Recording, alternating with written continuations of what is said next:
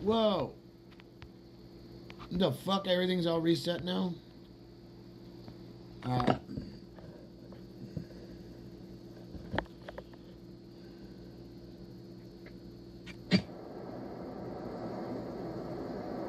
Yay, look at this. We got a raid.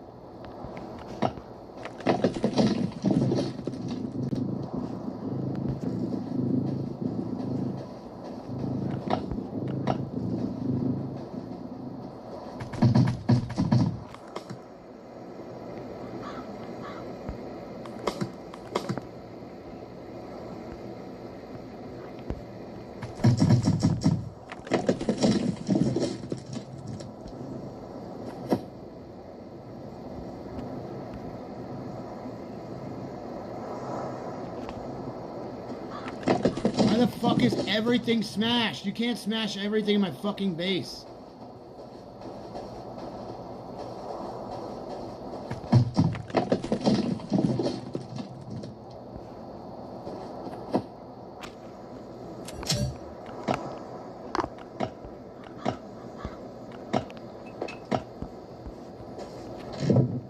Didn't take one thing out of here.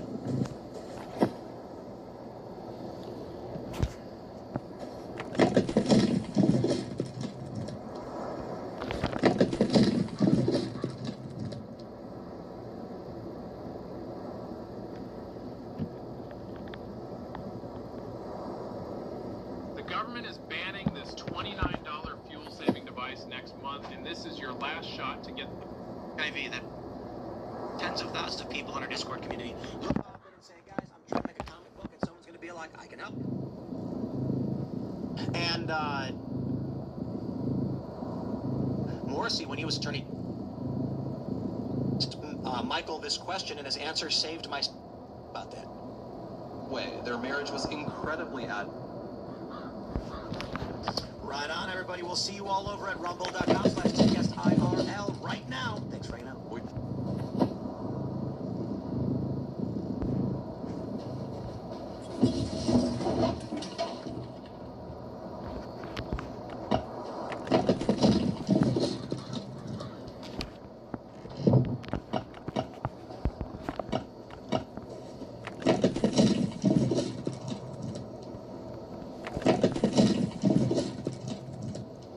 They didn't do anything.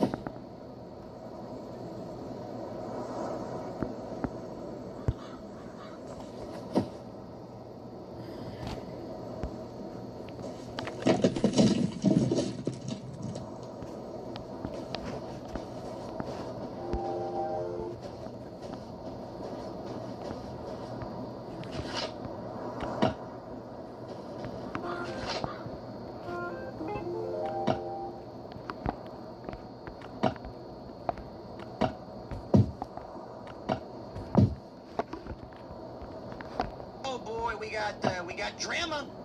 We got drama for all you guys. So here we go. What is it? Here's Blatant F. During the ASU event, we got a question about Miss Erica becoming the new leader of Turning Point. My answer: there was absolutely no doubt who Charlie's successor was. Charlie knew, and we need to pull this up. Yeah. It's because when Charlie was alive, people repeatedly asked, Charlie, we're worried something will happen to her. People always speculated that something could happen to Charlie. And when he was asked, he would first of all, he was totally fearless. He would just say, like, oh, it'll be fine. Erica will take over for me. That is what he said over and over. I saw them interact all the time, almost on a daily basis. Even when he was traveling, he was calling her all the time. He was talking to her all the time. Charlie and Erica were partners. They were husband and wife in a deep way. Their marriage was incredibly admirable. I've seen a lot of marriages. Some of them are good, some of them are bad. Charlie and Erica's was exceptional. They were on the same wavelength. I saw how much that relationship, I didn't know Erica as well prior to Charlie's death, but especially in the wake of it, I saw how much everything he'd done meant to her and how completely committed she was to fulfilling his mission, what he had done in life, that she knew the life I thought I was going to live has changed very abruptly, but I am fearlessly going to embrace the new one because I know it's what I have to do for my husband and for his legacy. That is the reason she was put front and center. And she hasn't really. She's become the CEO of the organization because that is what Charlie wanted, and it's because I saw it with all the people who were senior at Turning Point. There wasn't even a question that is what was happening. This is Blake Neff. Oh, that's Blake speaking. Okay. Candace Owens says, love this. Can you please release the video you shot in Aspen of him naming her as a successor a couple of weeks before he died? Just feel that it would go a long way. And he says, Candace, we haven't bothered playing it because we know psychopathic predators like yourself do not care what is true or false, and normal evidentiary logic has no effect on you. You're the kind of person who sees coded messages in the number 33 that ignores evidence like DNA on a rifle or Tyler Robinson's own family members turning him in. Playing the audio at Amfest already wasn't enough. You'll obviously just say it's AI or a hologram or an Israeli actor or something, so what's the point? We gave it the possibility of any good faith conversation with you months ago. It's like trying to reason with a maniac brandishing a knife and screaming at people in the subway. You're the same thing. Do you know about Candace Owens' number 33 thing? Can I, before you answer, I'm just going to ask one thing. I forget who I was talking to, and they were saying that she was saying that Charlie Kirk told her he's a time traveler. Yes. And that he came to her repeatedly in dreams. She's offered this as evidence. Hold on. But when I heard this, I'm like, okay, people are joking about, and I'm like, whoa. Whenever I listen to someone who goes online, I think, what would be the point where I'm like, all right, I'm done with Phil, you know what I mean? And one would have thought, well, what's your proof for this? Well, Phil came to me in a dream. And it's like, okay, and the fact that people aren't leaving the room then, I'm like, I don't know what to say at this point. So, Candace believes that says she believes it. Yeah. That the number 33 is appearing everywhere because, it's not an exaggeration, the cult is intentionally... What cult? It's called The Cult. Okay. Yeah. Is putting the number 33 everywhere to signal to other cult members what their agenda is. Expedition 33 is a popular video game right now. It's not called 33, it's 46. This is called apophenia, and it is a symptom of paranoid schizophrenia. Famously, like the movie The Number 23, where Jim Carrey starts ranting about how the number 23 is appearing everywhere, losing his mind. 23. But also, just saw it right now. You're going to have, if you're looking for it, you're going to see it. That's, yep, out of sight, out of mind, and the inverse. If you think of it, you'll see. I spent a weekend, oh God. I hosted the QAnon shaman at my house. Good. And we did a show together, me and him. His pattern recognition is off the charts. So we walking around Austin, he goes, see that? That's a rabbit. And across the street, that's a star. What does that mean? And whatever the things were, he had a connection. Because he was seeing connections that I wasn't. Schizophrenia? I'm not going to speak, I don't know, I can't speak that. The point is, if your summer's like 33, why 33? Well, honestly, I think he just makes this stuff up. No, but I mean, why should she make him 33 and not 17? Because 3's a power. Why not 3? 3's easier to find. Angel numbers? I don't like think 333, 222, 111. I mean, honestly, I think it's a break, a psychological break. I used to look at signs and think I was seeing the signs when I was deeply disturbed. And it's like, bro, sometimes you just gotta like form natural reality. I would argue that she's paranoid schizophrenic, but I don't think that's true. I think she knows exactly what she's doing. I disagree. I think she's BPD. I think since Charlie died, she's gone borderline. Since Charlie died, bro, she got fired from Daily Wire. She's always been a firebrand, but she got fired because she was like, Brigitte McClure is a dick. She really fell into madness in a way. Fell into? Yeah, after Charlie died. I think the Brigitte McClure is a penis thing. Like during the Daily Wire, like... Why do you say BPD? Okay, let me break this down. You know how, like, if we look back to the kids these days, can you pull a picture of Liberace? Yeah, that's what we need more. Sure. Now pull him up for the kids. Sure. So Liberace, in the 60s, Liberace, full screen him. Look at that smiling face. Find a big one. Kind of looks like you, Michael. It's not big enough. Shut in! Now I'm not going to tell the story. Go on. I misspoke. So Liberace would tell people he's straight. And fans of Liberace would say, well, that's just the actor playing him, I think, in a movie. Fans, people would be like, well, have you ever seen him? Can we curse now? Yes. Yeah. Have you ever seen him sucking dick? You're just saying that, blah, blah, blah. And you look back and look at that guy. Yeah, blow up the one on the right. I can't blow it up. Okay. Yeah. Point being, if you know what BPD looks like and you've had to deal with someone with borderline, you can see from space. And if you haven't, it's like, what just because he has a piano, just because he's got a cloak, what does it have to do with sucking dick? It's the same. And have you had to deal with Was he gay? people? Yeah. His wife. Yeah. Yeah, it was rough. They always double down, and it's always attack, and they will cut off their arm to take a piece of hair off your head. Well, it's aggression. you know what gay aggression, face is, right? Yeah, it's that. It's a thing. Gay face is a thing. It is. What are you Shut talking up. about, Tim? He's just a piano player. So, no. Gay face is a real thing. I know. I'm just saying with that Liberace photo. A contested study-based concept suggesting that gay individuals may exhibit subtle, statistically distinct facial features compared to heterosexuals. Oh God, yeah, eyes open, kind of wide with the mouth open. I see why you're hiding you got the sunglasses Can on you now. tell? You showed up a little earlier than I was expecting. Gay face isn't about like. Look at this. International Journal of Psychology. Gay people have different faces from straight people. People can guess someone's sexual orientation with 67% accuracy. I think it's also their affect. Yeah. I saw a dramatic change in Candace. If it was more of a subtle change after Charlie died, Gradually, then suddenly. yeah, before she was, I was always like, she'd be an actor. In a sane world, she'd be an actor. Because everything's so sick politically, she got into politics. Similar to Thomas Jefferson.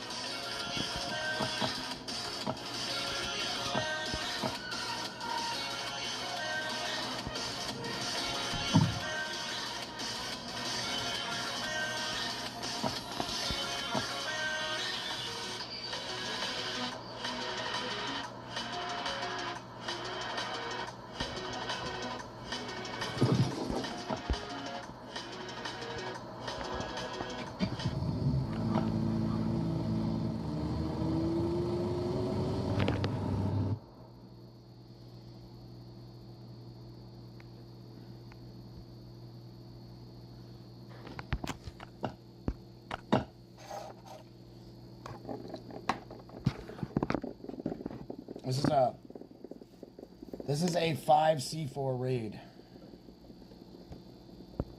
My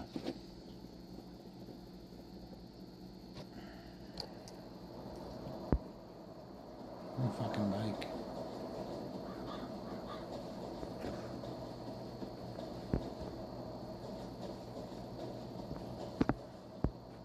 All these.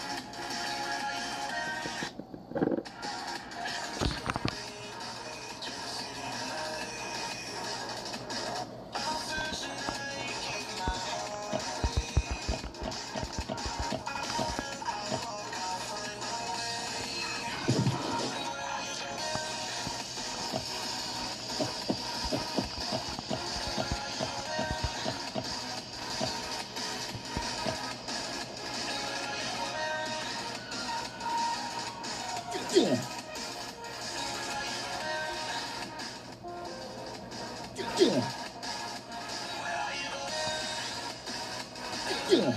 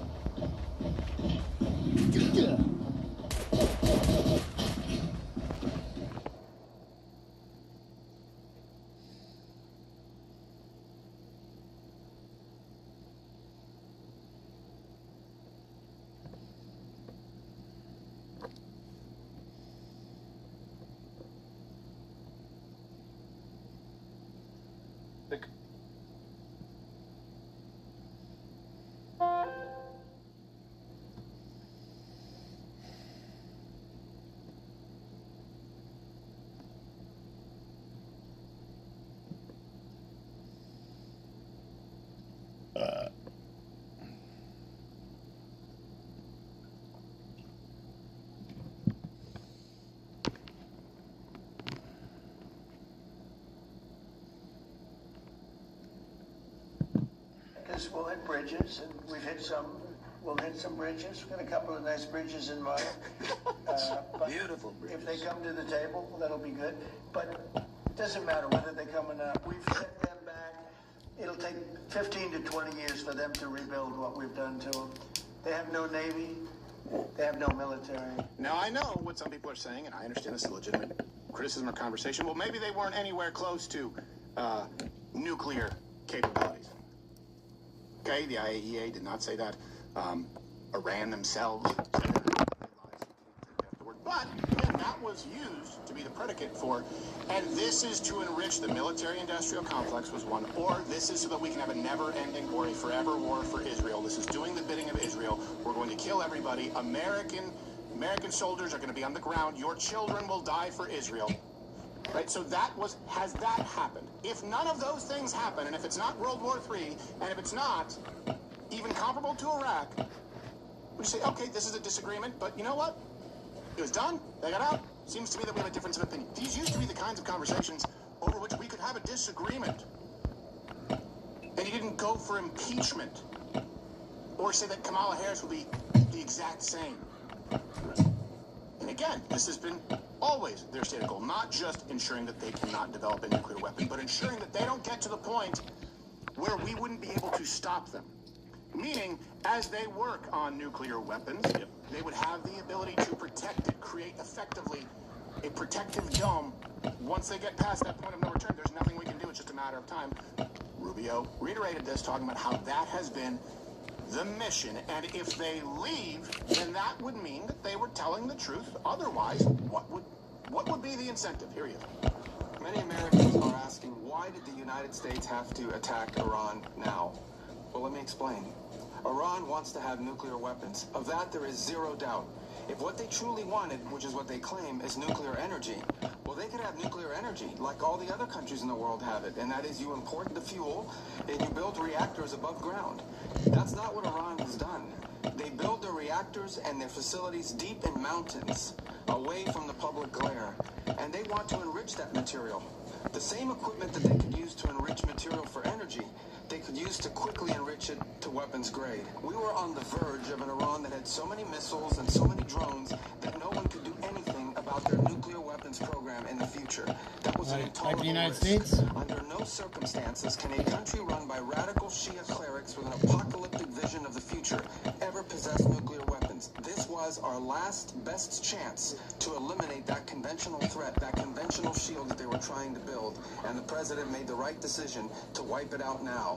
That is the goal of this operation, to destroy their conventional missiles and their drone program so they can't hide behind it and finally have to deal with the world seriously about never, ever having nuclear weapons. And I know what people are going to say, well, why can't they fix all the problems at home? Did you guys just see the judge who ordered that 900,000 illegal aliens have to be reinstated to the CBP-1 app? It's very difficult to do things domestically. I know this is crazy. It's easier to bomb a terrorist regime than it is to actively get enough of a coalition to deport all illegals in this country. It shouldn't be that way. Now you're just going to hurt the terrorist feelings. Right, that's true. It's true, and you know what? I'm okay with it. So according to intel reports, this is a forever war. Well, about 2/3 of Iran's missiles are either destroyed, damaged, or buried. Meaning they're not usable. About 2/3. About half of Iran's 60%, enriched uranium, well past 20% sort of point of no return, still buried. That's a problem. Their air defense, 80% destroyed. Their Navy, about 92% of their large vessels destroyed. And this is where this is interesting to me. I don't think communication has been great, but I also understand there's information that I can't know as it relates to war and national security. You saw these European allies say, we will not get involved. Even say, we actually now are agreement to set up shop here. We're not going to allow that to take place anymore. While it was catastrophic for those in Europe, far more than us, for the Strait of Hormuz to be closed. So with this now, Donald Trump is able to go, okay, Navy's gone, their Air Force is gone, most of their missiles are gone, they're able to take this point, capturing them effectively. You guys take care of it. You guys now, you're an ally, start upholding your end of the bargain. There's some value there. There's some real exposure along with these conversations. conversations we've had regarding NATO. So the Strait of Hormuz, let's talk about that. President Trump specifically addressed what is going on there, and I believe we have a clip. Problem with the Strait, a guy can take a mine, drop it in the water, and say, oh, it's unsafe.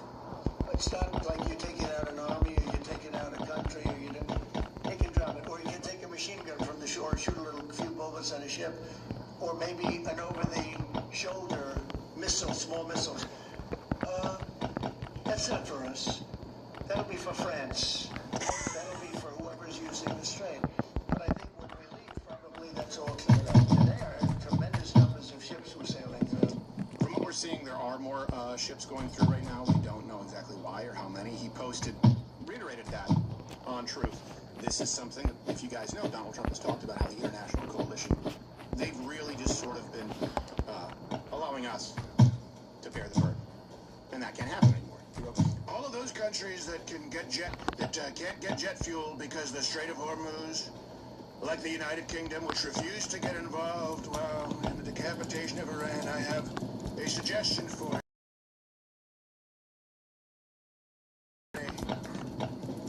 And number two, build up some delayed courage, go to the Strait, and just take it. You'll have to start learning how to fight for yourself. The USA won't be there to help you anymore, just like you weren't there for us. Oh, the shoes on the other foot. Iran has essentially been decimated. The hard part is done. Go get your own oil, President DJT. Also, it looks like the UK has answered the call by sending in the Royal Navy to the Strait.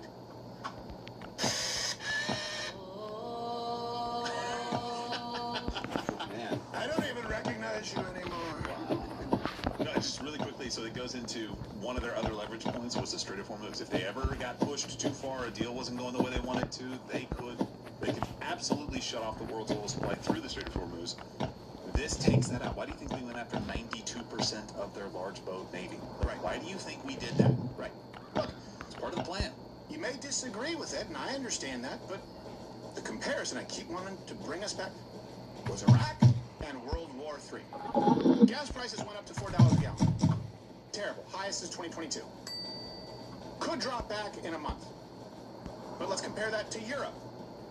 It's so bad there that their governments essentially told their citizens not to travel. And they also tried to enact, this is what they said. They said voluntary demand-saving measures with particular attention to the transport sector. 40% of Europe's diesel jet fuel comes through that strait.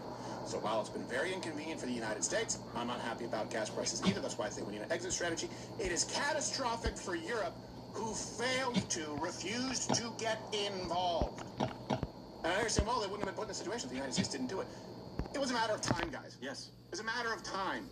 Just like it was a matter of time until those in Europe had a problem with Russia and wanted to fund the other side of the war by supporting Ukraine while still purchasing their Capable of hitting most of Europe. Yes. Yes, you're right. So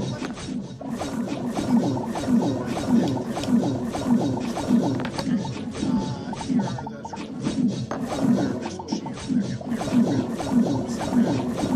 Point where they decide to act up again, they use Trump airstrikes and set them down. That's a good thing. They're definitely not anywhere near as much of a threat. And I know many people the credibility of the United States as far as bomb threat is back. Now they believe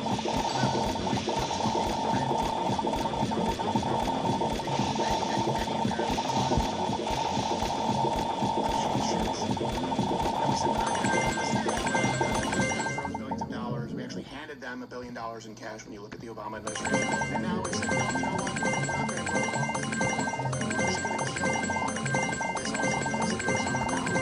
Relied on the United States. Hey, you are the guys who need this energy. Guess what? You guys need to protect it. Or you can start buying from us. Isn't that crazy that I just said that phrase? Isn't it nuts? Think about it. These European nations are getting energy from Russia, from a strait that's controlled by Iran, instead of just displacing, recalibrating energy from the United States. Not only are you not supporting us, not only are you not paying your fair share of NATO, not only are you not letting arms militarily, but you won't even support this nation financially.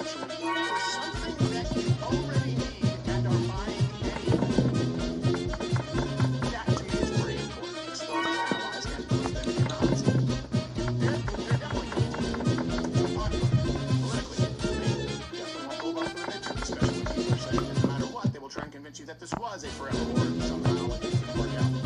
Was it World War III? Was Iraq? You still have people who believe that. Of course, we've had some U.S. service members killed. That's terrible. It's always a tragedy. We've had some instability as far as energy prices. There's one That's outlaw, terrible. The biggest thing I would say is the depletion. brought in And dead or we were alive. talking about this morning of high-end offensive and defensive weapon systems. So there's some other You don't get 700 at level B.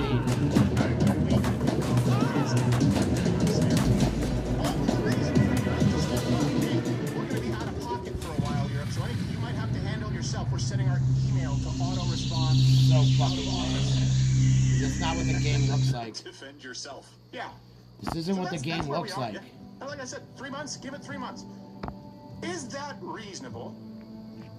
And do you leave room for, if 3 months from the start of this conflict, we're pretty much out, and the goals, the missions that this administration stated are mostly accomplished, and we're not in a forever war? Do you leave room to acknowledge that, okay, maybe not Iraq, maybe not World War III? What I want them to acknowledge is maybe it was wrong again. Maybe Donald Trump, President of the United States, deserves a little bit of, I don't know, benefit of his past statements, his past actions, from his track record in dealing with these. Or maybe he knows a little bit more than you. Maybe he's better at doing this than you are, and not everything is World War III. And by the way, we're going to hold you to what you said. Don't pivot and say, well, it's bad for us in the region now. I know you said that that might happen, but you said troops on the ground. You said worse than Iraq. So just remember that. Would we, hold on, 3 months, what would be a more, what do we think would be a more Gay ass solid,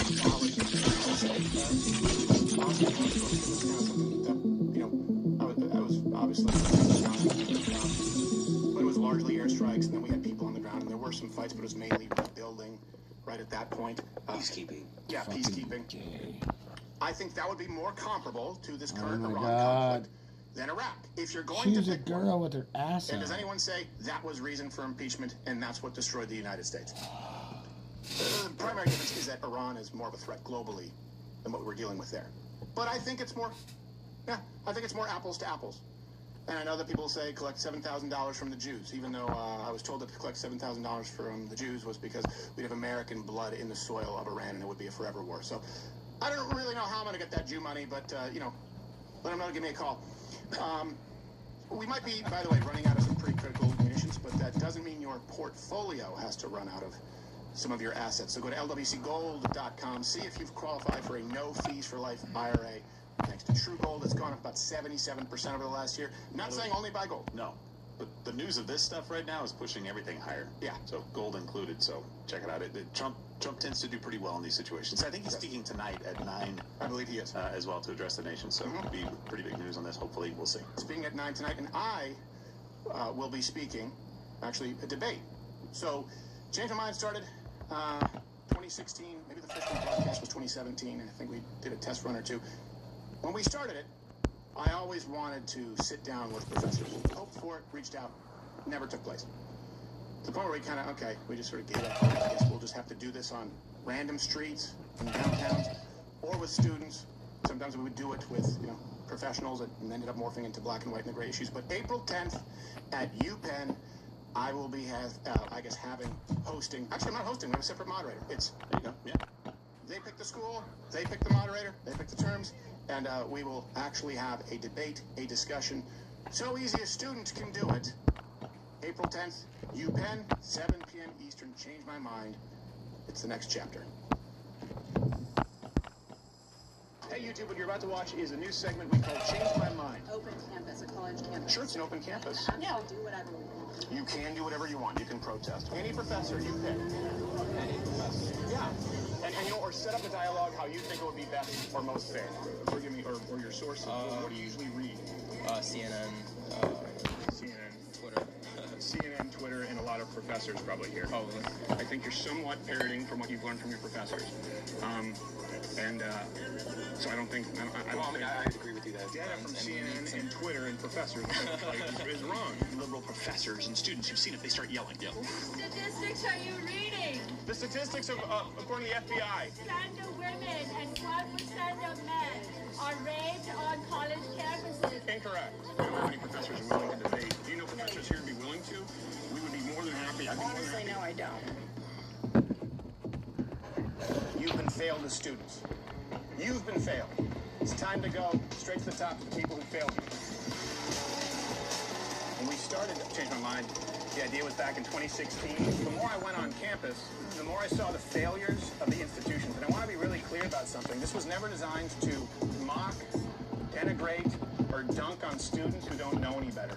It was always designed to highlight the failures of the institutions. We're actually going to be starting formal debates with professors at schools, where we can have a civil dialogue and maybe get to the root cause as to why you've been failed as students.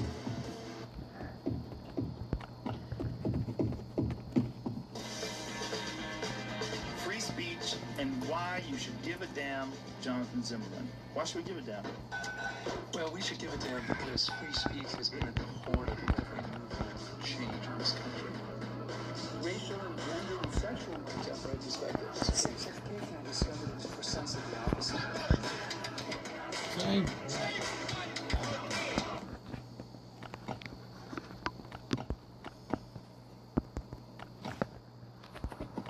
That's right, starting noon today, loudoscrowd.com/tickets. We'll be taking some questions from the audience. So just to give you some backstory here, 10 schools we reached out to. I believe eight Ivy League. This is 10 years in the making.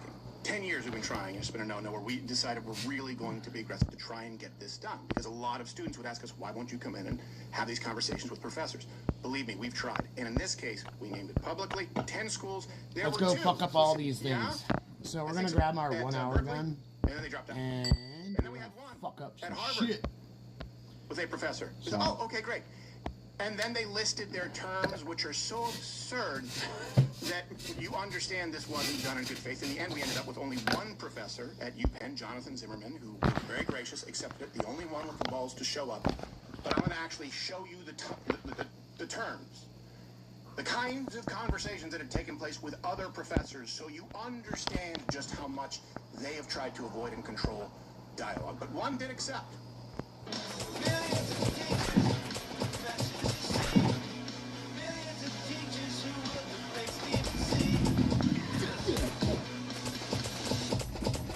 All right, here are the conditions. One professor at Harvard. I'm going to read these to you. We tried to remove any identifying information because of lawyers. So they wrote this. They would agree to do it. By the way, your school, you pick the moderator. We've offered suggestions as far as terms, but you guys can actually pick them. Agreed? And then some caveats. Prior to posting or distributing the debate recording, Crowder's team shall provide the participant, meaning the professor, and their designated team with copies of the debate recording for review and approval. The Crowder team will not post or distribute debate recording without the participant's prior written approval. I guess the concept of live was lost on them. Yeah, a little bit. At any time after approving debate recording or other event meeting, the participating professor objects to the continued use or distribution of such content, the participant may notify the Crowder team in writing specifying the content and the basis for the objection. Upon receipt of such notice, the Crowder team shall promptly remove the specified content from all platforms under its control within 2 business days, provided the objection is made in good faith. Hey, Harvard professor, can you help enough? No, to all of it. But this is exactly the kind of teaching that we see with kids. Remember regretful D&D? As far as sex, it's rape if you regret it. This person, this professor, teaching kids in an Ivy League, wanted to retroactively remove consent as a term from a live broadcast. What this tells me is that these professors, with the exception of Zimmerman, and I give my hands off to all respect to them, this professor is trying to get away with exactly what they have always gotten away with. Anyone here want to argue that makes sense? Do you think this person isn't controlling this kind of conversation in the classroom, on campus? I can tell you they are because we've been banned from campus. Yeah, welcome to the real world. You can't afterwards go, hey, I looked bad. Right. And therefore I want to remove consent. Just really quickly, I want to clarify the tickets are this afternoon. They will be in there. As I said, You said noon, so I want to make sure people don't go at noon. afternoon. Thank you. And just a reminder, it's the Annenberg, Center for Performing Arts in Philadelphia. All right, back to what I was talking about. Lawyers contact me, so. I get it. Got a lot of vowels in there last time. I know. So this professor doesn't live in the real world. This is kind of a disconnect that hopefully we can address.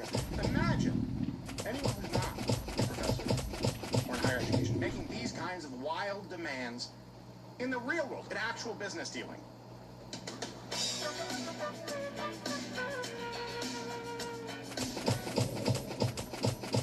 Hey, Gerald. Yeah. I took a couple days.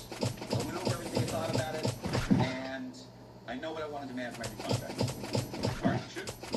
Well, besides all the financial things, I think we're on good terms there. I also want your office. You want to switch offices? That's not what I said. I want your office. You want your office and my office, Josh? Yes. Oh, and the ability to control your mic more live on the show. That's advice whenever I do this. Okay, listen, Josh. Like, I'm a reasonable guy, right? But I don't think this is gonna work out.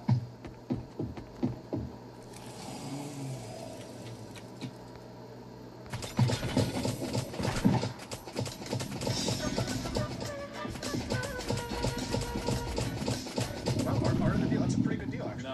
No, that is not what we agreed to. You do not have control of my mic. Yes, Gerald, that's exactly what we agreed to. No. Yeah, no, Gerald, actually, it looks like he actually does have control of your mic. Watch this, watch this. Hey, I've been with men, and I am not ashamed of that at all. Straight from the horse's mouth. I'm sorry, Gerald. Here you go. I'll take it out. Yeah.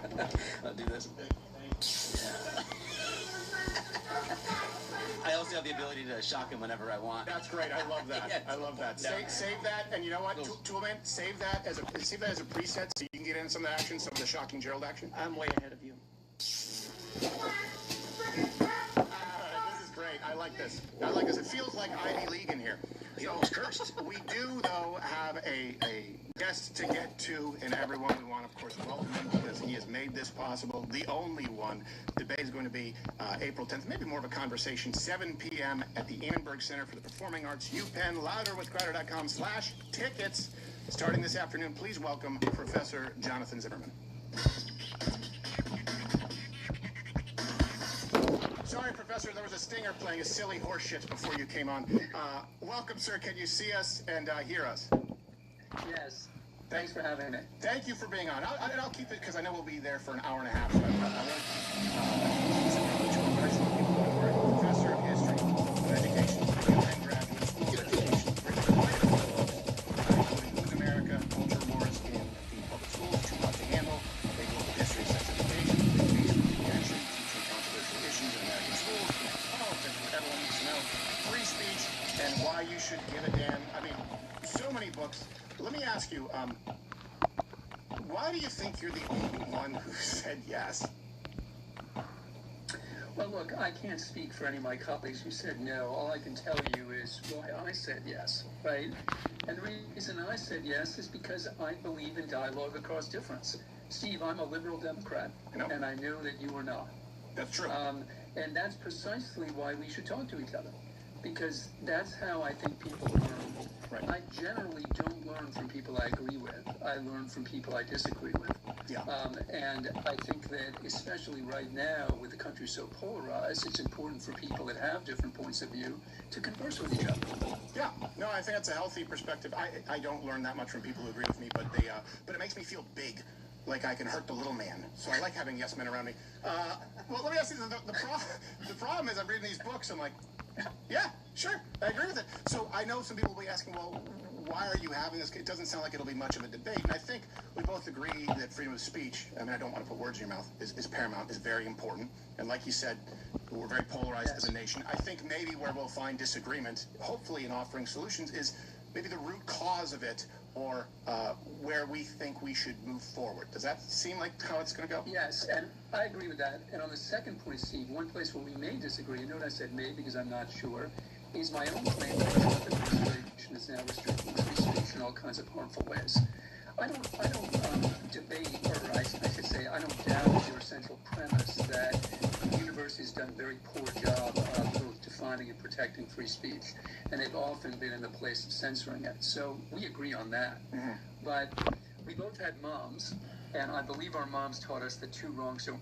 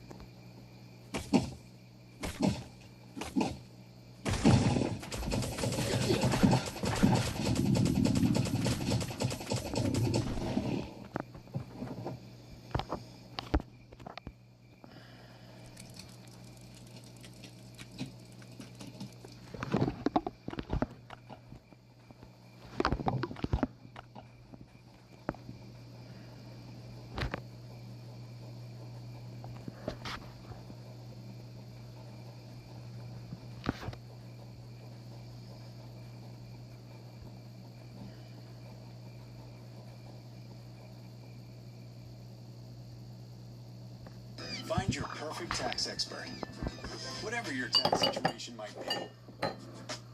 Welcome back to Whiskey Ginger, a wave series presented by FanDuel. Hey, Whisk Ginge fans out there,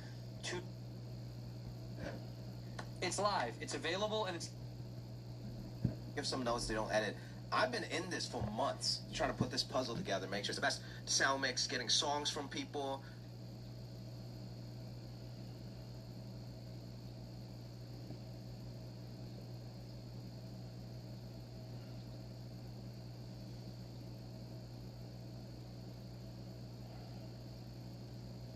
You know,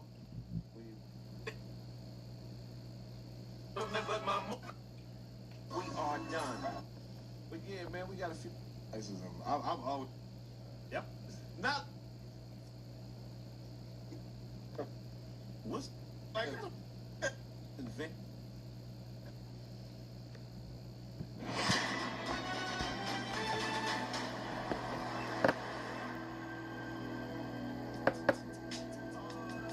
Good? Are we good? Are we good? You guys ready? Who's seen a rose battle before? I don't know how he's here. Folks from Scotland, make it loud. Ryan Cullen!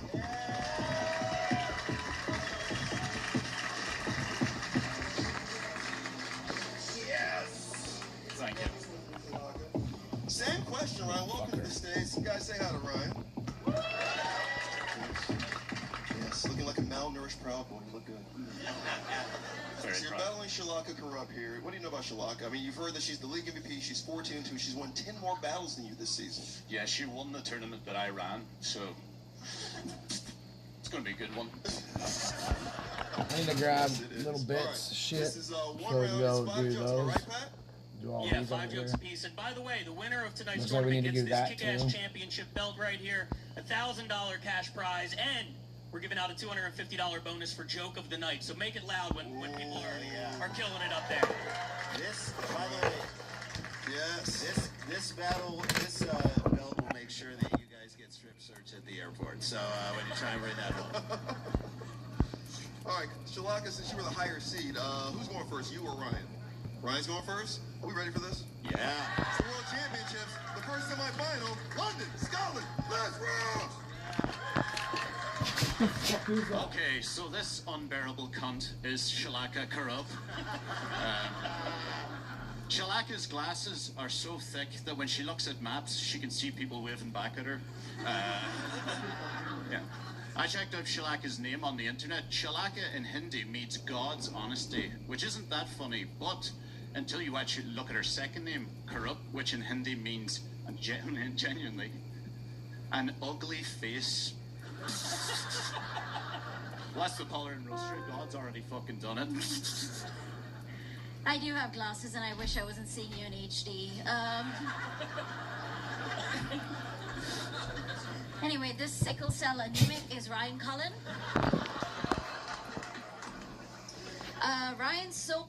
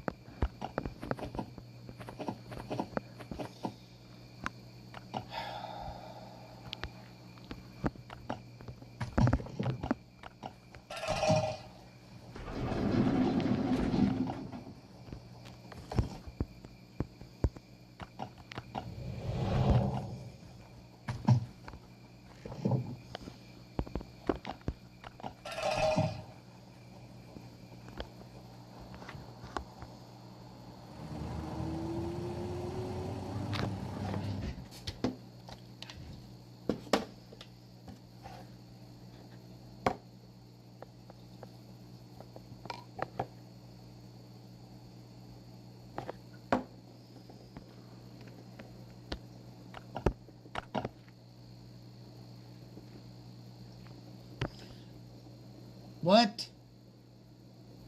I just cleared it. What in the flying fuck, man? Did I clear it again? Let's go clear it again. Wait, you Fucking can see his what? organs with a torch? It's a flashlight. Yeah, you fucking weird-looking fuck. Like, when E.T. phones home, Ryan picks up.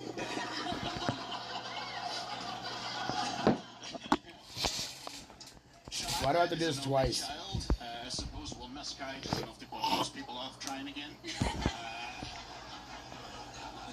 Shalaka somehow looks like both a maths tutor and someone who's about to be molested by a maths tutor.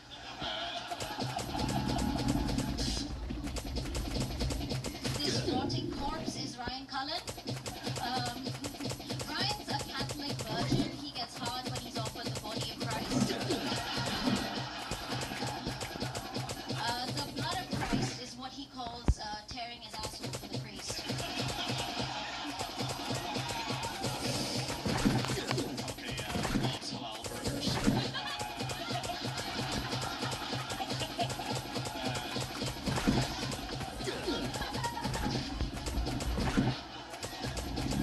If you go onto Pornhub and click on the category Indian, not a popular one, and if you click on top rated, go to filters, and then scroll to the very, very bottom, like last page, and then scroll down to the bottom, Shalaka is there advertising SIM cards.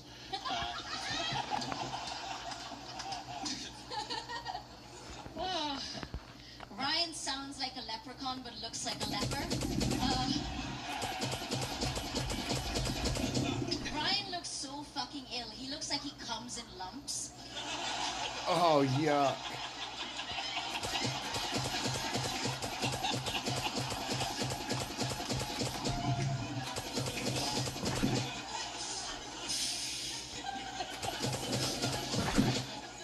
Shalaka has a PhD in trains. What else do you have? A master's in Lego, you fucking retard? What is it with why you like trains? Is it just because like most of your family's usually clinging off the side of one?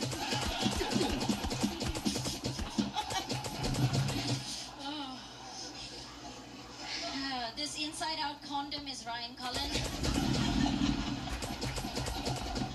Ryan failed his driving test, so he's more likely to be caught trafficking than he is to be caught in traffic. He actually was questioned for sex trafficking, which makes sense, because he looks like Advertine made out of paper mache. So, Shalaka is basically Velma from a Bollywood remake of Scooby-Doo. But the only thing that they investigate is her visa application and the disappearance of her career. jinkies. Anyway, this dodged abortion is Ryan Cullen. Ryan is a racist asthmatic. When he puts his foot on a black guy's neck, he's the one going, I got it.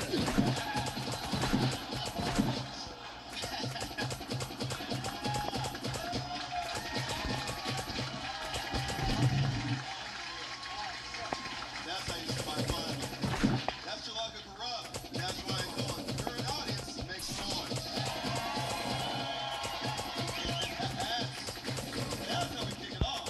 Holy shit. Yes, perfect King's English that happened. That whole I always say line, but everything else was a lot of fun. Let's start with the handsome Scalar, the one in the middle. I'll take it. Hang on a second. I'll fucking take that. First of all, I thought Shalaka is your African name. Is that right, Brian? Oh, I'm sorry. I'm sorry. That was boom shot. Oh, all right, sorry. that's my last name. My first name's Boom. Boom. That's it. This was an amazing battle between Harriet Potter and Voldemort's nephew. Every single time you introduced Ryan, that was hilarious. I love. This is Ryan. He's just fantastic. By the way, phenomenal joke writing, both of you guys. Like, let's give it up for these guys. Yes. They're literate. It makes me wish that England and Scotland were in a war. These are the kind of haymakers.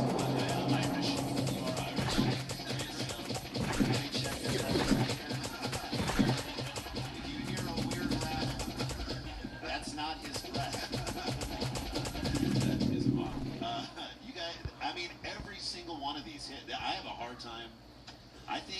I mean, you're both amazing battlers, and you can see why you guys are both over here. These are some of the best jokes I've seen in any roast battle, and Moses, these are amazing.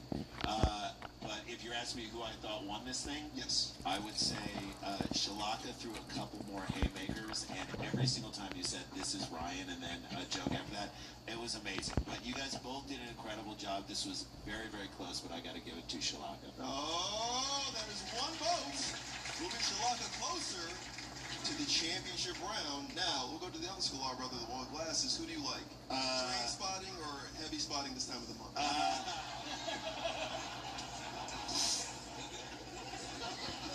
I did like what American History lowercase x was bringing.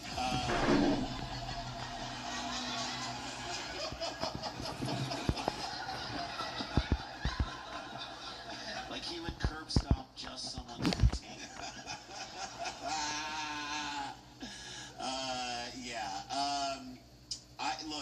Again, this is so hard because everyone's jokes hit across the board. I did feel like comes in lumps is something so this is how I judge a battle. What am I going to be hearing in my head later as I'm going to sleep? What am I going to be hearing in my head later when I'm jerking off? Comes in lumps. Brotherly love. Comes in lumps is so good because it's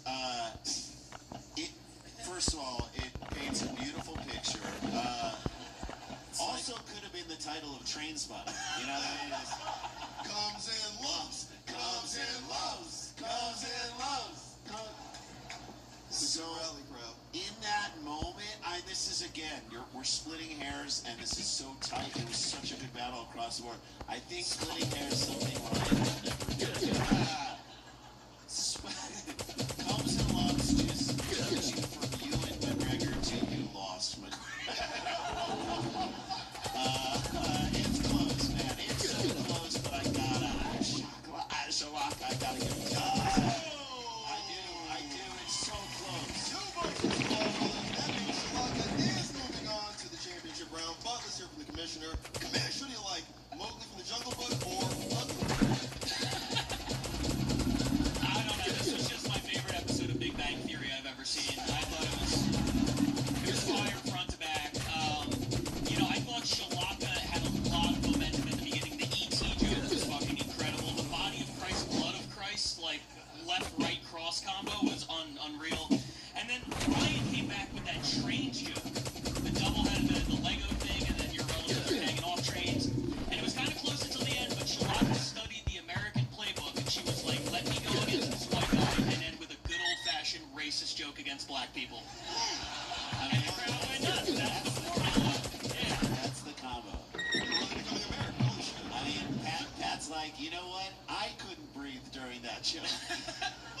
All I'm saying is she spends 3 days at Bass Pro Shops and blows up with a George Floyd references. Right. Or that was an Eric Garner reference. That's a different cop choking a different black guy, but that's all right. That's America. USA! We got tons of those stories. Just incredible. I can't thank you guys enough for repping for the league all year and flying out here and putting on this show for these people. Congratulations, Shalaka. You're both amazing. Amazing. She's moving on. Miss Shalaka,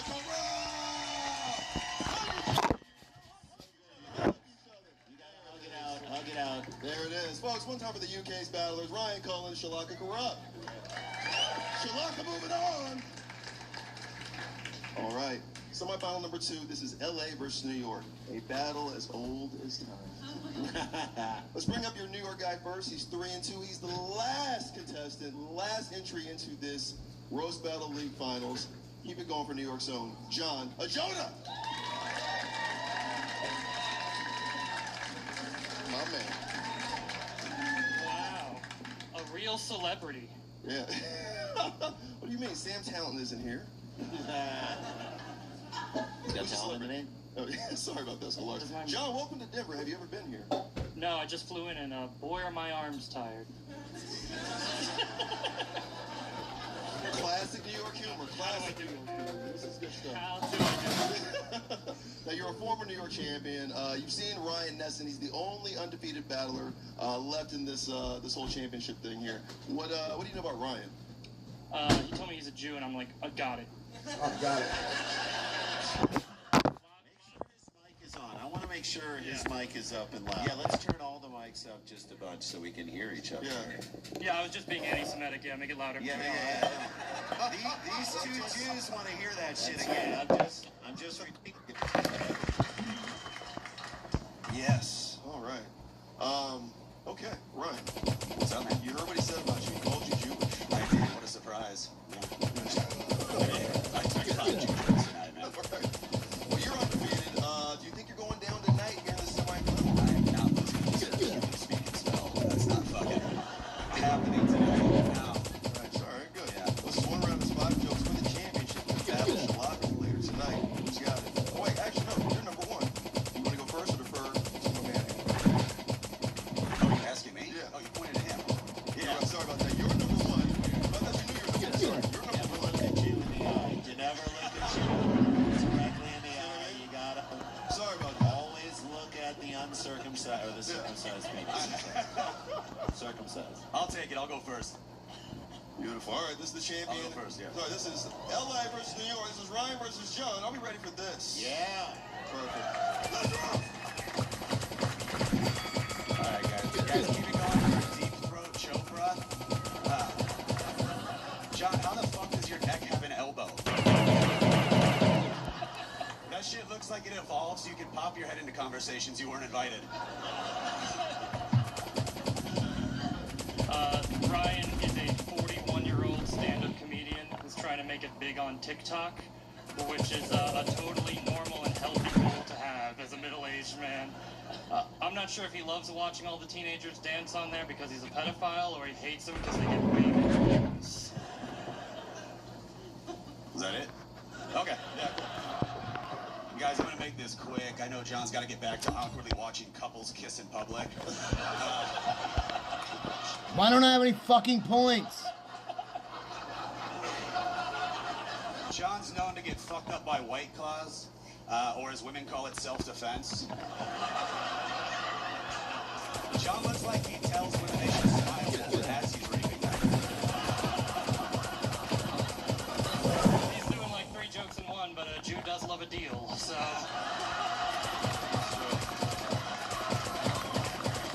It's true. I'll get right to the point, and I'm not talking about his nose, but Ryan's father tragically passed away a little while back, and to honor his memory, he got a DUI a little while later. We all grieve in different ways. Yeah, I'm not sure if the light we saw at the end of the tunnel was heaven or Ryan doing 95 in a school zone. Jesus Christ, that was a long joke. That was long. Okay. Doesn't John look like his mom still cleans off the corners of his mouth after he eats? Speaking of John's mom, she believes in a flat earth. Ever since John's dad fell off the face of it. It's been 10 years since John talked to his dad, which is crazy because I talked to him last week when he tried stealing my social security information. Yeah, my parents have pretty alt-right opinions about politics, and yours have pretty alternative views about being alive. But, Ryan is the champion of the Los Angeles comedy scene, a comedy scene that consists solely of podcasters and OnlyFans models. No offense, Pat, but, He's both. That's like the WNBA of comedy, okay? We pretend like you're our equal to be polite, but really the champion is just some ugly lesbian.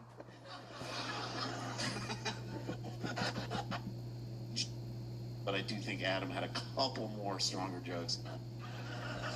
Adam does look like the... Hey. The autistic Indian, this shit there was incredible. In the No. All right. Gotta be honest, did not think you were actually on. I'm actually in G. Oh, see, Yeah. all right. Just the letters, those are hard, I know. So this is what's fucked up, by the way, last night. So we had a guy last. Oh, damn! It's All right, good. You're not pregnant? Oh shit! All right, sorry about that. Okay, I was like, oh, you must have saw Tupac backstage. Okay, let's get into this battle. Why are you doing this lady? I don't know. I think getting scorned by a MILF in public is a fantasy of mine. So this should be great. I'm looking forward to it. 1 round, 5 jokes or 3 jokes, Pat? 5. Hell yeah, who's going first? Ladies first, I'll take it away. I'm down. Roasted himself.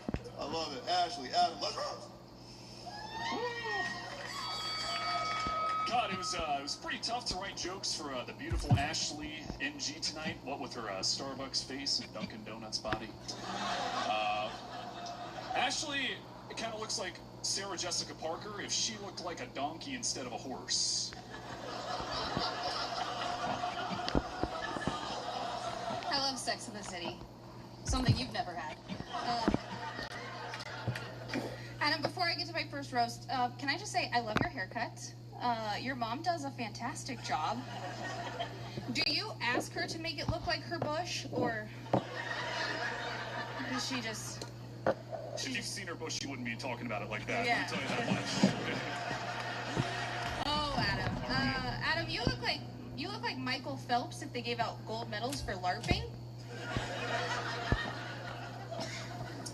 Guys, Ashley's last name is NG, or Nig.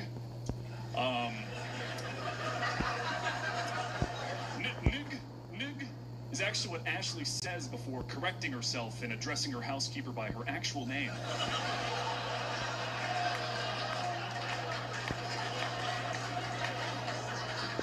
Thank you, Bill Nye, the incel guy. Guys, it's such an honor to be here roasting Big Bird Skeleton. Yeah. Adam, your balls are so high they're gonna need a parachute when they finally drop. Yeah, I hope your balls are less afraid of heights than you are of women. You look like you work the corner on Sesame Street. You look like you hang out there trying to catch kids. Pedophilia.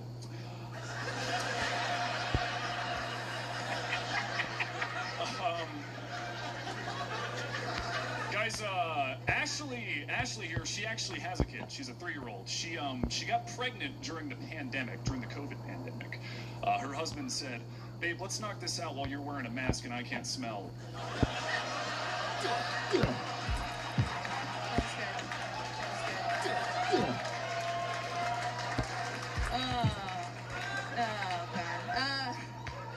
Guys, me roasting Adam is kind of like a David and Goliath situation. If David had boobs and Goliath had scoliosis. I think Stephen Hawking has better posture than you. And more riz. Yeah, thanks for letting me borrow those bras, by the way. A little flat there. Guys, Ashley, she actually used to compete in Miss Colorado pageants, because I guess her dad thought she was hot or something. It was crazy. The night she won Miss Colorado, she actually had to lose her virginity to Mr. Colorado, who, unfortunately, that year was a snowman. I didn't get it either. Adam, I think the last time that a pregnant woman wanted to take you out this much, you were in utero.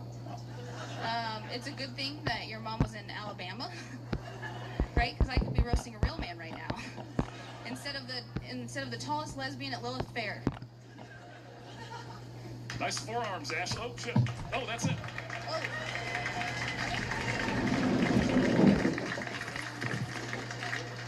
Hey guys, keep it going. That's Denver's own Ashley NG. Adam Gilliland. Yes. All right. Scholars, this is a little, little intermission before we get to the championships. I loved it. Great jokes in this one, both you guys. Adam, you look like you were cut out of every scene in The Holdovers. Every fucking scene. Thanks, one person. Fuck me. Look at this shit. Sorry. It re-fucking did everything that I just did. Look, back even here. I do think the COVID joke What the was fuck? the peak of the match, and as far as response, it was the strongest joke in the thing, and I just felt like Ashley had a lot of good jokes. A lot of good jokes, but I do think the Sesame This is Street back and bugged. forth to me was great. Both you guys Let's just turn landed, it but I off. do think Adam had a couple more stronger jokes. I gotta give it to Adam.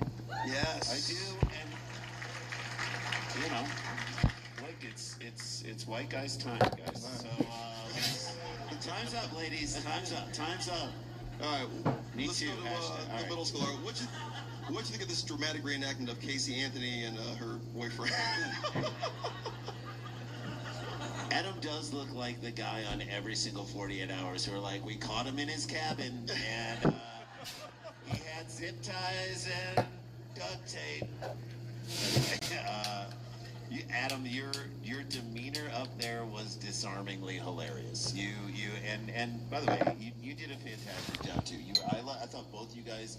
This was an amazing Denver battle, and I think this was a national level battle. This is one of the better battles I've seen between the two of you guys. I just spent $50 Notice, they didn't say international. No, I did not say. It's wasting my fucking gun. Let's not get ahead. So I know he got a laugh. Adam got a laugh on simply saying pedophilia because everyone knows he engages in it. So no, Well, you guys didn't know it is the word of the day. it is. So anyway, I did think Adam had the COVID. I hate how much we're green. I hate it so much. Jay looks like he wasn't Disney without kids. I like the ride, so I can't deal with it. Pedophile sheep. Yeah, exactly. I gotta give it to Adam. I'm sorry to say this thing right here, but you crushed it. A lot of clean sweeps in this one tonight. Yeah. Awesome battle. Great job. It was my first time seeing Ashley. I was very, very impressed. You were super funny. I've seen Adam a bunch. You killed it on one of the spectrum. One of my favorite shows. Must-see TV. But man, you came out swinging tonight. Starbucks face and a Dunkin' Donuts body. Then the Sarah Jessica Parker thing. The housekeeper joke. Man, to look like you do and toe the line on the NG joke was a wild decision, my guy. Also, I mean, the throwback to say housekeeper's black. I know. Yeah. There are no black housekeepers. There are no black Yeah, housekeepers. I'm like, Denver, you guys have black. That's slavery. Yeah, you guys don't have Mexicans out here? I Like, mean, he could have made that joke about Moses. He's a real life Dilbert. Give it to him, all right? Give it to him. and then the COVID pregnancy joke was great, but for that $250 joke of the night bonus, I don't know if we're going to beat pedophilia. That might be in the lead at this point. Yeah, it was an awesome battle. Adam got it for me. Folks, you're winner of the Denver Showcase, Mr. Adam Neverland. Everyone, a big round of applause for Ashley and G.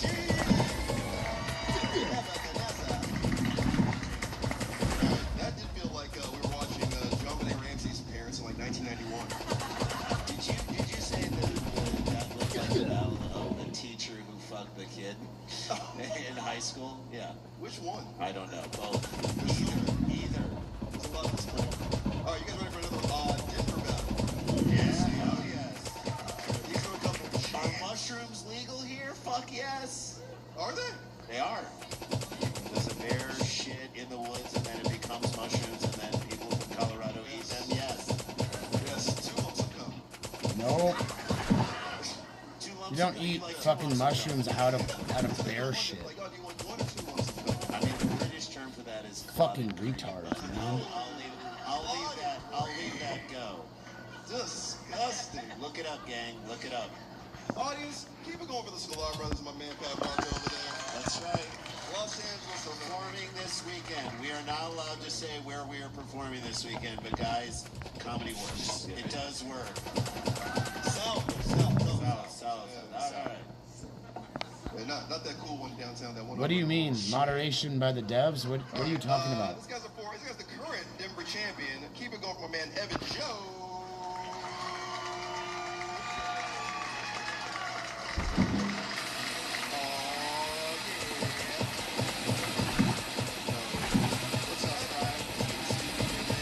You look like a smart brother. That's why he's here, folks. And not in the championships.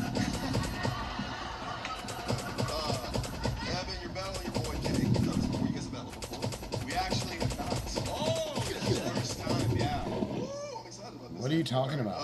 You guys good friends, you and Jake?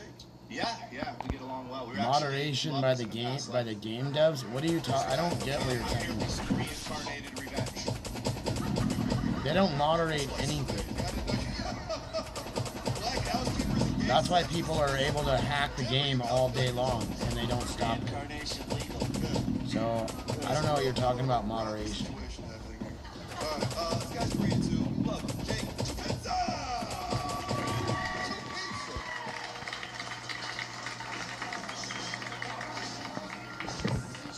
Yes! Oh, right. Oh, right. This is wild. This looks like Tucker Carlson and Tucker Carlson on the weekends. Give you credit. That was beautiful. It does. All right. Tapitza, welcome to the show. Thank you. It's good to see you. You too. All right. Okay. We'll see. This feels like a serial killer meetup. That's what this feels like. Especially with the way you speak, like a serial killer meet cute. Why you been on your ex-roommate here? I got 3 fucking dogs now. Pain in my ass for the last 2 years I've known him. Cool. Let's get into it. All right, it's 1 round 5 jokes. Gentlemen, from Stranger Things, who's going first? You got this? This is Evan. This is Jake. Please remember, that's Jake the Pizza. This is Evan Joe. Let's roll! Jake, I would like to thank you for taking time out of teaching your pet calculator about dinosaurs to be here tonight. You dead-eyed freak, you look like C-3PO in a Ted Bundy costume. Thank you, weird-looking gal Yankovic. You're welcome, Clark Kent. Now, some of you might look at Evan and wonder, do the carpets match the drapes? And the answer is yes, his pubes also have lice. Bam! Very good. Yeah, that's the kind of joke you read on a water-flavored popsicle stick. It's very nice. Despite how stupid Jake looks, North region should be always unlocked. he actually has some formal education. Yeah, he went to college at Virginia Tech, and he went to high school, technically a virgin. You know, Evan, he's works a lot of seasonal jobs. You know, around Halloween time, he works at Spirit Halloween. And around Christmas time, he works on your grandmother's mantle, cracking walnuts with his teeth. Oh, fuck. Don't you? It pays well. That's very true. When Jake's not defending Stephen Hawking on 4chan, he's actually a stunt double. Yeah, he plays Peter Parker in all the scenes where he gets beat up on the way to science class. Fucking nerd. Thank you, Napoleon Hermaphrodite. Oh, fuck. Evan looks like he was conceived Napoleon Hermaphrodite. Fuck. And that makes a lot of sense, because he can smell any menstruating women in a 1-mile radius. Right there. Right there, hello. Wow. You fucking piece of shit. Contrary to popular belief, Jake is actually not the product of a used condom and dirty tampon that met in the sewer. His parents are actually a kung fu instructor and a financial advisor, which is why he looks and dresses like a Chinese Jew.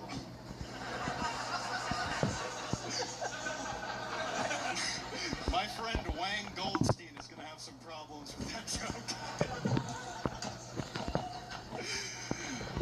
Anyways, give it up for Edward Cheeto Hands, everyone. You look like your umbilical cord was a nerd's rope. Alright. Coming from a guy that only listens to audiobooks on vinyl, that doesn't mean much. Does not mean much. Not only did Jake learn human emotions from a self-checkout machine, but he's also the only guy I know that cries during sex and keeps a straight face while skinning the neighbor's cats. You piece of shit. You say that I like to skin animals, but you look like Jeffrey Dahmer after he got the electric chair. Thank you. Okay, he got beaten to death in prison. Learn your facts. Well, Evan here, he actually dropped out of high school and got his GED. That's right, Evan here is a GED, gay with an eating disorder.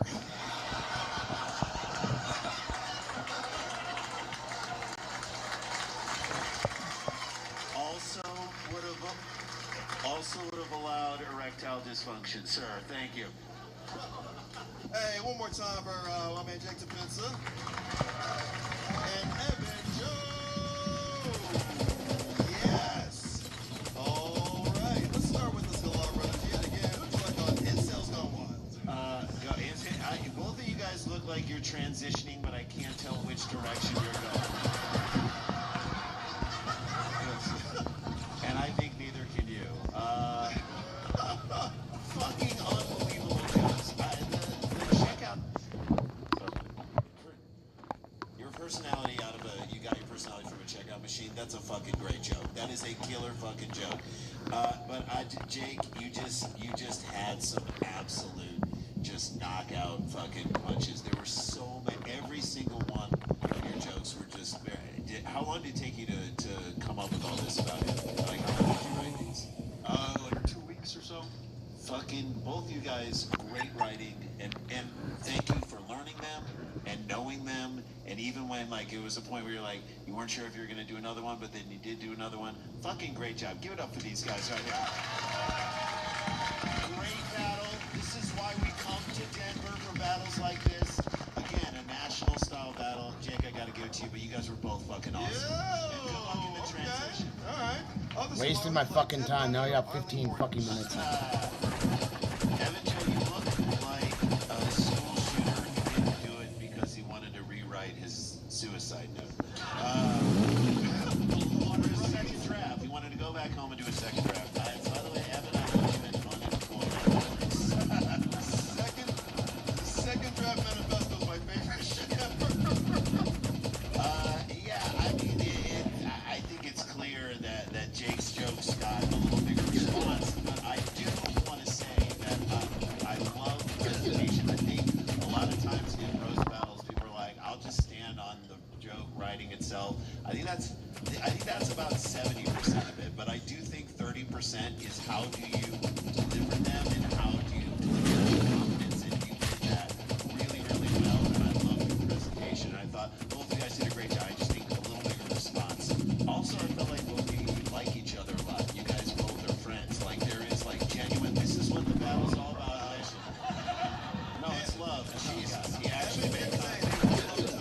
I did. They were lovers in a past life, and I felt that between you guys. Like a good roast battle, there should be some love in between the two people who are doing it. That's what makes it fucking great, and that was there. So kudos to both of you guys. All right, Pat. Adam Baldwin and Beetlejuice on Keenan Davis and Beetlejuice. This was a great battle, man. You guys are both monsters. Like literally, you'll be on a Netflix documentary someday for sure. I'm super pumped. I waited to my love on the second joke on the last battle. As soon as they came out, I was like, should have a redo on this one. Pro tip, you could have done it on every battle. I thought this was great. Kendall G came out swinging, but then John Lennon with some overhand rights. I didn't know you guys would get this heated between you without a 12-sided die in the middle. This is very cool. Yeah, dude, Napoleon Hermaphrodite is fucking insane. Also, calling him a nutcracker, that's one, I don't know how you came up. That's the kind of joke you only write when mushrooms are legal in your home state. Can I say also, like, yes, obviously the roast battle, when people go hard and go hard in the paint and go edgy, that does do well. The nutcracker joke is just silly and funny and a knock on your looks, which obviously need to be made fun of. No,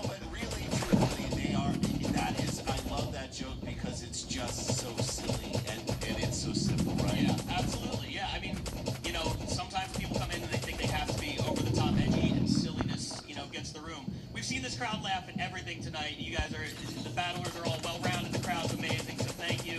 I do think that Jake needs to win. And one more thing I want to say, the next season of the Roast Battle League starts on March 1st. Based on these last two battles, I think Denver might be a problem this year. We might be seeing these guys in the championship there.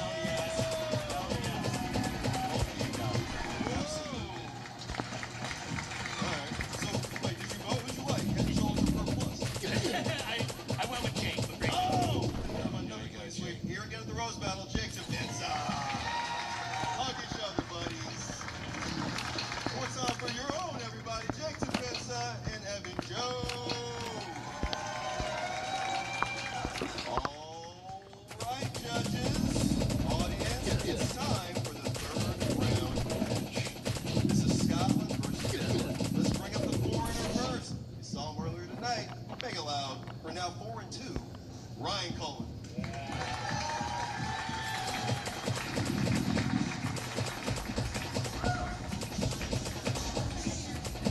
Nice. Very appropriate music for Ryan Cullen. Why? Because he fell down earlier. Ryan, welcome back, man. Let's get this guy up here. You wrote some jokes for John and Joe, I'm assuming. Yeah. We're going to hear him in a second here. This guy is now 3-3 from New York. You saw him earlier lose. John Ajoda.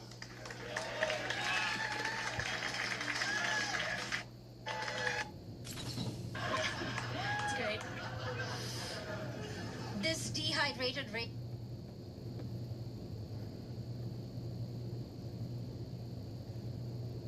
Welcome to night 2 of Roast Battle League's Decade of Destruction, our 10-year anniversary special.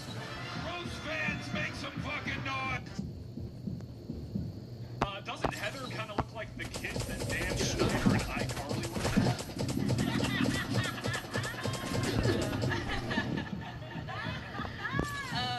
Adam looks like two cancer patients in a trench coat. Adam actually hates being that tall because it makes it so much harder for guys to piss on him. Wow, Heather, congratulations on that complete sentence. Guys, Heather's love language is acts of service, like when her boyfriend tosses her fresh sardines in the tub.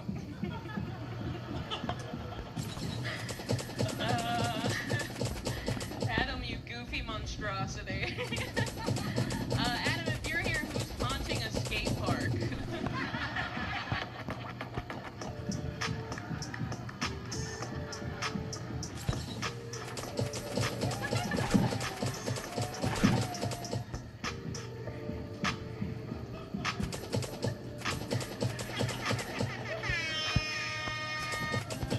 Yeah, thank you, John Travolta from Plump Fiction. It's a great joke. Guys, Heather actually had to drive from Texas to Colorado to get an abortion. It was 16 hours in the car just to find out that she really only looks pregnant.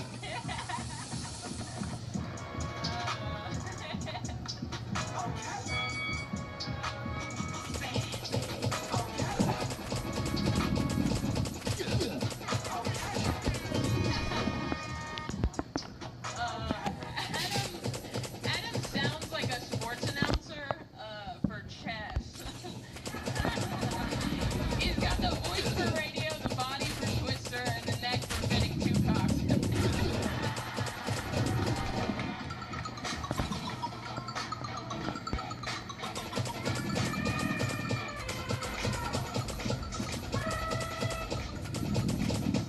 Wow, 2 is better than 1.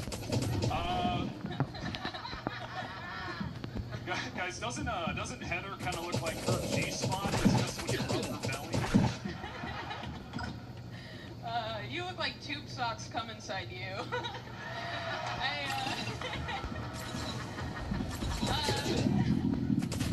No, but seriously, I am really sorry about what Ferris Bueller did to your dad's car.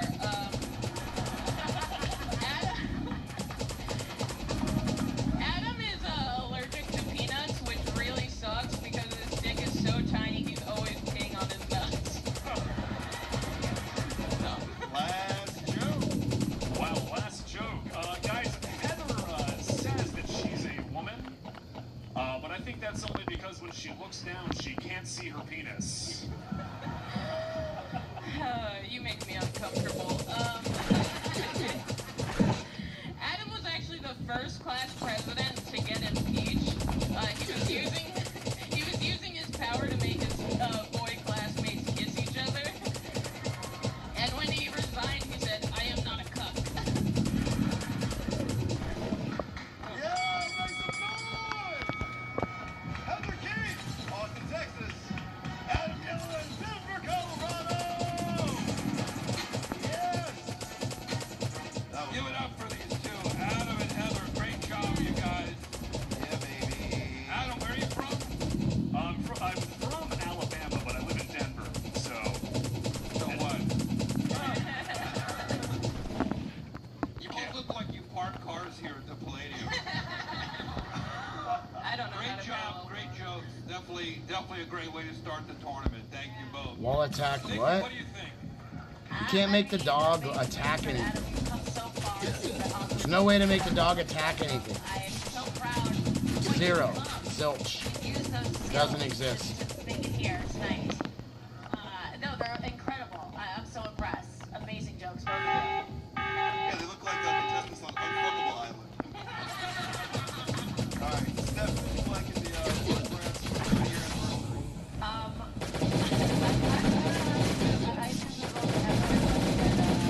some funnier jokes. Yeah. And it was just a lot of fat jokes from the smallest man on the planet. I really just having a hard time taking it in. Yeah, no, this is Drake's dick, actually. This is actually Drake's dick. You should recognize this stuff. Go ahead. Go ahead, Pat. This was a great battle between opposite ends of the big and tall store. Getting some, not much. This looks like I'm only picking up the red tickets. WNBA Jam.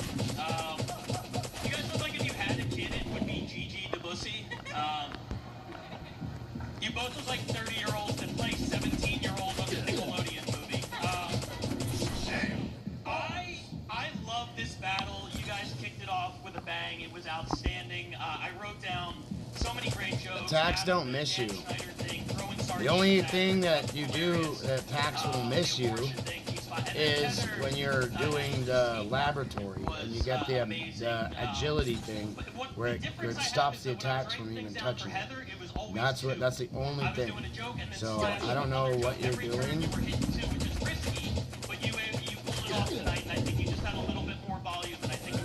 Which is probably the laboratory with what you're saying.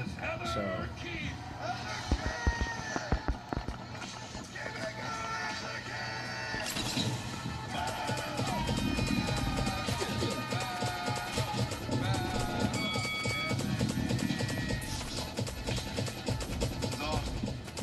I haven't seen my guys in a long time. One more big round of applause, Coach T.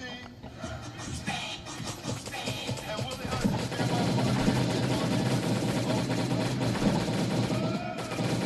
Second battle of the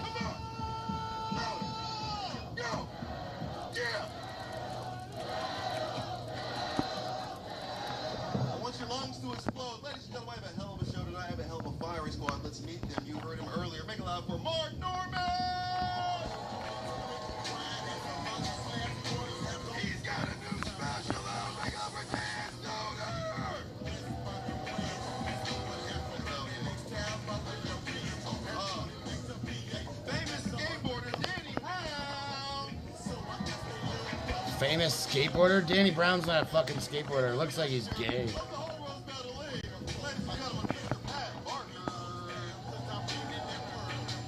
It doesn't... Wait, what? Oh, you're fucking in. Yeah, this is good. Make a lap for your fire squad over here. We're dodging the things. It's just back and forth. It's difficult. Other than that, we have Roast Battle League is in 16 cities across the world, from LA to I have enough Tokyo, armor to London, not dodge New anything. York, everywhere in between. And tonight, some of the best up-and-coming battlers in America brought themselves down here to the hottest comedy club in the country to put on a show for you guys. That's what we got. Let's get into it. We got 5 of them. We're about an hour and 15 in. This is all Austin right here. This guy is the son of a major league umpire living here in Austin. Make a lap for Jack Timmons.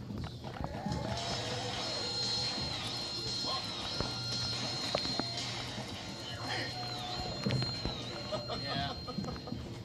You look like Ian Finance if he wasn't pansexual. Good. Half the crowd. Cool. They don't, yeah. I thought they knew who Ian Finance was. I guess. I fucked that one up. All right, you're battling Heather Keys. She's a friend of yours. Why Heather? Brian has my son. Jeremy, and he said if I don't win, he doesn't know what he's going to do with him, but he's going to give him a gun. And so You're fine. We gotta. I kind of want him to Probably not gonna be able to do anything for that works too. this clan thing because it's not working since Native American. we gotta have everybody on doing stuff.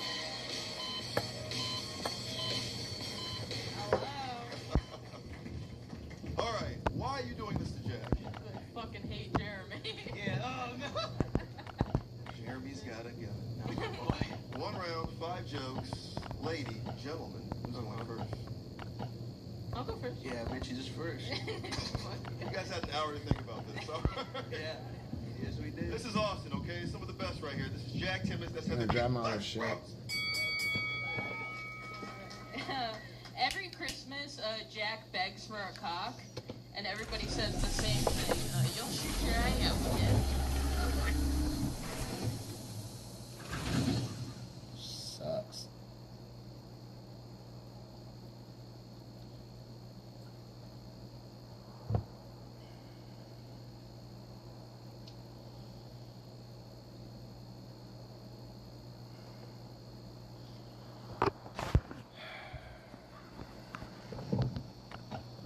On Rumble, stream 24/7 with your favorite live streams, viral videos, live podcasts, and exclusive content. From news and politics to gaming, stuff. I mean, that's the honest truth. If I get a call tomorrow, is there like a video of Hassan Piker saying something annoying and I could pull it up and be like, huh?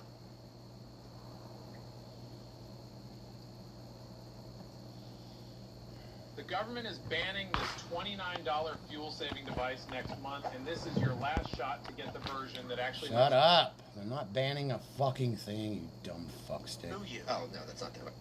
Thanks, Michael. Thanks for coming back. I'm excited also to talk naughty with Daily Wire. She's always been a firebrand, but She got fired because like Bridget McCrone as a dick. she like fell into madness in a way. And Fell into? yeah, after Charlie I died. think the like, Brigitte Macron as a penis thing.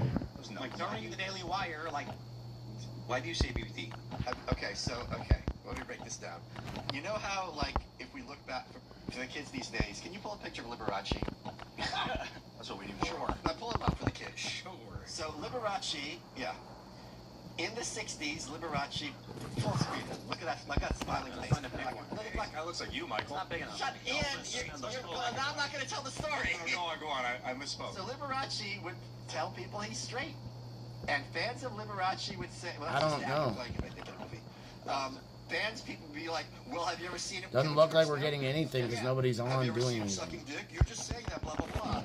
And you look back and look at that guy. Yeah, blow up the one on the right. Look I can't blow it up. Okay. Yeah. We haven't spoken in years. No, but usually they don't stop. No, last couple times. Last time she tried to reach out to me and contact me was like 2020. one. Oh, you're lucky. Okay. Yeah, and I just stopped responding. Yeah. Good. You're lucky. Amber Heard's another example. Liberace claimed he was never gay. That's because what makes you. Yeah, I can't kick everybody. I'm just gonna make. I really wish people would just be on. It was a 22-year-old claimed that he was his lover and was owed money, and he denied it. And he never publicly acknowledged that he was gay. Betty White outed him. I don't think Queen did either. Like Freddie Mercury. Really? Yeah. Wait. Liberace had HIV. That proves it. So he's either gay, a drug addict, or black. That sounds like vampire. You know, I love Queen. Don't Stop Me Now. But in hindsight, someone probably should have. Oh, God. I'm sure they tried. It's like not even really a joke.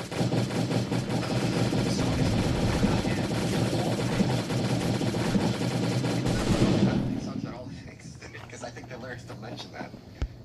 Like they're all metaphors. Oh, okay. On a rocket ship to Mars, like doing drugs and having sex and orgies and all this crazy shit.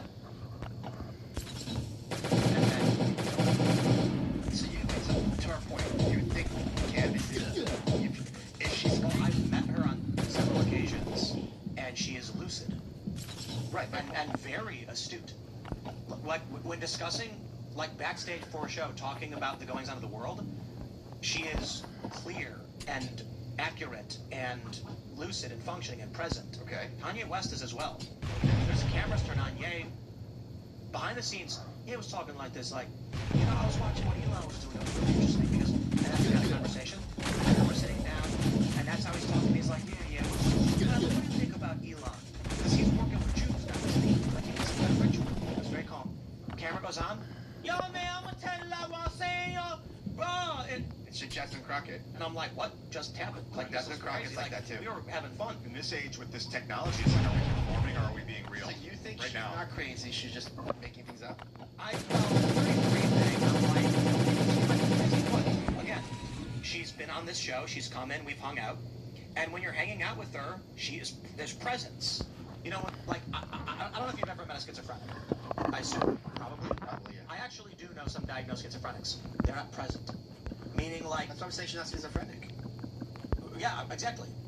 I think she's calculating. She knows what she's lying. Yes, a BPD case, they go for the attack. They're not erratic. Like, I don't, but there's something called the BPD stare, where they have a vacant, glazed over look. They're not present. She was present. Like, so there are people, like, there's people that I'm sure you've met that you feel like they're not in their mind. They're looking through you. Oh, no, that's not that. Okay. I thought you were saying like, no, I know exactly what you mean. Like, you're not that. Can't fit one of them. My point is, so you think she's just making this stuff up? I think that she is and knows how to game the system. It's also possible religions for some reason but like she's not doing enough. Okay. I think if someone's going on about with a straight face saying Charlie came to me in a dream, there's something a little bit wrong. It works for dumb people, but let me where's that stupid fucking tweet? It's Rick. She's in a deep-seated I have this funny Twitter thread that I love. Oh, it's right here. Take a look at this.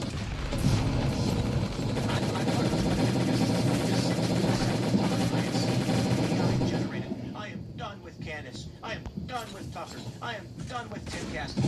And it's funny because the comments always have someone going, why is Timcast here? Is that right? Yeah. The point is, there is very obviously a coordinated operation going on. People aren't randomly just putting my name in the list of people I've criticized. Or Jack Posobiec for that matter. Right. Like, why is Jack with Candace? He's Turning Point. I just had him on my show last week.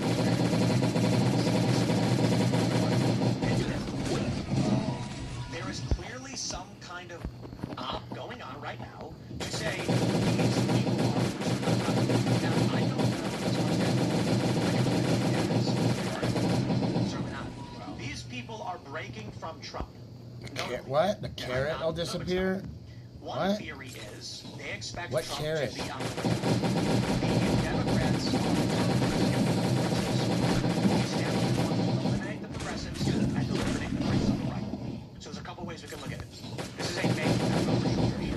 One maybe for this is let's make it so that these people are persona non grata and their careers. I don't know if that makes the most sense though because Megyn Kelly is not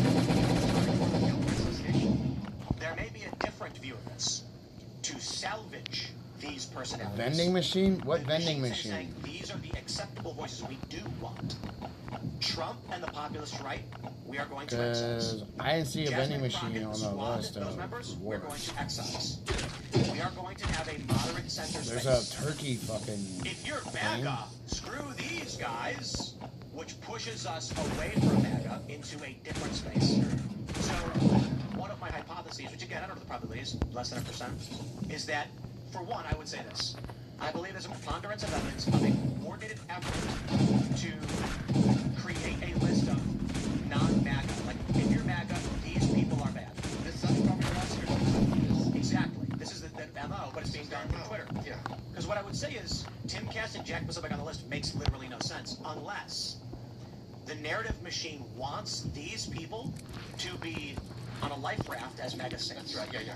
So when MAGA is dead and gone, we will still be here. I don't think that half those names are reliable, established, like you can count on them to tell the party line, whatever party that is. I disagree. You don't think that some of those people lose cannons? Yeah, I don't. Okay. I don't know about carrot grenade. I don't think Haven't Candace seen anything. toes the line. Candace is saying exactly what YouTube wants to promote for some reason. Sure, okay. But I don't think Candace and you were saying the same thing, is my point. I agree. If I like one, I'm not going to like the other. Of course. My point is, this is the narrative machine saying, we're going to put these people in a life raft and kick them off MAGA. MAGA's going to sink.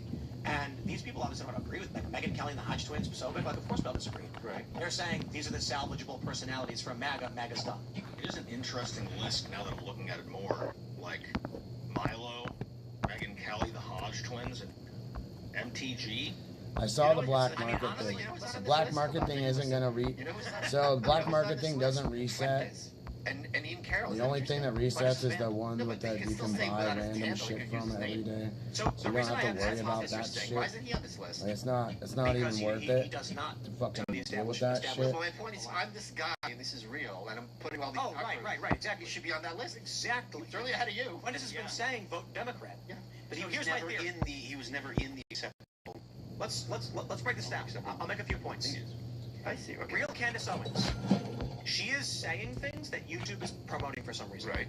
YouTube is putting her show in what we call the default front page, which is for the algorithm people who are never exposed to her aren't getting. Yeah. There are people that I know are apolitical that YouTube is suggesting Candace Owens to, and now they watch religiously. Certainly the machine wants that. Marjorie Taylor Greene broke from Trump and has now left MAGA, and she is calling out the MAGA machine. Sure. Tucker Carlson, he's a mainstream media guy at the CIA. He's, of course, party line. He's friends with Trump. Milo. Now, certainly that may be the most anomalous, but what has Milo been saying? Exactly what Tucker and Candace has been saying. He is saying what is the anti-MAGA line. He also has left MAGA.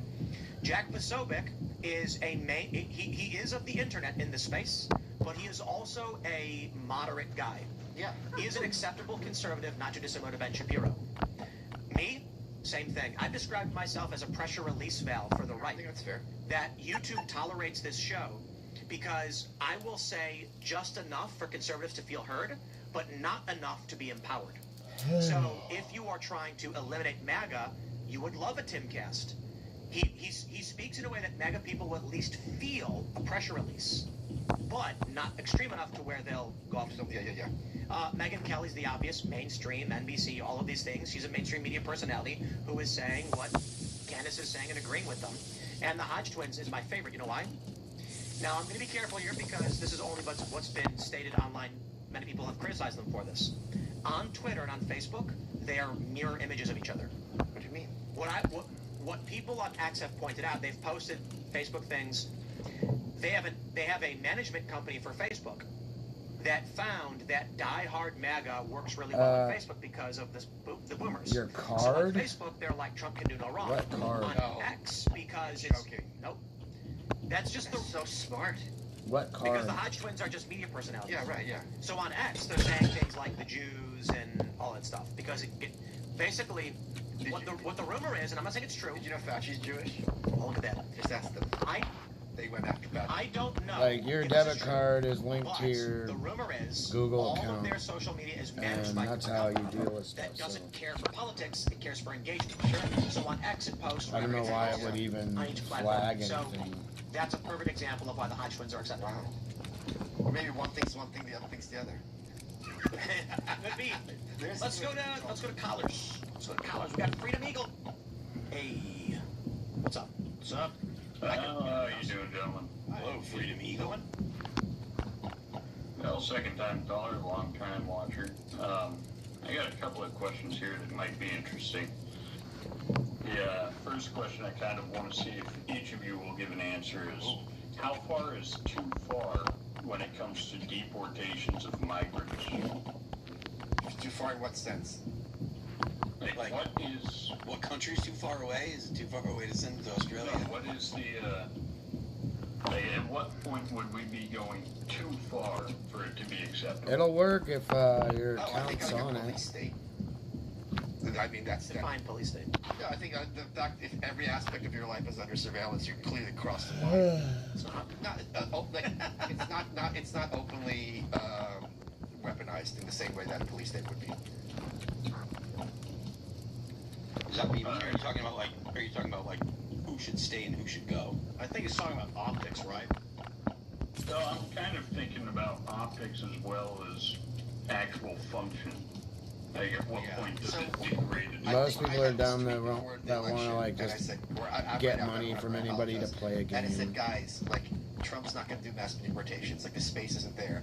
And a lot of people disagree with me correctly, and they're like, it's not about the mass deportations. It's making it uninhabitable for them, so people leave on their own. Which is, I was very impressed that people had that like shrewd strategic approach. So I think to your point, it's never really going to be about dragging people out of houses. It's going to be about making an environment where it's inhospitable for them to stay. Go fuck yourself with your viewers. Yeah. Jeez. Until we all move to El Salvador. I had a second part here, and that was the question of everybody's thoughts on transitioning from the current Democratic Republic into a meritocratic republic. How would that work? Yeah, what does that mean? Doesn't work.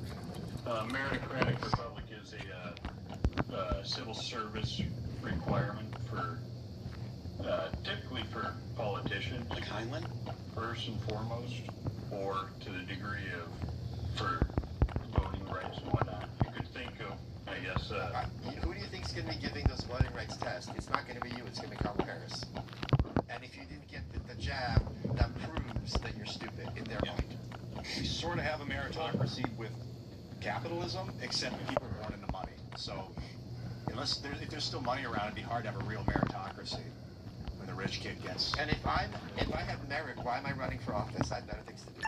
Why am I exposing myself and my family to these attacks? But would it be a productive way to salvage kind of our country? I think to service guaranteed citizenship. I think the republic phase of our country is coming to a close. Or You mean the empire phase is here? well, or a better form of republic, a new word that's not necessarily the republic. Because sending people to go do it for you is sort of breaking down. We have the internet. We have the ability to participate. That's right, exactly. And having a binary choice is insane. Yeah, I hit ban that person if you can. Cocaine or Coca-Cola?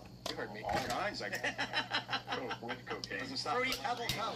I thought you meant like that cold derivative. By the way, I'm actually quite salty because they made cocoa loops instead of like Fruit Loops. Why would a toucan be eating cocoa? And the whole point is the toucan's colorful. Yes. This is your fault with banning those dyes. Based observation, Michael. It really bothers me as a cereal freak. I did lobby the West Virginia government. I know. Inadvertently, not You intentionally. should be in jail. All I was talking to a guy, and I was like, I hope it happens, you know? Jail. Right away, straight away. I'm calling Kelly right now. Kelly, I got one for you. I'm thinking about republicanism, man. Like, having a stopgap of a Senate is important. Because having that House of Representatives is just a cesspool. Probably is. It's much more of a riot. I mean, representatives of the people could effectively participate, but the Senate is kind of like, just in case the people go crazy. The last thing I want the last thing you want is like everybody to like what? I agree with you. I know. Yeah. I don't want like democracy at all. Me neither. That's like the idea of like, oh, everybody votes. The worst thing that happened in the 90s, like everybody has this nostalgia for the 90s. The worst thing that happened in the 90s was Rock the Vote. MTV should have been taken off the air as soon as they started doing that shit. Get out of here. Get out. Yeah. It worked for Democrats. It did. Yep. But it convinced people, young people, that, you know, oh, your vote's important. You don't know a goddamn fucking thing. What of my buddies? The joke of don't vote? Was it South Park? Well, it was shit on there. They went to the black people and they just don't vote. What show was that? I don't remember this. Yeah, there was a show where they went to black people being like, I think it was Cartman. He was like, just don't vote. What's the point? And they're like, yeah, you're right. It was like, I don't know. My buddy the other day was like, I don't know, man. I'm just kind of head in the sand ostrich. I mean, I still vote, but and I was like, oh God, that's kind of what I'm trying to avoid is people that have no idea what's going on voting. It make you feel better. They're gonna do what they want independently of who's voted in, as you can see. Dimwits. Yeah. Dim fools. Smart people that don't give a shit. But why should they? Do you know what I mean? They were trying to run their own lives. Yeah. You know, I brought up that Plato quote, like, take an interest in politics or it takes an interest in you. That's about the only reason. And I think even that's a vague reason. Right. It must be really hard, like, for Ian being smarter than everybody in our government and having them lord over you. It's a little frustrating, but they're doing the work for me at least. Yeah, public servants. He works for you. Don't ever forget that. The government works for you. You tell a cop. I love when I watch his videos where the guy goes to, you work for me, man, and then he whacks him in the face. It's so painful. Is that what you think? So physically painful. Literally in that case. It is crazy. We're like, you're going to go work for me. And they're like, thanks. As soon as they get there, they're like, thank God. Yeah. All these bitches, these idiots that are Do working. we have another caller? You callers, you want to add me to your shiny sorry, account? man. I thought you were off the line. Get this over. I thought he was not off the line anymore. I do kind of want to shout out all of our armed forces over there. We got the Coast Guards, you know, the puddle pirates, the Coast Seas with the most seas. We got the Army, you know, our soldiers and war fighters, all about their lethality. We got our Navy, our Marines, you know, those devil dogs. And Grand eaters. Has an opinion about those. Grand eaters. Yeah. What's your favorite? What's your favorite flavor? Red. Good choice. Good choice. We got the Air Force, you know, the Chair Force. They think they do stuff that's important. All they do is sit around. We got the Space Force. Don't know what those geeks are all about. The National Guard, they're always ready. They're always there. Yes. That's a compliment. It was, Mr. Hannity. Mouse interrupted your question. All right, man. Thanks, man. Thank you, sir. Number 5. Thanks for calling in. All right, next up we've got Kai. Oh, Hey. what's up? My friend's Hey, kissing Tim. guy. How's it going? My question's for Malice Michael and anybody at the table. Malice Michael. Yeah. Actually, it's the same name I gave you last time you were on. So Michael, do you see America becoming something similar to the USSR? People have been comparing the current state of America to the fall of Rome. I was wondering if you see America becoming something similar to the USSR or some form of socialist or communist state in the future when the Democrats take back power. Because I'm currently black-pilled. Okay. Brother, don't be black-pilled. Because I promise you, you have a lot of space. I don't know you at all, but you're a guy, so I can make this statement. I promise you, there is a lot of opportunity in your life to make your life better, to make yourself better as a person, to improve your circumstances. It's probably just black-pilled take over you. it might be internet being weird. You remember what's the caller's name? We have a double impact that's about to happen on the sun, and we have a geomagnetic storm that we are in right now. So we might have some interruptions in the stream. It's just gonna happen. I can't control it. My latency is extremely low. I'm on the lowest latency that you can actually have for your stuff on here. So I have that all set to the super low. So, and the thing is, I'm a little paranoid about leaving with all my shit down there, cause I'm pretty sure that it's gonna fucking what the fuck?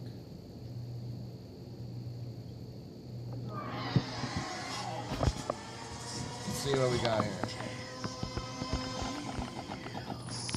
That's crazy because, like, when Renee Good lost her life and then that dude Alex Brady, I was like, man, that is crazy. Looks like both of those people got arrested, but nothing happened to them. Yeah. So is that why they're wearing masks? Kind of like when Charlie Kirk lost his life and he was surrounded by an Israeli security detail.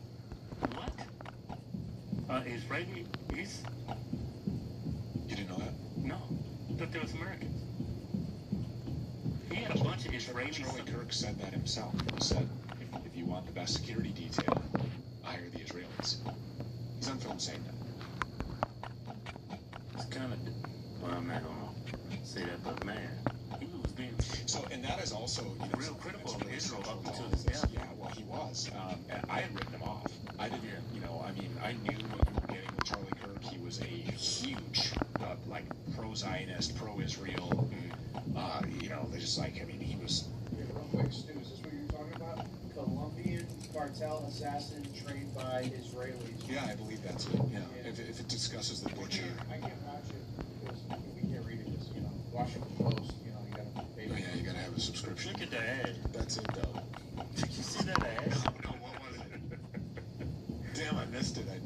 It was RuPaul's Drag Race.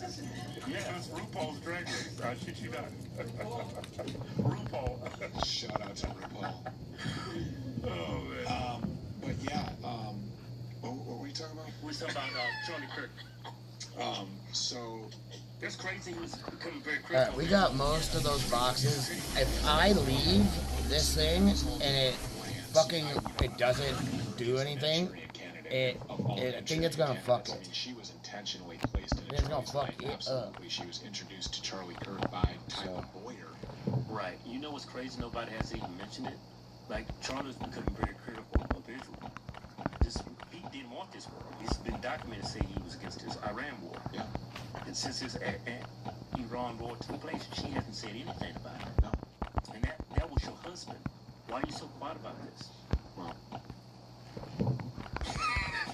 are you asking my opinion? Well, it's rhetorical. Yeah. It's rhetorical. I mean, so, yeah, since when she was 17 years old, when she founded a nonprofit called Romanian Angels, and she was dealing with, you know, children in one of the world's most notorious hotbeds for child sex trafficking, and there were military personnel that were investigated for selling these kids off into rape slave situations, and you know, then it turns out that Tyler Boyer, who's the guy who's now the COO, who Charlie Kirk had fired and taken away from this position where he had anything to do with dealing with donors, and you know, he wrote it that he was going to have a Doge-style effort at Turning Point because he didn't trust Tyler Boyer, he didn't trust the people around him, he wanted to see where all this money was going. Well, Tyler Boyer has his own affliction to Eastern European orphanages in Ukraine, where he's been dealing with orphans in Ukraine for many, many years. So he knows Erica Kirk and makes the introduction to Charlie Kirk, Erica Franzwey. They knew each other.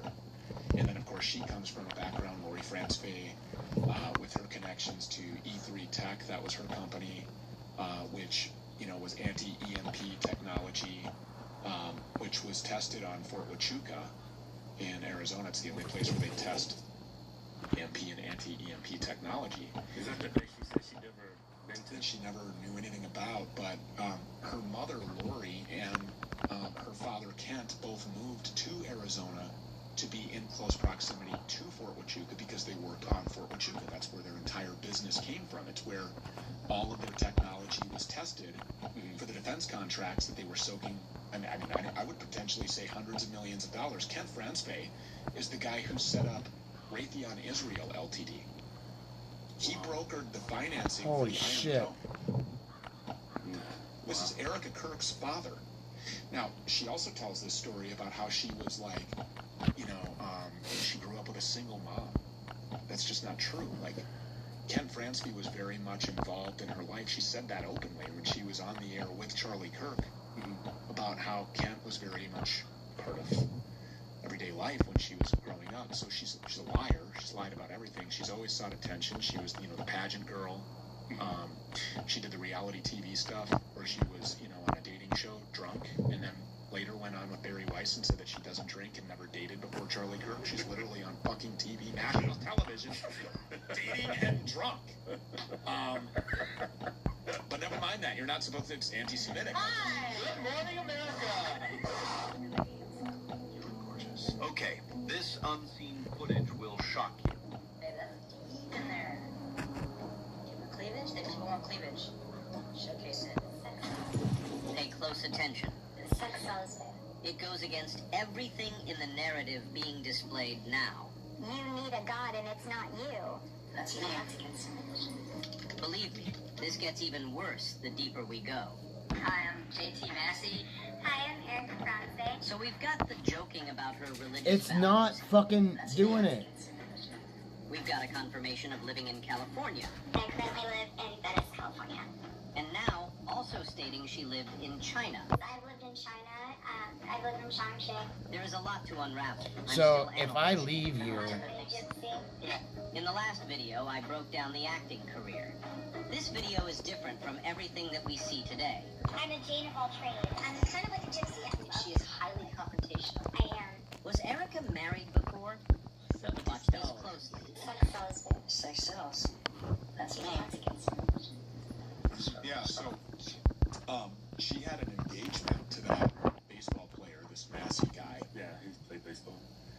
Yeah, and then, you know, she had other relationships with, you know, people that were prominent, people that were wealthy, that were rich, and she completely scrubbed the whole engagement and pretended that that never existed. I never dated before Charlie, she said when I was in New York, I never dated. And then did you see the picture of her with her legs spread wearing leather pants on the steps in New York? I would like to see that. Can you find that picture? I actually want to see that. She's got her legs spread. And then, of course, the grieving widow kit, you know, it comes standard with leather pants and ass squeezes and all these other things, the vice president. But no, I mean, she has been directly connected to these people for her entire life with, you know, the military-industrial complex deals, and then the Superfeed Technologies, Superfeed Tech company that Lori Franzfey and Tyler Boyer both sit on the board of. And they take all of this money from, of course, prominent, wealthy Jewish people, and then they run these influence campaigns here in our American political system, and they do these back. She's on video giving like training to CIA operatives. She's like teaching the CIA about EMP technology. This Erica Franzfey is on video doing all of that. Yeah. So how did she meet Charlie? How did that whole relationship? So Tyler Boyer introduced Erica Franzfey to Charlie Kirk originally because Erica had seen Charlie on some trip to Israel. So Tyler Boyer makes this introduction. Basically, the premise was that this was going to be a job interview. And so here's Charlie Kirk interviewing this Erica Franzfey, and good-looking woman, and you know, basically at that point it was just decided, like, no, this is no longer a job interview. This has turned into a date. And do you think Eric Boyer and her had ulterior motives? Well, I mean, just based on the fact that he's now dead, yeah, and that Tyler Boyer was fired, right, and now is right back into that position. That he's now dead, and immediately preceding his death, he rejected $150 million from Benjamin Netanyahu, and then now the money has come in. So she's a very connected, powerful woman before she even met Charlie. Oh yeah. What about these kids? I mean, you know, whose kids are these? Are they really actually Charlie's kid? Did she tell him that she couldn't have kids? I didn't even know he had a wife until he died. Yeah, I didn't either and didn't care. Like I said, I had written him off. He was a huge shill for Israel. Right, but then as soon as he was murdered in broad daylight in front of 3,000 people and in such a horrific, bloody way, you know, what's the first thing that you do? Is you go back and you think, well, listen to what was this person saying in the days, weeks, and months leading up to his death? I was like, oh. And I saw him talking to Ben Shapiro, and Ben Shapiro looking at him like he wanted to kill him. And I heard him, you know, talking about this multifaceted occupation of our country, where he was, you know, like saying, like, it's academia, it's the media, it's Hollywood, it's banking and finance, it's everywhere, it's our government, it's all of its bureaucracies. That, and then he said that these Jews were playing into all of the stereotypes he's saying things that, like, You actually said that. So when he was starting to go off the rails, or off the plantation, in other words, when he started to think for himself, I'm wondering if this is gonna fuck up. I need to. I hope it doesn't fuck this up. If it does, then we'll just restream. Because I need to get the link to this. Psychopath Zionists around him that are basically wagging their fingers at him and telling him you're not allowed to talk like this, you shouldn't be talking like this anymore. And, you know, and he's like, no. But when he looked around, who's next to him? His so-called wife, Erica. This guy who's supposed to be his best friend, Mikey McCoy, who's a proven liar. All these people at Turning Point have been caught in multiple easily confirmable lies. And Mikey McCoy, his best friend. And so when they couldn't pressure him, they had the Prime Minister of Israel phone in. This is the head of state, right? Right. Of a foreign country. Right. Is there a precedent for that? Is that normal? Are you guys taking money from like the president of some other country? Have you ever even heard of that? I've never even heard of something like that. Yeah. So here's this Prime Minister of Israel calling into Bill Ackman's mansion, put Charlie on the phone, and I've got $150 million for you. And Charlie said, yeah, no, I'm not interested in that. I'm not interested in that. And then we had heard, and it had been reported to us that there was actually like $1 billion on the table. And I was like, hey, listen, this is, I've not been able to independently confirm or verify this, but I've been told that there was actually $1 billion on the table that Charlie walked away from, and then was writing texts about how he was going to be forced to leave the pro-Israel cause, and that these people are feeding him all of the stereotypes. He's not going to be bullied around. Then he was on the air saying, all of these, like neo-Marxist quasi, like these policies that we're seeing, like this has all been ushered in by secular Jews. It just reset itself. And now this is all coming for the Jews, and they're like, wait a minute, what Just happened? glad I pulled everything out of the bottom of there. This is the thing. If this keeps happening, I'm gonna keep fucking getting all the green and yellow people boxes. Who are kind of helping in this crowdsourced investigation that it's been confirmed that there was $1 billion offer on the table, and in fact, immediately after Charlie Kirk was killed, Turning Point took that $1 billion, and that this Pierre was one of the first guys in the world to know and to say out loud that Charlie Kirk was dead. Well, how did he know that? How did a Jewish billionaire know in Israel that Charlie Kirk was dead before I did or before you did? As an American, why was Benjamin Netanyahu on TV before Donald Trump was? Right. So, I mean, it's my opinion that I'm sure that you've seen or heard of the Mitch Snow appearance on Candace Owens, where Mitch Snow said that he was on Fort Huachuca and he saw Erica Kirk with Cabot Phillips on the 8th, 2 days before, and then saw Brian Harpole, who is, on Charlie's security detail. I don't know in what capacity, if he ran it or if he was just working there that day. By the way, 90% of the people that were working for Turning Point that day on September 10th, it was their first day on the job working for Turning Point. Charlie was surrounded by unfamiliar faces when he died. He didn't know who these people were. A lot of them.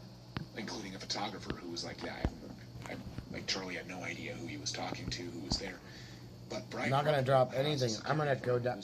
I have to. Okay, so 11 minutes from the gates on Fort Huachuca. Erica Kirk has grown up there for her entire life. Her mom worked. we're just gonna send the shit. A base she said she'd never been on. A base that she's saying she never heard of. What's a Huachuca? What is that? What is a Huachuca? That's Cabot Phillips, yeah. He works for the Daily Wires, like they're like head editor. Yeah. So Cabot Phillips, and then Cabot Phillips immediately after Charlie Kirk is murdered goes on a fight like Charlie tour. Cabot Phillips, her ex-boyfriend, who she's, according to Mitch Snow, is on Fort Huachuca. Now, I will just tell you, I'm not going to tell you how I know this, but I know that that's true. I know that Erica Kirk was on Fort Huachuca 2 days before Charlie Kirk was killed, and that she was in the hotel lobby with Cabot Phillips, her ex-boyfriend, or maybe a guy that she never broke up with, because I believe that she's a promiscuous whore and a compulsive liar, and a foreign agent, and a Manchurian candidate. I believe all those things about her, and I believe that she had a lot to do with planning and carrying out Charlie's murder. You think Charlie was shot by his lapel? I think it was an exploding lavalier. Lavalier, yeah. Yeah, I was looking at that video, Because I never did understand how 30-06 you don't have an entry room. Yeah, well, that's just not. I mean, that exit story is completely exit unbelievable. Yeah. I don't know. And I think that if there's any influencer that is saying that, or any like person that people follow that's still saying, I think they got the right guy. It was Tyler Robinson and his grandfather's 30-06. I mean, they're either benefiting in some way from their complicity in all of this. They're either getting paid, or they've been promised a position of power, or some, in this fake government, they're going to have like, we'll make you a congressman someday, or maybe even the president. I don't know. Maybe they offer them nominations. Maybe they just pay them off. I don't know. They're either benefiting or they're just retarded, because there's just no way that a 30-06 does that. Especially when you consider like who was holding it and all of this other stuff, and we have to take into consideration that we have like a young 20-something-year-old who's sitting in jail, facing the death penalty sentencing for, and so those are supposedly the kids. Okay. You see their faces. You never see their faces, no. But well, you don't, huh? You don't know pictures of their faces? Never, not one. You kidding? Never.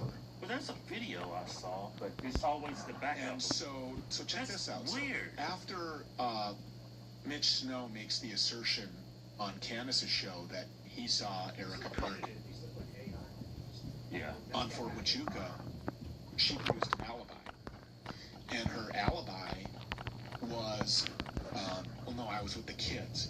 And but they were somebody else's kids. I don't know whose kids they were, because they weren't those kids, because they were not those kids. They were a completely different age than what we were told Charlie and Erica's kids were. So there's that video on Fox News. And then also, the alibi was from the wrong day. It was from the 9th, and nobody said that she was on the base on the 9th. They said that it was the 8th. It's always from behind. Always. I didn't notice that. So why are they running away from that? And why is this woman who said, "I forgive you," I forgive him, at this memorial, I guess? And now they're saying that Erica's saying that it's her right as the victim of this crime to force a speedy trial and to have Tyler Robinson convicted and executed as quickly as possible. The reason why they want to do that is very obvious, because they want to make sure that they're able to cement and stone the official narrative and say, no, you're fucking crazy, and you're an idiot. They've already convicted Tyler Robinson. They've executed him. Like, come on. But I believe it was the lavalier microphone, which is why there were shards of glass everywhere. There were shards of glass. That was the older Rode model, the tempered glass lavalier mic that he was wearing, which was placed on him differently than it ever was previous. Oh, wait to hear this. There's an explosives manufacturing facility that exploded right after, or right before. 2025, the Department of Defense took delivery of an order of a very small amount of explosives that would be like the amount that you put in a shape charge, or, for example, an exploding lavalier microphone. It was a Department of Defense order. A plane from Utah went to eastern Tennessee to pick up that small amount of explosives.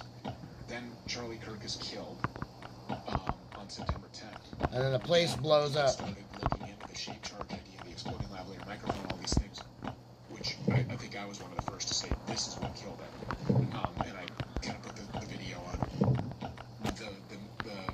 The plant blew up and killed every one of the employees that worked there. What? Yep. Yeah. The whole plant exploded. I saw this shit, and I went, wait, what? You can probably easily find that, but I was literally like, okay, so when they're talking about Charlie Kirk being killed, right? Well, yeah, it burned. It killed like a nuke bomb, just blew it all up. Yeah. The same place. It's that place, and it killed every employee.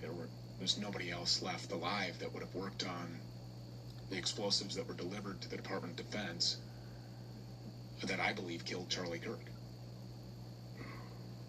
So, I mean, this is, I believe, very clearly a high-level military operation that goes all the way to the president. And, this just suggests even more vindication in this film Occupied, that just shows that every single level of our bureaucracy is completely and totally occupied, to the extent that we will send hundreds of thousands, whatever, however many Americans into this certain death. Yeah. Yeah, that's it. Yeah, it gets totally exploded. At a bomb factory, they call it. Yeah, that's what they said. It was a bomb factory. Yeah. So that's what they do. They manufacture explosives, just like the explosives that were delivered to somebody who was on a private jet from Utah, not far from Utah Valley University. And I think that there's been, some discussion about whether or not that could have been Hibbs that did that. And there's like a picture of him with the lavalier microphone in his shirt pocket that would be later placed on Charlie Kirk. Yeah, what's the purpose of having a lavalier mic if you got a microphone you're holding? Well, I understand that because they use the lavalier microphone to capture audio for like these cameras so that they can stream them for Turning Point materials or rebroadcast and turn them into reels, whatever, so that they'll have good audio. And then this microphone is obviously to talk to the 3,000 people that were in attendance that day. So how did they manage to get that guy on the roof then? To take the fall for it? I don't even know if there was a guy on the roof, to be honest with you. I mean, we're talking about a government that has lied to us about every single Epstein tape that we've ever seen of his surveillance footage. It's because they removed the hard drive from that. Let that sink in. I mean, I'm telling you that every single frame of surveillance film that you've seen and told that this was Jeffrey Epstein's cell was fake. Like, fake. Not from another time, not altered. Fake. Fake.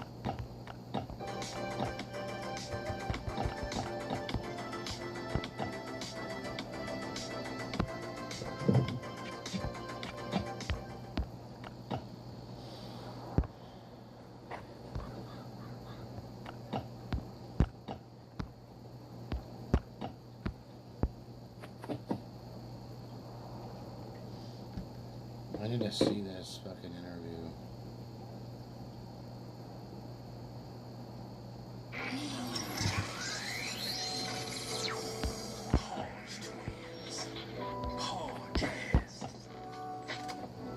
This will be a damn good show.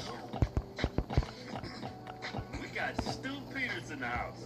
Yeah, it's always fun having this dude like you going to the club after the show, man. What did you say when I came in? Feel like you finna go pick up some black bitches at the club. I mean, you know how I roll. It's always an experience coming here, though. Like, on the way here, I was at the airport, and I was in Minneapolis, and the flight, I didn't bring my ID or my passport either. So I have no idea if I'm getting on a flight going back. Yeah, you can take the ID, right? I'm staying with you guys tonight. But yeah, no, they just, like, they scan your face. Oh, yeah.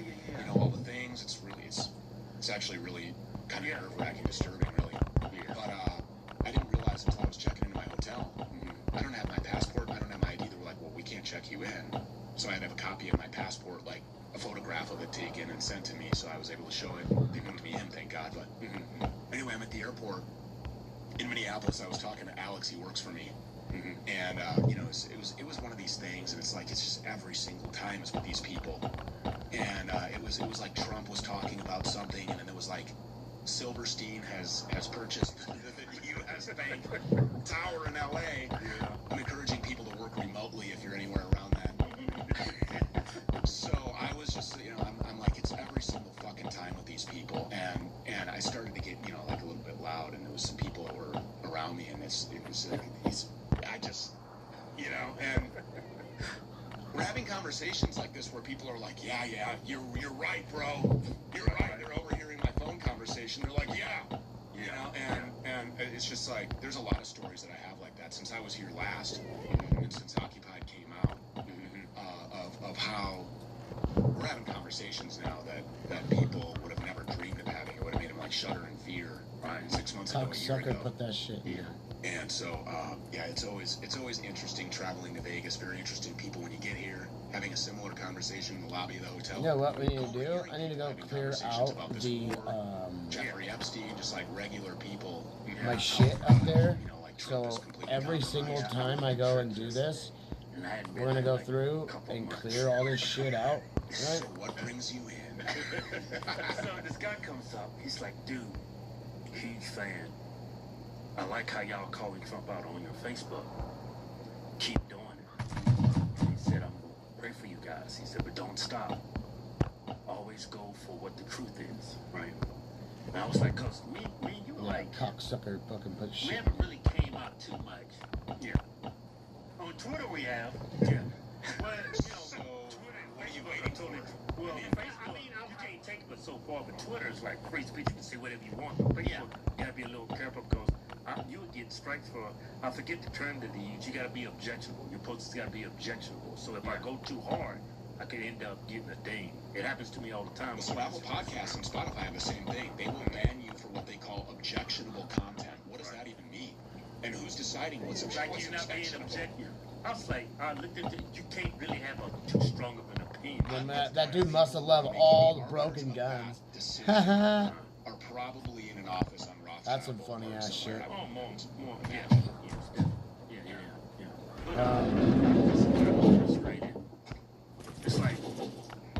It's like on the right, they don't see how this could spiral out of control and like just destroy the GOP. It took 3 weeks.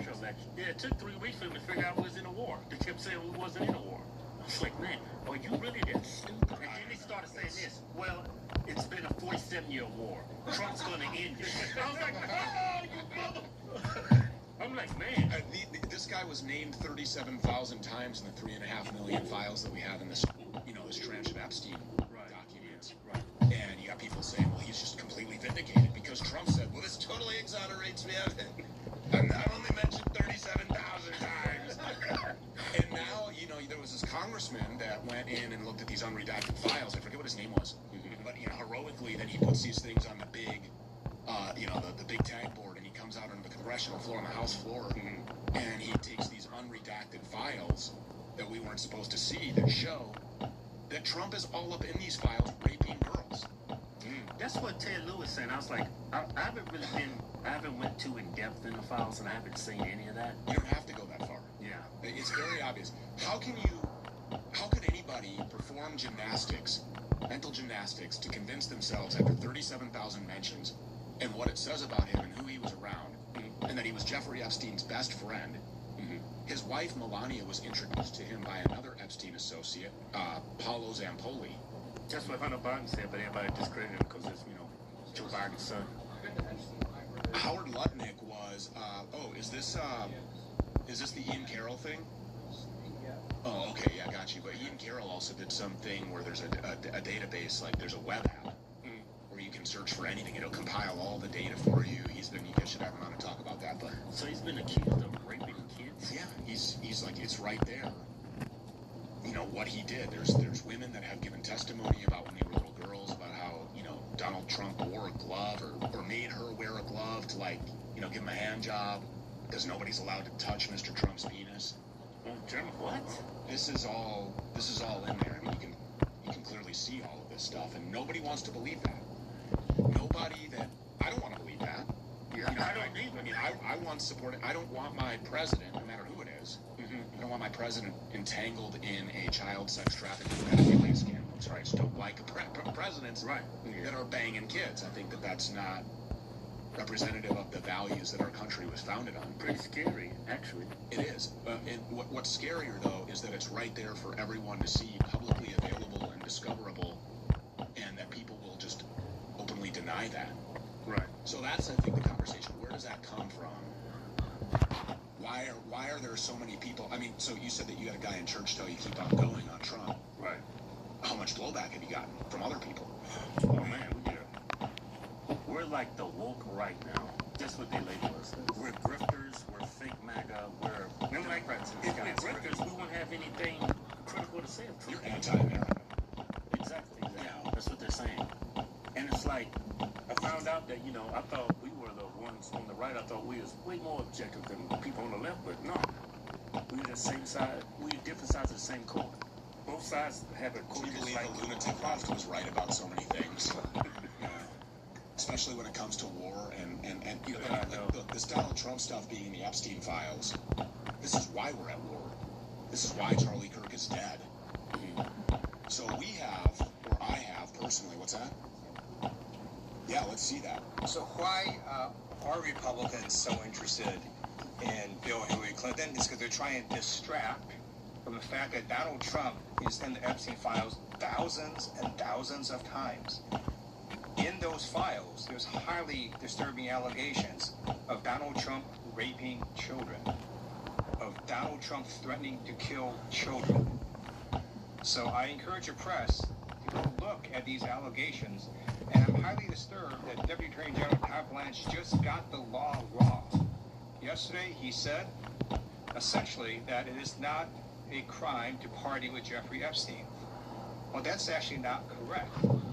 If Jeffrey Epstein was human trafficking minors for these sex parties, and you show up and patronize the establishment at that party, yes, you're guilty, because patronizing is part of the law, the federal sex trafficking law. So General Todd Blanche just got that wrong, which maybe explains why they aren't investigating all these folks, including Donald Trump. He needs to read the law and investigate these people. He also needs to resign, not only for not knowing the law, but a massive, not only screw up, but the biggest privacy violation in history.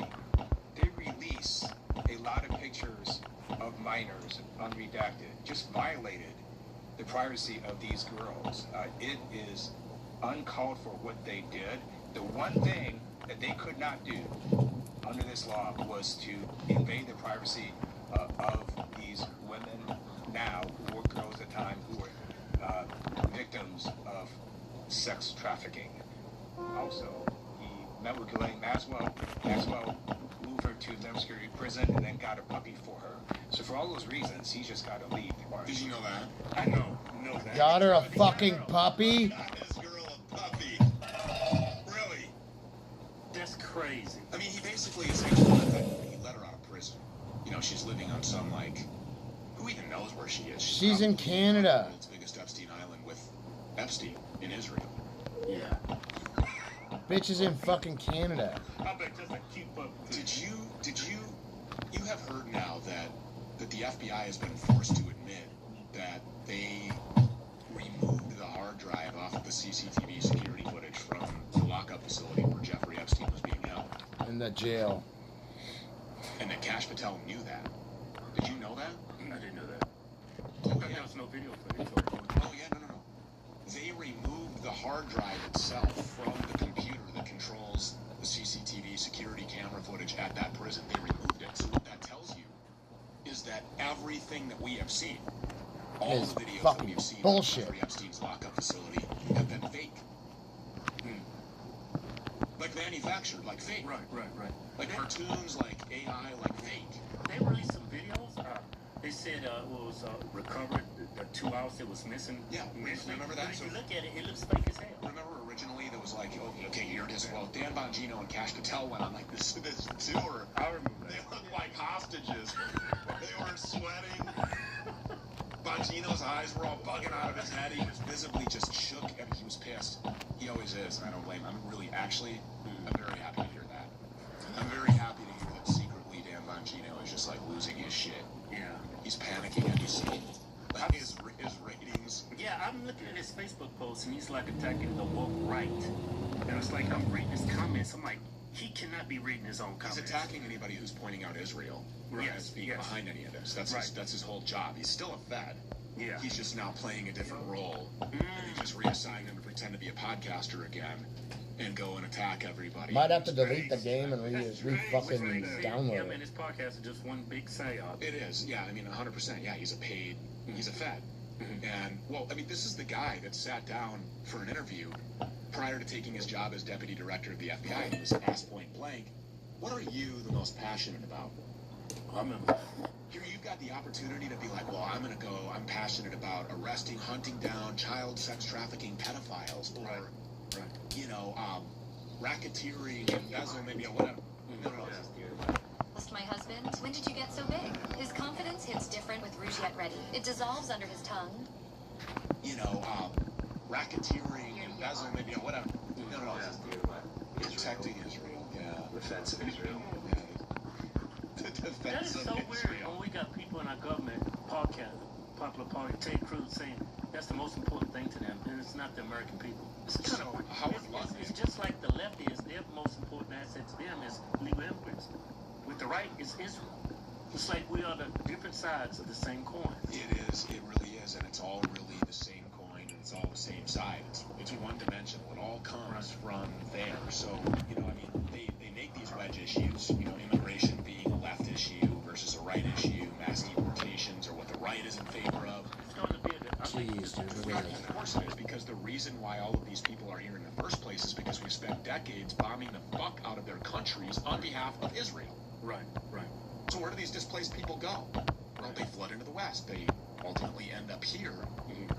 I call them they're the Jew. These are the people that have dirty bombs and weapons caches deep into the interior of our country, and they come here with a disdain for America. Oh, well, we had to go and bomb Iran because, Iran chants death to America. Ooh, what? Right. I mean, we spent 20 years in Afghanistan teaching the importance of transgenderism to Pashtun tribesmen looking the other way while warlords fuck little boys. And, it turns out that the Afghanis would rather have the Taliban than anything that the American war empire has to offer. As soon as we was back down to Afghanistan, it was like we were down there. The Taliban We just gave that keys right back over to the Taliban. So thanks for having us. Appreciate it. How were they going to be successful in Iran?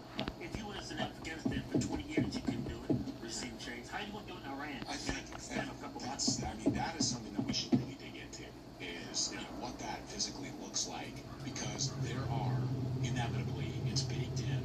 People looked at me like I was crazy when I said, we're going to war with Iran. Here we are, okay? Well, it's a special military operation. It's not a war. So, but boots on the ground, I said right away that was going to happen. This is the definition of the forever war. They can't stop it. It's not like we're just going to go in there and stop it, because if they were going to do that, if there was going to be a benchmark for success, then it would have been after Operation, what was it, Midnight Fury or something like that. No, this is the first one, Fury, Midnight Madness, whatever. Hammer, yes, there it is. Midnight Hammer. Well, we completely obliterated their nuclear capabilities. That's what I was told. I remember that. That's what Trump said. A decapitation strike was the terminology that I was told. I remember that. They dropped these special weapons that went 40,000 feet into the ground. Something like that. Bunker busters. Yeah. But now we're being told that the reason for this escalation was because, well, they decided they were going to do it again.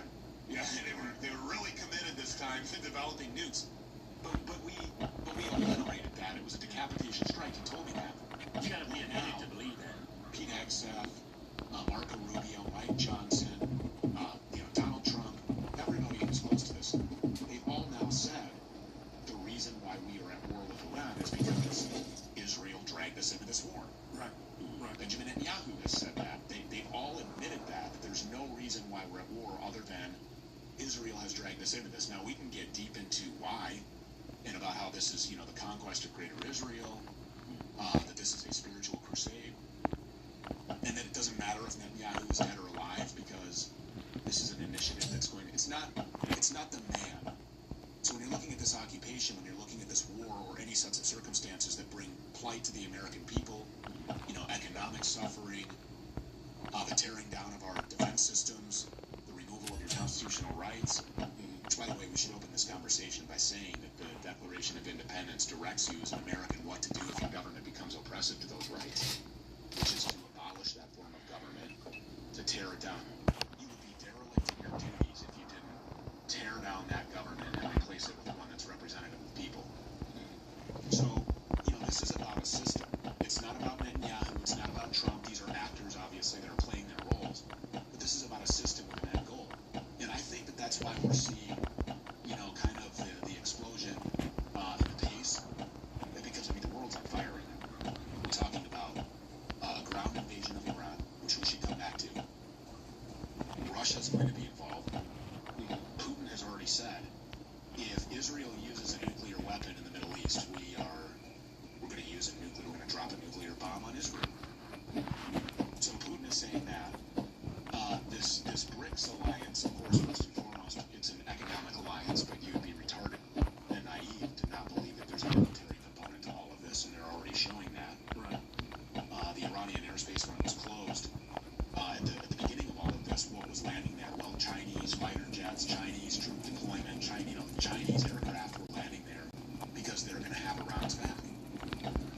course, Iran and China and Russia are very closely allied with Venezuela. Venezuela's not a full-fledged BRICS member yet. They came up twice to Spain, which is completely occupied by a Rothschild central bank. They kind of vetoed that, that BRICS membership. But they're still really closely allied. And we just went into that country, a sovereign nation in the Western Hemisphere, and kidnapped their president. Yeah, right. And we did all of that, again, for another Jewish billionaire, Paul Singer, who acquired Citgo in a Delaware court, presided over by an AIPAC Jewish judge, of course. And, it was a strong-arm deal. These people are vulture capitalists, He's no different than Larry Silverstein, who purchased the Twin Towers, who also purchased U.S. Bank Tower in L.A. Yeah, but where the drone strikes are supposed to happen, by the way. Remember, we're supposed to have, massive drone swarms that are going to take out L.A.? But Iran can't reach L.A. with drones. Iran can't reach our country with any intercontinental ballistic warheads. They couldn't have reached us with a nuke, which basically blows the entire premise of this operation all the hell anyways. But needless to say, here we are, double-tap striking schoolgirls, elementary-age schoolgirls, committing war crimes, talking about infrastructure. Yeah, they use the same narrative for Venezuela. Oh, we're going to free those people of that country. Liberate. We're going to liberate the people in Iran. Yeah. It's all the same talking points. Yeah. It has been for decades. Yeah, then Trump says he's going to blow up their power plants, which is another war crime. Which is, that's an international war crime. You can't do that. You cannot leave millions of Americans. The problem with Iran is that the American people have been programmed to believe that Iran is some third world shithole. It's some isolated backwater, filled with low IQ murders. Yeah, exactly. No, this is a predominantly Aryan nation. This is a civilized nation. This is a Persian country that has a capital city that dwarfs New York City, or at least it is bigger than New York City. I don't know, dwarfing 90 million people, I think, is the population of Tehran. Yeah, we're just going to go in and blow up all of their energy infrastructure and leave them without electricity. And then we're talking about hitting desalinization plants to leave them without fresh water. Right.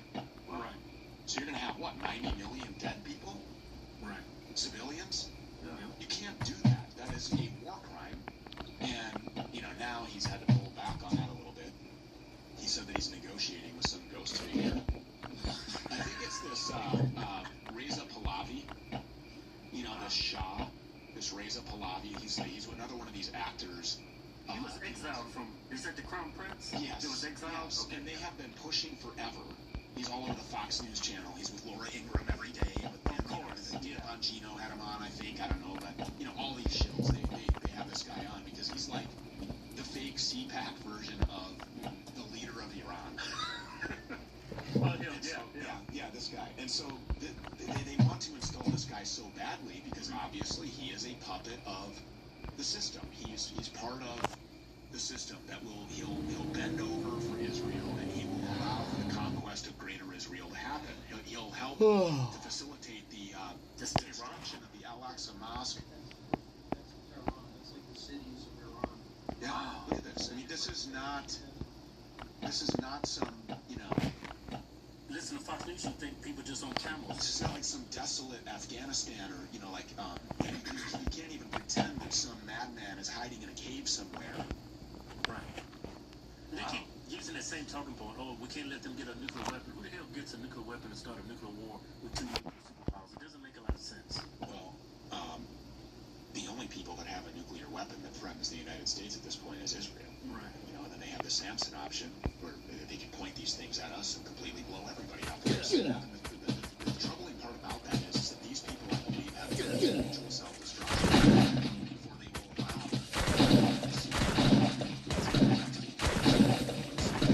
these people are all, look, they're eating kids. They're torturing and dismembering and sacrificing and eating, cannibalizing children. Some of the most insane, impossible to believe things that you can't even imagine were happening to children by these people that are pulling the strings, that have control of militaries, and that move the ball down the road toward Greater Israel to the building of the Third Temple, the sacrificing of the heifers, playing in their ashes, and explain that to ushering in me. Messiah. What does that look like? Well, is brought the map, the White House, which keeps changing, it keeps expanding. And, you know, so Greater Israel this is the vision that the Jews believe that they were chosen by God to inherit, which is, you know, all of this land that encompasses the Holy Land, which is where their Messiah is supposed to return to and sit on the throne. Well, so any Christian would obviously understand that the Messiah has already come, which was Jesus Christ, and that there's already a new covenant, that nothing else is needed, that you don't have to burn heifers alive, you don't have to play in their ashes, you're already covered in the blood, you're already promised eternal life should you call on Jesus Christ as your Lord and Savior, that you should repent, seek out the Church of Christ, be baptized in His name. You know, it's really not a brain buster or a recipe, because Jesus Christ says in the red print in the Bible exactly what to do. You don't even need a brick and mortar church, and a lot of them have turned into bastardized versions of Christianity anyways, through the introduction of the scope, reference Bible, etc. But they believe that they're like ushering. So to any Christian, obviously that would sound like the enemy of Christianity, right? Because that would be the Antichrist, because it's not the Savior, it's not the Messiah. That Messiah has already died for all of us, for our sins, to cleanse all of humanity, to offer us eternal life and salvation, and was resurrected and now sits on the throne. So we don't need this, but this is what these people believe, that they were chosen by G-D, whoever that is. I don't know why they spell it like that. It's really weird. Yeah. Tucker alluded to on his podcast video came across my Facebook that a lot of the Israeli soldiers are wearing these patches. They have the patch of Greater Israel on their arms. They have the map. So originally, when I started talking about this a while ago, okay, that's it. And so this includes parts of Ukraine. You know, so you can see why. Yeah, you can see why Iran has to fall. It's the last domino on the way. It's the last bastion of resistance on the way to, you know, the conquest of Greater Israel. Oh, okay, I see.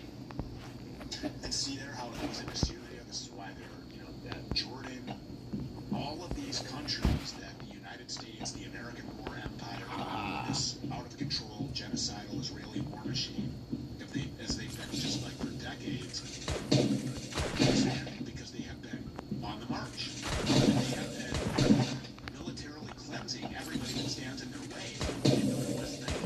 That's what they want to do for parts of Iran. All of it. Yeah, all of Iran. Iran stands in the way. And so there is the patch for Greater Israel, and they have it. So when I originally said this, which was like, I don't know, like 2 or 3 years ago now, I said, well, this is all about Greater Israel. What is that? And then I think it was the Rolling Stone came out and said, well, Stu Peters is an anti-Semitic conspiracy theorist, and I don't know what this Greater Israel thing is. They wear the fucking patch on their sleeve. Yeah. So I just tweeted that, and then they did everything. Yeah, validate what you said 2.5 years ago, but they called you anti-Semitic. But they're wearing it on their uniform. Well, they don't. The war's not about that. It's about the nukes. You can have nukes. Yeah, and liberating the Iranian people. Yeah. Spreading democracy. Did you see Trump with that hat? Make Iran great again. It was red and everything. That was also right.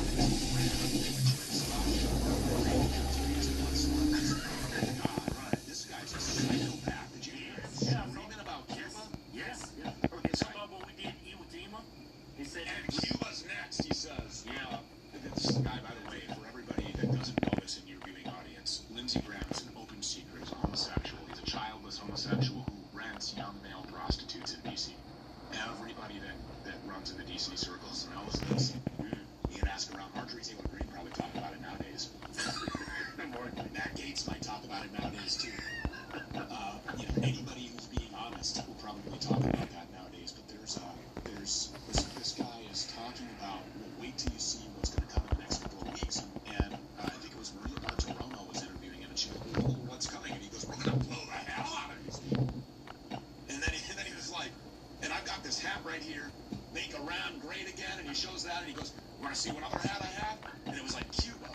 Then he's like, "And we're coming for Cuba next. And then Trump says we're just going to take Cuba. Like, what do you mean? We're just going to take it." So I just learned the other day that all the oil going to Cuba, and these people are like pretty much starving to death. They have no electricity. No... And why is that? You tell me.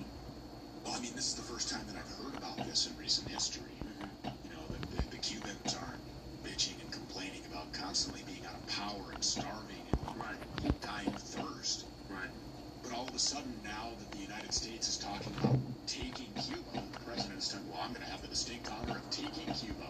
I've been talking about it for a long time. I guess it's going to be me.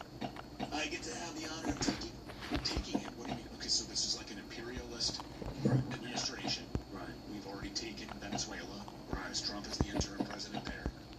Now we're going to do Cuba. Colombia is on the chopping block. Greenland. Greenland, I think, is where they want to put all the data centers.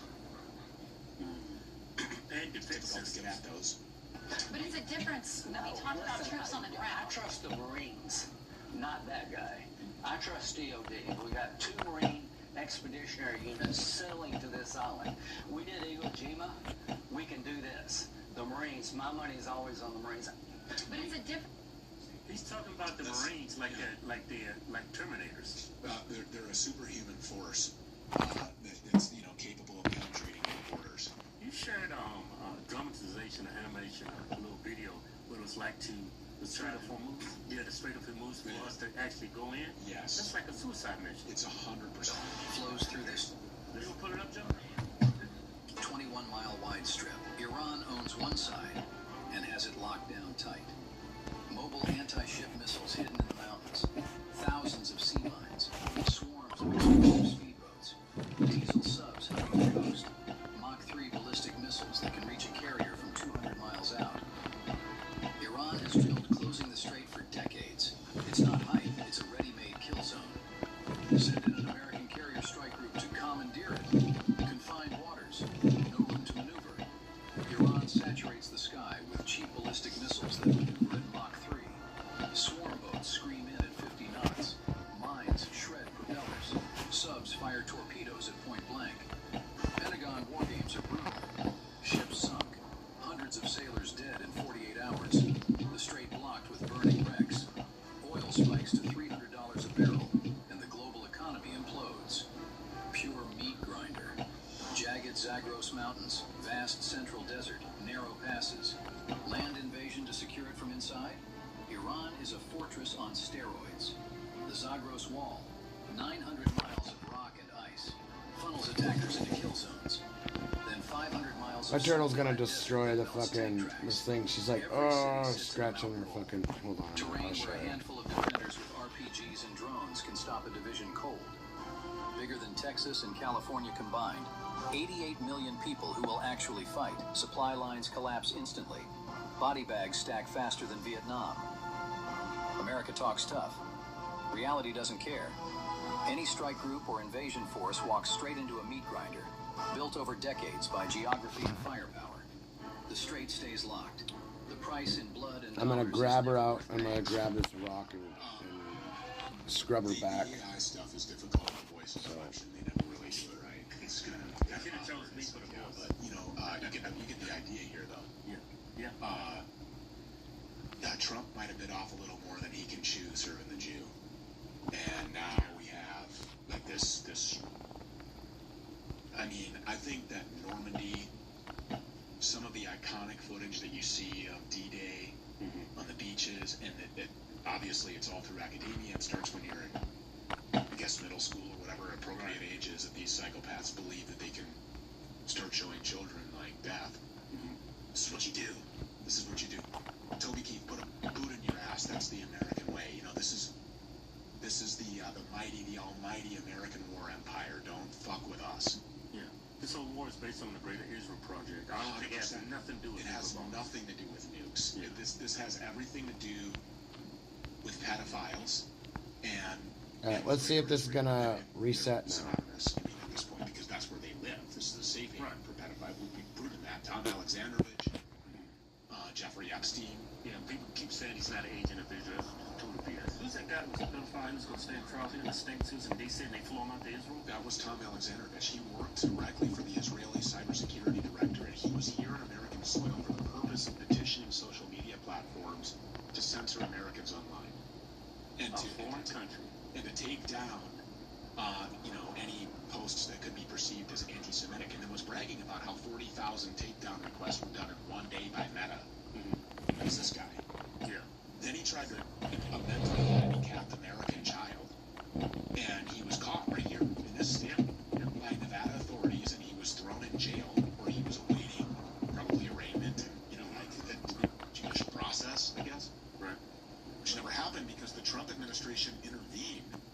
out to Israel. And flew him to Israel, where He is the head of the Technological Defense Department. The state prosecution received almost 30. I think it handled 26,000 and received about 40,000 inquiries starting from the 7th of October regarding inciting content. Yeah. About content that leads to demoralization. About some malicious content. This is huge data.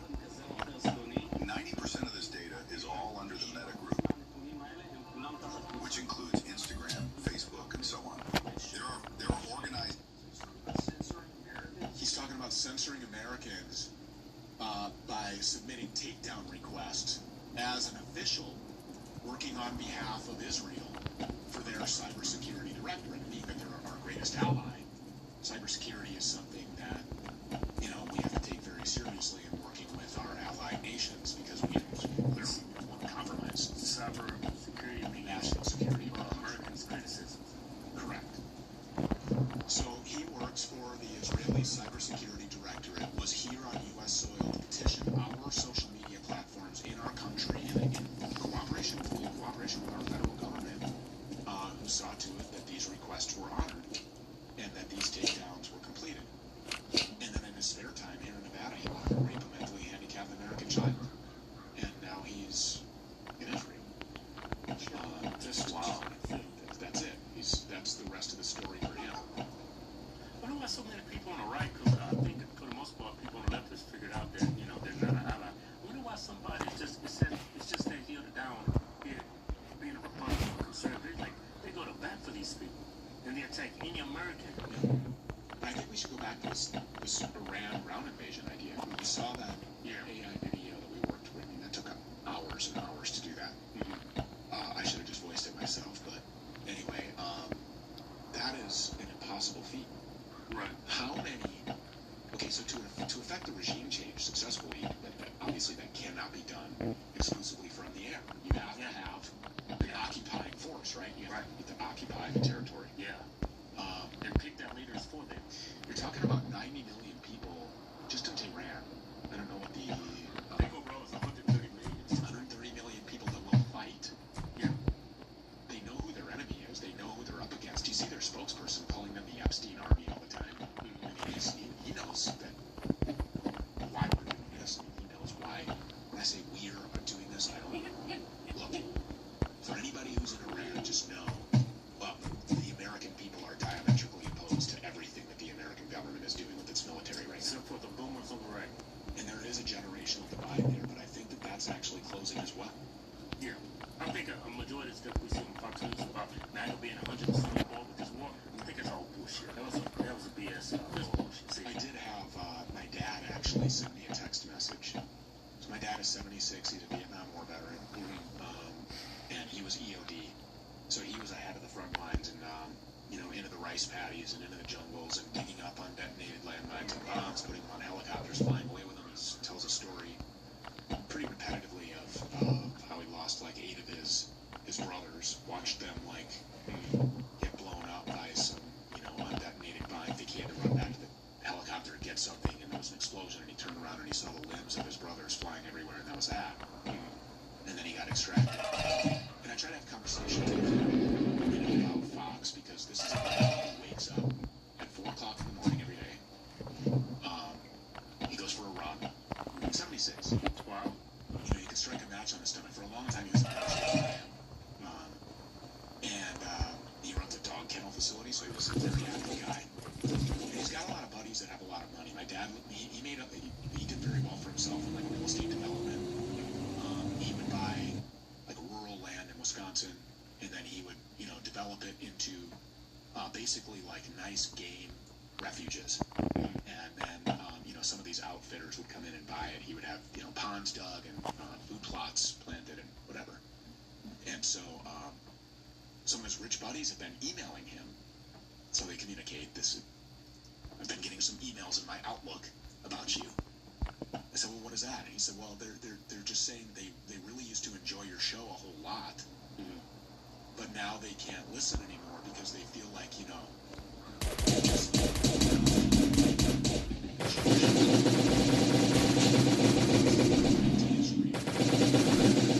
as being a citizen of all of the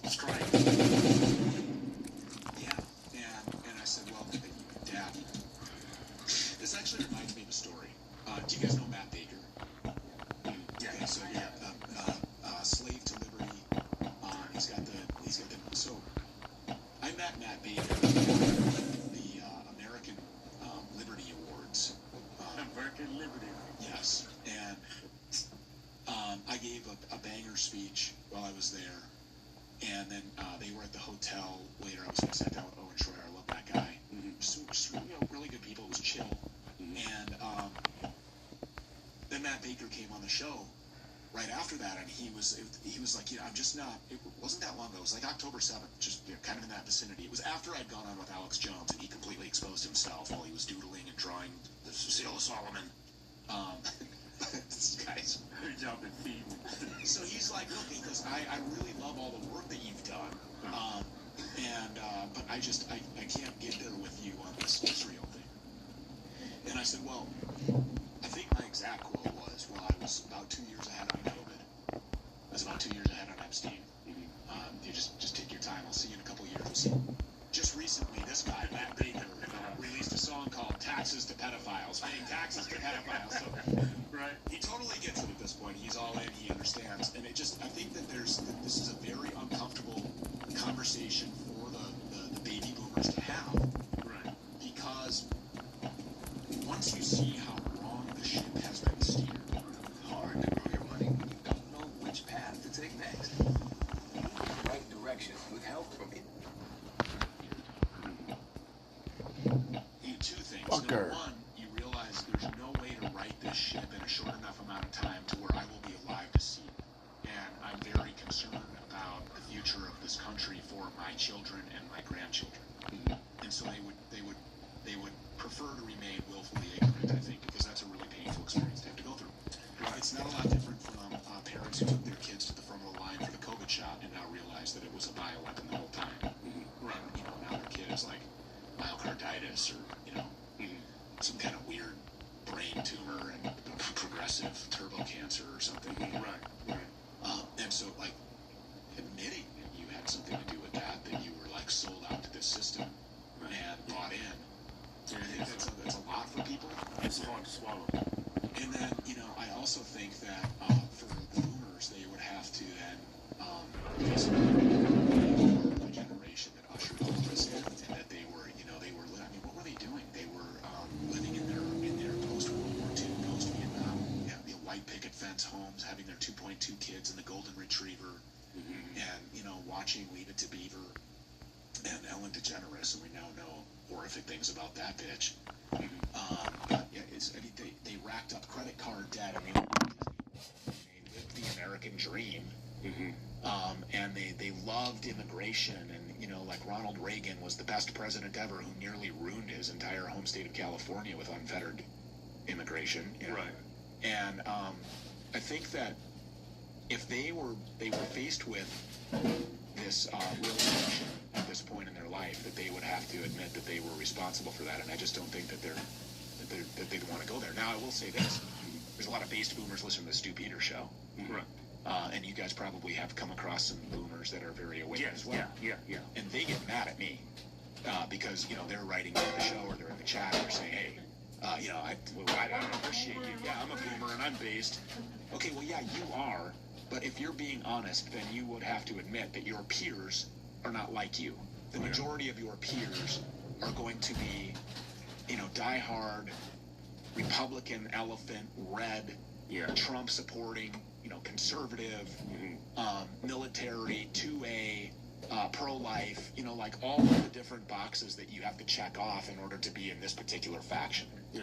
Republican voters are warmongers. And when you look at it, they are. And the Republican Party, they are as well. But, realizing that there is no such thing as a right and a left, that there is no Republican and Democrat. And what that boils down to is this can easily be demonstrated by the fact that, for example, when Donald Trump was talking about Iran and was talking about going to war, and he was delivering the State of the Union address, and he was talking about like blowing people up and like using the military.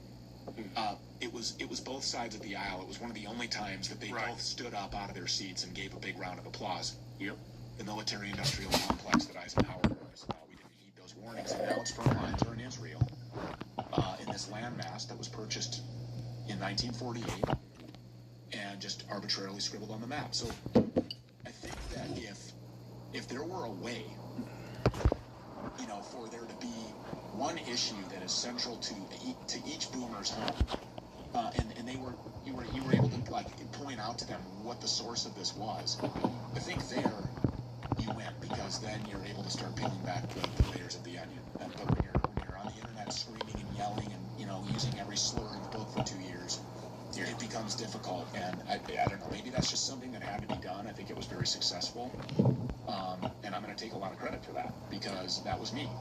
That was me on the internet that was you know, hyperbolic and using shocking language and was taking it all the way there, because as I sat back, I could see that there were influencers who understood this. I could see that there were people that had big platforms that they knew these things. They were being cute. They were being coy. They were being, you know, they were edgy, but they were walking that line, and they weren't really, you know, wanting to say it. And so I'm like, well, if I just go all the way, if I say these things in such an offensive way that everybody just hates me and treats me like I'm toxic, like I'm cancer or whatever, fine. I've got a big platform because of COVID and because of George Floyd and because of, you know, like all these other things that we've done really well. I mean, we've done good work. We've been right a lot of times. I know I'm right about this, so if I just say these things, it will kind of clear the path for a lot of other people to then wade into the water. And what happened? Well, then you have Candace Owens coming along, and you know, she was calling them the Frankists and whatever else. Actually, Jake Shields asked me about that, and I said, look, what is the upside for Candace Owens to be talking about, you know, Jews? Well, absolutely nothing. She had it made. I mean, she really didn't have to do that at all. So if she has to go through her own, like, okay, well, because there's a lot of people who are like, well, maybe it's not the Messianic Jews. You know, it's not the Orthodox ones.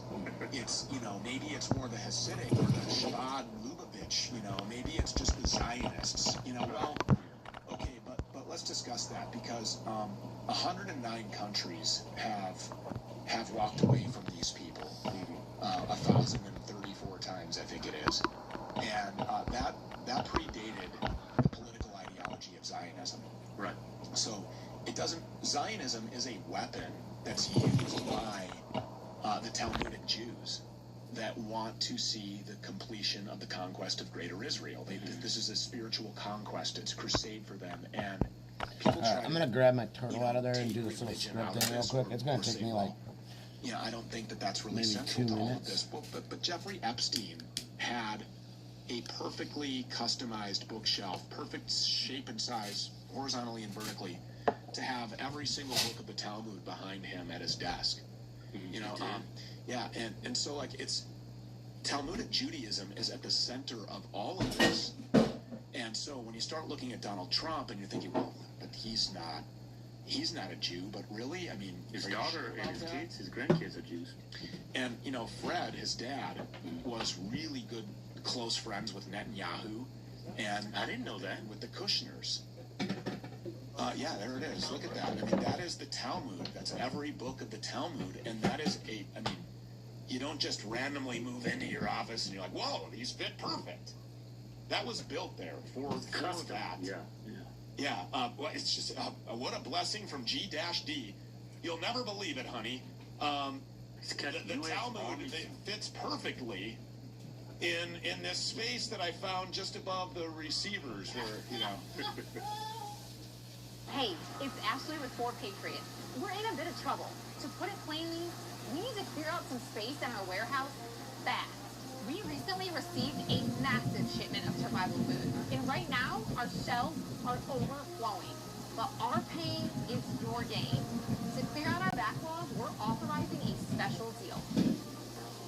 Buy one 72-hour survival food kit, get 2 for free. You heard that right. You're getting 3 kits, but only paying for 1. That's enough food for you and 2 loved ones to survive a long weekend. Or more than a week's worth of meals for you, all for the price of a single kit. This may be the most important decision you make today. We all know when a crisis hits, food is the first thing to go. Whether it's a blackout, a freak storm, or even just civil unrest. happens, you don't want to be elbowing folks to get to the last bag of rice. But more importantly, you don't want just any old food. You want meals that taste great and last. These kits are packed with delicious breakfasts, lunches, and dinners, designed to last 25 years. It's insurance for your pantry, but even better because it's easy to make and actually tastes like a home-cooked meal. Even picky eaters love it. But you need to hurry. We can't afford to do this deal forever. Once our warehouse hits normal levels, that's it. We're closing this page, and you'll have to pay full price for each survival food kit you want. There's another reason we're doing this too. We're a family-owned American company, and we believe in giving back. The last thing we want to do is ship you a box and say, good luck. You deserve to be truly prepared for the next emergency. So, when you grab this deal, you'll get an exclusive invitation to something very special. A live online training session with preparedness expert Seth Weller and his team of top-tier survival consultants. They'll teach you how to get the most out of your survival food, plus some fun tips and tricks to turn your meals into dinner table masterpieces. Even if you're not an expert chef, these folks are friendly, knowledgeable, and dedicated to helping you make the most of your survival food. They've been in the preparedness industry for decades and have helped people around the world get prepared for worst-case scenarios. Other classes like these go for up to $150 a pop. That is, if they're even offered. But your ticket is free this time as a thank you for helping us clear some inventory. We'll even throw in a $25 gift certificate to help cover your next purchase, and a digital copy of our Ultimate Survival Handbook. But remember, this deal could end as soon as tonight. There's no guarantee it'll still be open if you leave and come back tomorrow. The safest thing to do is to act now while your buy one, get two free deal is still active. Don't wait until the next crisis hits to think about food. Click the button below to secure your 3 kits now before they're gone. Stay safe out there.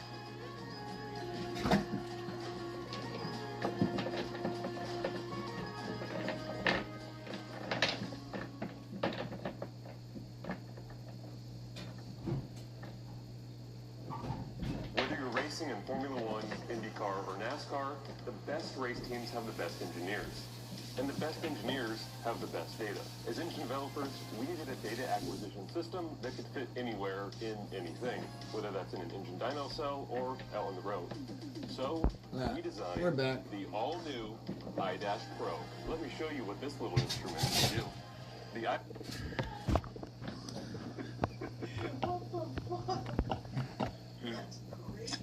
And that is I mean, you don't just randomly move into your office and you're like, whoa, these fit perfect. That was built there for that. Yeah. Well, it's just, what a blessing from G-D. You'll never believe it, honey. The Talmud, it fits perfectly in this space.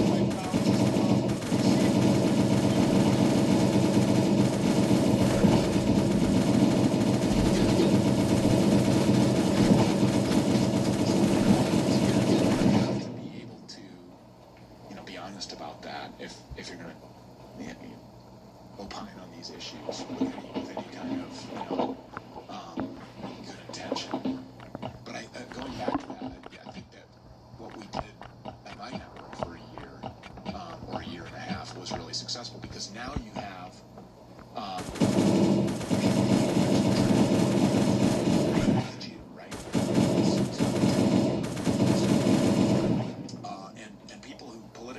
they never really had much to say before. They're OnlyFans hoes, and they're naming the Jew, or they're they don't. It's something that they just have nothing. And so talking about Jews and Jewish people and the Talmud and Greater Israel and all of these other things, it kind of like if yeah, it's a problem for the ADL. It's a problem for Jonathan Greenblatt, who just was on yesterday.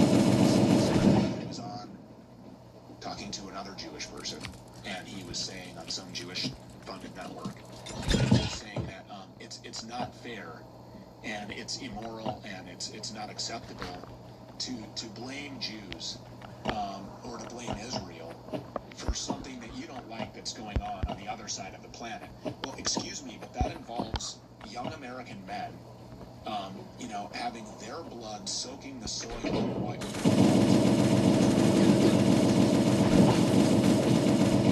out of there. We would have to have 500,000. What are we talking about here? Yeah, that's a lot of 130 million people live in Iran, and they know who they're up against, as we've talked about. It would take at least 500,000. Right. And probably a lot more. 500,000 is probably light.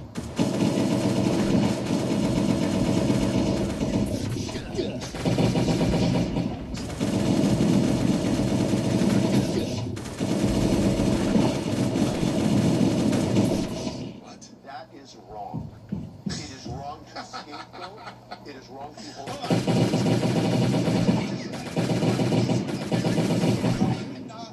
How can you not die?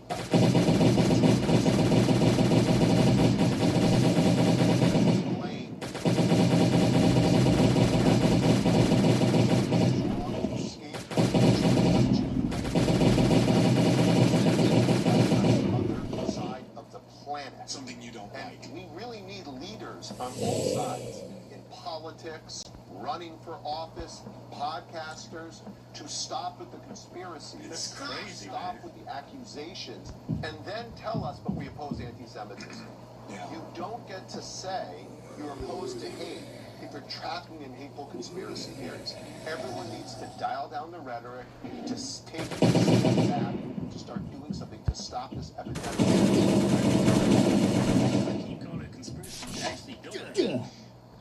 Your own government says that they're doing this on behalf of Israel. Trump said it. The Secretary of State said it. The Secretary of State said it. High-ranking generals have said it. You know what's crazy? The criticism we have for the Israeli government and our government. I mean, look how they criticize Muslims. How they talk about those people. Like they're animals. The way they talk about Christians. Muslims and Christians, yeah. And, you know, we've been over this. It feels repetitive, but your audience may not know this. Muslims actually really honor Jesus Christ. Right.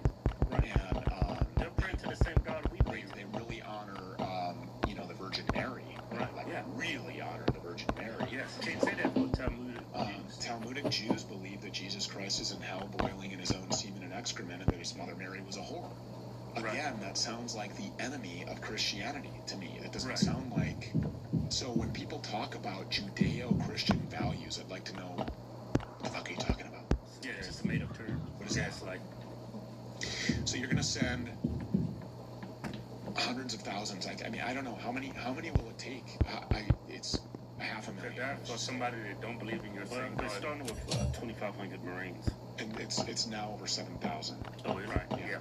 It's over 7,000. They added another 5,000. If Trump follows through with that, that war is going to go south. He's going to end up being probably, I mean, I'm just speculating here, but I saw that animation you just provided us and how many people there.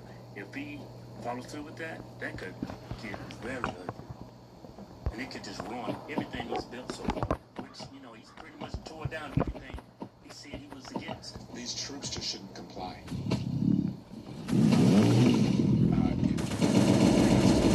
Large majority of active duty service members who have been thinking about becoming conscientious objectors. Not because they're scared. Right. You know, not because they're weak or intimidated. Suggest that you are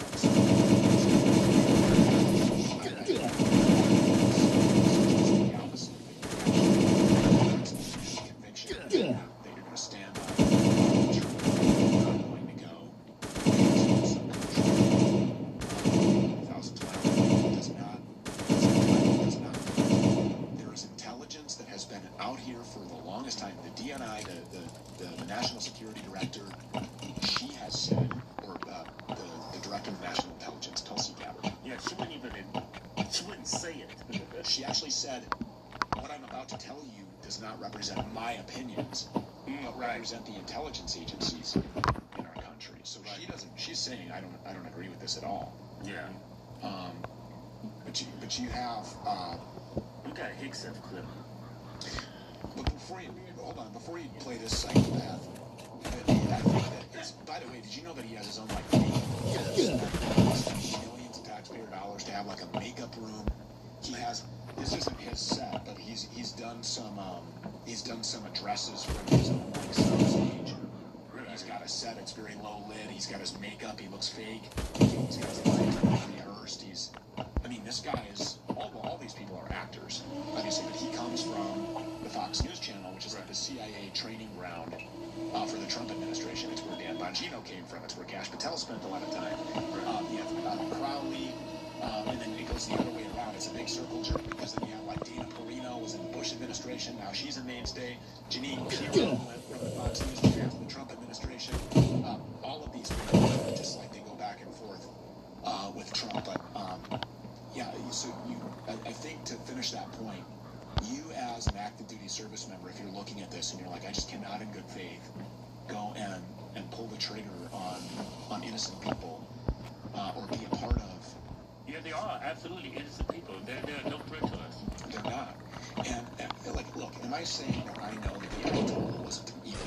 No. I don't know. Or I don't. Well, no, Netanyahu. He's been very clear about putting on force. Who exactly he is and what he wants to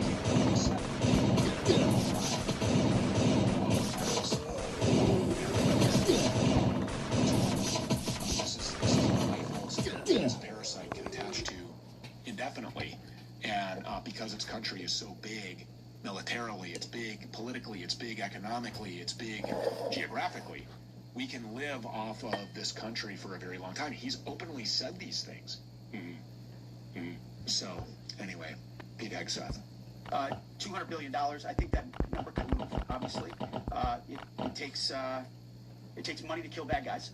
So we're going back to Congress and our folks there to ensure that we're properly funded for what's been done, for what we may have to do in the future.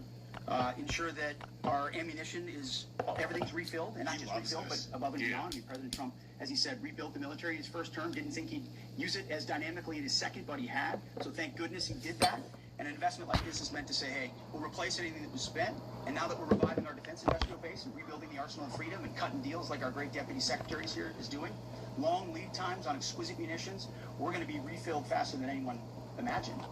And I think, we're also still dealing with the environment that Joe Biden created, which was defeating those stockholders, really, and not sending them to our own military, but to Ukraine, which is every time we reach back and look at anything. You're not eating onions wrong. You're destroying them before they help you. Which is every time we reach back and look at anything. Yeah, so $200 billion because it takes money to kill people. Yeah, bad guys. He doesn't differentiate who the bad guy is versus who the good guy is, because remember when he said the only people who should be concerned are Iranians who want to live. Remember him saying that? And so that's I guess they negotiate now. And last time, if I remember correctly,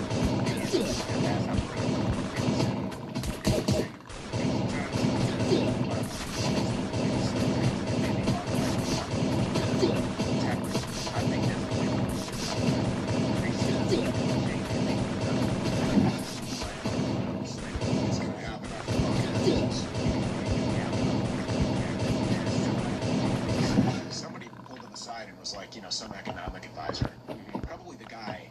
Remember, there was a phone call. This guy's in the middle of an interview.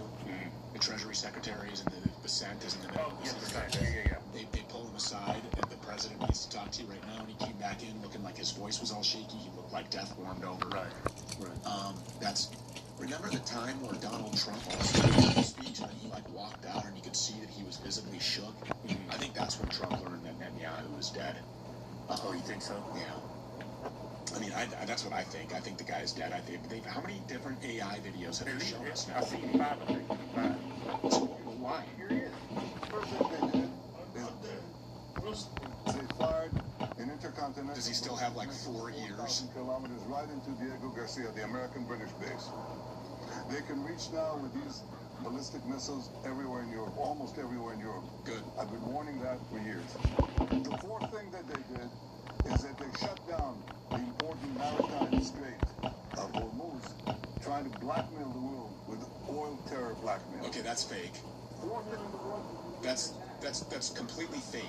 And they did not close off the Strait of Hormuz. It's worse than that. For America and for Americans, they left the Strait of Hormuz open for anybody who converts the petrodollar into the Chinese yen and then pays for their oil in Chinese currency. So you can go through there as long as you're paying for it not with the petrodollar. If you're paying for it with the Chinese, what is it, yen, yuan, however you pronounce this. What was it, yen? Yeah, they kind of crash that dollar. You say yuan, I say yen. Yeah, You say yuan, I say two. Well, yeah.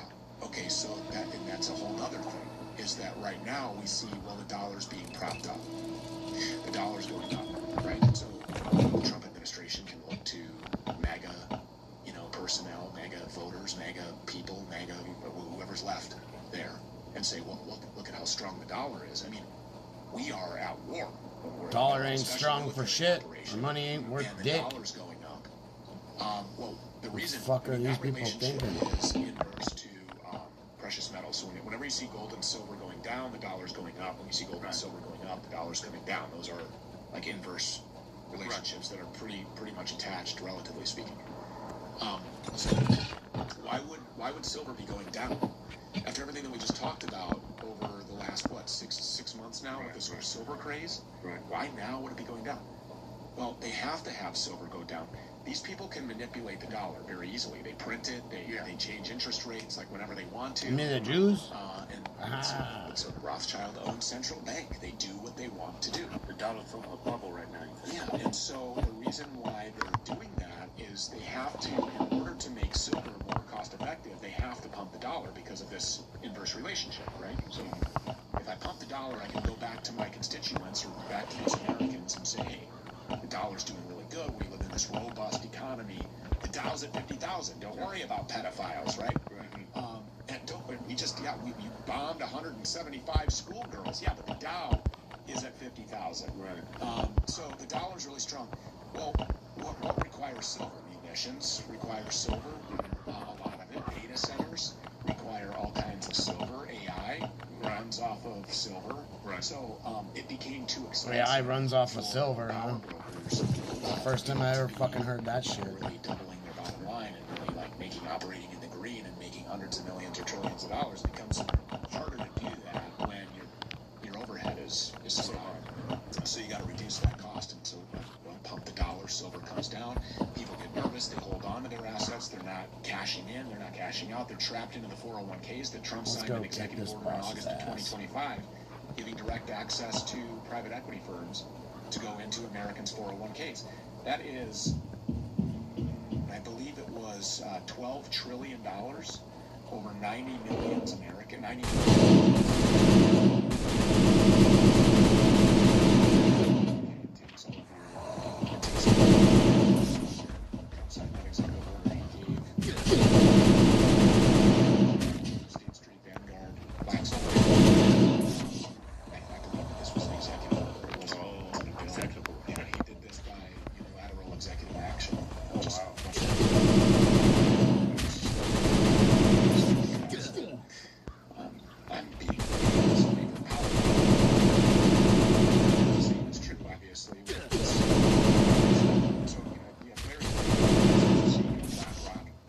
Blackstone and BlackRock they split. One is like more real estate. And so access to your 401k. You have no recourse if they take your 401k and run off and invest in some transhumanist thing. Pesticides. You know this trick to get rid of it. Transhumanist things.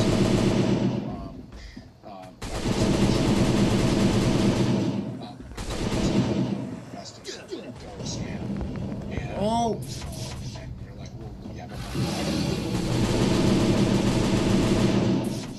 Trump signed.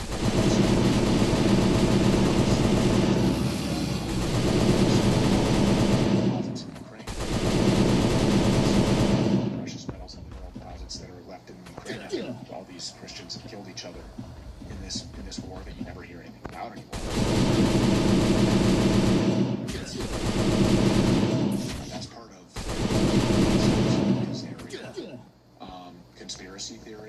talking about.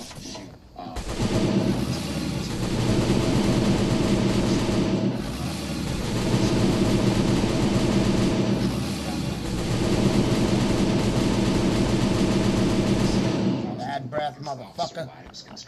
For some bad breath, motherfucker. So to give it back to my people, what he meant by that was he was going to give it back to the Jews.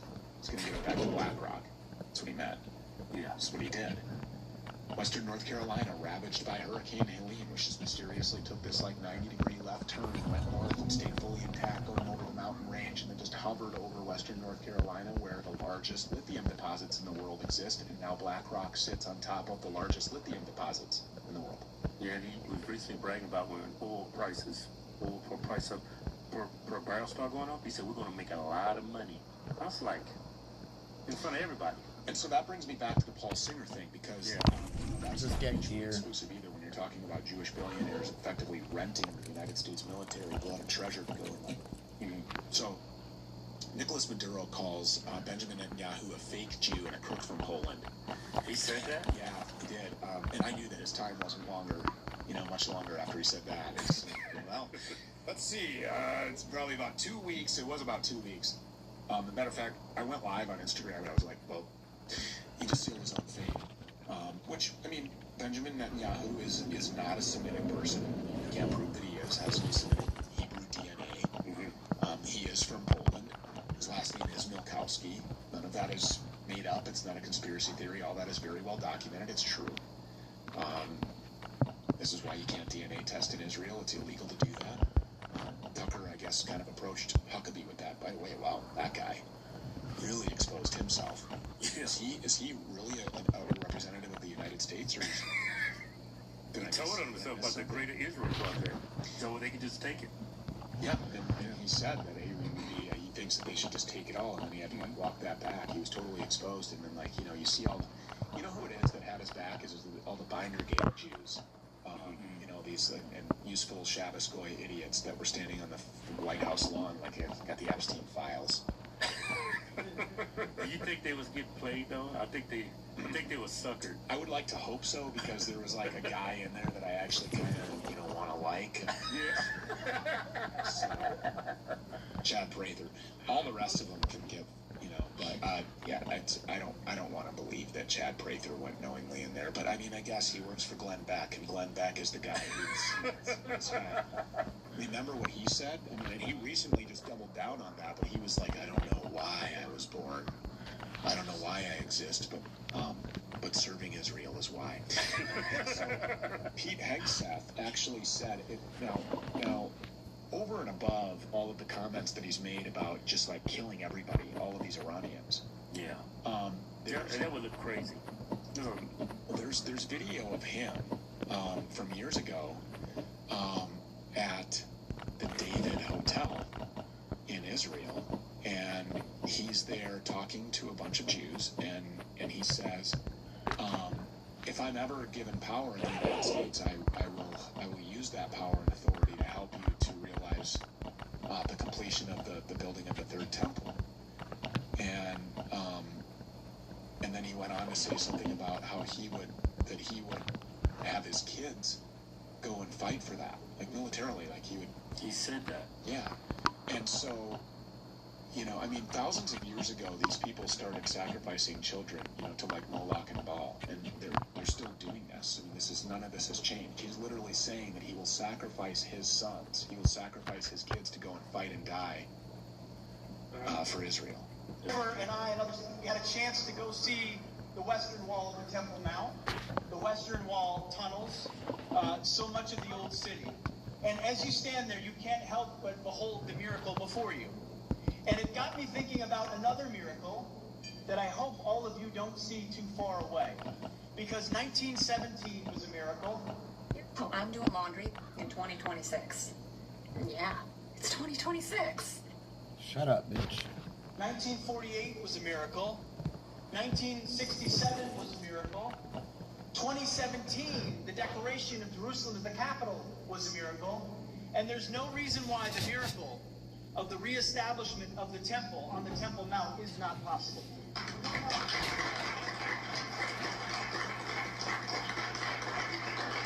I don't know how it would happen.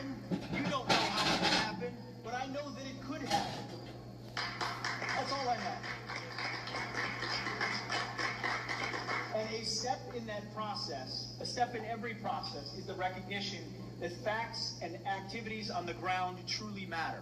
And that's why going and visiting Judea and Samaria, understanding that sovereignty, the very sovereignty of Israeli soil, Israeli cities, locations, is a critical next step to show.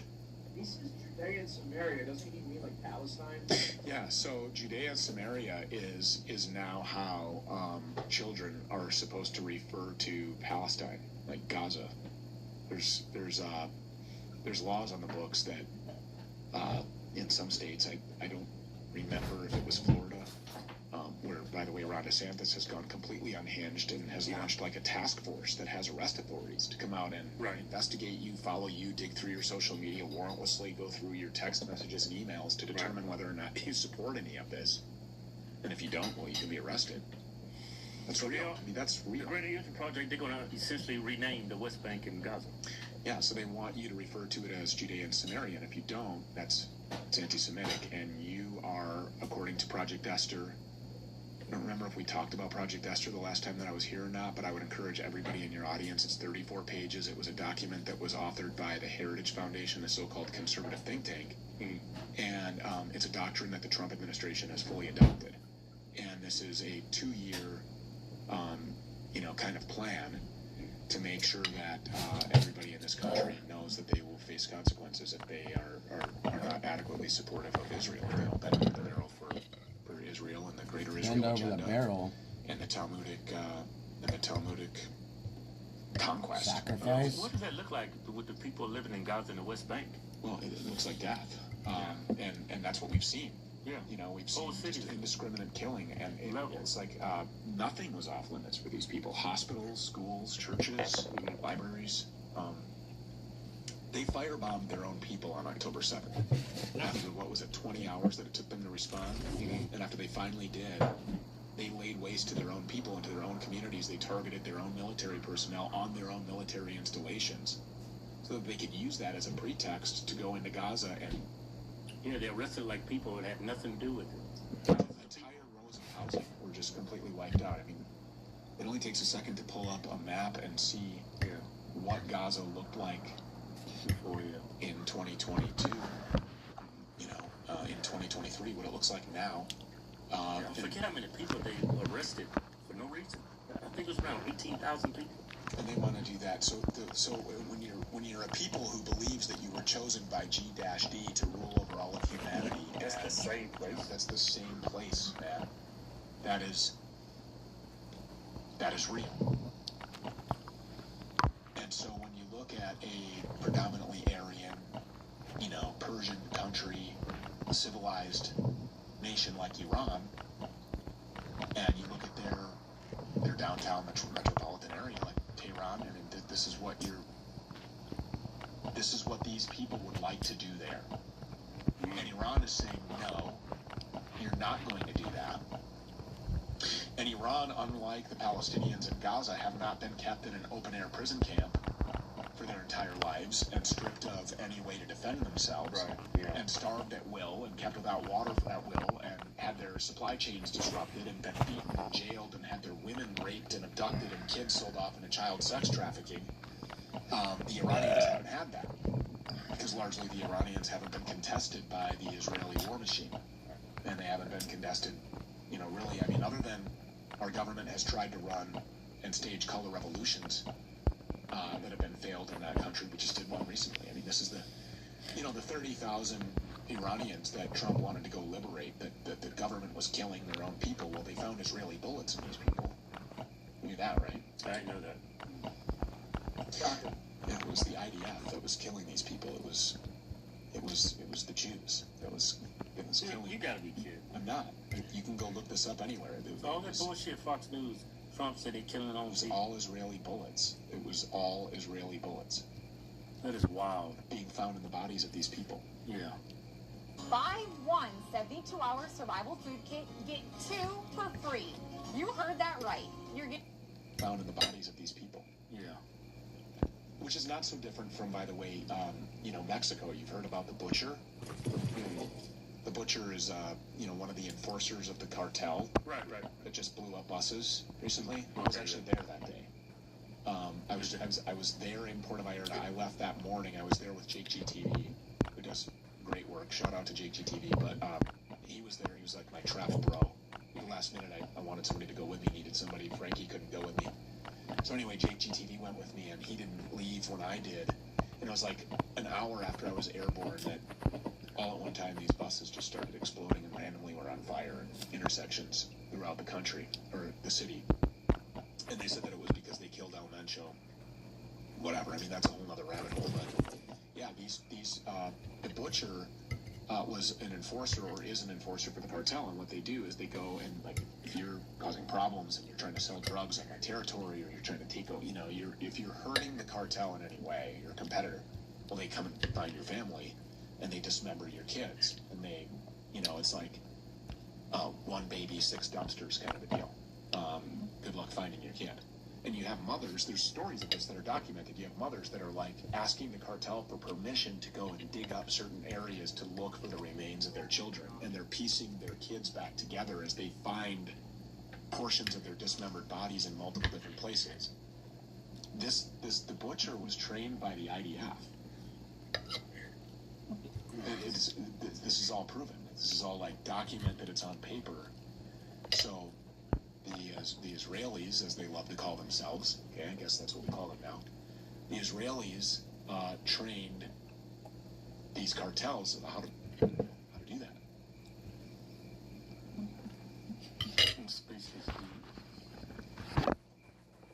This is why you've seen what you've seen in Palestine and in Gaza, and that there's no limit to the killing that these people will do. I came across I was looking at a Jimmy Dore video, and he was saying some things that a lot of our ICE agents are trained in by Israelis. The Israelis? They're using, yeah, the Israelis. Yeah. And they're using the same tactics they use in West Bank and Palestine. They're using it on American people. Yeah. I was like, that's crazy, because like when Renee Good lost her life and then that dude Axe Brady, I was like, man, that is crazy. Looks like both of those people got arrested, but nothing happened to them. Yeah. So is that why they're wearing masks? Kind of like when Charlie Kirk lost his life and he was surrounded by an Israeli security detail. What? Israeli? You didn't know that? No. I thought there was American. He had a bunch of Israelis. Charlie Kirk said that himself. He said, if you want the best security detail, hire the Israelis. He's on film saying that.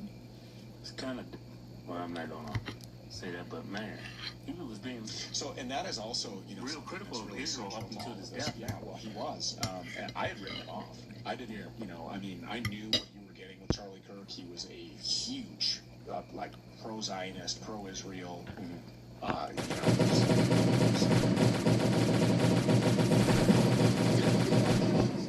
Trained by Israelis. Yeah, I believe that's it. Yeah, if it discusses the butcher. I can't watch it because I think you can't read it because, you know, Washington Post, you know, you gotta pay. Oh, yeah, you gotta have a subscription. Look at the ad. That's it, though.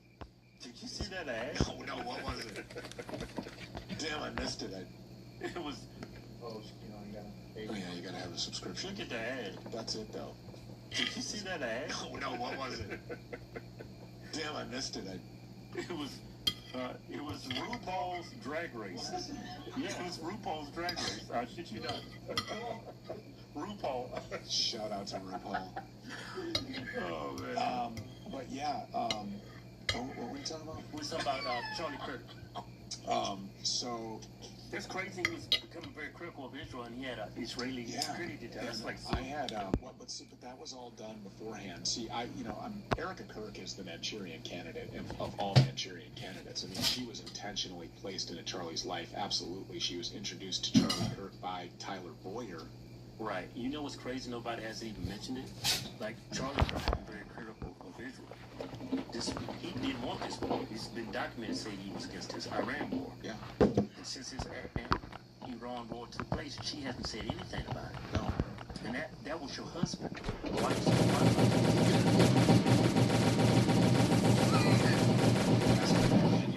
Well, it's rhetorical. Yeah. It's rhetorical.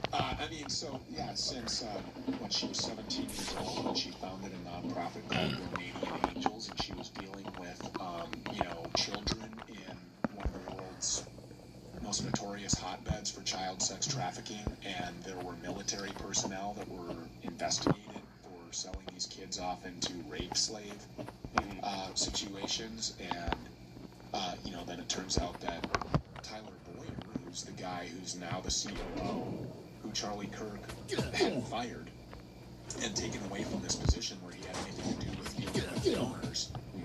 And, he wrote it that he was going to have a donor-style effort at Turning Point because he didn't trust him.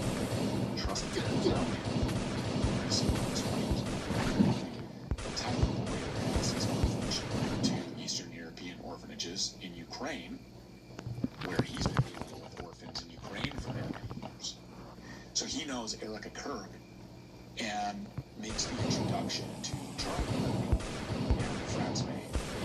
She comes from the background of boyfriends, with her connections to E3 Tech. That was her company, which was anti-EMP technology, which was tested on Fukushima.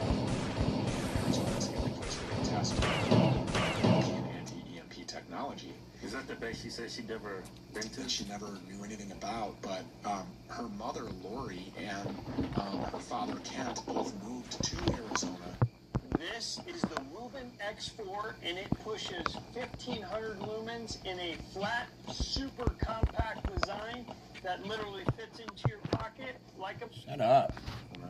To be in close proximity to the entire business came from. It's where all of the technology is tested. The defense contracts that you're seeing, and I would potentially say $1 million is the guy who set up Raytheon Israel Ltd. He brokered the financing for the Iron Dome. This is Erica Kirk's father. Now, she also tells this story about how she was like, she grew up with a single mom. That's just not true. Kent Benson was very much involved. She said that when she was on the air with Charlie Kirk. How Kent was very much part of everyday life when she was growing up. So she's a liar. She's lied about everything. She's always sought attention. She was, a pageant girl. She did the reality TV stuff where she was, on a dating show drunk, and then later went on with Barry Weiss and said that she doesn't drink and never dated before Charlie Kirk. She's literally on fucking TV, national television, dating and drunk. But never mind that. You're not supposed to. It's anti-Semitic. Hi! Good morning, America! Okay, this unseen footage will shock you. Hey, let's keep in there. Give them cleavage, they just want cleavage. Showcase it. Pay close attention. Sex sells it. It goes against everything in the narrative being displayed now. You need a god and it's not you. That's me. That's against religion. Believe me, this gets even worse the deeper we go. Hi, I'm JT Massey. Hi, I'm Erica Brown. So we've got the joking about her religious values. That's me. That's against religion. We've got a confirmation of living in California. I currently live in Venice, California. And now, also stating she lived in China. Because I lived in China. I lived in Chongqing. There is a lot to unravel. I'm still analyzing it. In the last video, I broke down the acting career. This video is different from everything that we see today. I'm a Jane of all trades. I'm kind of like a gypsy. She is highly confrontational. I am. Was Erica married before? Watch this closely. Sex sells. Sex sells. That's me. That's against religion. Yeah, so she had an engagement to that baseball player, this Massey guy. Yeah, he played baseball. Yeah, and then, she had other relationships with, people that were prominent, people that were wealthy, that were rich, and she completely scrubbed the whole engagement and pretended that never existed. I never dated before Charlie, she said when I was in New York. I never dated. And then did you see the picture of her with her legs spread wearing the leather pants on the steps in New York? I would like to see that. Do you find that picture? I actually want to see that. She's got her legs spread. Look, it did it again. Widow kit, it comes standard with leather pants and ass squeezes and all these other things, the vice president. But no, I mean, she has been directly connected to these people for her entire life. with the military-industrial complex deals, and then the superfeed technologies, superfeed tech company that Lori Franzfey and Tyler Boyer both sit on the board of. And they take all of this money from, of course, prominent, wealthy Jewish people, and then they run these influence campaigns here in our American political system. And they do these back. She's on video giving like training to CIA operatives. She's like teaching the CIA about EMP technology. This is Erica Franzfey is on video doing all of that. Yeah, so how did she meet Charlie? How did that whole relationship? So Tyler Boyer introduced Erica Franzfey to Charlie Kirk originally because Erica had seen Charlie on some trip to Israel. So Tyler Boyer makes this introduction. Basically, the premise was that this was going to be a job interview. And so there's Charlie Kirk interviewing this Erica Franzfey, and good-looking woman, and basically at that point it was just decided, like, no, this is no longer a job interview. This has turned into a date. And you think Eric Boyer and her had ulterior motives? Well, I mean, just based on the fact that he's now dead, yeah, and that Tyler Boyer was fired, right, and now is right back into that position. That he's now dead, and immediately preceding his death, he rejected $150 million from Benjamin Netanyahu, and then now the money has come in. So she's a very connected, powerful woman before she even met Charlie. Oh yeah. What about these kids? I mean, whose kids are these? Are they really actually Charlie's kid? Did she tell him that she couldn't have kids? I didn't even know he had a wife.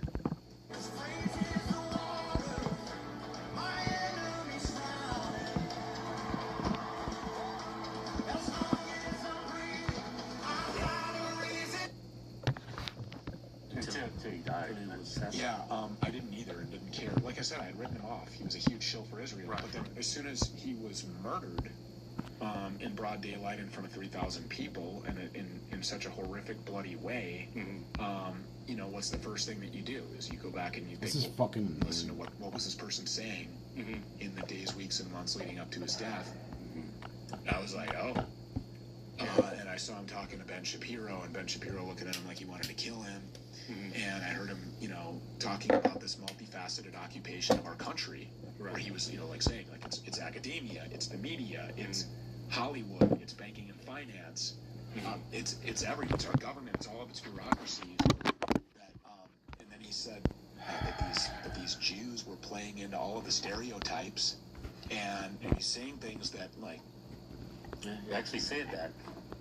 So when he was starting to go off the rails, or off the plantation, in other words, when he started to think for himself, they tried everything, including dragging him to the Hamptons to Bill Ackman's mansion.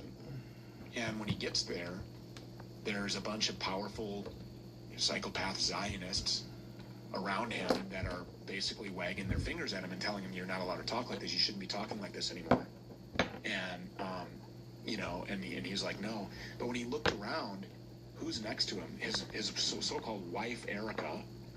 This guy who's supposed to be his best friend, Mikey McCoy, who's a proven liar. All these people at Turning Point have been caught in multiple easily confirmable lies. And Mikey McCoy, his best friend. And so when they couldn't pressure him, they had the Prime Minister of Israel phone in. Like, this is the head of state, right? Right. Of a foreign country. Right. Is there a precedent for that? Is that normal?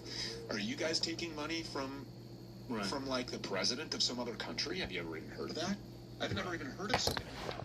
Yeah. So here's this Prime Minister of Israel calling into Bill Ackman's mansion, put Charlie on the phone, and I've got $150 million for you. And Charlie's like, yeah, no, I'm not interested in that. I'm not interested in that. And then we had heard, and it had been reported to us, that there was actually like $1 billion on the table. And I was like, hey, listen, I've not been able to independently confirm or verify this, but I've been told that there was actually $1 billion on the table that Charlie walked away from, and then was writing texts about how he was going to be forced to leave the pro-Israel cause, and that these people are feeding him all of the stereotypes. He's not going to be bullied around. Then he was on the air saying, all all of these, you know, like neo-Marxist quasi, like these policies that we're like this has all been ushered in by secular Jews, and now this is all coming for the Jews, and they're like, wait a minute, what happened? He's on video saying that, and it's now been confirmed, thanks to Candace Owens and her hard work, and you know people who are kind of helping in this crowdsourced investigation, that it's been confirmed that there was $1 billion offer on the table, and in fact, immediately after Charlie Kirk was killed, Turning Point took that $1 billion, and that this Pierre was one of the first guys in the world to know and to say out loud that Charlie Kirk was dead. Well, how did he know that? How did a Jewish billionaire know in Israel that Charlie Kirk was dead before I did, or before you did? Right. As an American, why was Benjamin Netanyahu on TV before Donald Trump was? Right. So, I mean, it's my opinion that, you know, I'm sure that you've seen or heard of the Mitch Snow appearance on Candace Owens, where Mitch Snow said that he was on Fort Huachuca and he saw Erica Kirk with Cabot Phillips on the 8th, 2 days before, and then saw Brian Harpole, who is, you know, on Charlie's security detail. I don't know in what capacity, if he ran it or if he was just working there that day. By the way, 90% of the people that were working for Turning Point that day on September 10th, it was their first day on the job working for Turning Point. Charlie was surrounded by unfamiliar faces when he died. He didn't know who these people were. A lot of them, including a photographer who was like, yeah, like Charlie had no idea who he was talking to, who was there. But Brian Harpole has a security firm whose company is located 11 minutes from the gates on Fort Huachuca. Erica Kirk has grown up there for her entire life. Her mom worked on Fort Huachuca. A base she said she'd never been on. A base that she's saying she never heard of. What's a Huachuca? What is that? What is a Huachuca? That's Cabot Phillips, yeah. He works for the Daily Wire as like their head editor. Yeah. So Cabot Phillips, and then Cabot Phillips immediately after Charlie Kirk is murdered goes on a Fight Like Charlie tour. Cabot Phillips, her ex-boyfriend, who she's, according to Mitch Snow, is on Fort Huachuca. Now, I will just tell you, I'm not going to. Glad I know the fucking code by fucking. Yeah. I know that Erica Kirk was on Fort Huachuca 2 days before Charlie Kirk was killed, and that she was in the hotel lobby with Cabot Phillips. You have a pinched nerve in your neck. You gotta watch this. 2 years ago, I started getting this. I was driving. It was just random. Shut up. The hotel lobby with Cabot Phillips, her ex-boyfriend, or maybe a guy that she never broke up with, because I believe that she's a promiscuous whore and a compulsive liar, and a Manchurian candidate. I believe all those things about her, and I believe that she had a lot to do with planning and carrying out Charlie's murder. You think Charlie was shot by his lapel? I think it was an exploding lavalier. Lavalier, yeah, I was looking at that video, because I never did understand how 30-06 you don't have an entry room. Yeah, well, that's just not. I mean, that story is completely I don't know. I think that if there's any influencer that is saying that, or any person that people follow that's still saying, well, I think they got the right guy. It was Tyler Robinson with his grandfather's 30-06. I mean, they're either benefiting in some way from their complicity in all of this. They're either getting paid, or they've been promised a position of power, or some, in this fake government, they're going to have, we'll make you a congressman someday, or maybe even the president. I don't know, maybe they offer them nominations, maybe they just pay them off. I don't know. They're either benefiting or they're just retarded, because there's just no way that a 30-06 does that, especially when you consider who was holding it and all this other stuff. And we have to take into consideration that we have a young 20-something-year-old who's sitting in jail, facing the death penalty sentencing for and so those are supposedly the kids. Okay, you never see their faces, no, but well, you don't, huh? Yeah, you don't. There's no pictures of their faces? Never, not one. You kidding? Never. Well, there's a video I saw, but it's always the backup. And so check this out. Weird. So after Mitch Snow makes the assertion on Candace's show that he saw Erica Kirk on Fort Huachuca, she produced an alibi. And her alibi was, no, I was with the kids. And but they were somebody else's kids. I don't know whose kids they were, because they weren't those kids, because they were not those kids. They were a completely different age than what we were told Charlie and Erica's kids were. So there's that video on Fox News. And then also, the alibi was from the wrong day. It was from the 9th, and nobody, they said that it was the 8th. It's always from behind. Always. I didn't notice that. So why are they running away from that? And why is this woman who said, I forgive you, I forgive him. Remember that? Mm-hmm. I forgive him. At this memorial, I guess. And now they're saying that, Erica's saying that it's her right as the victim of this crime to force a speedy trial and to have Tyler Robinson convicted and executed as quickly as possible. She can't do that to that because that guy's got rights. You're fucking crazy and you're an idiot. The bullet doesn't even They've already match. convicted Tyler Robinson. They've executed him. Like, come on. Yeah. But I believe it was the lavalier microphone, which is why there were shards of glass everywhere.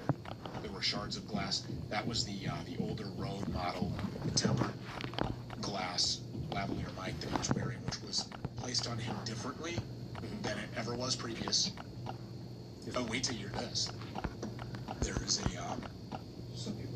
There's an explosives manufacturing facility, and in May of 2025, the Department of Defense took delivery of an order of a very small amount of explosives that would be like the amount that you put in a shape charge or, for example, an exploding lavalier microphone. It was a Department of Defense order. A plane from Utah went to eastern Tennessee to pick that up, to pick up that small amount of explosives. Then Charlie Kirk is killed on September 10th. And when people started looking into the shape charge idea, the exploding lavalier microphone, all these things, which I think I was one of the first to say, this is what killed him. And I kind of put the video on. The plant blew up and killed every one of the employees that worked there. What? Yeah. Really? What was it called? The manufacturing facility in eastern Tennessee. I don't remember what it was called. You can probably easily find that. But the plant, the manufacturing facility that produces the explosives. Is that the one that burnt down? Well, yeah, it burnt and So killed. like a nuke bomb just blew it all up. Yeah. The same place. It's that place. And it killed every employee. There was nobody else left alive that would have worked on the explosives that were delivered to the Department of Defense that I believe killed Charlie Kirk. So, I mean, this is, I believe, very clearly a high-level military operation that goes all the way to the president. And, this just suggests an indication. This film Occupied, it just shows that every single level of our bureaucracy is completely and totally occupied to the extent that we will send, hundreds of thousands, whatever, however many Americans into this certain death. Yeah. Yeah, that's it. Yeah, I guess it totally exploded. At a bomb factory, they call it. Yeah, that's what they said. It was a bomb factory. Yeah. So that's what they do. They manufacture explosives, just like the explosives that were delivered to somebody who was on a private jet from Utah, not far from Utah Valley University. And I think that there's been, some discussion about whether or not that could have been Hibbs that did that. And there's like a picture of him with the lavalier microphone in his shirt pocket. That would be later placed on Charlie Kirk. Yeah, what's the purpose of having a lavalier mic if you got a microphone you holding? Well, I understand that because they use the lavalier microphone to capture audio for like these cameras so that they can stream them for Turning Point, materials, or rebroadcast them, turn them into reels, whatever, so that they'll have good audio. And then this microphone is obviously to talk to the 3,000 people that were in attendance that day. But So how did they manage to get that guy on the roof then? To take the fall for it? I don't even know if there was a guy on the roof, to be honest with you. I mean, we're talking about a government that Hardcore bug. has lied to us about every single developers are watching my stream, so they're gonna try to figure out what's wrong, because literally all it's doing is giving me gear over and over and over and over and over and over fucking over. That's it. frame of surveillance film that you've seen and told that this was Jeffrey Epstein's cell was fake. Like, fake. Not from another time, not altered. fake. I had to make a chest for guns. The entire time. This is the guy who had appeared on my show previously 8 times, and he sat before Dick Durbin during his Senate confirmation hearing, and when he was asked whether or not he knew Stu Peters, he lied and said that doesn't ring a bell. Do you got that, Joe? And so he lied then, and this is who these people are. Stu Peters, does that name ring a bell? I'm sorry, Are you familiar with Mr. Stu Peters? not off the top of my head. He made 8 separate appearances on his podcast. Thank you so much for being here. I appreciate it. Thanks, dude. Always love coming on your show. Thanks, dude. Appreciate it. Thank you so much for being here. We appreciate it. Thanks, dude. Appreciate it. I gotta go, Cash. Thank you so much for being here. We really appreciate it. I'm against a heartbreak here. Thank you so much for being here. We appreciate it. Thanks so much. Appreciate it, Stu. Cash Patel, thank you so much for being here. We appreciate it. Thanks so much, Stu. Appreciate Are you familiar with the Stu Peters? Does that name ring a bell? I'm sorry, what? Are you familiar with Mr. Stu Peters? Crazy. Not off the top of my head. Imagine being given the opportunity to be the director of the FBI and, Dan Bongino to be the deputy director of the FBI. Imagine in today's climate, imagine you having the opportunity to be the director of the FBI, the federal law enforcement arm. Yeah. And you use that to protect pedophiles and to lie about Jeffrey Epstein. You know that the footage is fake because you know that they removed. This guy should be arrested. Right. I mean, he should be arrested for committing treason against the American people. You think he's a traitor? Yeah, he's a traitor, definitely. But you think there's some self-preservation going on? They'll kill him too. I don't care. Yeah. I mean, at this point, because they got to be aware of what's going on. The other lies. Look what Candace is doing. Look what Tucker is doing. Look what Marjorie Taylor Greene is doing. 2 of these people are women. One of them is, a very wealthy guy that has really also no upside for talking about any of this stuff. And I hate the fact that people still are like, well, he's an asset. He's CIA. They're doing this thing to Joe Kent now, too. Yeah, why is Nobody can ever just do anything good and morally upright and noble and patriotic. Nobody can ever. Right. When Joe Kent says, I can't get with this war anymore, why would anybody who's on our side be like, well, he's a CIA agent? Green Beret. They even called him a coward. Yeah. And it's I don't see a carrot, dude. There's no carrots on here. I mean, this is like other people that are, supposedly anti this American-Israeli relationship. There's no egg They want this to grenades. continue anymore, and they're very much people who would Carrot normally support dispenser. somebody that would be walking away from a position like that. Some carrot grenades you might get, Well, he's a CIA agent. Well, I never really felt all that great about Joe Kent before either, but I never felt that great about Marjorie Taylor Greene.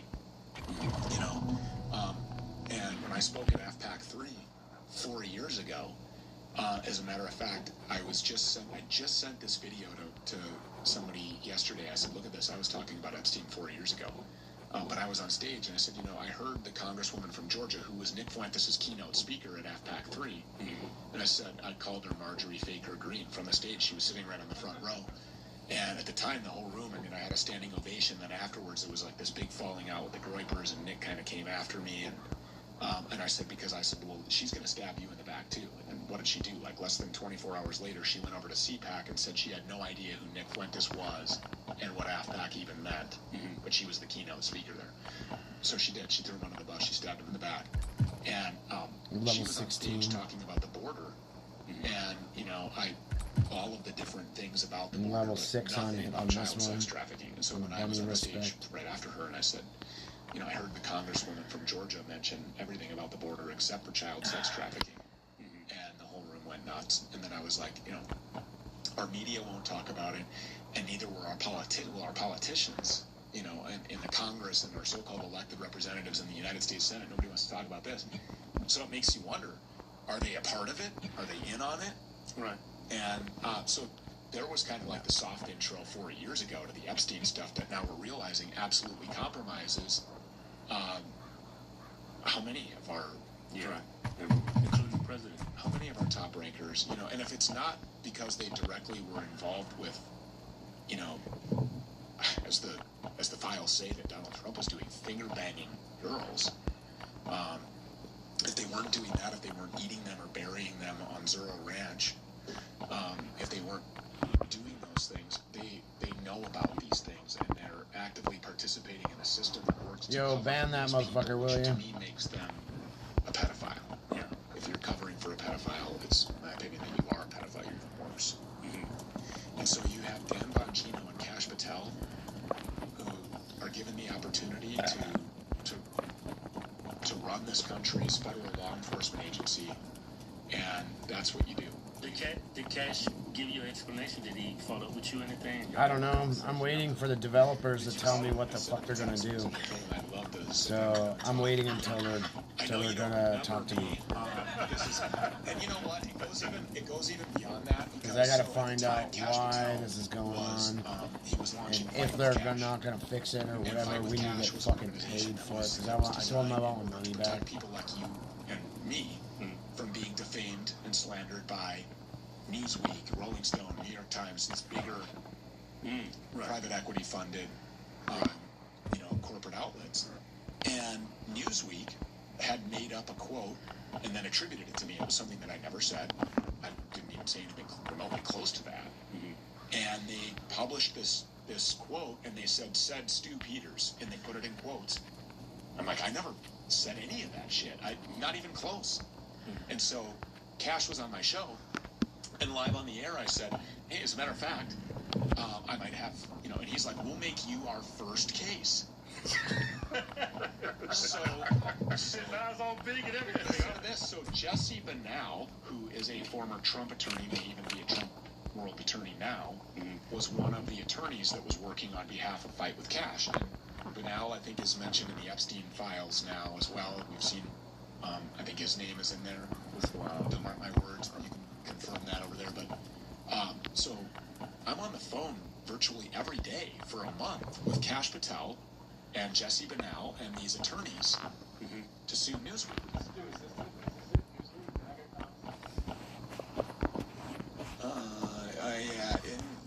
No, that wasn't it. I don't think that was it. Yeah, that wasn't. It was a different one. So that was true, huh? I mean, look, there might be some legitimacy to that. They took me out. They took a nigga out of context. But anyway, no, it was before that. But there's video of, and so for an entire month, I'm on the phone with Kash Patel at least once a week, sometimes every day for a week. And these attorneys talking about this case. We were much more involved than just his 8 appearances on my show, which, by the way, were extended. And also, I asked him, like, did you think Jeffrey Epstein killed himself? And he went around the block to go across the street and never really answered my question. You need to get the Ripper blade. Obviously, these people are all actors. They're all auditioning for these roles. And then they end up in these roles because they're given these positions based on how far are they willing to go, how subservient are they willing to be. I don't know if I really want to play any more of this garbage, because literally if they're going to keep fucking around, and I really don't want to do anything, it's just going to keep wasting my fucking shit. Long before 2020, 2024. Granted, it's fun, but fuck, man. About his relationship with Sheldon Adelson. MAGA was fake from the very beginning. It was an op, and it was paid for by Sheldon Adelson and by AIPAC and by all of these Jewish billionaires that have come along with Trump for his entire life, because Fred, his father, used to work very closely with these people. Fred, his father, Trump actually tells a story about how his father told him the most powerful people are the Jews. Asked my husband, when did you get so big? His confidence hits different with Rougiette Ready. It dissolves under his tongue, works in 15... Shut up, bitch. Who are the Jews? When he was very young. Rougiette Ready. And he was looking at property in, he wanted to invest in Manhattan, All right, so But we're his gonna go dad up to was- that. That's why would I go Not the buy snow map, but we're gonna go over to the other map. per foot real estate when I can be in Brooklyn and get real estate at $3 a foot, but and so that's in the same conversation as where Trump was saying that his dad Fred would tell him about the powerful Jewish lobby, and that these were the highest respected people, and that they were the ones that had all of the power in politics and in real estate and in money. So Trump has always been surrounded by Jewish billionaires. Well, then insert Charlie Kirk. Charlie Kirk's best friends with Don Jr. And so he's in that Trump orbit at a very young age. I believe that his dad, Charlie's dad, was somehow connected to the architecture or development of Trump Tower. So there were connections to the Trumps anyways. And so from a very young age, a smart kid like Charlie, who was well-spoken, the Jewish billionaires that come in Trump's orbit started funding, of course, the propaganda arm of alternative media and putting Charlie Kirk in person in front of college-age young American men and women alike, and doing these tours. Well, he was very impactful, and you had the Zoomer generation hanging on every word that he said, and they wanted to, very much be involved with everything that Turning Point was doing. Well, Charlie Kirk Easier stuff. What do you mean? You just can't do any of the shit for. You can't collect nothing. Sidetrack was that I have text messages. I'm already fucking I'm almost maxed out on the fucking thing. It's the first fucking day.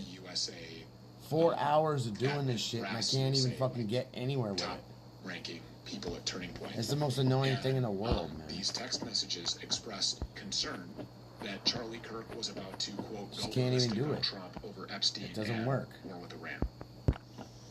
So if people inside of Charlie's organization were concerned that he was about to go ballistic on Trump, that would explain why they brought him, why his wife and best friend brought him to the Hamptons, to Bill Ackman's mansion. It would explain why Netanyahu offered him $150 million, or why Pierre offered him $1 billion, all of which he rejected. And it would explain why at UVU they killed him so early in the day. And also, that was a late added stop. UVU was not on the original. It was done in an unorthodox way, where normally it's like Turning Point reaches out to these universities because they know logistically how they're going to move through the country and what makes most sense, fiscally, in every way, I guess.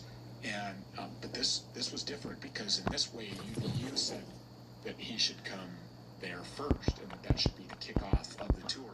And he got, one question in, and they wanted to make sure that nobody got to that Israel content because obviously it's like 40 something outside right now. They were going to start asking questions about Israel, war with Iran, and Epstein. And I think that what happened is that Charlie Kirk saw the inside of the Trump administration firsthand, and he was disgusted by what he saw, and he was about to tell all of these people.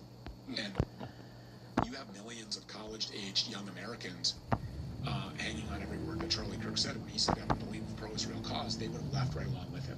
When he would have said, I stand against this war with Iran, don't go and fight in it, they wouldn't have gone to fight in it. And they need that blood. They need that blood sacrifice to accomplish all of this. They're going to need to dip into the blood bank of America for our blood and treasure to be sacrificed in the name of Greater Israel in order to accomplish that. They can't do it without all of these young Americans dying. Right. So how do you think this is going to play out in the Middle East, the war for Iran? I think that they are committed to Greater Israel. I think that there's nothing that's going to stop them. They're going to topple Iran? I think they're going to try. And I don't think that it's going to go well. And I think that as a result of that, there is, obviously the talks of, more powerful weapons being used.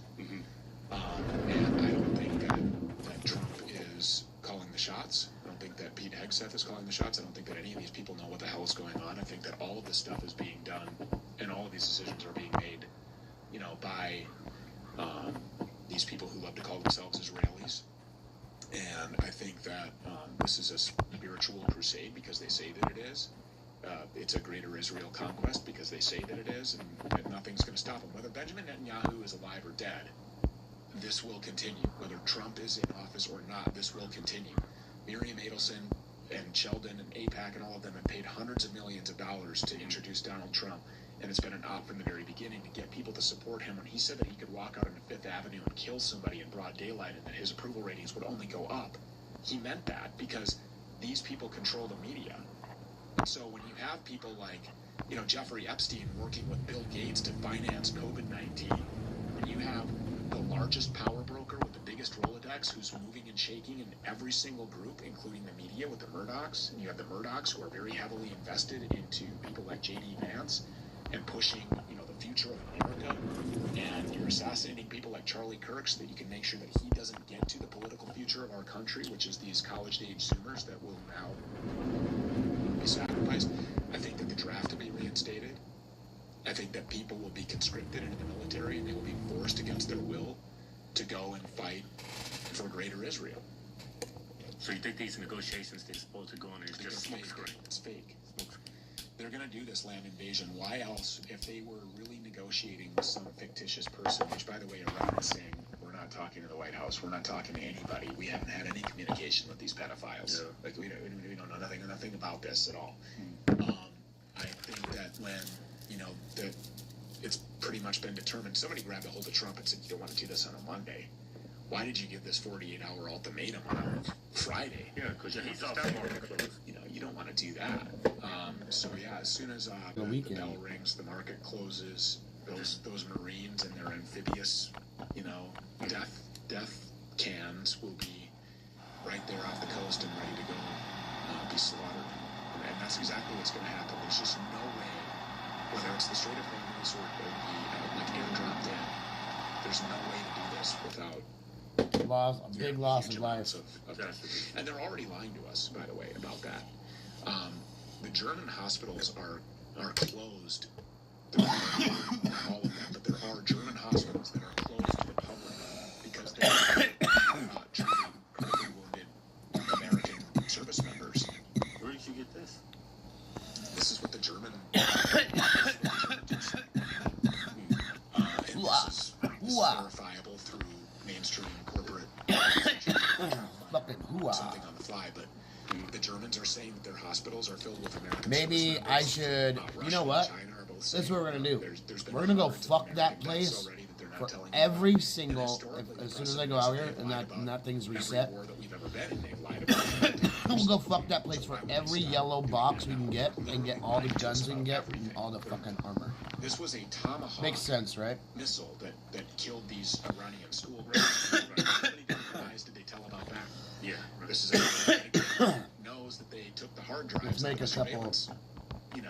Gaps system here at the prison that they were holding Jeffrey Epstein in, and they lied by pushing fake videos.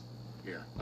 This is Dan Bongino, the deputy director at the FBI. That looks good to me. Lying about Charlie Kirk, lying about Jeffrey Epstein. Oh, I'm waiting to get a fucking big giant coffin.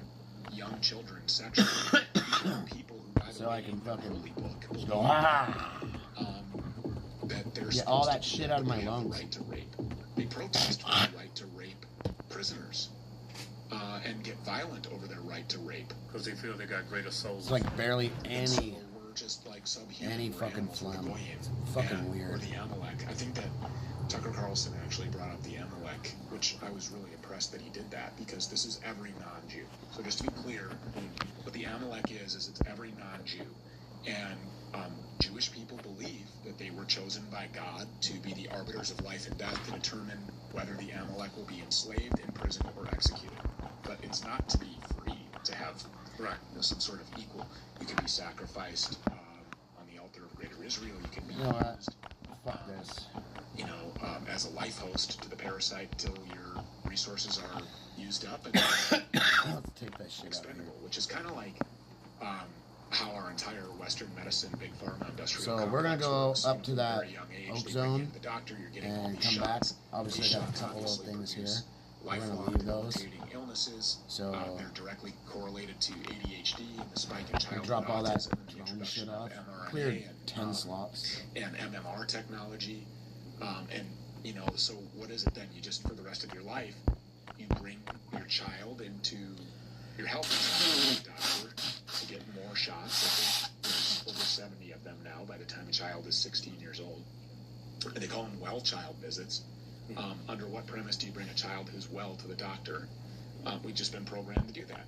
And so they keep you just healthy enough to stay alive, but just sick enough to keep coming back for your entire life so that they can put you into an early grave while sucking you, bleeding you dry of your financial resources on the way out. I mean, so this is just exactly the fucking point of the medical extension. And, I mean, I think that we're seeing the worst of the worst right now, but it's about to get... I don't think that... I had a viral bronchitis, which could have killed me when I was younger. But I was super healthy as a kid. So as long as you're healthy, things will blow over. That's what it is. In Venezuela, which I didn't really get to finish that, but Paul Singer acquired Citgo, which is the Venezuelan arm of the American oil industry. Basically, the American arm of the Venezuelan oil industry is Citgo. And so he, in a Delaware court, presided over by an APAC judge, he forced the sale as a vulture capitalist. He takes Citgo, but he can't capitalize on that investment unless he controls more of the oil. So he wrote a check to Donald Trump, effectively renting the military to go in and kidnap the Venezuelan president and his wife. So that's why they went to Venezuela, because they knew they were going to invade Iran. They control all the oil. Yeah. Paul Singer makes good on his Citgo acquisition, and then the steroids they give you, locked up because those things are like steroids. They're talking Greenland. Well, what's the common denominator? So I already know I'm gonna get like fucking attacked. Ronald Lauder, do you know who this guy is? The president of the World Jewish Congress. He's the heir to the Estee Lauder cosmetic brand. I got sick when I was younger. Billionaire Jewish guy. When you end your want and need for like sugar or sweet things. Like I don't eat food at all for any type of energy or any type of like flavor or shit like that. Like I'll eat something that's like halfway decent, but like I don't need anything like crazy. We can't purchase Greenland, and I don't know why anybody would want to do that. The igloo people that live there aren't interested in being American territory. Right. And, you know, the Dutch, the Danish, they're not interested in selling Greenland. They sound like they're just... I just have this fucking... And this is a NATO country, by the way. Shit that's on my throat. Yeah. Just militarily kill all of the igloo people and take Greenland and then put the data centers there and make sure Ronald Lauder has all the water that he needs. So that's where we are. I can't find my salt water right away with like my spray. Yeah, I can't find it anywhere. With like every fell, aspect of our society, and now I can't find it. It's under something. Finance to our government, to the military. So I'm gonna I gotta go see my mom. Oh, see my mom tomorrow, and then heads of state all over the place. I'm gonna clean my house. I might clean my house before I go see her. This was the cause of World War II, right? I gotta go pick up $200. They killed Patton after I gotta pick up like gas. Yeah. This is what. Well, I can't say his name. I'm not even suggesting, but look like he had the best intentions. If you have a high immune system, and literally like this is how I do it, how I stay fucking fully. My sinuses get fucked up, and literally if you look across the United States right now, it's about 80% of people are fucking having sinus problems. Like his rallies, man. So Trump's rallies look like a, you know. I'm not the only one that's experiencing it. I think Trump's rallies like. Alright. The little circle that was drawn on the ground everywhere, like they were trying to summon the mothership or something, and this guy with dementia, they had to make it look that bad.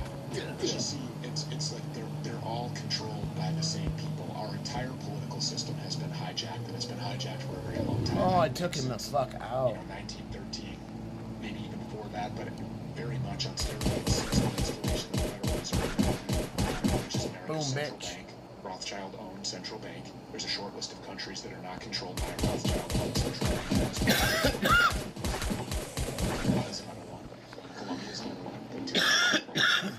Talking about going and just like taking and killing and bombing. That's who he's attacking. The country that's not controlled by a Rothschild-owned central bank is on the short list. What part do you think Russia or China get involved? Well, I think that's a good question. And, you know, to a certain extent, there is a central bank in Russia. And I don't know. Obviously. I get sinus infections only. You know, it's impossible. I don't get sick. Based on what I have seen. Like throwing up or anything. I had a weird spell that the thing is, so if I go, oh yeah, I threw up, I had something happen to where I knew that people weren't telling me the truth, and I started getting sick, and it was until I found out that the lies that they were saying and everything else, and all the fucking bullshit, that's when my body came back. Like my aunt, when I found out my aunt we didn't know my aunt had cancer, and I was deathly fucking sick for so long until we got wind of my aunt, and when we found out my aunt was sick. Where the fuck is this key at? As soon as I found out my aunt was sick, I completely ended being sick. It's really fucking nuts. Like it all went away. She's like my second mom. That it does in these other countries. So I think that when you look at BRICS, it's obviously military, as we discussed, military and economic alliance. Like I felt it. China and Russia are going to benefit significantly. I've also had something happen like that. It's been closed only to interests that benefit the that is kind of crazy. So I think the way that the spokesperson I had a little girlfriend named Katie, and anybody in she was absolutely gorgeous. She still is a beautiful woman, but she got hit by a car. It was doing like 45 miles an hour in Seattle, and she was a club promoter. Dude, she was so small. She's like 5. I want to say like not even 5, like 4'8", something like that. So cute, little cute, like Avril Lavigne type of looking little girl. Like she's just so cute, dude. Just I never had sex with her. We never did anything. I fried on mushrooms with her and shit. But we were tripping balls. But other than that, like I loved her to death. Like, you know, I wanted to have her in my life forever. So why have go and fuck somebody and have sex with somebody and ruin that? So literally, like that's just me. So like that full respect thing. So ends up. How could anybody say, well, this is the axis of evil? Let's go see what else is up here. This is the number one state sponsor of terror. No, the American military. So she died in the hospital. She died and came back. I was drinking with my girlfriend at the time, and we're having beers sitting out front. We were drinking Tall Boys sitting outside my house on First and Dearborn at the Sanford. And what do you call it? I started getting sick. I didn't know Katie got. I didn't know anything. I just knew Katie was like out doing her thing in Seattle, and she was doing like her new job as a club promoter. And fucking like, it's literally like one of your favorite. It would be like a favorite job in the whole world. Like, it's like a bucket list job because it's like it's fun. You're like a social butterfly. You're bouncing around. You're gonna like take people around and meet them here and there, and like, oh shit.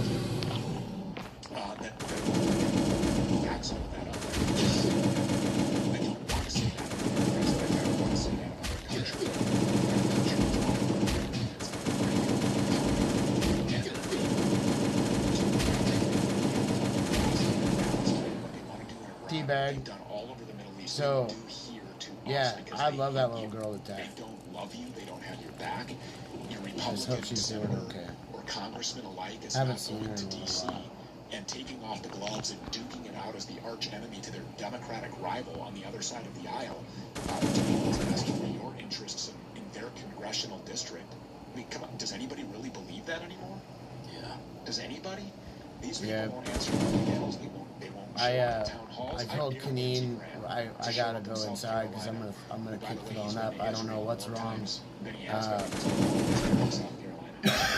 Something obviously is, and I don't know what it is, so I have to figure out why I'm sick. And so, because I barely even had, I had like one Keystone Tallboy, and then I went to drink another one. That was my second beer, and I'm not a lightweight or nothing. And so ends up. These people, listen, hundreds of years ago, we targeted.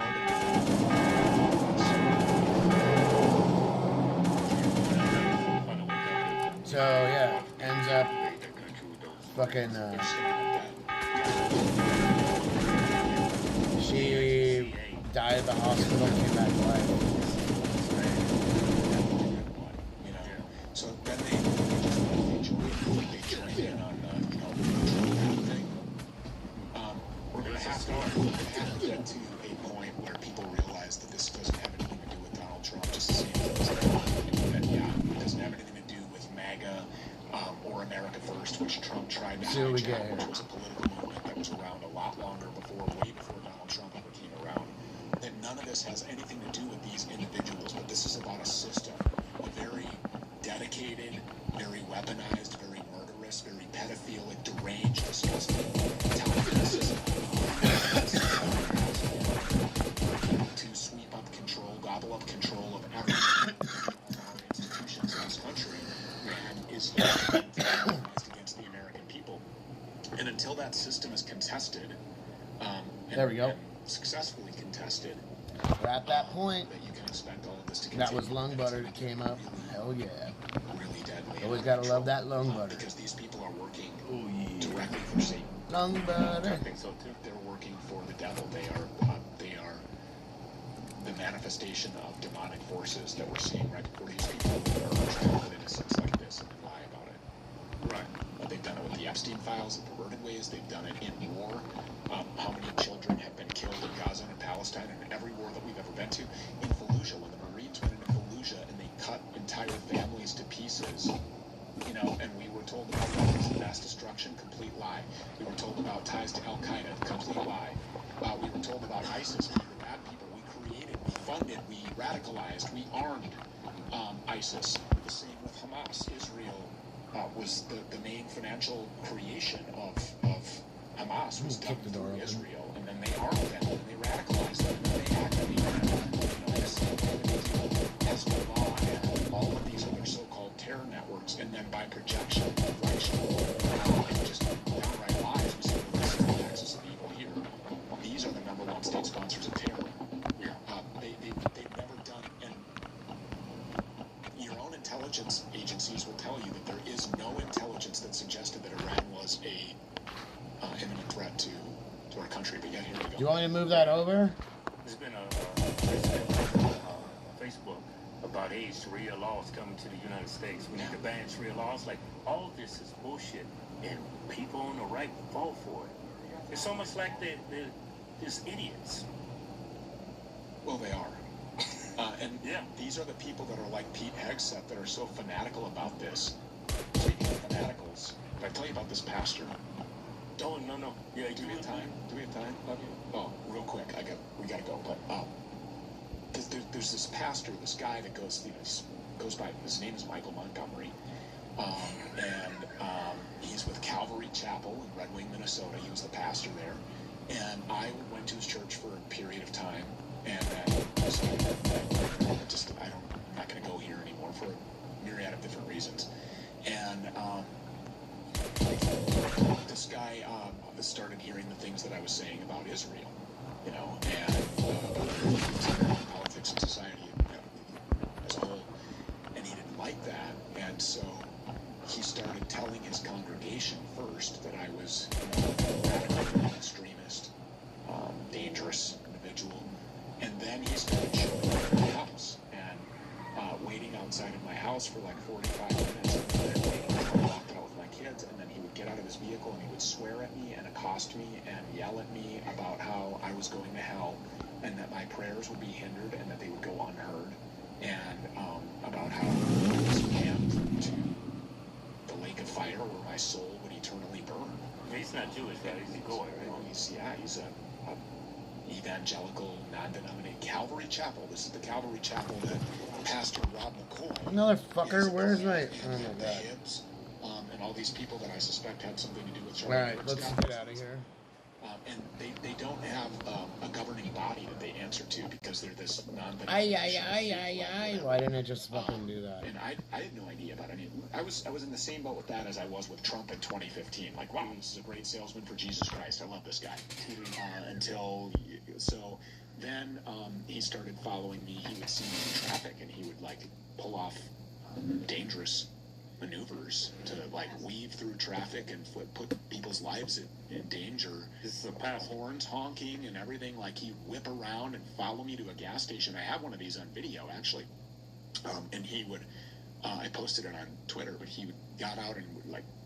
He's like, your son said at school, and I'm like, what? Where is all of this coming from? He's like, you're a racist and you're a liar and Just you're make it up to you. anti-Israel and you're gonna go to hell and like all these. And I'm like, he's like, why don't you go move somewhere where you have some friends? So that time I was alone. I'll move that But over. I'll move it that way. I was at a coffee shop, and my sister, who works for the network, was in town, and this guy walks in, and I go, oh, you're going to get a load of this guy now. And she's like, who's this? And I'm like, this guy's a pastor. We'll see. And she's like, what? And he came right over to our table, and there's like a full coffee shop, and he starts at the top of his lungs yelling at me about Israel. I told him I want to fucking... About God's chosen people, and that I was... And then looks at my sister and goes, do you know who you're working for? They're watching my shit. You don't have any Like, idea they just keep watching. I'm not even kidding. Like, I'll get off the stream, and it'll only be like 20 views, and then there'll be like almost 100 views on my video when I get on when I get back on later on. Like, just to look at what my shit was doing. Just checking to see if I have like if I hit that 200 follower count, or hit the 4 days I had 4 people show up the whole time. And so this is at this point, it's like, I don't care what you call yourself. You call yourself a pastor. I'm with my daughter. She's 7. You know. I told him I wanted a refund. I was like, I just bought the thing and a thing and a thing. I just spent like $50. I want my money. Just if it's not working, I want my money back. And he's like, I'm a pastor, and she's like, I don't care. Like, get out. And what the fuck was that? So shortly after that, I just heard like my cabinet shut over there. Like, blunk. Kind of in a backwards way, but everything shut. Egged. I keep my boat at this marina. Except for that top fucking one. Egged. And I was getting pissed increasingly because it's like summer and it's hot. I'm not there every day because I'm busy. I'm working, you know. So like, the eggs were baking into the upholstery and into the fiberglass, and like permanently staining my ship. I'm like pissed. It ruins everything. And so after this happened 4 times, I called the marina and I said, hey, do you have a Wi-Fi password that you'd be willing to give me? I want to hook up my Ring camera, bring a camera down there and hook it up so I can monitor it, because I have thousands and thousands of dollars in damage here. And they're like, yeah, well, we can set something up. So anyway, we did that, created like this Wi-Fi hotspot scenario, and I put a Ring camera there, and it was like 12 hours. And I get a call from somebody at the marina who said, hey, we were down on the dock and we saw that your boat has been egged again. And we were there yesterday and it hadn't been. So I thought, well, I was literally at my son's school play when I'm getting this information, and I stepped out of the play and I started looking through the entire time I had suspected that it was this guy, but for some reason when I saw that, I was really shocked. And with all of the hate and anger that this guy held for me, and this is on my boat, and so this guy has all of this hate in his heart for me, But yet, blow it up, Joe, so that you can see. He couldn't even muster an overhand throw.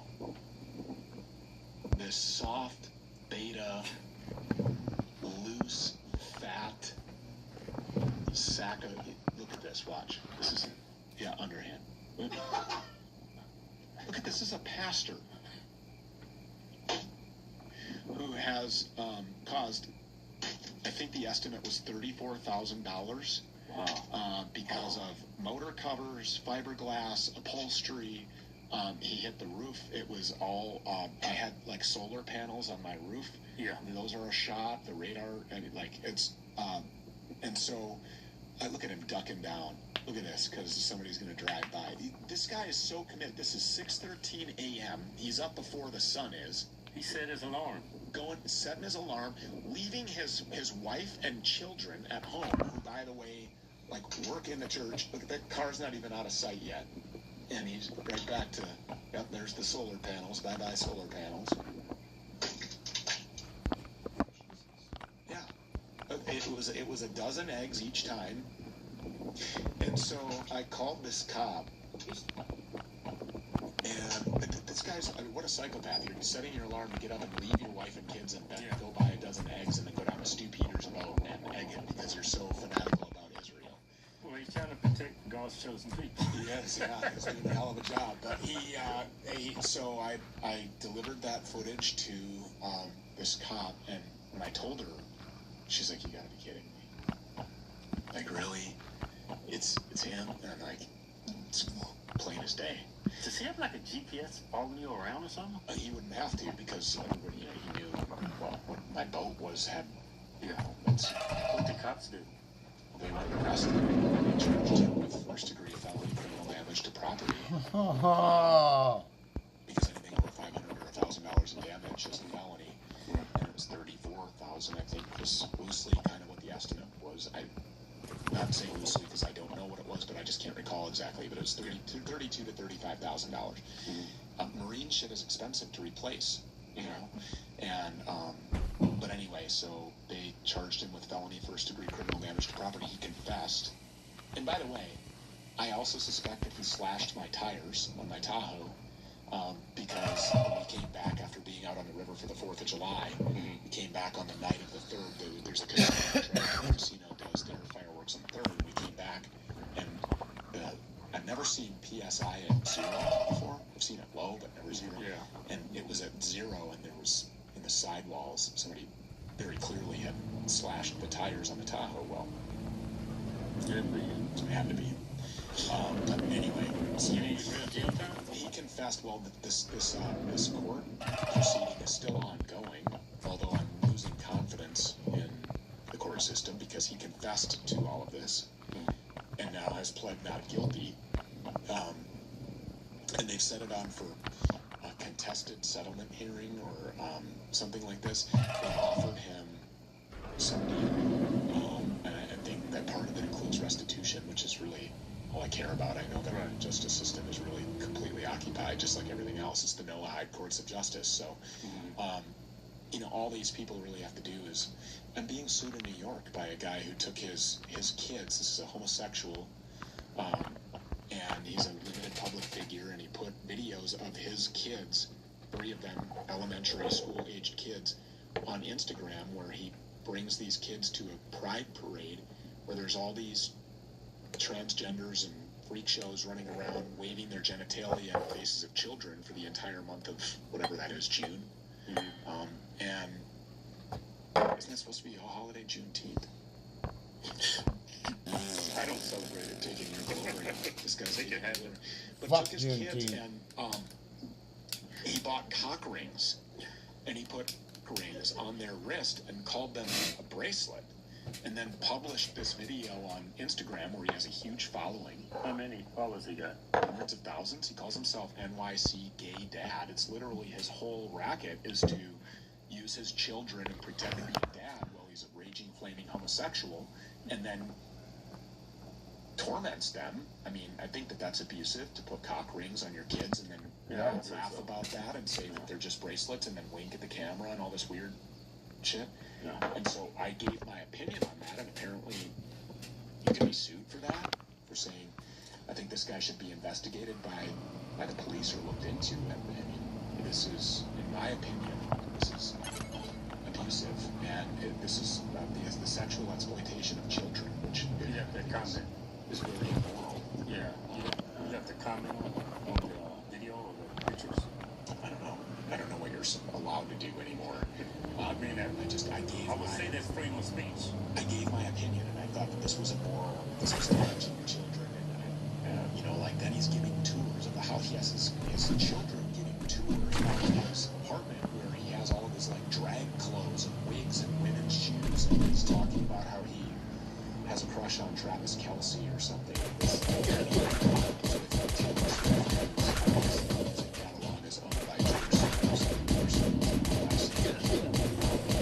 So you have all these fake relationships. Travis Kelce is a homosexual, obviously. He's not with Taylor Swift. Seriously? Really? I don't really know. Is that another rhetorical? I get them all the time in the bunker boxes. Alright, we gotta get out of here. Hey man, this is on a high note. Yeah, that was a damn good show. Damn good show. Yeah.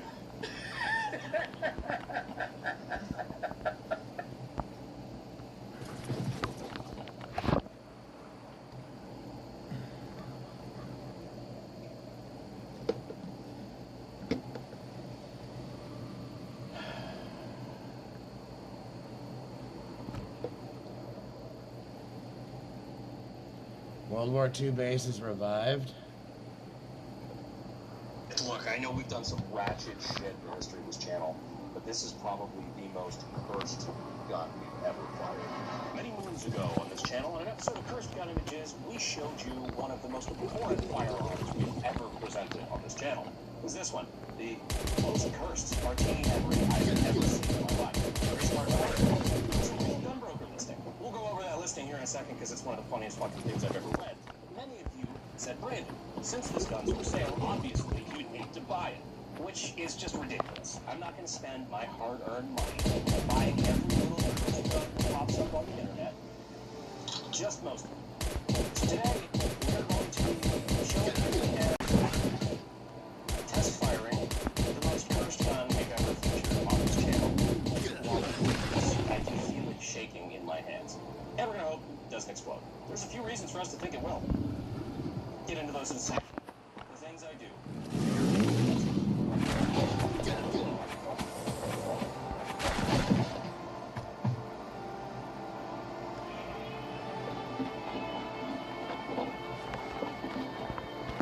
Now this is what a Martini Henry is supposed to look like. Well, I mean, sort of. This is kind of a Khyber Pass look-alike, but still. Single shot, chambered in .303 British. Notably, looks like an actual historical firearm. But what if somebody took this and decided, you know what, maybe we have M16 at home? Now, unfortunately, that same asshole had access to a welder.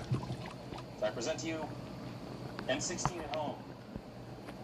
Well, I mean, maybe not a home, probably like a crack house. But still, we have this right here, which, again, so not only is this a Khyber Pass bill, which is already pretty sketchy, also kind of sketchy because there's just all the globs of fucking weld everywhere all over it. Even looking into the chamber here, just look at how the barrel face is cut away by the ejector. Just nothing about this instills great confidence. Like nothing at all. Well, you know what we say here on the channel, never let cowardice be the enemy of science. I've never said that before. But I'm saying it now, so it still counts. So that's a cinder block and a piece of wood? Alright, so we didn't have a lead slug, so we kind of rigged one up. Rigged with a hard R. But we're being really careful with this one, which is why we are using slightly down black powder .303 rounds that we custom loaded. And the reason we're kind of being so cautious about this thing possibly exploding is multifaceted. One, this weapon system was designed in 1870. For two, this one's not even original. It's made by Pakistanis in Khyber Pass. Three, we have no idea what this absolute fucking goober did to this thing. All the things inside of it that might be completely thought. And four, the guy who sold this to me, this broker listing, literally told me, please don't shoot it. What I mean, Gemma. You know, people ask me what I do for a living. That question is getting harder and harder to answer. Firing in 3, 2, 1. Okay. Well, that's not too bad.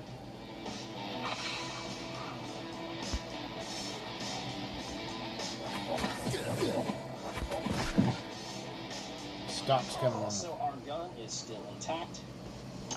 Oh, hey, and it actually ejected. I kind of had money that it wouldn't. Means the casing didn't expand too much, and the chamber's not so ghetto that, you know, got stuck. In colloquial terms, great success. Okay, it's just adapt, improvise, adapt. It's like it. There you go. No crazy swelling. No, that's not. Now comes the part of the video where I have to fire this myself. So since this is still sketch as fuck, for the first round, just to feel it out and to make sure, just in case, you know, we got lucky the first time, I'm going to do the patented Kyber Pass test fire method. And I'm not fucking around.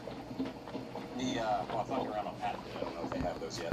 Well, they grab the gun with their left hand, because, you know, you don't want to lose your right hand, and just kind of hold it out and pull the trigger.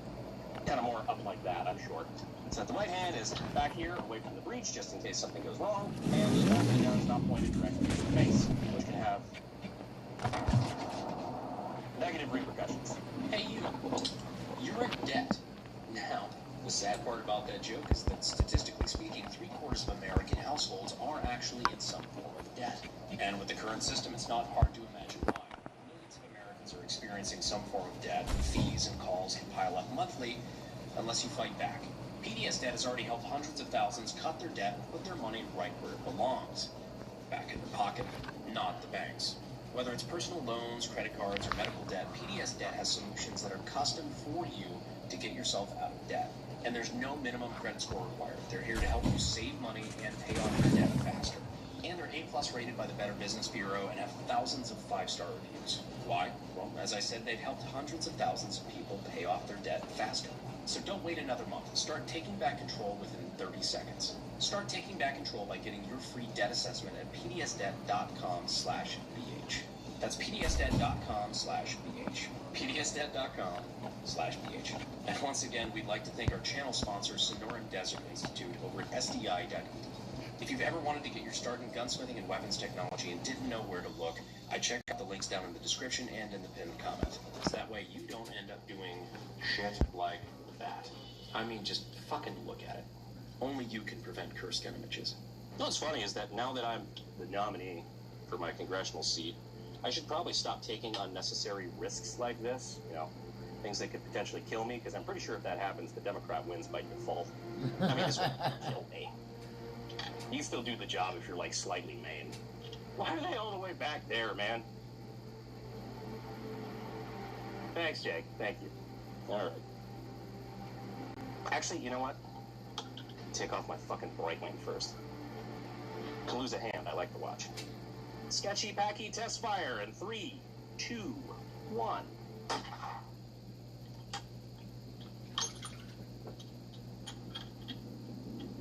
Ow.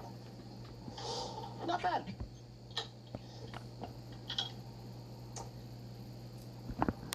Yeah, you know, maybe this thing's growing on me. Not really, but I got a little bit more confidence now. So now we're gonna shoulder fire it with this wonderful hard buttstock and a very ergonomic bolt sticking right where it goes in your shoulder. What could go wrong? I say as I put this thing next to my face. Firing!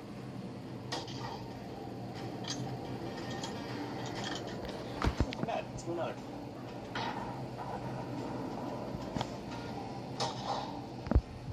That bolt really doesn't feel very nice. Oh no, not horrible. I mean, it's horrible. I mean, the recoil's not horrible. And it didn't explode, which frankly is better odds than I gave it going in.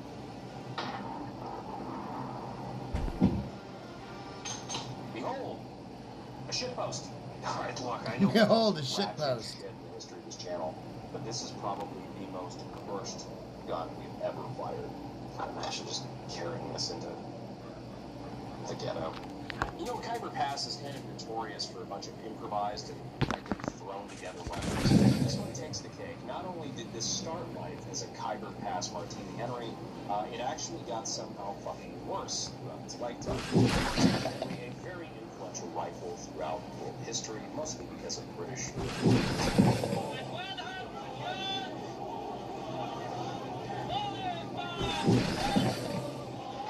Turns out Alfred had some lore before he worked for Bruce Wayne. It also had a lasting impact. We saw a lot of, Pakistani reproductions of the Martini Henry, which is where this, well, Mama said you ain't got nothing good to say, don't say nothing at all. This technically legal firearm first got born. Which is why, and I gotta bring you over for this, some of the markings make absolutely no fucking sense. For example, this is fucking gibberish, and as far as the dates stand, it's a 1-9, so 19, and then an upside down 2, upside down 3, with an upside down 2 right above this crown. So, I mean, they got the spirit, I guess. But that's where this Martini Henry started life. Where it ended up was in the United States, where somehow we did something worse to it. Some gunsmith, and I use that term loosely, looser than the Rolling Stones definition of neo-Nazi. Still haven't decided whether or not I'm gonna fucking sue you, by the way. I don't think the word apparent means what you think it means, but it's doing more heavy lifting than Tobey Maguire's Spider-Man. So from what I was told by the guy who sold it to me is that a lot of this stuff was done by a gunsmith in the United States. And we're going to go through some of what was done, but they finished the job. And to what degree they did that, I don't know, and I don't know if I want to know. But before we go too far, I think we just need to read the original gunbroker listing because it is just, it's a work of art. One of a kind, Holy Grail Khyber Pass Martini Henry M16 clone, 303 British. For sale as a one-of-a-kind, Holy Grail, absolute stone mint. Important and rare, limited edition Martini Henry, rebarreled to 303 British, dressed up to look like an M16. This sick puppy is perfectly legal in all 50 states, but looks terrifying. Surely them liberals' heads will be spinning once they find out this scary-looking rifle is just an antique. The buttstock is a modified early M16 stock that has a large bulkhead sticking out of it. Yeah, it's One shot of 303 and it'll surely be a good massage to your shoulder. This old hoss has an M16 A2 handguard installed in A2. An A2 front A2. And an A2 front sight post welded onto the barrel. An A3 carry handle has been added to make this thing look more clone correct. Comes with a cheap Bushnell scope mounted to the carry handle. This portion is an antique. We'll ship direct to your door. Please do not try to shoot this. Who knows this history of this thing and how poorly it was built? Spacebar, question mark, question mark, question mark, question mark, question mark. Judging by the spelling and punctuation, whoever wrote that description was probably about as drunk as the guy who made this. Hey, break. So we're going to do the classic echelon penetration test. I really just want to see how much power we're putting out of this thing. I mean, these are pretty downloaded. It's black powder, so it's going to be a little softer shooting anyway, but it's going to give us a nice big, like, puff of smoke. You can go farm these. I want to go farm the shit at the fucking police station. Just because, frankly, I'm curious. All right, so we're going to go ahead and load this thing up, and since I think this scope is nowhere fucking in the ballpark of accurate, I'm just going to kind of wing this looking down the barrel. So, echelon penetration test in 3, 2, 1. Alright, I'll give it to you. That was a lot more power than I was expecting. It was so soft recoiling, I thought it might be a little too underloaded, but the echelon disagrees.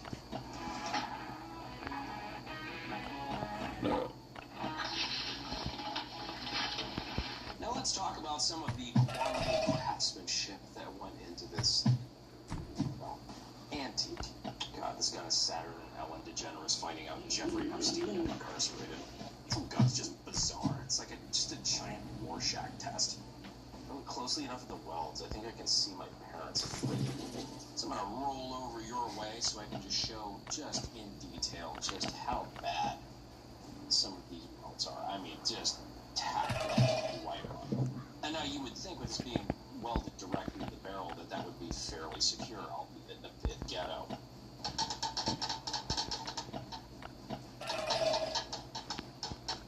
I mean, no. Things get a little more fun and wobble than a 20-year high school reunion. But don't worry, this is just the handguard. This is just where you grip the rifle. It doesn't have any effect on accuracy. It's not like the scope is attached to the... Oh. Again, one of my favorite parts is that just in ghetto rigging this stock, you know, with this giant lug nut ass bolt on the back.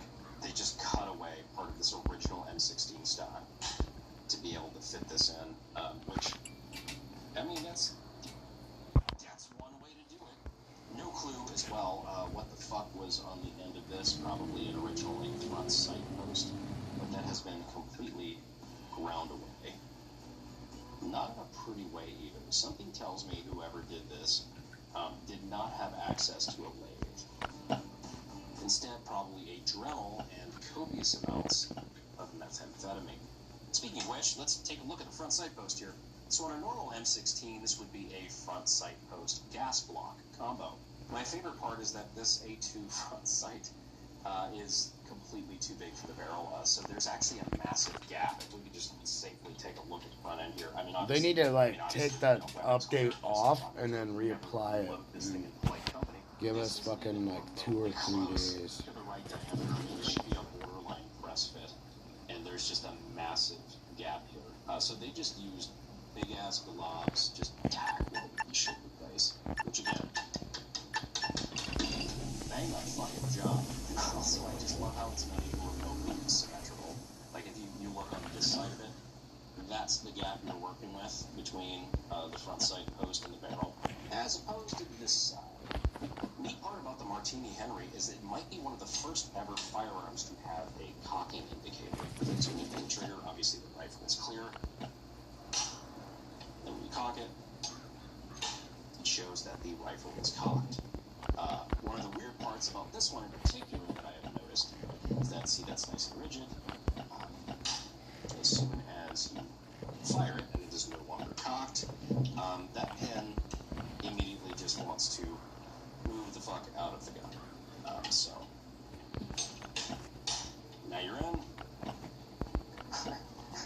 Now you ain't. Just notice one of the scope screws wasn't tight.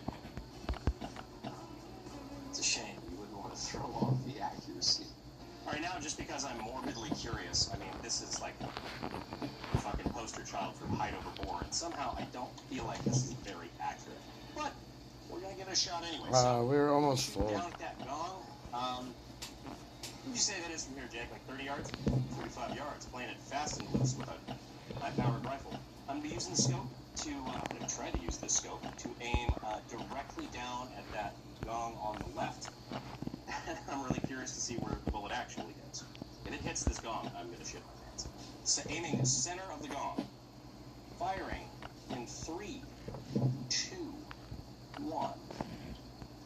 Well, I just want to point out that the scope is wobbling a shitload.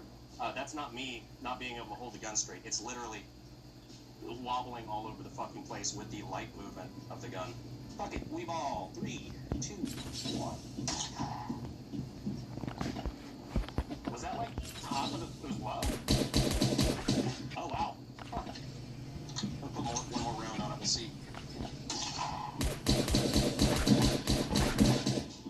Low left. Yeah, well, you know what? At 35 yards, I was aiming center mass. That still would have, you know, been the guy's left leg.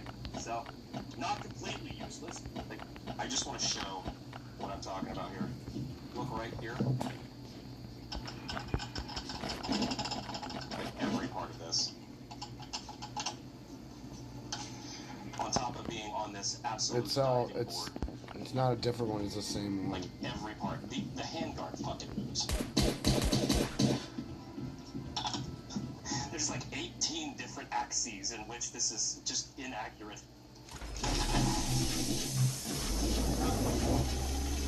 I was gonna be very impressed if you did. That is a really long trigger pull. Yeah, it's kind of dog shit. So to wrap this all up nice and tight with a bow, this is not only a cursed weapon, but probably one of the biggest pieces of dog shit I've ever had the misfortune of showing off the channel. Whoever did this is bad, and they should feel bad, and may God have mercy on your eternal soul. 3 out of 10. Yeah, just as a reminder, this was from the series Cursed Gun Images, which we're probably going to bring back. What would you guys think about a new Cursed Gun Images video? There have been a few things that have come across my desk that I think are worthy of a Cursed Gun Images video, but I'm going to need more content. So if you guys have seen any Cursed Gun Images throughout the internet, I hate what I'm about to say, please send them in. I would tell you to use the subreddit because that's what I actually check. However, I know a bunch of you are just going to use email, my DMs, smoke signal. Doesn't matter where I tell you to send them. It's just going to flood down my fucking fireplace like Harry Potter letters. Like Harry Potter letters. Ladies and gentlemen, the cursed Martini Henry. You know what? You asked for this, so technically, this is on you. This is your fault. Already shifting blame, just like a politician. Anyhow, we've actually had this thing laying around for a while. I've been meaning to do this video for a minute. Now we're getting a little bit of a chance. You know, things have calmed down a little bit. Figured it would be nice to take a bit of a return to the basics. The basics of the channel. There's nothing basic about this. This is absurd. Anyhow, if there's anything you guys would like to see coming up, I've actually added a lot of cool stuff to my collection that I haven't showed off yet, including some really cool historical stuff. But the media's gonna have a fucking heyday with that. Anyway, I appreciate you guys staying all the way to the end of the video. See you sexy two mother lovers. Next one. Bye. We throw this thing away now. 39 ranks. There's like in the clan, there's like the right hand, shit like that. I haven't chose anybody to do anything because as soon as somebody can actually do something and I'm able to see they're able to do something, then I'll move them up.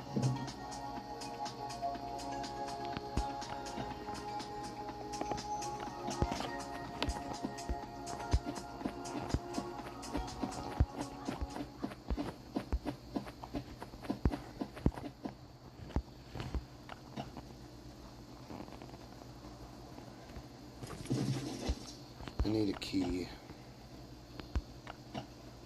I know, I'm already gonna get keys.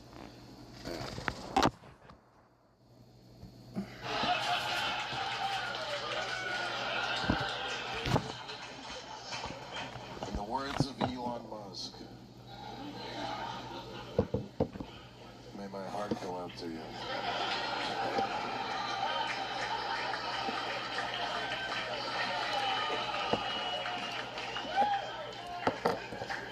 Now, some of you are sitting there thinking that was a Nazi salute, but it's not true.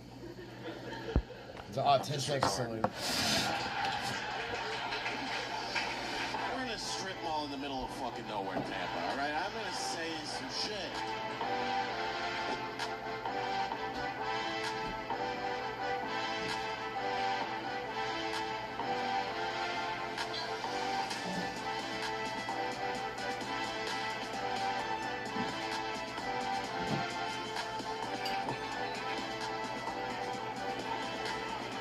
Yeah, Democrats, they were like, Trump's Hitler. I'm like, well, I like him.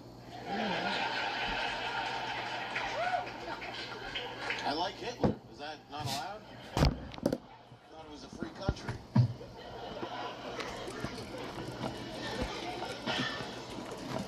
Democrats are like, yeah, he's Hitler. It's like, okay, what are you going to do to stop Hitler? They're like, Kamala Harris. She is more than qualified to stop the rise of Hitler.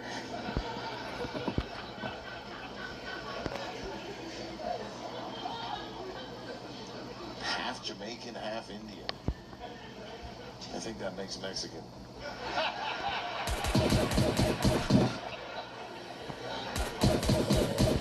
Two primary colors make us tertiary.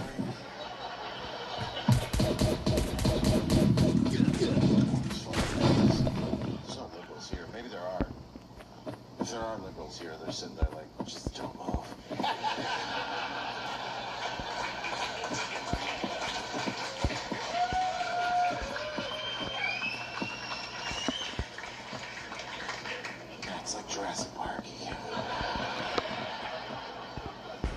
Fire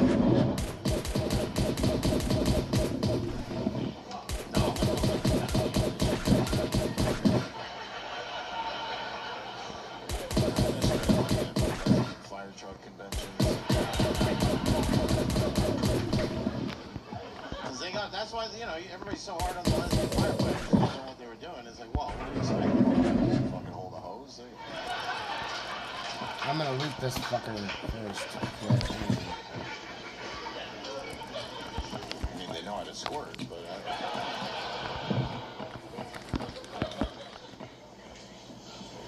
Anybody see those videos right after Trump won of all the people crying? It just fucking warms my heart.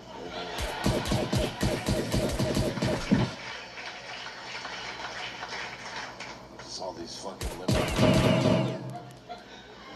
I say we keep the Mexicans and send the liberal women to fucking...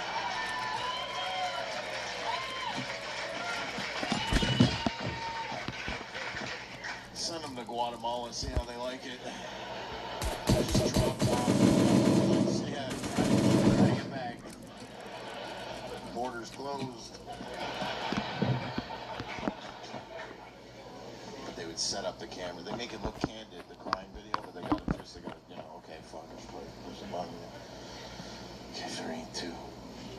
Oh my god.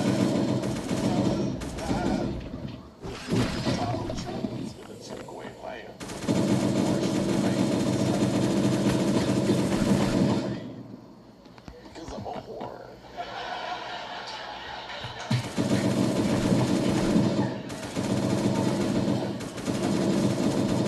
To me last week. I don't know any of their names, and I'm just... I said, oh no, the real reason Well, you can now. For a little bit until they fix this. It's like, well, it's okay when a black guy does it. But God forbid you give birth to a happy, healthy, white baby. Now we gotta go help people customize and save hundreds with Liberty Mutual. Weaver, where's the golf carts?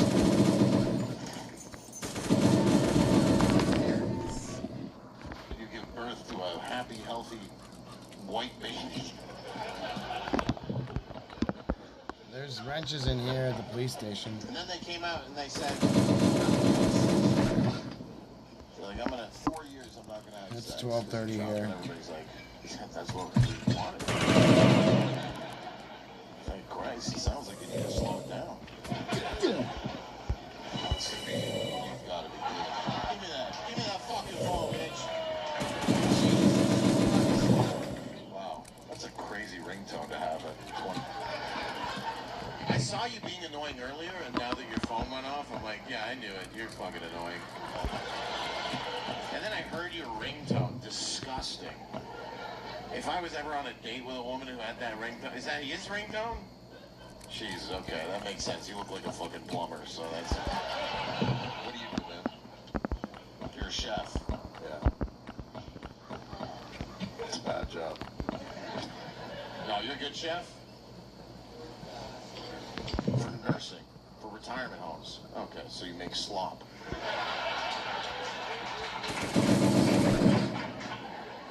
How dare he say he's a chef, by the way? How dare he?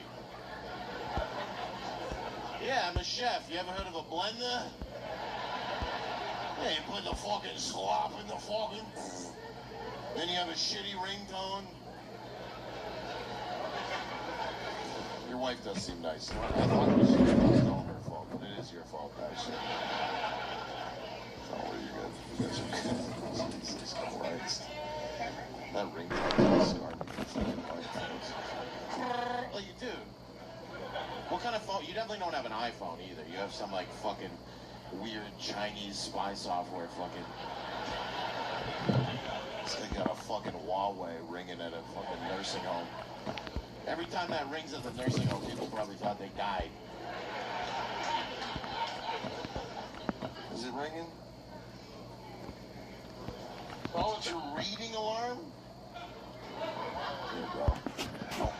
I really wanted to answer a crazy phone call from the nursing home. Hey, yeah, there's There's not enough slop tonight. Where the fuck are you?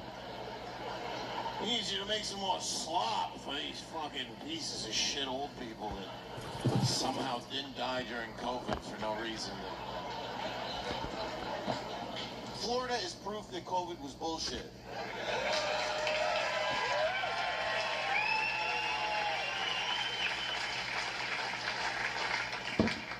Just go to fucking Naples. You're like, none of these people died.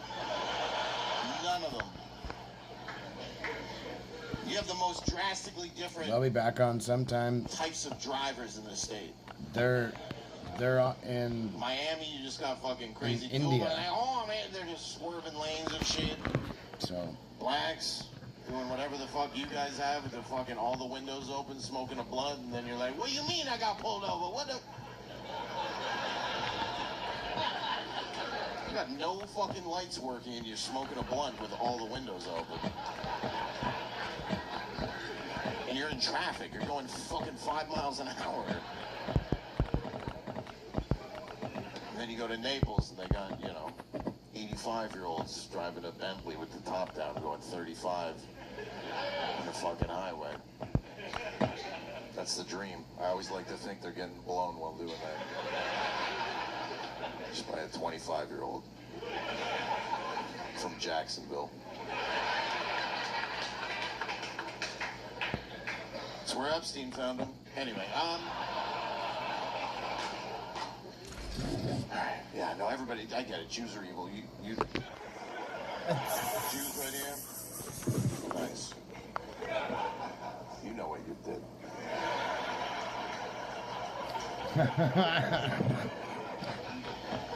At least Jews can joke about our genocide.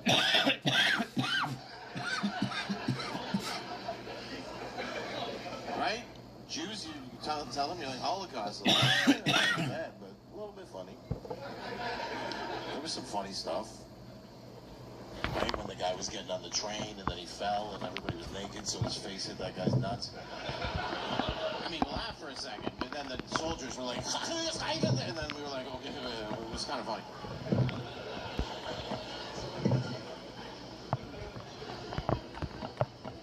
Palestinians,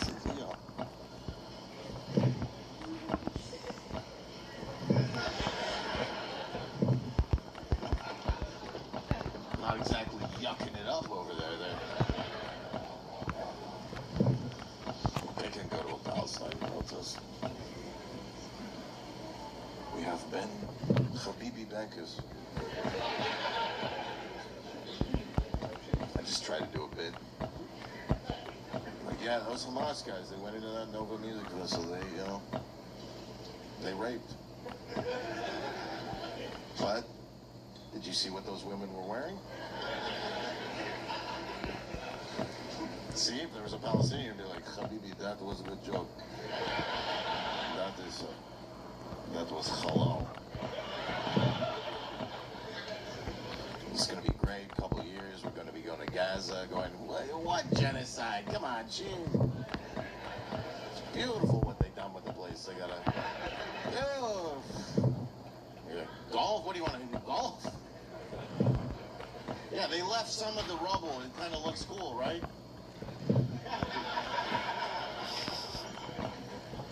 Well, I'm happy Trump's 2-0 against women. And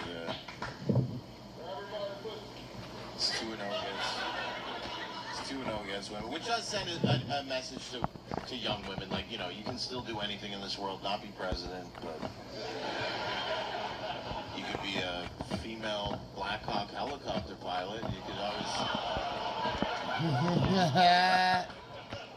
I hear they're looking for some of those. So...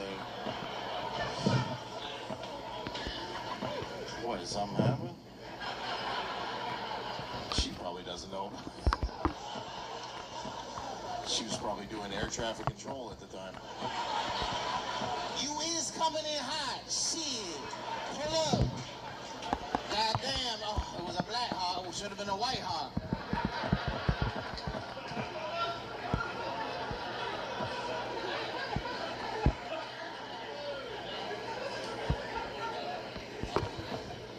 No, at first they came out and they said it was a transgender helicopter pilot.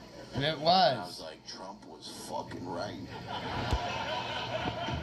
And then they came out and they're like, no, it's just a biological female. I was like, Trump was fucking right.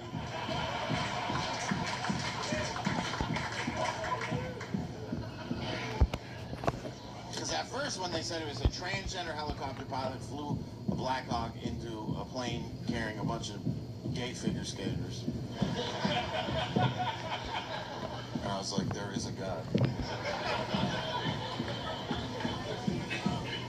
It's sad, but it is a good time to put your kids in figure skating. I'm not out.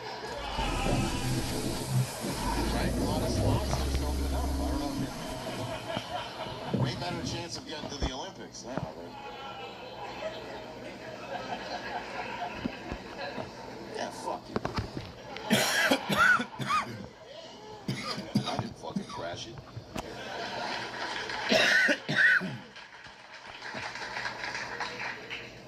Yeah, there's not a lot of smart women in this room. I mean, because you guys have families. Smart women don't do that.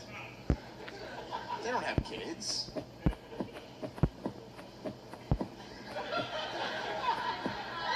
Okay, make some noise if you're a smart woman in here. Make some noise. All right. Okay. You. Do you have a PhD? Okay, you're retarded. You're not, but you know what I'm saying. I'm saying like smart dudes with PhDs though, they're blowing loads. How many dudes, make some noise if you have a PhD in here? One. Okay, yeah, it is Tampa. That's fair. He's like, I have a PhD in massage therapy. It's Tampa. Great. You know it. Are there women PhDs? Do you beat the men? Let's hear it. I'm just saying, this is why we're getting dumber as a. Because smart women, they don't want to have kids, like, right? Women, what? What? You're not smart. You're smart? Do you have a master's degree? She's like hammered, saying, why does that fucking matter?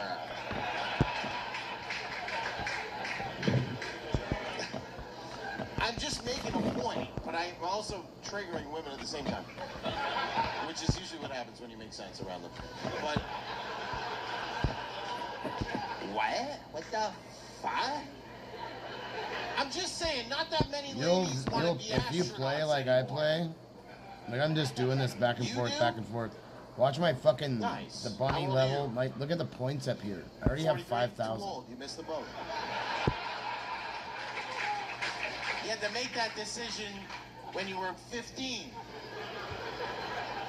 But instead you're like, I'll just suck dick and move to Tampa. I don't know. It's not exactly. You're from Ukraine. So, again, I'll just suck dick and move to Tampa. What's that? You're an astronaut? You want to become an astronaut? I would love that. I would love that. I love that. You just did a Nazi salute as well. But it's okay. I forgive you because you seem retarded too. But you're nice. You're a nice lady. The loot here is really good. You need to suck Elon's dick to become an astronaut. Honestly, I'm going to be straight up with you guys. This lady's smart. DJ, we're leaving. There's my whole space in there. I think I'm gonna stay. So that means I'll never see you.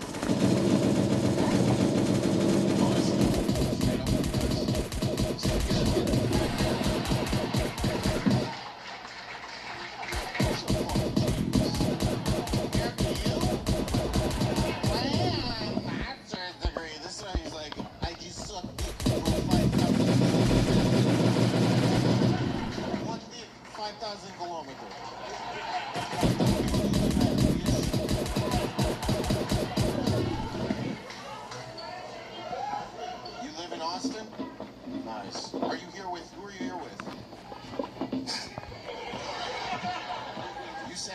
Borat there for a second.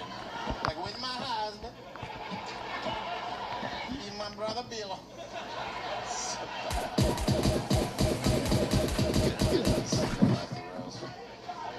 What's that?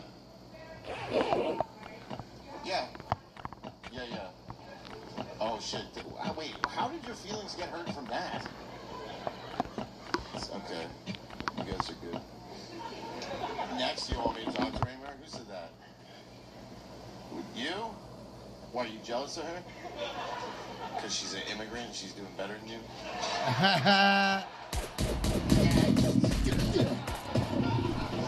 What did he see in her? The fact that she cooks, cleans, doesn't fucking cause any problem? Sucks dick all day long? Yeah. We like that. You look like you do the opposite of all those fucking things. I have one. I just haven't posted a thing. Complain, you don't cook, I don't know. I'm clean. trying to figure out how to post it. And you're tired. I'm too tired. I'm too tired to fucking dick right now. You know, I have a PhD.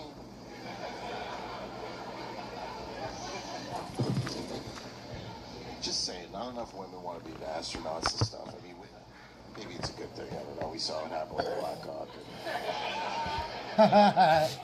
You know what's happening. We have a female astronaut right now. She's on the International Space Station. Look what's happened. You're stuck. You're stuck for like 500 days. Because the female astronaut doesn't know how to change a fucking tire on an escape pod. Imagine being up there with a female astronaut just looking at her like, you fucking bitch.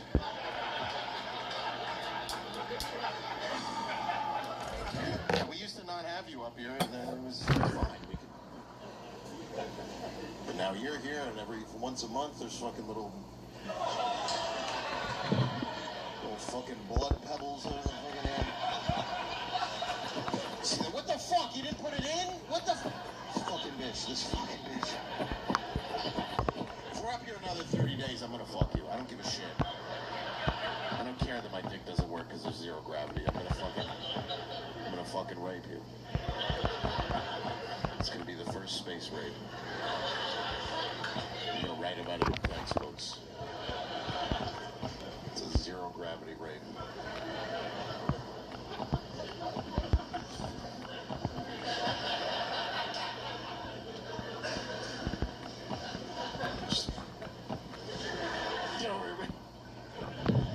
No, you know there's a Russian astronaut on there too. He's like, I've been raping her every day.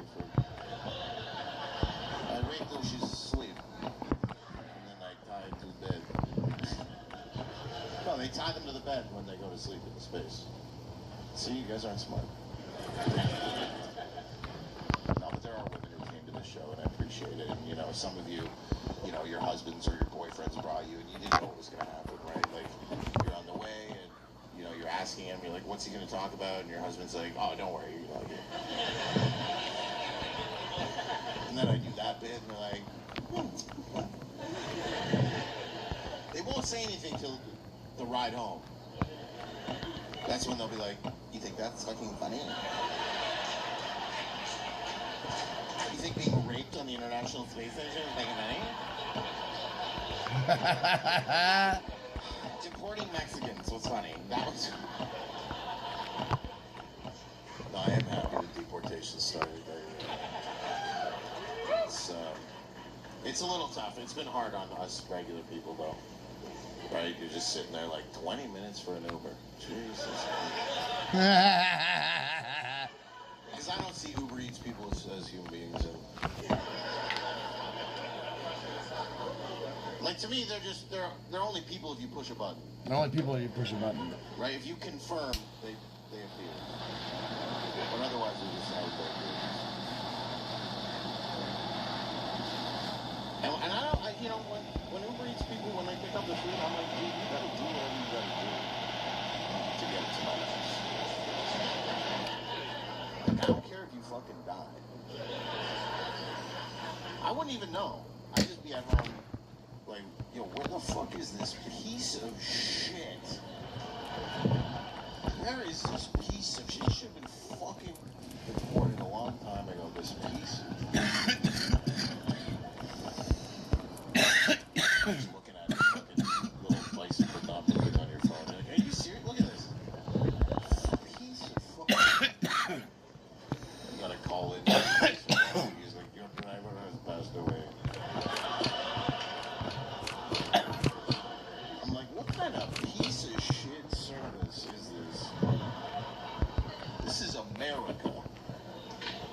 better send me a promo code for this.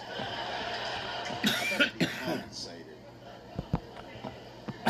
for what you've done to me tonight. And they just start arguing back. Okay, sir, calm down. We will send the crime to pry your burrito from the cold dead hand of... There's just cops and big accident, caution tapes up. Some Mexican guy shows up. The cop, who are you? Here from Benino, from Benjamin. Like, right this way. It's still hot. Yeah, he kind of died holding it like that. So you're going to have to kind of pry it out.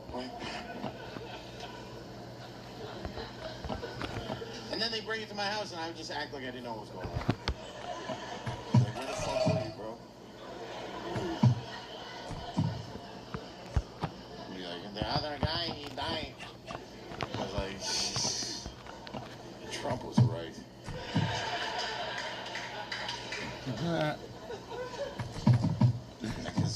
Because I'm half Jewish. After he leaves, I take the food, I take a bite. Then I take a picture of the bite that I took. And then I send that to Uber Eats. And I go, this fucking illegal immigrant just took a bite of my food. My name's Ben Vegas. Thank you so much, Tampa. Good night.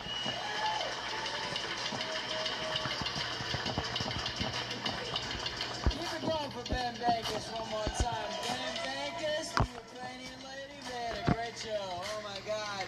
You have something to say there, Ukraine? I know, that's, okay, yes. Thank you for making sure that you don't believe that your husband was a fucking pussy.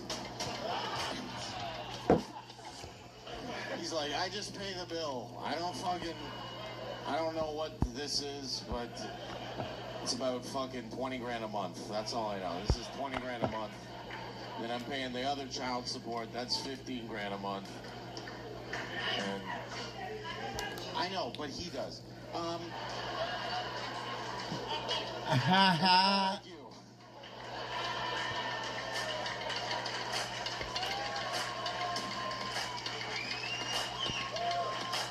Let server restart to fix it all. So I gotta get this shit before we get fucked. You didn't hear about this? You don't read or... You're not on social media? Good for you. That is good for you. That's you trained her like that? Guys, I don't care. What the fuck is gonna happen?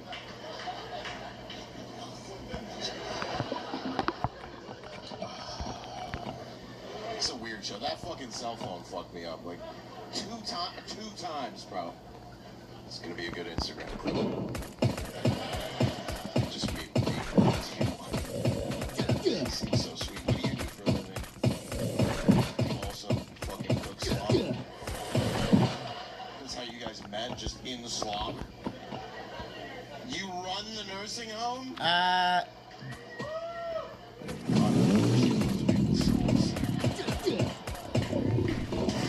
The winner of the 10-person party pass is, give me a drum roll. One guy, awesome. You want?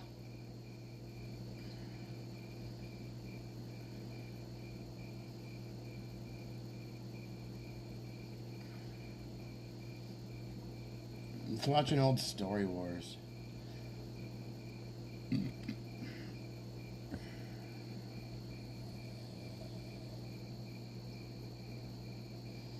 I've seen that one with Red Band. Some with Cam.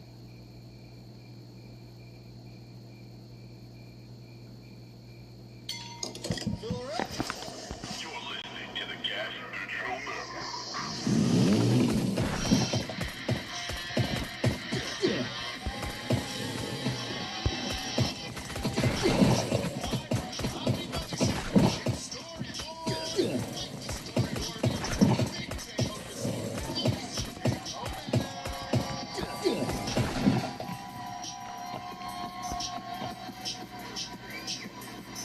I gotta grab my drone right now.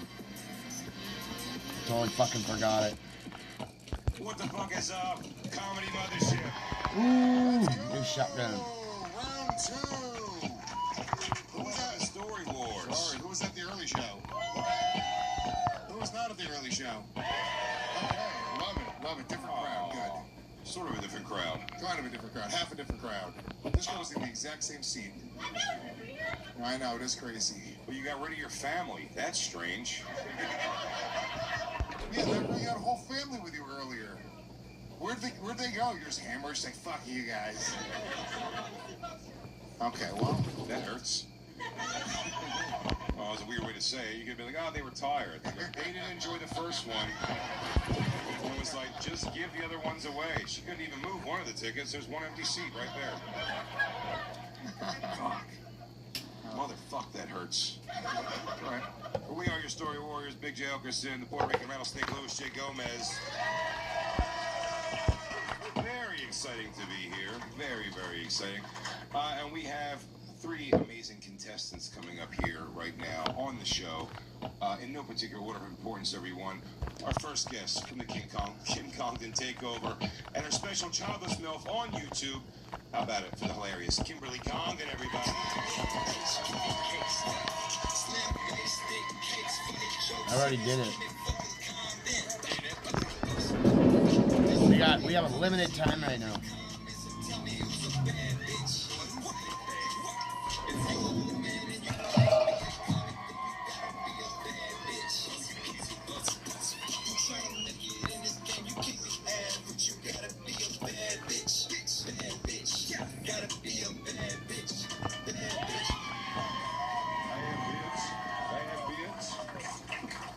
And your second guest, this guy is so funny. He's a regular on Kill Tony and a regular right here at the Mothership. Ladies and gentlemen, put your hands together for Ari Maddie.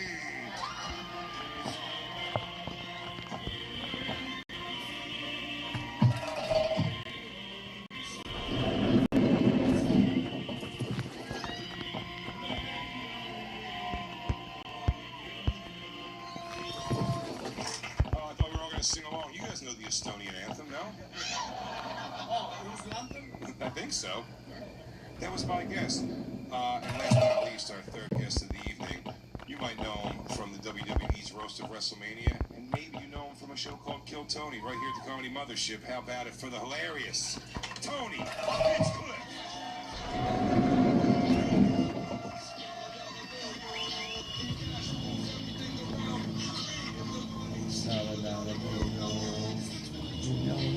Still struggling, surviving, coming, broken,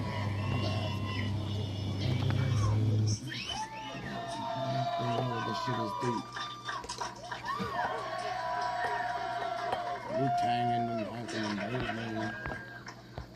holy shit. This is a very, very exciting panel. This is a crazy panel. I'm very excited to have all of you guys on competing on Story Wars. There's maybe a new Story Warrior crowned tonight. I love the fact that you guys finally took my advice and started a show with a format and tables and red microphones and buckets. This is very exciting, really smart. Wow, when does the cat make a noise exactly? If you take too long to tell your story, then... I'm going to bring up the angry West Hollywood Bear. Lewis is the angry North Jersey Bear. Yes, I am. Jay is bread man. Oh, shit. Oh, shit. Or bread fan. Nice. If you're not familiar with Story Wars, here's a quick overview of how the game is played. Everybody on this panel, including Lewis and I, have submitted 3 to 5 stories on one particular subject. Today's subject, Lewis? Lies. Lies. Alex, our lovely producer, will read these stories off one at a time in no particular order. It can be 2 times back-to-back the same person's story. And if it is your story, it is your job to fool the other people that is not your story. If it is not your story, it is your job to guess whose story it is. We're taking advantage of this entire time. We got to. If we don't take advantage of this, we're fucking idiots. Alright? Period. We're fucking idiots if we don't take advantage of the time that we just had to fix this, to get this bug, and fuck it. get all the shit before they just give us tons of shit. Because they're gonna give us a bunch of shit we're fucking because we can't. Our clan would have already been fucking maxed out for the day. It's a fucking game at the end of the day. And you have to have something to play for, something let's, to get up for, as they say in sports. And today, we're playing for a book from the Story Wars Library in Living History. Let's kill the boss real fast. By Hillary Rodham Clinton.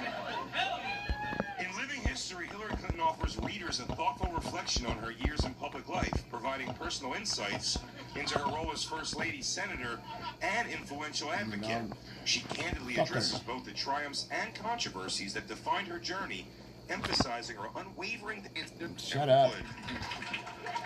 Can you imagine eating her out, though? Yeah. Yes. Yeah, I could. She got a pussy just like all the other ones. I can picture it. What do you say? Let's get to war. That is what Hillary would say.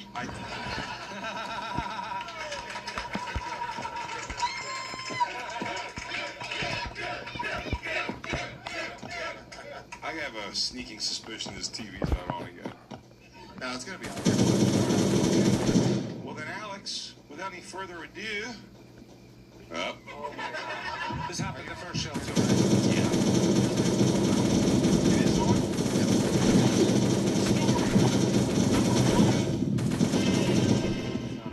That's not on. Do you guys have a bigger TV budget? This is story number 1. We're looking at an iPad. Oh no, This show ain't gonna be picked up by Netflix anytime soon. I remember Kill Tony was like this 12 years ago. Yeah. I remember. We have a lot of catching up to do. You're working up things. By the time you guys are... We got the buckets and the red microphones. You know, Rome wasn't built in a day.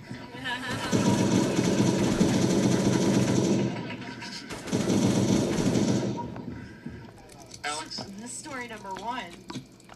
I once lied to a dog adoption service about how big my apartment was by sending them pictures of a yard I found online. Now, I'll tell you, the person I know the best on this stage, obviously, is Lewis here. And I will say, I remember when Lewis got his dog Sport, and I will say, he lived in the basement of some place. And I have to assume nobody would give you that dog. I didn't adopt my dog. I bought him.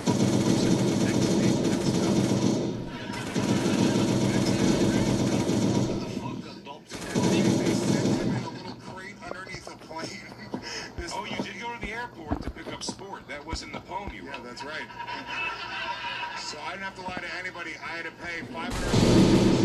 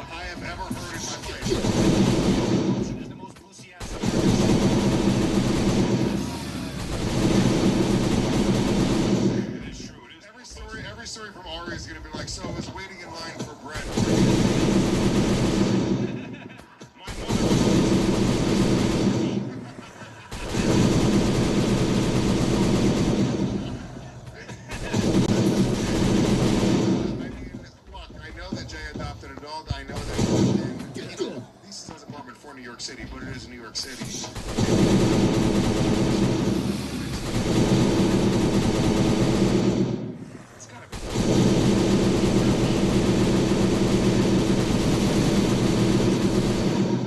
Good night, bitch. Swear to God. You get free dogs. Just take off the collar and go, oops. So you just drive up their highway, they're in fucking boxes on the side of the road. You name it after the hurricane that was happening? Dude, the way Americans care about their dogs is absolutely insane. They have like coats and a hospital, you know. What do you? Yeah, They're like, my dog has a tumor, dude. Fuck your dog. I will say that. Fuck your dog. My dog's got a weird lump, dude. I have a lump. I ain't going to the fucking hospital. Yeah, dude. Adopting a dog as a white person. Yeah, get a new dog. Anybody that, yeah.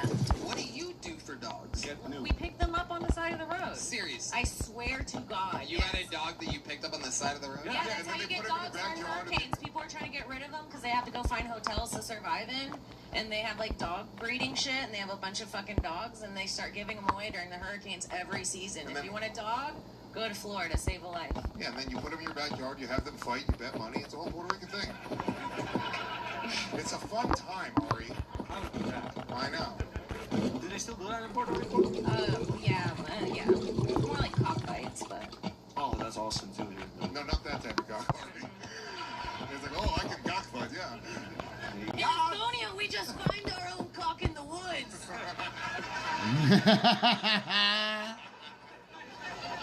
I gotta say, Tony's been pretty quiet during this one. I'm so high and drunk. That's it's fair. absolutely.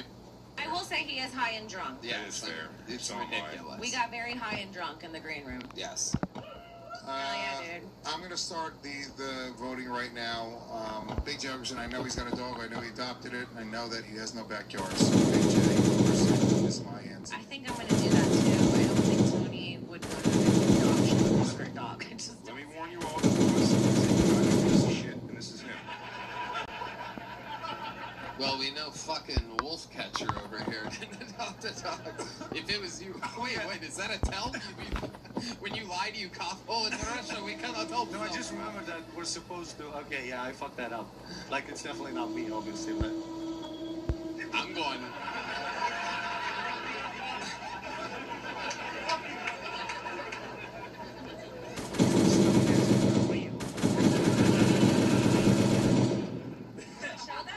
Oh yeah, you put him in the slot. Well, when you put him in the slot, it's your final answer. Told the rules 3 times, you drunken asshole.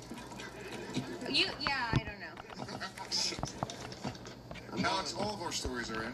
I think we've been fucking tricked over here. This might be a recent adoption by Ari Maddie. Oh, shit. Fuck. You guys have definitely been tricked. No. That story belongs to Tony Hinchcliffe.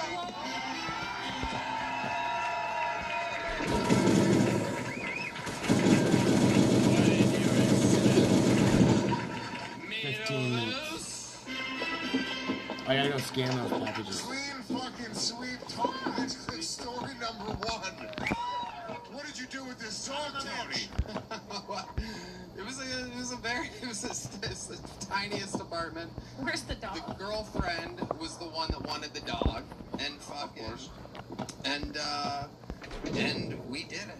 We got a little tiny dog in a tiny little apartment, unbelievably tiny. So I went online and I googled like backyard, and I literally, I'm like, I'm not gonna screenshot like the first one, so I scrolled like twice like that. Clicked on one, screenshot it because I got a fucking picture. I'm like, I'm gonna get this dog. Take the fucking dog, it needs saved. Did your ex take this dog? She has it now? Yep. It's a prosperous. Actually lives in Chicago now. Little Pepper. It's the youngest rising puppy. One of them. I guess it's. Jesus Christ. I'm an old man. Bow! Done. That I'm not gonna open the other one. We're gonna go back up and go over. Yeah. That dog's We're got a already picture here. in your We head. gotta It's get got this like a drone milky part. eye now. It's got one of those like half wheelbarrows and its back legs are in. It's on its last thought, like, I just wish I had a yard. Yeah, this dog got Let me die. Yeah. They showed a picture of the yard to the dog. He's all happy, dude. Just starts pissing all over it. So doesn't know why it loves the picture of the yard so much. Some Never seen a yard, never saw a fucked up park. apartment.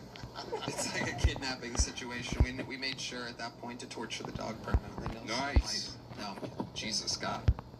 Alex, where are our points at? You know when people don't laugh, that means that they truly think it's believable what you just said. So I'm like, yeah, I tortured my dog for 18 years. And he's like, okay, next story. Tony is Hinchcliffe, evil overlord who tortures dogs. Yeah, they remained a puppy forever. That's true. Like Jim Morrison, dude. Forever young. Alex, where are our points at? On the scoreboard with 4 points, Tony Hinchcliffe. That's it. Nobody. Sweet. I always pictured Tony having a big apartment. No, God, no. Especially then. So dramatic. Especially then. All right, let's take a quick moment and help out all of our smelliest story warriors out there. And look, if you play the story warrior, Tom, at checkout, you're going to get $5 off that starter pack. I'm going to say I love my diaper bag so much, but can I find anything in it? Absolutely. You would do anything to go to a concert. I will say that Kim looks the most homeless up here, so it's believable for her. Well, where Ari's from, everyone's homeless.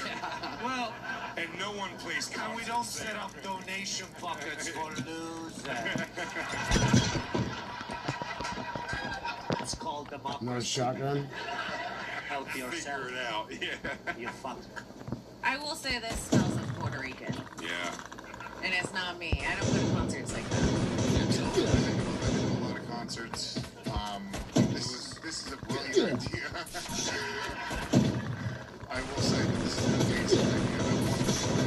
It is your idea, I yeah. guess maybe it is. Let's see. Put your vote in. What concert? Incubus. Oh, fuck. Oh, You got me. He's a piece of shit. let me tell you how good Lewis is in this game, though. This probably is him, and it was for Incubus. And somehow, if history serves me correctly on this show, I will somehow convince everybody else that it's not Lewis. To the point where they'll change their answers, and then it'll be Lewis, and then he wins again, and I go to 3-32. Come every week to lose, to feel bad. Yeah, to be honest with you, Jay doesn't go to a lot of concerts. I don't believe that Jay would have the balls to go. This is a ballsy, badass guy move, in my opinion. I'll have you know. Like a really badass, fucking real-ass dude. This is the type of thing a really good-looking guy in a 10 minutes. baseball cap with a mustache would do. A class act and a great father. I can see this being Tony Hinchcliffe, but Tony, excuse me, Tony's fucking like all classy and rich now. Tony grew up as a piece of shit. He's an actual piece of shit, and he was a shady motherfucker. Rich, yes. Do you read Tony as classy? Is that the thing? I mean, it's not even a dig. I just like, it's like, what is he like? Pinkies out? Like espresso? Like, what? This is yardless behavior, but This stinks of Lewis to me. Lewis is a piece of shit Dude, that I'm will step feeling- over the homeless to get to a concert that I promise you was a shitty band. Lewis, is it you? No. Yes, it is. Let me ask you Waste your votes. She just sold on it, you dude. She just sold Jay, it. is it you? Jay is throwing it on me so fucking hard right now. You know what I'm gonna do here? Because I like it. I like it like this.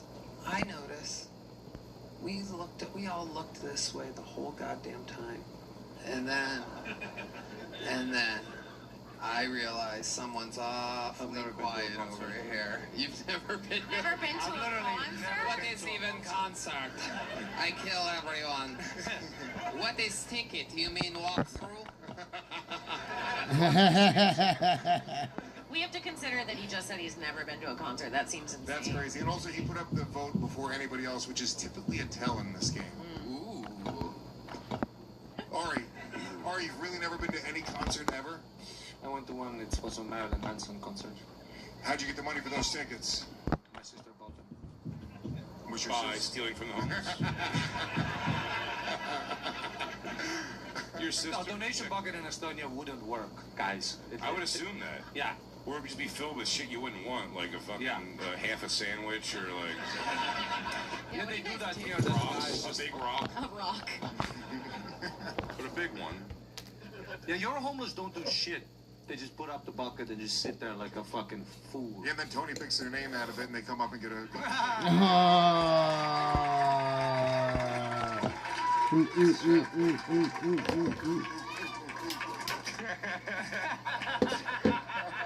Tony Hinchcliffe keeping the homeless on stage for 20 years. That's it. That's how it happens. I did notice a guy. I was walking here yesterday, and there was a homeless guy that had a camera, really nice camera, and it said, "Get your picture taken," you know, real quick, professionally, fucking $5 or $10 or whatever. But he's like laying there, like totally like, right, like total homeless. Looks homeless, but with a great camera. And I took his camera. No, I'm kidding. But I thought to myself, it's great when they contribute in some way. Yeah, they should. Like you go to Spain, they're all dancing on a slack line, dressed as Superman. Yeah, they do shit. Play a guitar. Slack line. Yeah. Here it's just a shitty sign. I'm going with Lewis. This is Louis J. Gomez. He's a unscrupulous piece of shit. This is what Jay does when it's him. He always has bubble letters when it's him. Coheed and Cambry or something. You know what? I gotta be honest with you. I don't know if that is a tell of mine. Did I write bubble letters? You write bubble letters? Very possible. It's when he's nervous. He needs to just have extra lines in there. You might be right about it. I don't know if that's true, but this is Lewis. I'm going Big J Okerson. He was going to see fucking. Wild to get through. What do you mean? The insane clown. I see him. I'm trying to get this all done. I saw the insane clown buses when you made me go see them. Big J is my answer. We're on level 121. Yeah, they said we can get them red, but they said we can't make them work.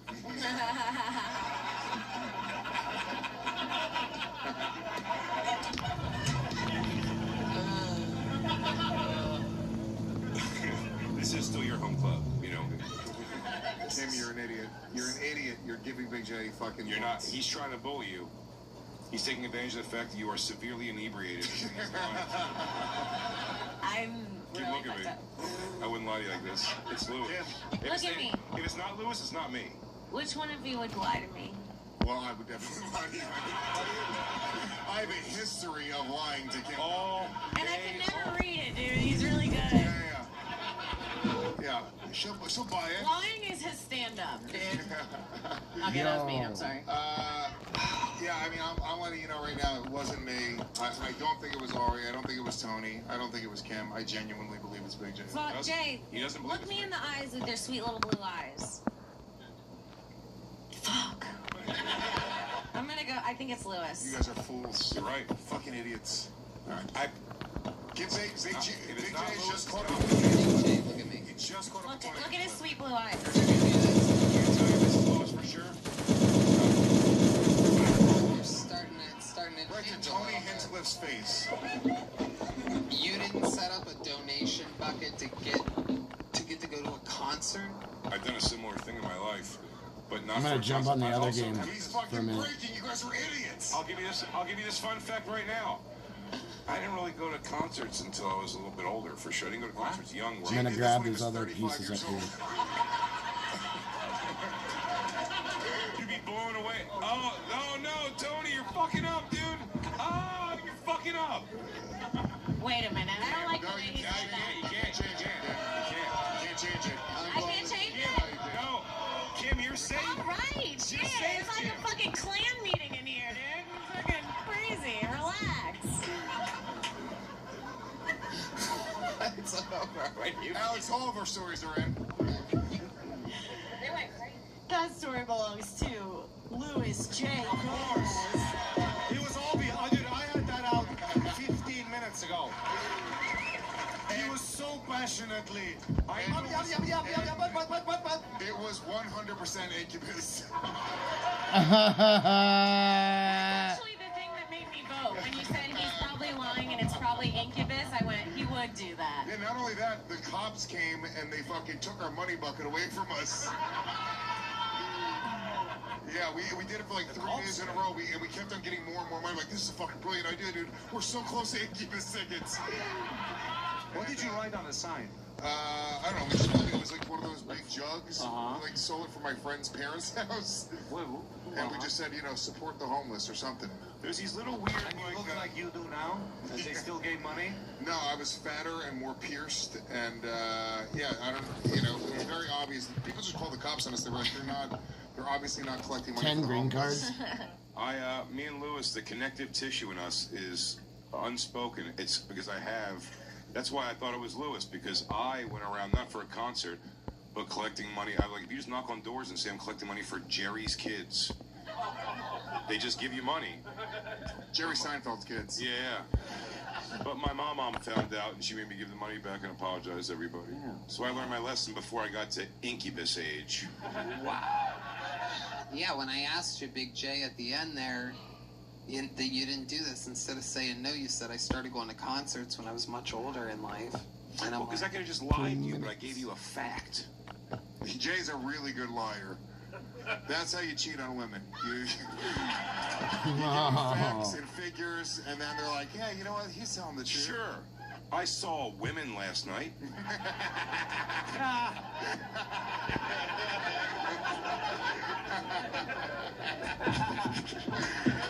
Well, at least I got a point there. That was nice. Thank you, Tony. I really did convince you at the end. Alex, where are our points at? All right, on the scoreboard. With 1 point, Luis J. Gomez. Whoa. Thank you, Tony. Wait. Tied with 2 points each, Big J. Okerson, Kim Congdon, and Ari Maddie. Wow. 2 points. That's a lot. Where am I at? In the lead with 4 Where am points, I at? Tony Hinchcliffe. Thank you very much. I'll sit back down. Thank you. I'm so fucked up. Alex. I gotta drink quicker. Story number 3. I gotta drink quicker. Story number 3.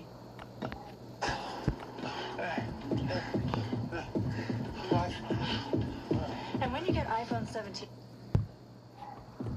I had a fake vaccine card made to perform during the pandemic. Who didn't? I got vaccinated. Ha ha. One shot or two. What if I shot electricity on my fingers? These things. Okay. His eyes start bleeding. Yeah.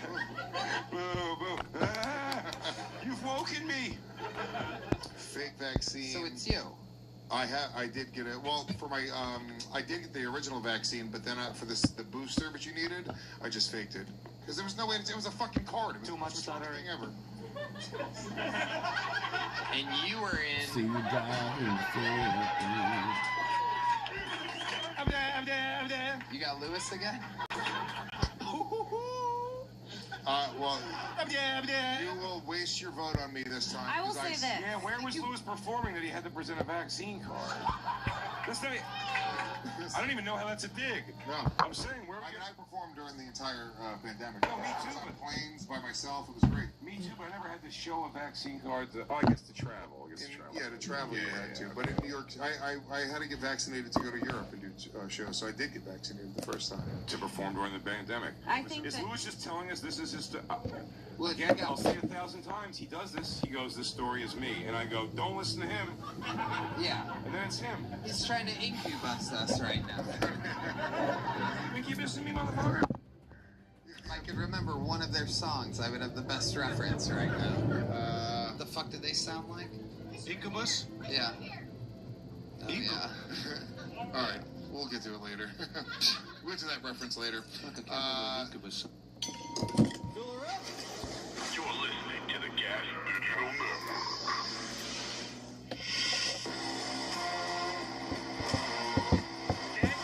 Are you ready? Give a hand, you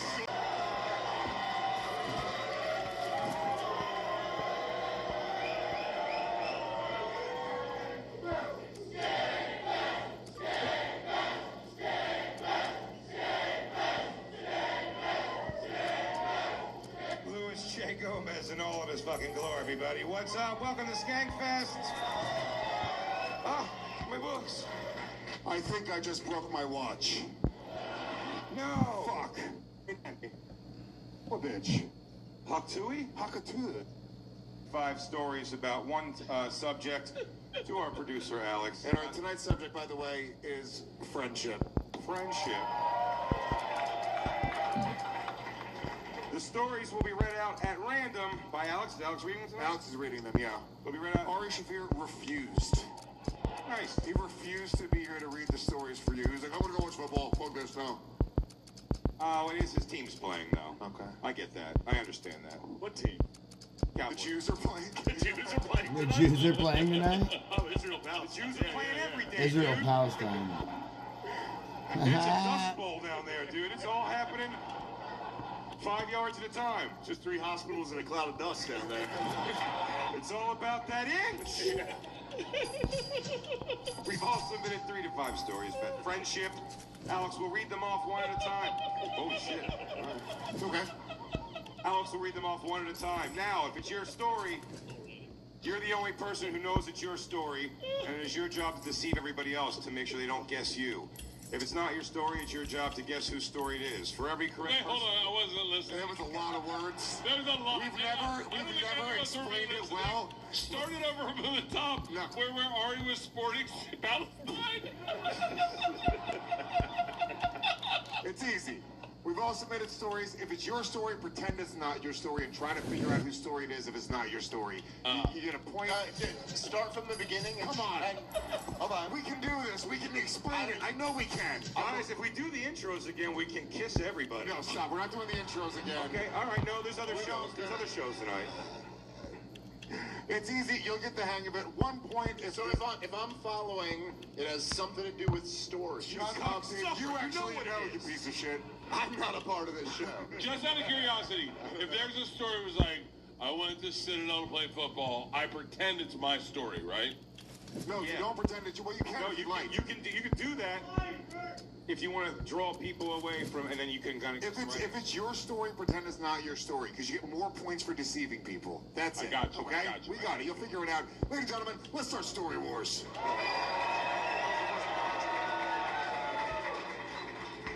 Oh, by the way, guys, tonight we're playing for one book, which is the brand new Skankfest yearbook. We're playing for the winner. It's a Skankfest yearbook.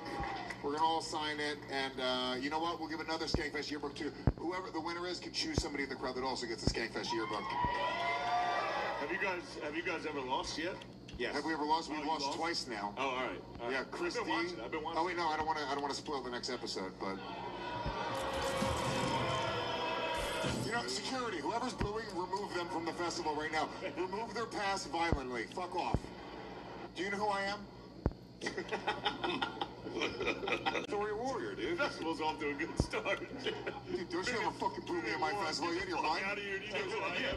You fucking Rip the fucking ass in half. I'll turn this whole festival around right now. Alex, our first story. Story number 1. I once made out with a chick that had sucked my friend's dick earlier that day. Jay.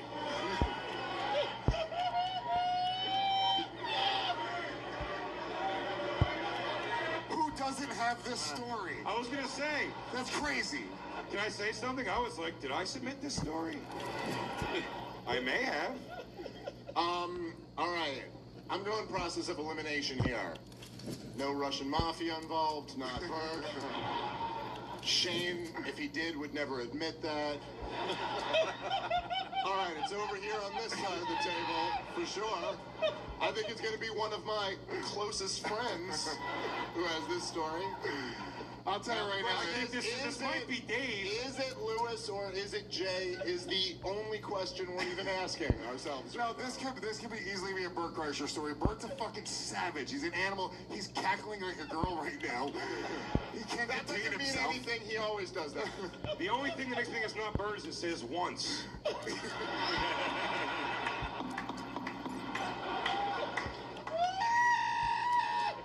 He's just screaming like a girl. Explaining that, his theories. I think it might be Dave. It's Jay. Wait, you guys think I did gross shit like that? No. Dave would not, listen to me, Dave has a little baby daughter that's 5 years old. He would not bring this up now on the show. It's Jay. Jay's trying to deflect. I'll tell you, unquestionably, this is Jay. It's never been more clearly Lewis than it is right now. It's Lewis. Right now, in this moment, is when we knew it was Lewis. Look, either way, me and Jay are the two guys in this story. I feel like it's me. I feel like it's me.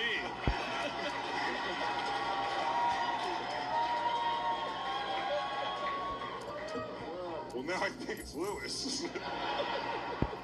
I'm ready to give my vote. I'll tell you right now, if you guys are ready to put your votes in, I think it's Big J, Ogerson, hands down, unquestionably. Are we doing votes right now? We can vote right now. Then we find out. Then we find out whose story it is, and then they elaborate on whose story it is. I think this could be Dave, but you fooled me with you. You got me, Lewis. Well, look at Jay's shitty acting. Wow. It's Lewis. I said, you even pretending you thought this was me is making me think it's you. You went, all right, Bert, you picked Lewis? I picked Big J, without you a doubt. picked Jay. I know why. Because sensitive dudes do that. Sensitive dudes remember this. Lewis would never remember. Wait, I changed my vote to Shane. I don't think Lewis has kissed a girl that didn't suck. This is not a crazy story for Lewis. Lewis would never remember that he sucked another dude's dick. He would just be like, well, that's Thursday.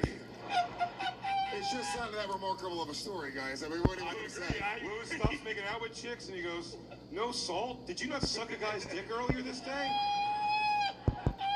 Bland. Final vote, Big J. Final vote, Lewis. Jay. I'm going to go Jay. Bert, did you really change your vote to Shane? No, I'm going to keep it with Jay. Everyone voted for Jay? Yeah. Whose story was it, Alex? Oh, you're excited. Oh, I wish it was my story. I'd be way ahead right now. But it's not. There we go. Bert Kreischer's story. You know it. I'm the only sensitive boy on this fucking panel. Suck dick at a party. I then later that night at 12:30 p.m. at his house made out with her. And I bragged about it Monday morning, only to find out she had sucked dick at a 10:30. It was a tough pill to swallow, and yes, it was salty, but fuck it, that's a real story. Wow. Wow, Bert Kreischer stealing round one. The sweep. Bert does the sweep. I can't wait for this fucking game. I came to play, motherfuckers.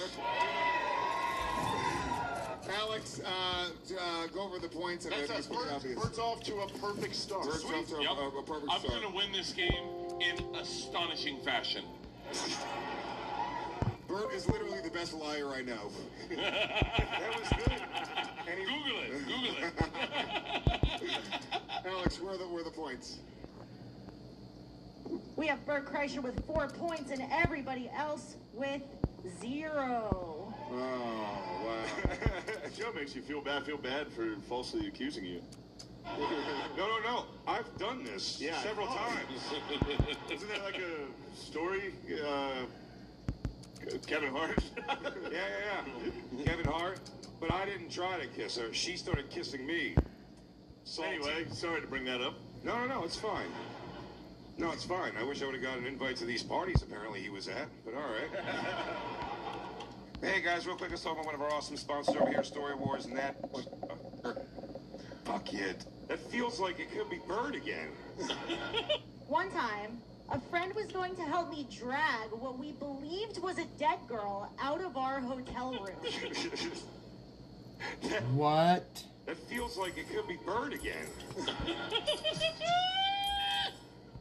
I mean, I could see this being Shane, the way he's touching his face right now. He's giggling and he's fucking touching his face. That's a nervous tick right there. I'm a story warrior through and through. So when somebody starts giving tells like that, now he's not touching his face because he's touching his face because I talked about it. You see what's happening right now? He is getting rich. I don't gotta think about the story. I just look at you guys. I look through you when I play. Oh, I love the way you protest too much. You're talking so much right now. I swear it was just a little bit too much. For a moment, I thought my friend Shane killed a hooker. And Me too. Lewis talked a little bit too much, and I was like, nah, my friend Lewis killed a hooker. I know him. That's exactly what he would do. I like as Dave keeps making it a hooker, which seems like a deflection, but this does not seem like Dave to me. Oh, there's no. I mean, this could be an old Dave story. Dave used to get down. Dave was in his wigger days. Dave was fucking dealing with some fucking druggy bitches. Some big dogs. You want to dude. see? You want to Definitely. see me on 8 Mile in '99? I don't think so. Huh? Oh, I thought you said I was pro-white. And he's like, yes, yes I am. I mean, correct on both counts, but... Same. I like that Dave thinks it's a hooker, right? Yeah. I like that that's the whittle part. Yeah, that's not what I was thinking. I was thinking just a chick. So here's the thing, I think most people can get to the place where they had a girl who was almost dead in the room, like, fuck, what are we gonna do here? To get a hooker there is very crazy. That's a very specific personality type. You think it's not that crazy for a lot of people to have a story of dragging what they believed was a dead girl out of a hotel room? I remember one time I smoked weed with a girl on the street, and she had never smoked weed before, and then she just passed out. And then I was like, I can't do anything with her body, so I just left her on the street. Yes. But you weren't in a position to have to make might be decisions. dead. Jay, you ever like I hope she's dead. you ever like order food to your hotel room and then you finish and then you put it like right outside your hotel door and you're just kind of like it's someone else's problem now? I do, yeah. I feel like that's what happened with this young gentleman. You know? Shit, I do that. When I get late night food, I put the bag outside in the hallway so I don't feel like I ever did it. You know what I mean? If I don't wake up looking at a bag of fucked up Taco Bell. What are you and Shane sneaky talking about? Me and Shane are just cheating and communicating. Are you guys in You promise? It's not me, I swear to God. The question is, who the fuck is willing to drag a woman out of their room? That's our question. Yeah. This is an Agatha Christie thing. I can see this being Bert as well. And by the way, the stories are randomly generated. Hold on. So this could be Bert.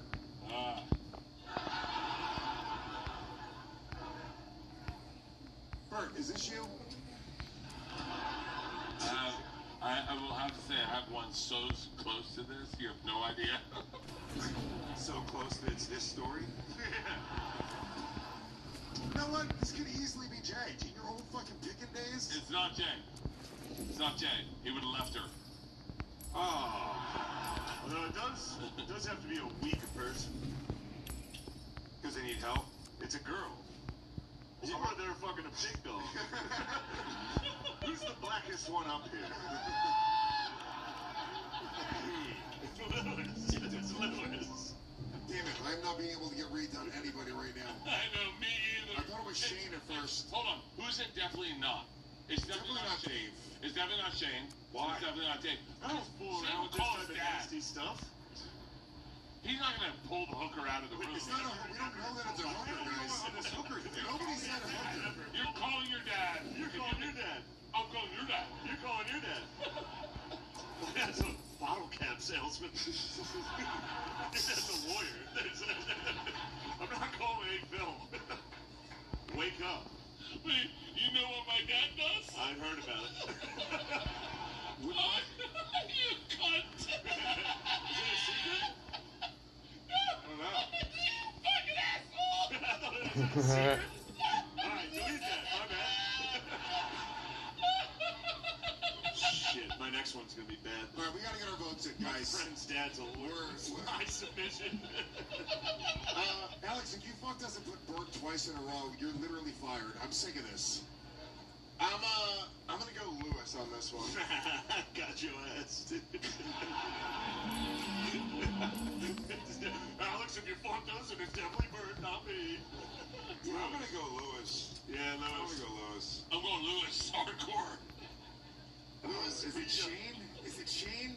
I'm going Shane. Fuck it, I'm going Shane. It's Lewis. He's trying to turn you. Let's see. It's 100% Lewis. Well, by the way, I'm telling you right now, if it's not me and it's not Shane, somebody's got 4 points. Alex, who is it? It's Big J Ogerson. No! No way! No way! Why are we so bad at this game today? Oh, shit. Were we the friends? No. Am I just not remembering this? No, I was in Houston. This is back when I brought somebody to open for me. We had to share a hotel room. So they were put through whatever I was doing. And after a gig one night, me and the person that was opening for me, met roller derby girls who said, let's go hang out in the room and do whippets, which I'd never done before. Hey, come on, there was a comedy boom in 1976. It's true. We go back to the room, this one girl has any right answer. And this girl brought all these like whippets with her, and the girl who brought it starts doing them, and I was like, so how does it work? She's like, you just bring it in, and they get you going. She was going, I can do it a bunch, because like I'm totally used to it. It doesn't even really affect me much anymore. And then she just smiled and face planted on the floor. And her friends were like, oh my God. And then I looked up at my opener, Nate Bargatze.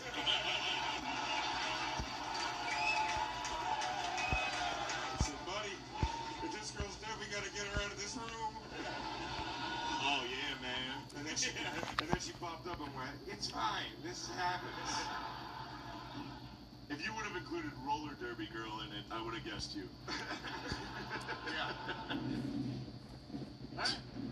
All right, Alex, where are the points at?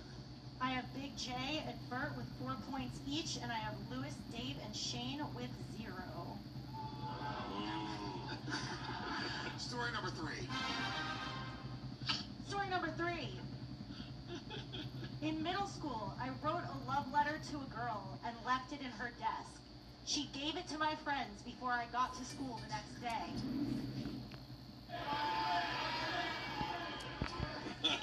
Shane? You were guessing Shane? Think I'd write a love letter, you fucking losers? No, yeah, Shane's a fucking lover boy. Stop acting like you're not a lover boy, dude. I'm the lover boy? You're a lover boy. I'll tell you what, this does sound like an origin story of like a hardcore cynic like you are now. Do you know what I mean? Like, this is like you did something, and this girl made everyone laugh at you, and then you were like, never again, dude. Everyone's gay. Nah, middle school, I was the man already. Fifth grade, baby. Middle school, rolled the 7 shot. This is something that I went to an all-boys school in middle school. All right, Shane. Yeah. You are gay. Well, just for the record, I went to an all-boys school. It is not me. This could be Lewis. I could see everyone here having done this. I wouldn't do something like that. No, the poem. You would? No way. This has an excuse. It's middle school. Lewis wrote that poem in his late 20s. I did. I found romance in my later years. But I think this could be Lewis. This is a very Lewis move. It's a very J move. It's a very J move. Also, I just feel like I would have heard this about. This is such a funny thing that I would have heard. I can see Dave doing this. Oh, hold on. Are we I don't love serious? these Did you go to a regular Jewish school or girls and boys? I went to a regular school, man. It wasn't Jewish. Yeah, right. Dave. Dave, all schools are Jewish. Yeah, this really could be Dave. Nah, also, I don't love these hoes. The girl's a piece of shit. Gave it to not even her friends. His friends. I love that the two people that can barely read or write are investigating Dave. Like Big J and Lewis, who I don't think could write in middle school, and were like really proud of a letter like, I love you, in the desk, are going like, Dave. Hey, fuck you, Bert. Who the fuck do you think you are, you piece of shit? Coming at me and my other story warrior brother like that? Come on. It's not Dave. It's not Dave. It's not Dave. It's Lewis. It's Lewis. It's Lewis. I guarantee you it's Lewis. You know what? I'm going Big J. This sounds like Big J. You're a sad sack. You know what? This is definitely a J story. I just didn't. Maybe he said it and I wasn't paying attention. He was probably rambling on and on all the time. And is preparing to wear again guy liner. It's Lewis. He's deflecting. Yeah. You're the. You were emo. This is your story. You are the emo. Were you emo when you were No, he's emo now. He is emo now, but you were emo then. I'm not in middle school. I was emo in high school. I wasn't emo. I thought the emo kids When were you gay. goth? I wasn't goth. I was like fringe goth. He wore cowboy hats and pierced his own nose. That's a lot of goth, dude. He wrote a letter to a girl, and definitely she told everybody. And then people were making fun of Lewis, and he would like turn around and like, bam, like, Jay, stop. It's Whenever anyone starts making a case, it's always if they go more than 2 sentences. I go, I just think it's you now. Yeah. Dave, you just said 3 sentences. So it's definitely you piece of shit. Whoever smelt it dealt it, as they say. All right, I'm going Jay. Final answer, Big J Okerson. This is Big J written all over it. Final answer, Lewis. I'm going Lewis. Luis J. Gomez. Ooh. Oh, it's Shane. Fuck! Are you serious? It was Shane. You fucking liar! Are you saying this the wrong way? You cocksucker! I lied. You're a liar! That's the point of the game. Oh, you fucking cunt! You said you would never do that. He said to me, I swear to God, privately, he goes, oh, both the guys got school. And I went, yeah, and he goes, me too. On the fucking DL. Did you not go to an all boys middle school? You just I made that did! up? I fucking did! No, I made that up. But they left out the funniest part of the story, which is the most embarrassing part, which is I included a Bible verse in the note. What? Yeah. What was it? What was the Bible? I'll never tell. I would rather be because you will be connected to it for the rest of my life. I'll have to get it tattooed. Oh, as I walk through the valley of darkness. But Shane, Philippians 9:13. Jake, shut the fuck up. Yeah, I wrote that letter. I was, look, man, I was big into God back then. There's nothing wrong with Catholicism. 6th grade, I loved God, and I wrote a letter to an 8th grade girl, swinging way up. Literally the hottest girl in 8th grade, and I just so happened to include a Bible verse on the outside of the folded up loose leaf. The outside? And when I got to school the next day, my friend was holding it up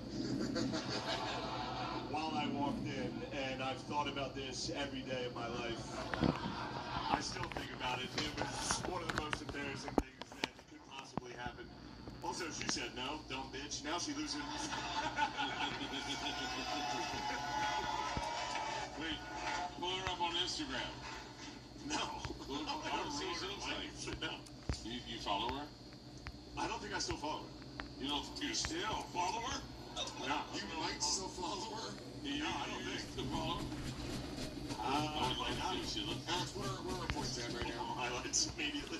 Fucking you're the gayest phone in the world. Football highlights. It's fucking Christian McCaffrey juking people out. That's awesome. No, I don't know her name. What's her name? Right now, I have Shane, Jay, and Bert with 4 points. Ooh, look at that. They got the scoreboard working, folks. Damn. Take that, Shane. All right, Lewis, we're not off to a great start here. We're getting fucking dominated right now, but it's still anybody's game, folks. Also, my friend who held it up was named Tyler Koslak. Fuck that pussy, dude. Yeah. Fuck that funny motherfucker for doing that. I would have done the exact same thing. How did they not say that Bible verse for the next 4 years of your life? I was pretty aggressive physically. That makes sense. All right, let's take a quick moment to thank one of our incredible sponsors, which is Mando. I love Mando, guys. Mando is total body deodorant, not just for your armpits, but for your balls, your butt crack, your fat crevices and cracks. Anywhere you can stink, guess what? Cheesy, fucking gross. Look, our fans are fat pieces of shit. We know this. True that. But I'll tell you this, that's where Mando's 4-in-1 acidified cleansing bar comes in to save the day. This 5-ounce wonder does the job of shampoo, face wash, body wash, and deodorant.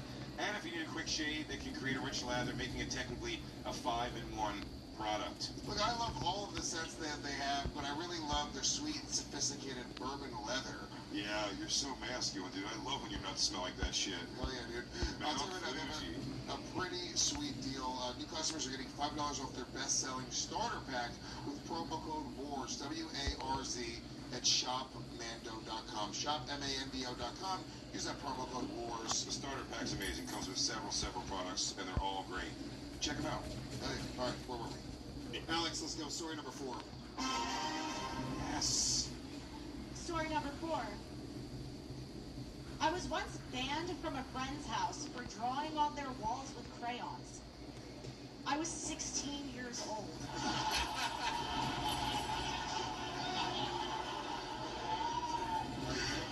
There's Lewis written all over it. So, I feel like this is one of these characters. I can see Bert drawing on a wall right now with crayons. Yeah, that feels like a bird. I mean, Bert might buy a house just to draw on the walls with crayons. Look, this is my crayon house. She goes, oh, you're coming into town? You can stay in my crayon house. You can draw anywhere. It's Bert. It's Bert. What house? Where was it? All right, I'm going Bert. Bert's losing his mind right now. It's gotta be Bert. Was it in Florida? Was it in Florida? What house? Where? What state was the house? Just tell me the state, and then I'll see if it's you. It was Florida. Bert, you can't be this bad at the game. He's winning. We're gonna know it's you.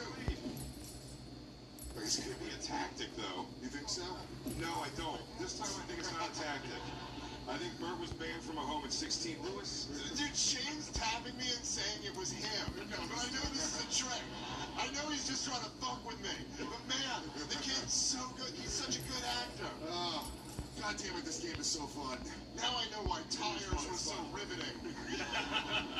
Shane is tapping you saying it's him. I'm going, it's Bert, and Shane's me. He's going, it's me.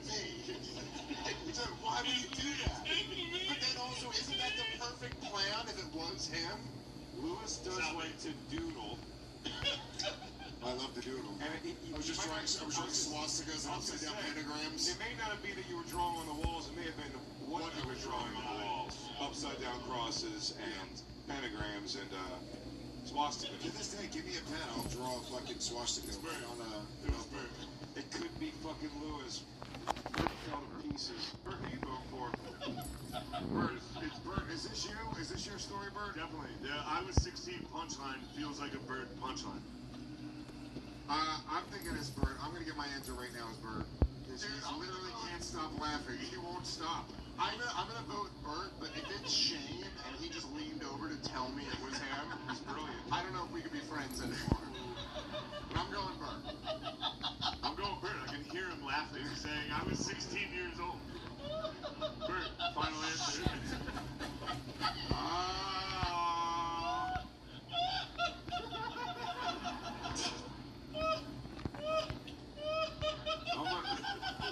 I still want to say Lewis. Well, actually, now that you say that, I could hear it in Lewis's voice also. Please. I was 16 years old. I want the points. Oh, fuck me. I'm gonna throw up. Bert. I'm gonna go Bert. Bert. Who did Bert? I'm gonna go Bert too. Alex, whose story was it? That was Lewis's story, everyone. It's anybody's game, folks. Oh, that was so much fun. Wait, so what's the story? I was 16 years old. It was actually she was a friend at the time, but it became my girlfriend. I was just in her basement. No one ever told me. You said it was a girl. Girls can't be friends. She was my friend at the time. She was my friend. You really were goth. Kristen Welsh. Yeah, she was goth. I lost my virginity to her and just kicked her cemetery gates. Hold on. Is that what you wrote in This is crayon a on the wall? confusing story. I fucked her daughter. Crayons and you losing your virginity? What? You had crayons and you were losing your virginity? I lost my virginity to her, but so anyway, He was too old for crayons. I was just whatever it was. I was just drawing like circle patterns on the wall with crayons, and then I left, and her dad was like, "I'm gonna beat that kid's fucking ass." Yeah. You just did it. I just did it for no reason. You didn't think it was a little bit at 16? I was way too old. I was way too old. You didn't realize you probably shouldn't draw with crayons on the wall. Now that you say it that way, yes, I agree. I feel like her father should have beat my ass. I did the same thing. You drew with crayons as well? Well, my friend's dad made a website, and then I went into their house and wrote their name of their website under everything in that. Like, I would take a picture off the wall and write it in Sharpie on the wall, and then put the picture back up. I wrote it on every, like staplers, everything they owned. I wrote the name of the website. Why would you do that? This is fun. We're having fun. Just guys horsing around. Don't have fun anymore. Just horse off. Yeah, I'm doing circles like on. Drawing started out so like, such is life, right? The ultimate spiral. There was no reason for me to do what I did, and I honestly agree with her father now. Alex scores. Dave. I have to be winning. Look at this libertarian with nothing, like a real election. I have everybody with 4 points except for Dave Smith. 0 points for Wait, Dave. I didn't get points for that? No. No, Bert. Fucking cunts. Alright, go. You get points if it's your story and you fool everybody. And beyond that, you have to guess whose story it is. All right, ladies and gentlemen, we're at halftime. We did 4 stories already. We don't have to do plugs. Let's get right into it. But I will say, in the second half of the game, here's where we're gonna really mix things up, folks. Second half of the game, double points. Wow. Everybody loves double points.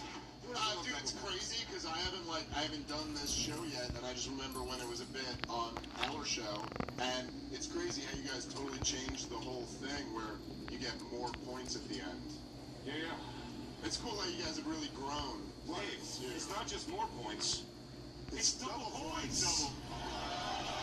Oh, yeah. Anybody? Hey, Dave. I'm just kidding. This is a great show. But the Libertarians are gonna win one of these days. All right, so you keep your eye on us. Story number 5, Alex. You guys, you walk to the babes. You walk to the 3 babes that are here. Story number 5. Women that are here just left. In high school, my friend would come up with a new funny way to take a shit, and we'd all gather in the bathroom to watch. Wow. Wow. Why is everyone yelling me? What, just because I got no points and the Libertarians haven't won a lot lately? They're all going to assume I watch a dude take a shit? When this says shit written all over it? This is Bert or Shane to me. How do I get low? I mean, yeah, but this is me. What do you mean? This is obviously something you would... This is great. This is, no, it's not me. Just so we're clear, it's Dave. No. Dave is not this fun. It's Dave. I'm going Dave, top to bottom, it's Dave. Was Dave fun? Can I tell you guys something? Can I tell you why I think this is Dave? Was there a time Dave was fun? No, that's what I'm saying. That's why I think this is Dave, because this segment for some reason stopped being fun right now. On a Dave story. Now, let me tell you something. I found Dave's limits of what he thinks is like fun or whatever, but this sounds like everyone's like, oh, this is so funny to go watch our friend take a shit. One time when Dave was at my house, I set him up so when he walked into a room, I was face down, ass up on a bed, really spreading asshole and ball back for him. And he walked back out. He didn't think it was very funny. He gave me like a and just kind of moved on about his business. Dave does not think Jay shit's funny. He doesn't think shit jokes are funny. By the way, Jay's story, it was 6 months ago. And yeah, it wasn't that cool. I learned it's not cool. He was holding his kids. It was my fault. So this does not strike me as This is a frat boy story. This is Bert or Shane all day long. You also be Lewis again. I'm gonna vote Shane on this one. I'm not inviting people into the bathroom while I shit. I get very private about that time. I'm going Bert. I'm going Bert. So Bert's face right now. He was laughing when it was somebody else. Now he's fucking serious. He's dead serious. All right, fine. I'm going Dave. That's a crazy pick. It's the He's right. the only person that it's definitely It's not definitely him. not Dave. It's 100% We used to watch everyone shit. It's 100% not me, and it's 100% not Shane. Shane is embarrassed of his body, and he will not show it to anyone. He would never shit in front of anybody. I know that. And Jay, you don't shit in front of anyone. You're embarrassed to your body. No, I think you're missing. Yeah, you're not even getting it I right. think you're purposefully doing Yes. Now I want to vote for Bert. The other person would do the shit. Buddy, I know you guys. I'm going Dave. All right, I'm going Bert all day long. I'm changing my vote to Bert. Vote for Bert. It's Bert. Dave. Shane, Say did you it. vote Say for it. Bert? Say it. All right, everyone voted Bert, Alex, except for Say it. Bert, who voted Say Dave. it. That was Shane Gillis, you guys. Double points. I knew it was going to be Shane. I knew it was Shane until Bert talked us out of it. I knew it was Shane. High school. For real? Yeah, my one friend, every it was like 8th or 9th period, he'd be like, yo, at 1 o'clock, meet in the men's bathroom. Me and all my boys would go. We had no stalls or doors on the stalls in my high school's bathroom, and he would come up with a new way to shit every day. So he would, like, one day he would AC Slater it ass naked, face the other. One day he would hold himself up on the.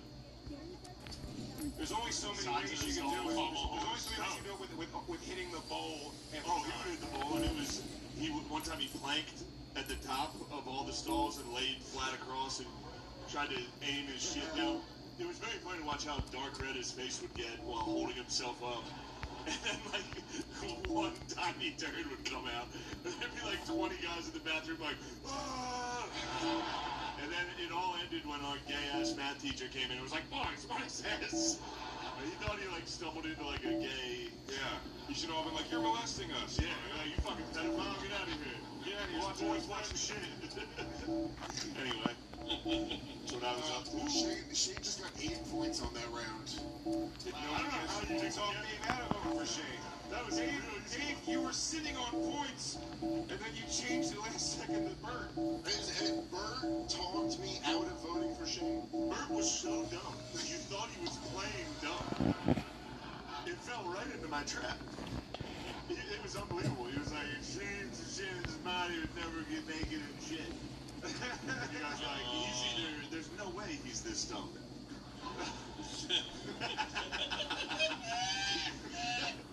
My strongest ally is Shane. Bert. Shane takes a very strong lead. Dave, 0 points, Dave. I'm having a rough time. Maybe this show wasn't for me. Oh, you fuck.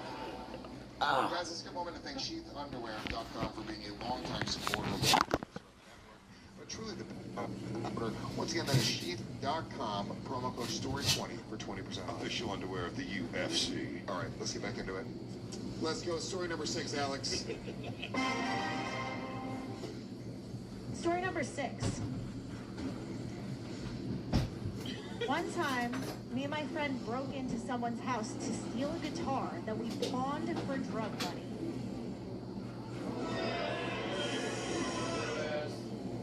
I would never steal a fucking guitar, dude. That's gay. For drug money seems to be the thing. For drug money is crazy. Is he in finance under the table? If one of you guys called weed drug money right now, Well, let me say this also. Alex will take a thing and change a word or two to make it not obvious. You know what I mean? If you just make it like weed, it's obviously not some people. Stealing, breaking into a house. No. I find it curious that this side of the table is asking questions to this side of the table. I said definitely you guys. I said if I think of it as weed, this is probably Lewis. No, we, the three of us, have never done this, so we're interrogating you guys. My guess is Lewis. I'm saying Lewis. Did Bert do drugs when he was like in high school or college? Of course, I did. I'm a grown-up, but my parents, my dad was a lawyer. My dad paid for them. Also, Florida is lousy with pawn shops, too. Well, Dave grew up in New York City where there was apartments. He wasn't breaking into a house. You have to scale the side of a building and go up a fucking fire escape. It's not happening. I like that Bert's correction was not that he wasn't doing the drugs, but that he wouldn't need a pawn shit for him. He was like, you get my drugs. If it was Dave, you'd have to be a literal cat burglar. I think this is Lewis. It's Lewis. I'm going Lewis also. I wouldn't break into someone's house. We're giving somebody some points right now. I'm telling you that because it's definitely not me. break into a house. Jay didn't do drugs until he was like friends with me, so. Yeah, that's right. Jay didn't do drugs. Shit. I'm going with Bert Kreischer on this one. Oh, you're wrong. It's Lewis. You're definitely wrong. Well, I'm going I'm changing it. I change it right now. I'm letting you guys know it's definitely Bert. It's definitely not. I'm seeing his little cherub cheeks get red right now. His lips are wet. It's me. His lips are getting all wet and moist. It's so Lewis right now. It's fucking I'm letting you right now. It's fucking Lewis. I will bet one of us. One of us. I will. If it's not Bert, I will give out $500 to somebody in the crowd right now. It's not Bert. Oh shit. Oh. Hold on. You promise? I promise. All right, I'm switching to Bert. I'm going Bert. He's switching. He's really cheap. He doesn't have $500 to give people. Fuck, it might be shame now. Fuck. No, I was kidding. I was kidding. I would never do that. You think I did? No, I'll stick to that. That's how much I believe that it's Bert. Bert, will you make the same bet? Will you give $500 to someone at the ground if it's me? Or it's not me? Don't have it on. I'll tell you what. I have $500 in my pocket. Sick. Louis doesn't. Yes, I do. $6. But it's all the cash I have in the world. Shut up. Don't afraid him. I'm going to need to borrow money to blackjack tables tonight. Shut your fucking mouth. Louis, he goes, I gotta tell you what, I got $500 in my pocket right now. It's $6. I'll tell you what. I'll tell you what. I'm willing to do this. I got $500. If you say it's not me, then you pay that for whatever the thing is. Who's the person we're giving this money to? Who gets the money? Who gets the money? Bert's hammered. I say the Insane Clown Posse gets it. The Insane Clown Posse gets it? Most likely to use it for meth. Posse girl gets it. She's been through a lot. Yeah. Yes, you're terrifying. All right. It's really All right. scary. You pick one of them. I'll pick the other one. I'm gonna go with the one. No, we're not. No, they're both just gonna split it on fucking whippets or something later. All right. No. Hey, who's the fattest guy in here? Big J. No, you're not fat. I'm sorry. Jay, sorry, Jay. You look great. Who is got the biggest fucking? Where's the fattest guy? The other guy dressed in clown makeup. Bring him up. That guy. Nope. And he's in clown makeup. He is in clown makeup. He's a fat. This guy's a fat piece of shit. All right. This guy's a fat animal. Count that. He's moving pretty quick. He's got the Legion of Skanks logo painted on his face. Oh, nice. This is the most horrifying thing I've ever seen in my entire life. Holy shit. All right. It's the Legion of Skanks. $500 for you. He looks like a Japanese god. And you got $500 for them. He's the Skank Puff Marshmallow Man. Now, Lewis, if we're wrong, they just take the money, correct? So here's the deal. If I'm wrong, if it's not Bert, just if it's anybody else, they get $500. If you're wrong and it's not me and it's anybody else, he gets $500. Yeah, I like that. It's definitely Shane. I I'm like so that. pissed. I like it. I'm so pissed right now. Because you know it's you. I'm so positive it was Bert. In the meantime, but if it's if it's Shane right now, they both get $500. It's not Shane. It's not Shane. Or if it's one of these three, right? Hold on. If it's one of them, they both get? Yeah, because then we're both wrong. Fuck me. I'm so pissed. All right. And I mean this, Bert is literally 4,000 times as rich as me. And this should be $5,000 to this guy, you cheap piece of shit. This is gonna devastate Lewis, and for Bert, probably a tax write-off. Right. But let's see. It's gonna ruin my gambling tonight. There's an issue with my chip on my ATM card. God damn it. Try and Venmo you instead. The cash looks cooler, but a Venmo would actually help my evening. Not to throw my dick in the circle here, but I'm gonna say Dave. No. Jay, put money on it. Put money on it. Jay, I mean, put Dave money on did it. smoke a lot of weed, but there was no Jay, houses in put money on Brooklyn. But house is subjective. You say come to my house. No one said come to my small apartment. Broke into a house? To a guitar? It was a weird. They didn't have guitars. Maybe it was like fucking turntables. Are you putting money down on this? Do you want to bet $6,000 a piece that it's going to be one of us? I think, does everyone have their... I'm betting Bert. Bert says Dave. I'm gonna go with Bert. I'm going with Dave. I'm going with Dave. Hang on, wait, what did you say? You're going with Dave? Wait, are you going... Come on. All right. Damn it, I don't want to give away $500. The answer is... Dave Smith.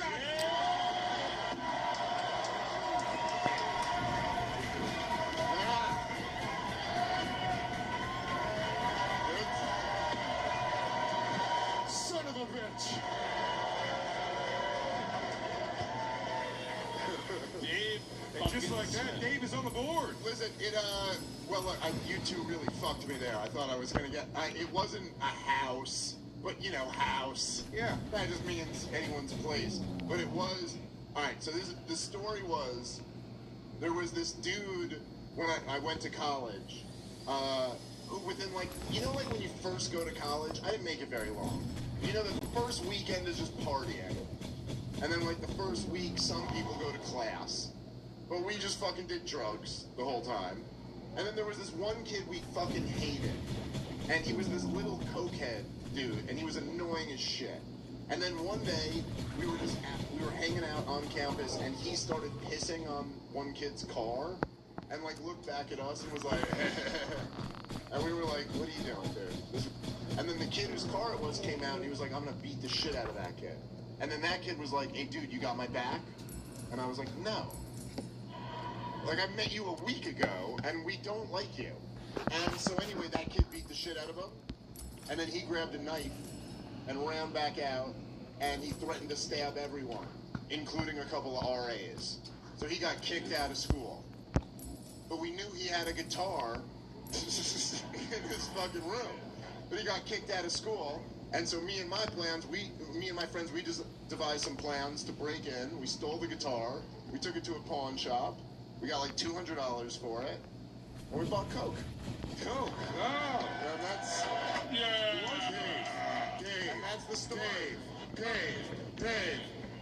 Wow. No, I'm not particularly... No, Dave got double points there, Alex. Oh, no, that was right. It was only 4. Yeah, right. look. You do enough Coke, Dave, you will build your own roads. I have Lewis, Bert, and Dave with 4 points each. Big J with 8 points, and Shane Gillis with 6 Ooh, I'm on your ass. 2 stories left. It's still anybody's game. Remember, it is double points. Shane has a big lead, though. No. All, It's one. All it takes is one. All it takes is one big one. All right, let's go to story number 7, Alex. Story number 7. My best friend hooked up with my girlfriend at prom, and we were all supposed to spend the night at her house. I was too proud to sleep at her house, so I slept in her car in front of her house. I can see this being me so easily.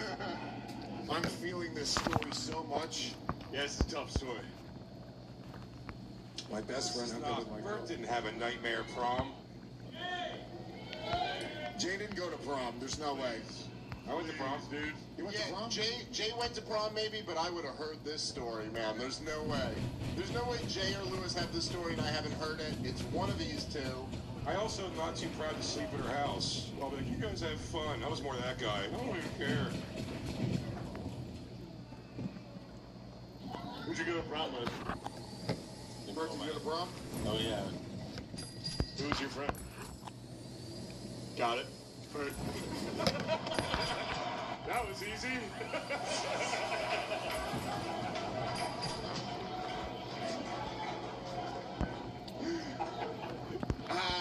I should work for the FBI. You bring those January 6ers to me, I'll break them down. What was that, you fucking idiot? Who was your friend? Unless he's fibbing. No, I don't think he's That seems legit. I'm going Bert. All right, let's go, Bert.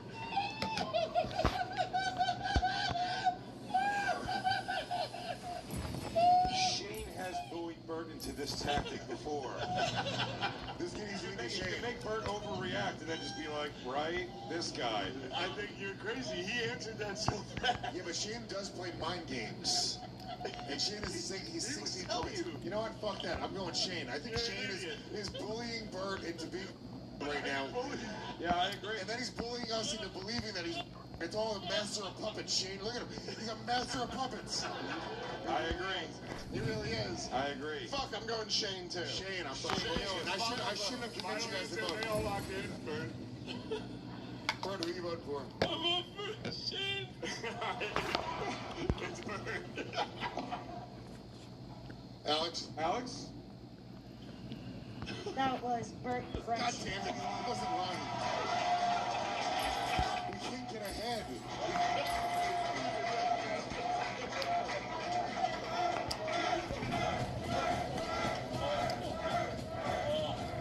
So, is there any more to the story, Bert? Oh, buddy, it's so bad. It was the most vulnerable moment of my life. I said it to my wife on the plane today, and she goes, don't say it on stage. Everyone's gonna know it's you. She cheated on me. And it was a not that. No, I'll tell the whole fucking story. This dad deserves respect. And there was a slumber party at her house, and everyone was gonna go in the slumber party and then breakfast, and I was too proud to do the slumber party, so I went and slept in her car. In the middle of the night, like I was like, I'm gonna just sleep in her car, and her dad came out. This fucking guy was an awesome dude, and he goes, buddy, this isn't the fucking path. And he looked at me, he's like, get out of the fucking car, come in the house, you're doing the wrong thing. Yeah. You did the right thing. He's like, beat the shit out of that guy and take my daughter where she lay. You get the fuck back in that house and take what's yours. You're not too proud to leave and not sleep. You should definitely have not slept there. Thank you. Her car was insane. Dude, I said that to Leanne too. I sent a bunch of stories to the producer today, and they were like, these aren't about friendship, and I started telling them to Leanne, and I told them what Leanne was like, do not tell anyone that story. Leanne's in the back going, oh, fuck. God, man, that was one of the... I would take that over for real Bible verse on a fucking love letter. Yeah, I mean... They're all pretty bad. The Bible verse is bad. At this point, we're going to do the one final round, but I believe Shane has pulled so far ahead. You're wrong. That it's not anybody's game anymore. Oh, I didn't realize this game was a metaphor for life.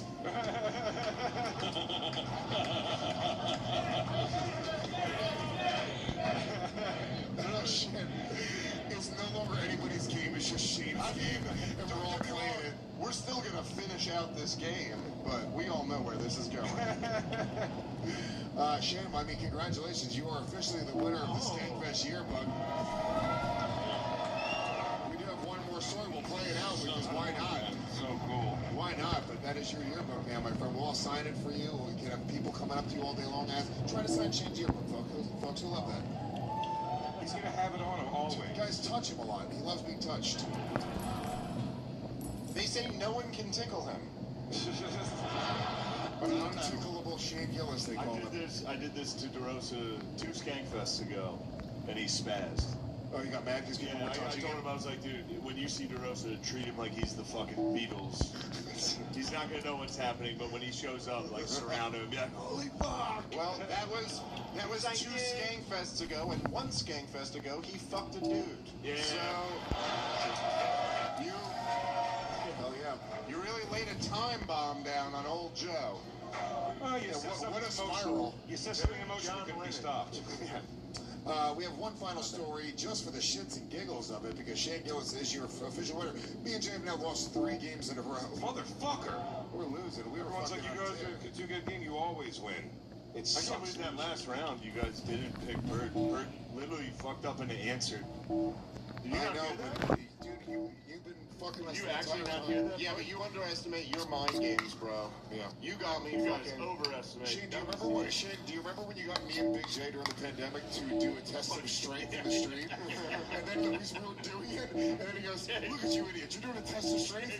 I can't believe I bullied you into doing this. Look what I made your leaders do. Jay looked at me and goes, remember when you did that, Jay goes, Look what I made your leaders do. It's so funny. Final story, Alex. Here we go. Story number 8. I have never helped a friend move. Only people who I thought would help my career. Bird. Well, not Lewis. It's absolutely Lewis. It's gotta be Lewis. I mean, as I'm thinking about it, I've only helped people who can help my career move. That is absolutely true, but I did not submit this story. I helped Bobby Kelly move, and I think that's maybe it. I've never helped a comedian move, ever. I have. I don't think I have. Well, none of my friends have ever moved. They're all in the same place they were. Right where I left them. All my friends are in Philly. It's Lewis. No, I can see this being fucking Bird. This is, look to me. It sounds offensive, but this sounds like Bert's personality. So I'm just going based off of that. Yeah. Bert, who have you helped move? Fucked up. Bert's a fucking LA, his LA energy Personally all helped day like long. Harvey Weinstein, Stallone's daughters move and shit like that. Yeah, Bert's not helping anybody move that it's not going to fucking help his career. No, that's totally me. Buddy, I've never moved my family. Where's Leanne? Is she here? Where's Leanne? Leanne, have I ever moved us? Never once. Yeah, but you've only hurt his career. I love that she's sitting in the middle of this like a real fucking, like she bought a ticket. Show your tits. Show your tits.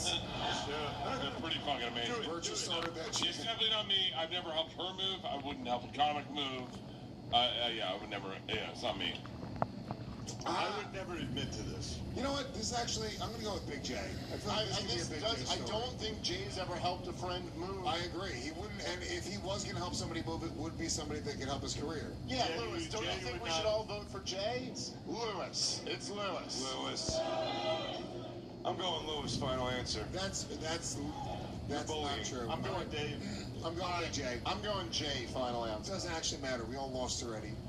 I'm going Lewis. I'm right. It's Dave. Lewis, I'm going definitely Lewis. Although I feel like Lewis would help me move. I'm going Jay. But Bert, you could help my career. Yeah. Would Lewis be that aware? Nah, shit, maybe not. To admit this? I think he'd be like, no, I'm a good guy. Is everybody's final answers in? Yeah, Jay. Final answer. Jay, final answer. Jay. Dave. Alex? Dave, did you just change your final answer?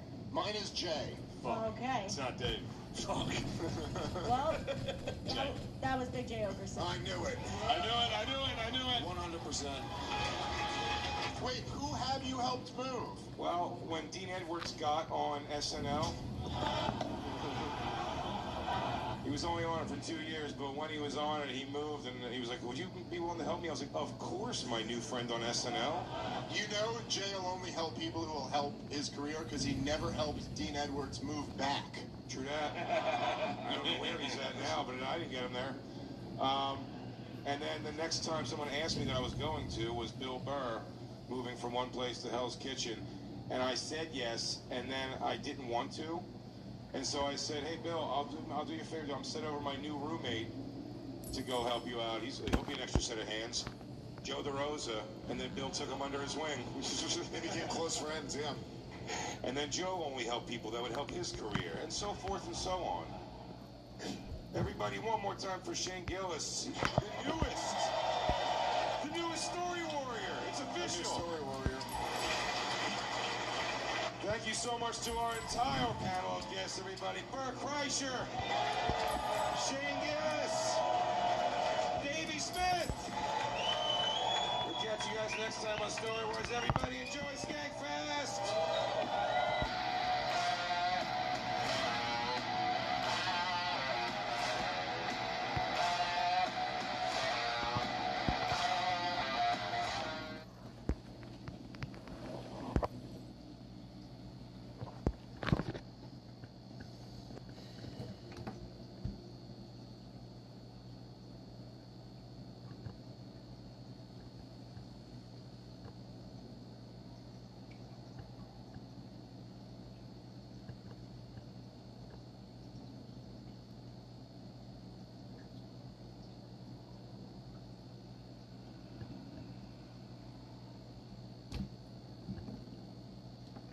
Where's my Old Spice?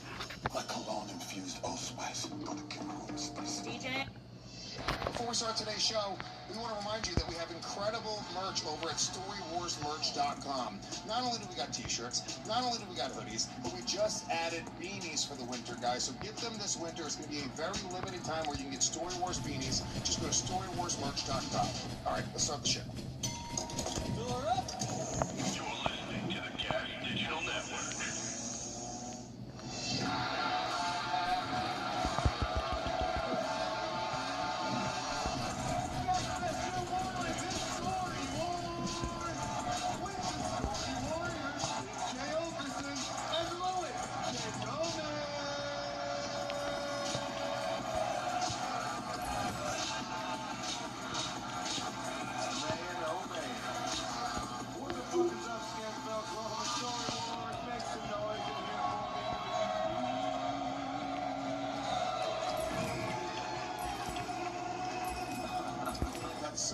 people doing that. That fucking rules. This place is fucking huge. I can't get over it. It's a waste of time, but it's always fun to do. How many people here are familiar with the game Story Wars? How many people are not familiar with Story Wars? Oh, you stupid pieces of shit. You stupid pieces of shit. Well, look, this is a very, very special edition of Story Wars. Officially the first Skankfest. We did one at the kickoff party last night, which was incredible.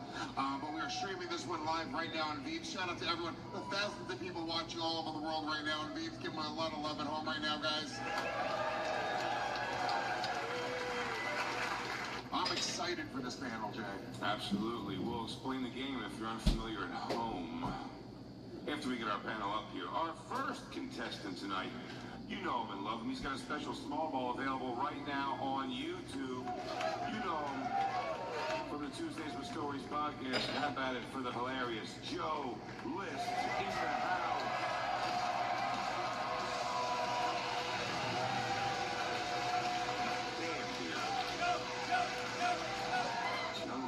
Living legend Joe List filming a documentary here at Skankfest. If you see the crew following us around, it's because of Joe. Yeah, and past champion, did I get that? Did you mention that? Former story warrior himself, Joe List, guys.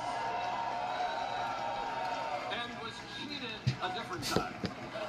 You now wield the power, so... Yeah, we're excited. Your second competitor making his Story Wars debut. He's got an amazing tour right now, the Tall Tales Tour, the special called Starfish on YouTube. Clapping up his last good for Brad Williams.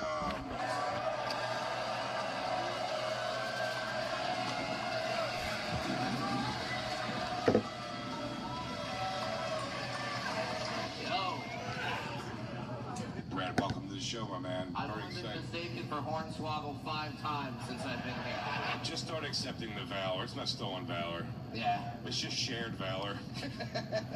I'm gonna kick his ass at the meeting. Fucking asshole. The convention's gonna be a fucking slobber knocker this year.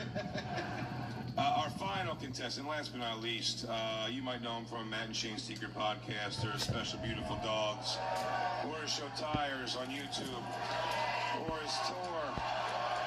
Shane Gillis in the house!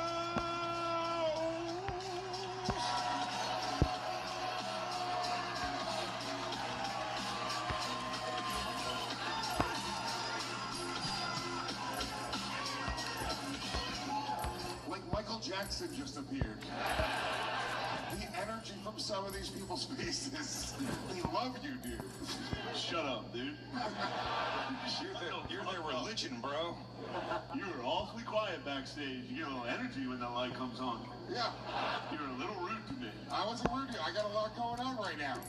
I'm filming a documentary. I'm running a comedy festival. I got to reapply my eyeliner. Filming a documentary? You change your nail polish every day so far. Yeah, I know. The purple nail polish today. Shane, I think that's cool as hell. Nail polish, huh? Oh, hang on now. Yeah, sorry, Jay. No, I know you just mean Lewis, but come on now. It's gay when Lewis does. It's cool. If you're unfamiliar with the game Story Wars, or it's your first time listening at home, it's a very simple game. All 5 of us on this panel, including Lewis and I, have submitted 3 to 5 stories on one particular subject. What's tonight's subject, Lewis? Small things. Ooh. Triggered. Very triggered, Lewis. Sorry. So am I. Yes. A dick joke. Our lovely producer Alex is taking 8 of those stories in no particular order at random, reading them off one at a time. If it's your story, it's your job to fool everybody that's not your story. If it's not your story, it's your job to guess whose story it is. Every time you guess a story correctly, you get 2 points. Every time you fool a person on the panel, you get 1 point. So when it's your story, you can get up to 4 points. It's a very important moment. Once you write your answer on the dry erase board, put the dry erase board in the slot right here and remove your hand. That is your final answer. You cannot change it. And I'll tell you right now, this Story Wars episode is going to be so much fun, but we are not playing for fun. Jay, let them know what we're playing for. Every week here at Story Wars, we are playing for us a book from the Story Wars library. Tonight's winner takes home The Weight of All Things by Sandro Benitez. Great Kuwait, of all things, follows a young boy named Nicholas as he's caught in the chaos of El Salvador's civil war.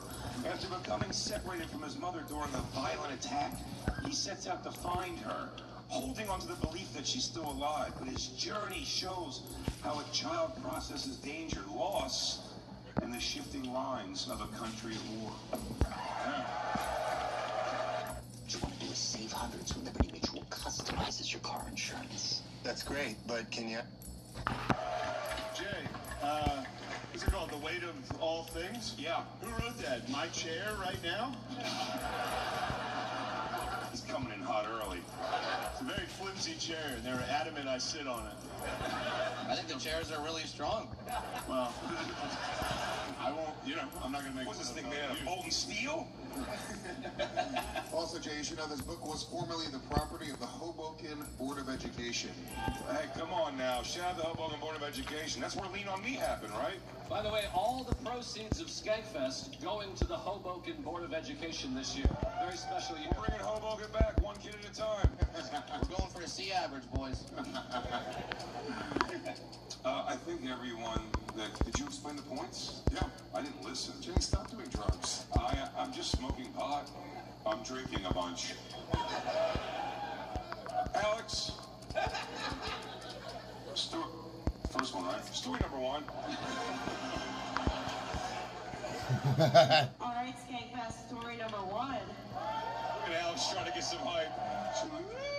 How about that for G, Mike, and Alex, everyone, the producer? We should have introduced him earlier. And give it up for Serafina, the lovely Serafina. You gotta love her. Just clap. Don't fucking woo-hoo, you fucking vultures. She's a child. Fuck off. It's a hot child. Stop it. that was an easy one. I already got it. Story number one. A friend of mine showed me a picture of his very small penis just to make me laugh. It was very brave. It's Brad. None of you would write it that way. Yeah, that's Brad.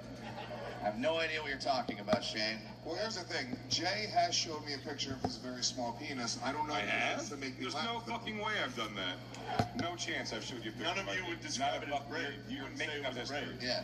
That's a lie. You guys, all three of you are dickheads. He's a nice person. He would say it was brave. No, it's brave. Oh, yeah.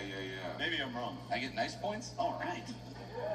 Joe, list. Yeah, Shane did jump in there quick. I know who it is already. Joe, why do you think it's Shane? Because I played the mind game, doggy.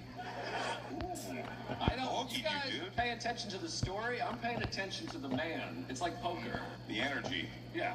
This is Shane. No question about it. I'm not going to take my finger off yet in case somebody else gives something away. Actually, the way you're talking, Joe, makes me start to think it's you, because it is not me. You think I have friends? Touche. Small penises. Who has friends with small penises? Well, this Every one of us? This is how I really feel. This feels like the most minimal effort possible, and it feels like Shane is doing you a massive favor being here. Okay. So, it definitely feels like You wrote this very he's like, quickly, yeah. No, I wouldn't want to be anywhere else in the world right now. The only place I want to be is at a dock with a bunch of fucking juggalos, dude. This is Shane has no interest in playing. Wrote down the quickest thing he could. And That's an interesting theory, Joe. It's a very good theory. But I will say, when you said low effort and lazy, it did make me think Big J. Okerson. What? I didn't say This makes me think it's you trying to take a fucking shot at me. I'm taking shots at you. Your small penis, your low effortness. You have a very small penis. Your penis is way smaller than That's insane that you Prove it. Prove it. Let's go get hard together in the bathroom. Dude, we have to Let's get 69. hard in the bathroom with me. We have to 69. Whoever's penis enters first is the winner. Eagle. And all we can use is breath on each other's cock. Raising my dick makes me hard sweat. let's see some answers. I was trying to think of who has the most amount of friends that would show them their small penis. I mean, we're comedians. This is a classic Yeah. comedian move. Most of my friends' penises. Yeah, that's pretty cool. You know what? picture of a small penis, my friend would show me his small penis. Yeah, I FaceTime I'm telling you, it's red. I mean, I always come out of the game. Have I shown you my small penis yet? Why guarantee you it's hog? So, I'm thinking it's Joe List. Joe List is an old school Boston guy, a ball buster. He's been in the business for 45 years.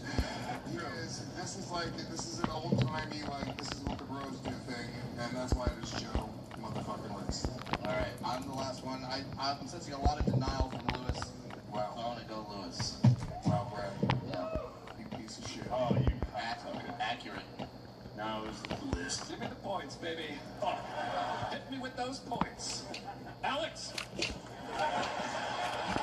Alex, you got one job.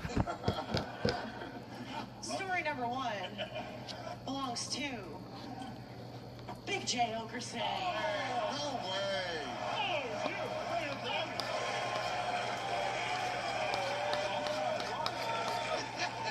If you say that I'm the friend that showed you the picture of my penis, I'll punch you in your fucking tit. Let me tell the story. Fuck you, dude. If this is me, I don't have a small penis. You have a small penis. Let me just tell the fucking story. Tell the story, you piece of shit. Alex, read the story again. A friend of mine showed me a picture of his very small penis Better not be just me. to make me laugh. It was very brave. Lewis.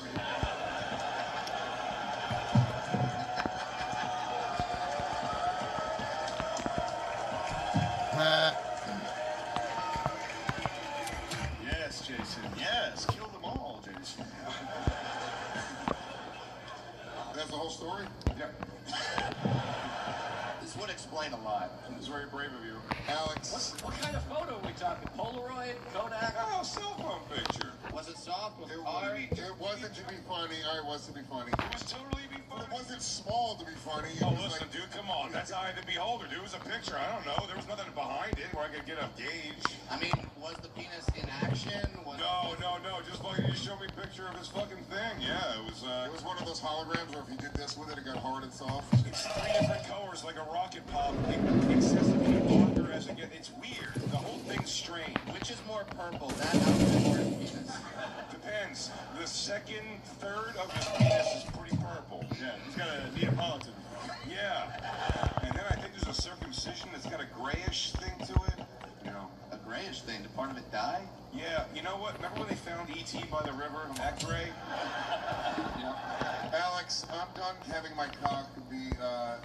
Oh, we can move on right? for No, sure. let's But move on. So where are our points at after one round? All right.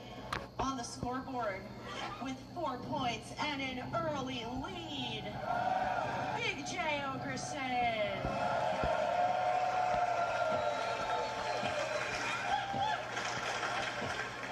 What? Oh yeah, there was only me. Alex, story number 2. Story number 2.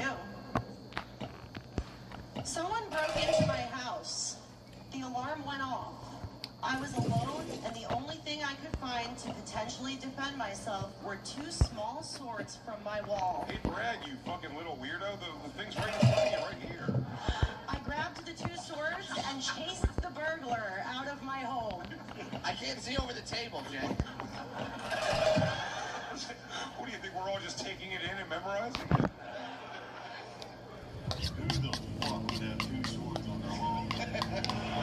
2 small swords. Well, chase the burglar. Again, I keep wanting to blame Brad, but I hope it's Brad because that's the funniest thing I've done. He's so scary if you broke in a house and there's like, Brad, where's the 2 What swords? Then Brad only has tiny weapons in his house. but getting them off the wall, getting them off the wall. That'd be very difficult. Yeah. I do have a complex ladder system in my house. If I saw a guy hit a What ladder, if it's just 2 butter knives, but he calls them swords? Yeah, Hey, you need a fucking fork and sword for your steak? yeah. I call a salad fork a trident. Fuck you. The only thing we found Every time you're playing Poseidon. Who lives in a neighborhood where people can break in? I feel like all 3 of these guys could have swords. Not Jason. Lewis or List could have. Dan doesn't have a sword. But the big giveaway is an alarm in the house, it's gotta be Brad or Shane. We live in fucking apartments. I would never. We literally all live in houses. Fuck.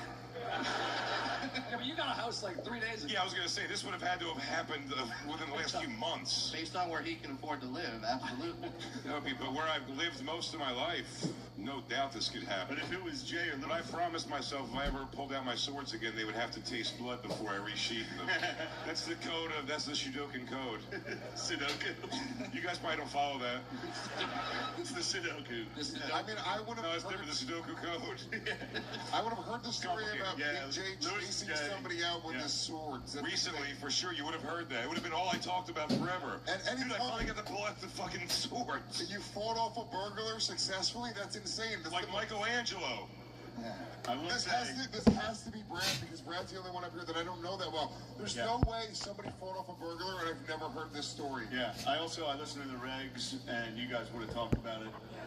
And yeah, I like your logic. I think Yo. it's gotta be Brad. See, I'm thinking I'm leaning Brad, but also it feels like the burglar could have grabbed his forehead and held him back. For sure. I do not have the balls to take on a burglar. No, it's gotta be Brad. No question about it. Possibly Shane. I would never. Also, if I saw a little person coming at me in the dark with two small swords, I would shit myself. I'd run no matter what. I'd be like, David Lynch movies are real. That's what I would first have to process. You guys are all going Brad for my life, I I'm guess. going Joe. I don't mind Joe. Brad Williams is my Swords in my home? Where my wife sleeps? Yeah. Where my children come and play with their toys? Brad, you attacked a guy with swords, and it's the funniest thing that's ever happened. That burglar is at a bar right now going, dude, I didn't ever believe the fucking guy. Dude, fuck me if you've heard this before, but... Someone's going, yo, tell that story again, dude. Dude, all right. Brad chased him down and chopped off both his ankles. What the fuck is that? It says I failed. He's like, get out of here, your toes get it. Is everybody? All of our answers are in, Alex. Story number 2 belongs to Brad Williams. Yep. I called them samurai swords. They were just small knives. Too small. But I always think about the guy, because in his mind, he broke into a house, an alarm went off, and then a midget with swords just ran down the stairs. And I thought, that's got it, like he's like, what kind of fucked up alarm system is this? They stepped their game up. Release the ninja. The ninja. Ninja!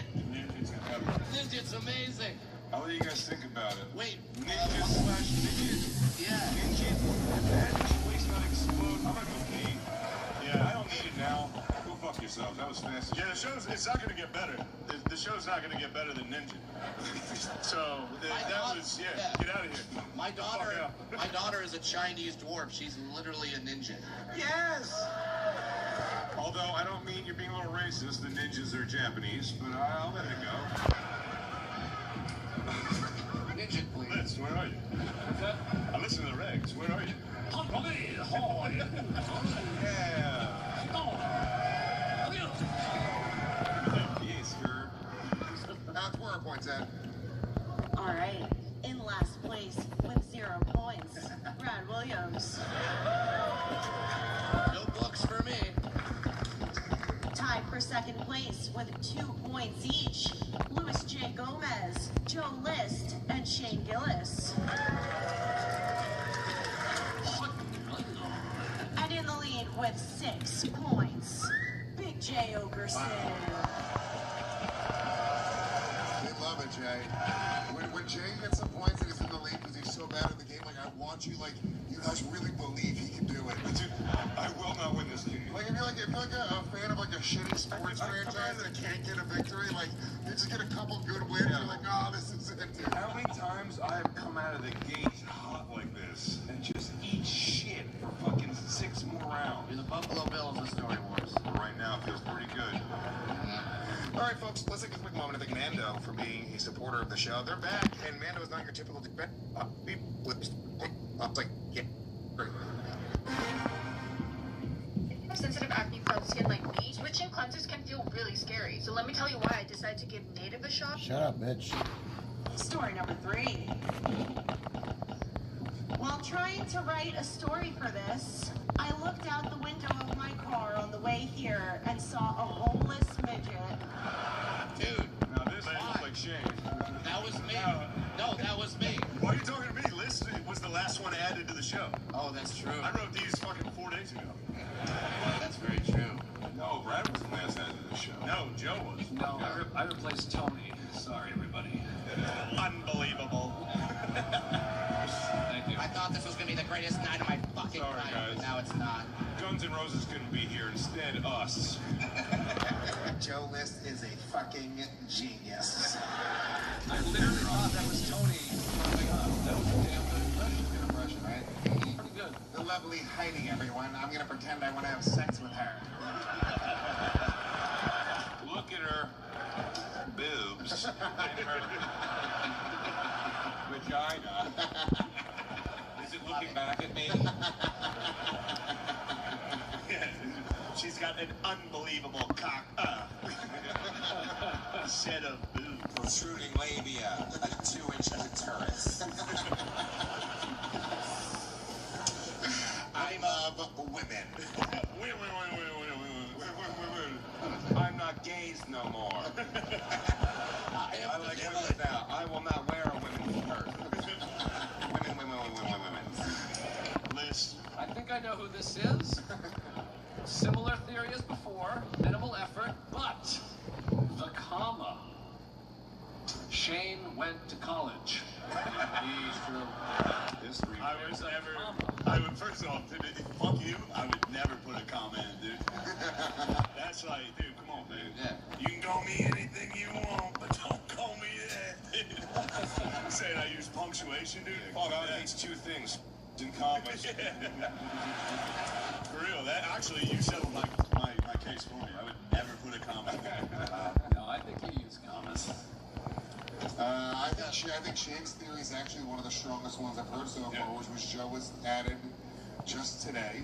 No, I've been here since 9 a.m. I'm shooting a documentary. Yeah, you didn't drive here? But it says out the window of my car. Does Joe own a car? I own a car, but I didn't drive it to fucking New Orleans. No one here is driving their car. Yeah, well, hold on. This is actually interesting because if Shane was, this is a great point. If Shane did write his stories a few days ago, he would have been in his car. Yes. Nobody here in New Orleans would have written. It's on the way here. Maybe Brad's got a special car with wacky pedals, and that's why he had to bring his car, and he's throwing us off by saying the word midget, thinking we won't be like, he wouldn't say that, but he showed us, because it's such an itch, because it's such a great word. I had to hire the homeless midget to push the pedals while I steered. Damn, even midgets are racist. Midget? Right. Brad, when you see another midget, do you go, oh shit? That's what I do when I see It's kind of like when people in Jeeps see each other and they give the Jeep wave. Oh, nice, yeah. Yeah, we do the microwave. Yeah, nice. You guys give each other a duck? It has to Microwave. be Shane or Brad, because all 3 of us skank walked here. It's Liz. It's a great point. I walked here. I saw about 4 homeless midgets on the way here, in fairness. Was there a convention? No, it was the band. Shane wrote his stories days ago in his car. There's a lot of homeless people in On my Austin. way here, it was Liz. He was late. Why are you doing this? Let's see. You're gonna give him the win. It's comma Shane. Hand him the win. New nickname coming up. I'm going Joe List. I just got a text from the homeless midget because we all know each other, and Isn't it crazy they all still have cell phones? yeah, he told me it was Shane. You're letting him win. It's Shane or Brad. It's Liz. Hey, Put Brad. I saw a homeless Put midget. Brad. I saw a homeless Fuck, midget. it's List. He's protesting too much. Obviously, it's Liz. It could be me. I'm getting these points, baby. I feel good about this. Joseph List is my vote. No.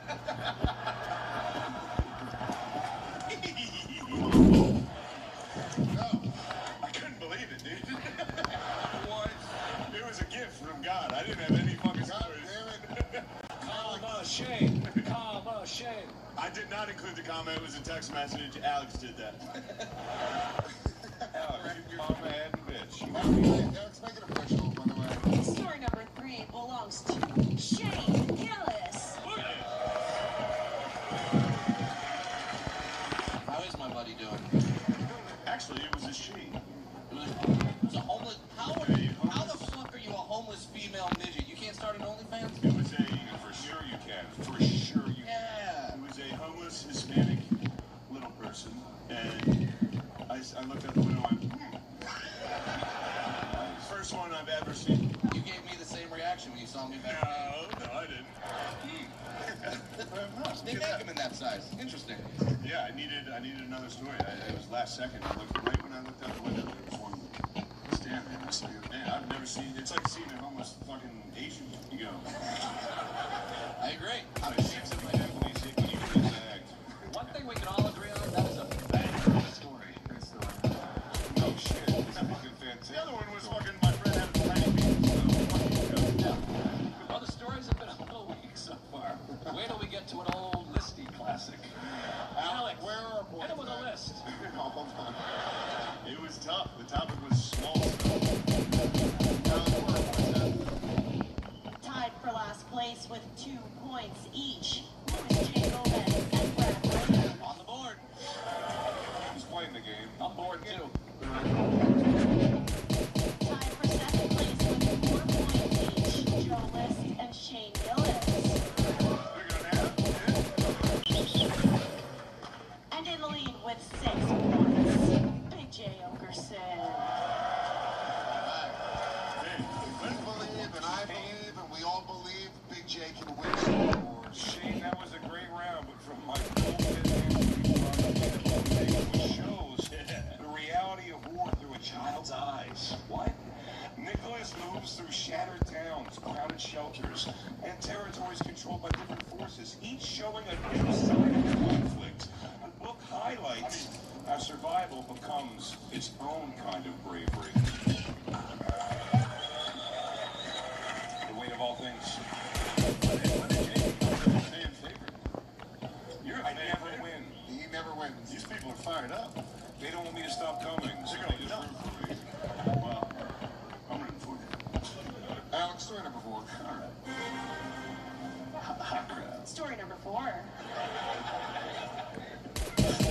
I was looking out for this river and she did a small line of cocaine in my penis. Then she wanted to have sex, but the cocaine made my dick numb and I could not perform.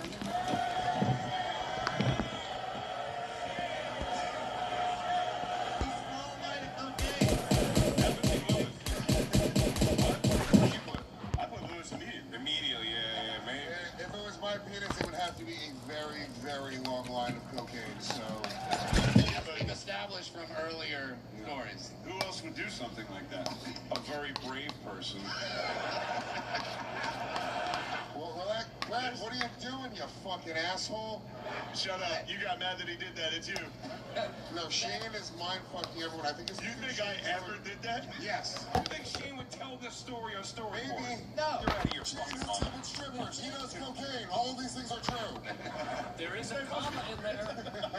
Oh shit, I didn't see that comma. Hang on. There's the comma. Oh, but now we found out that a fucking... no. I don't do cocaine either. You ain't a punch down.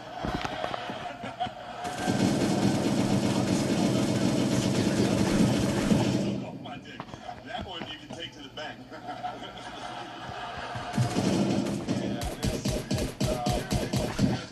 This is so Ever do something like this? Hooking up part's a little Did you ever do bit coke? of a leap. No, I never did coke, and I never hooked up with a stripper, and I never did It's like a drugs. Burt Joe story. well, now he's protesting too much. I'm like, oh, can't change it. I mean, it is so obviously Lewis that I'm starting to... It's too obvious. You ever do coke? I have never done cocaine. No. Alright. I believe it. The person in this story He's got that hat on. I believe him. The person in this story got cocaine done off their dick. They did a small one off their teeny penis. Yeah, that's why it's It blue. was probably an above average sized penis. Not to be. It's definitely Lewis now. Not to be rude, I've seen the way Lewis interacts with strippers, and he's the only one at this table that would do this. Yes, agreed. I've seen the way you yell at them. How have I interacted? I'm very quiet. Comfortably. Lewis also has a lot of small lines at his shows. Hey! Booyah! Zang.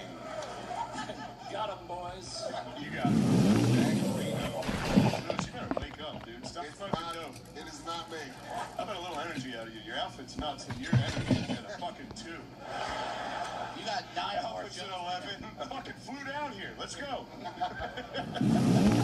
What gets you? It's not me.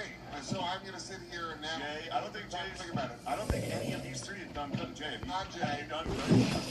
Twice. One line each time. And one of them was off your own dick? It wasn't off my own dick. Could you imagine? That would be more of like a fling it or like catapult it into my nose. Yeah. It's not Jay. It's not Joe. It's Shane or Brad. Or you. Brad, you've never done Not that? me. I swear I've never done Have you ever dated a stripper? Never dated a stripper. You know what? It's not Lewis, because he would just say. Everyone else put their answers It's up not me. already. You got No, he wouldn't. The guy's a ham. Look at him. He's desperate. He stinks. Look at him trying to fucking take over. Gonna be 2 Shane stories in a row. I would never do this. Fellas, you also know me. I would never do this. I'm like that. Brad Williams is my answer. Yeah, He's Lewis. Hollywood. It's Lewis. He's a star. I like you wrote Brad W. like it's an AA meeting. Story number 4 belongs to Brad Williams. Idiots.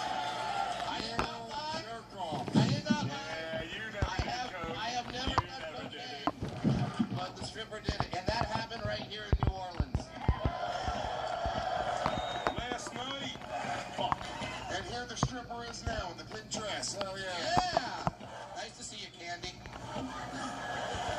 It was at the old Scores strip club, which is no longer there. But yeah, it was the Scores dancer. Very cool. All right, I'll stop being confident. Yeah, I thought I knew you better, dude.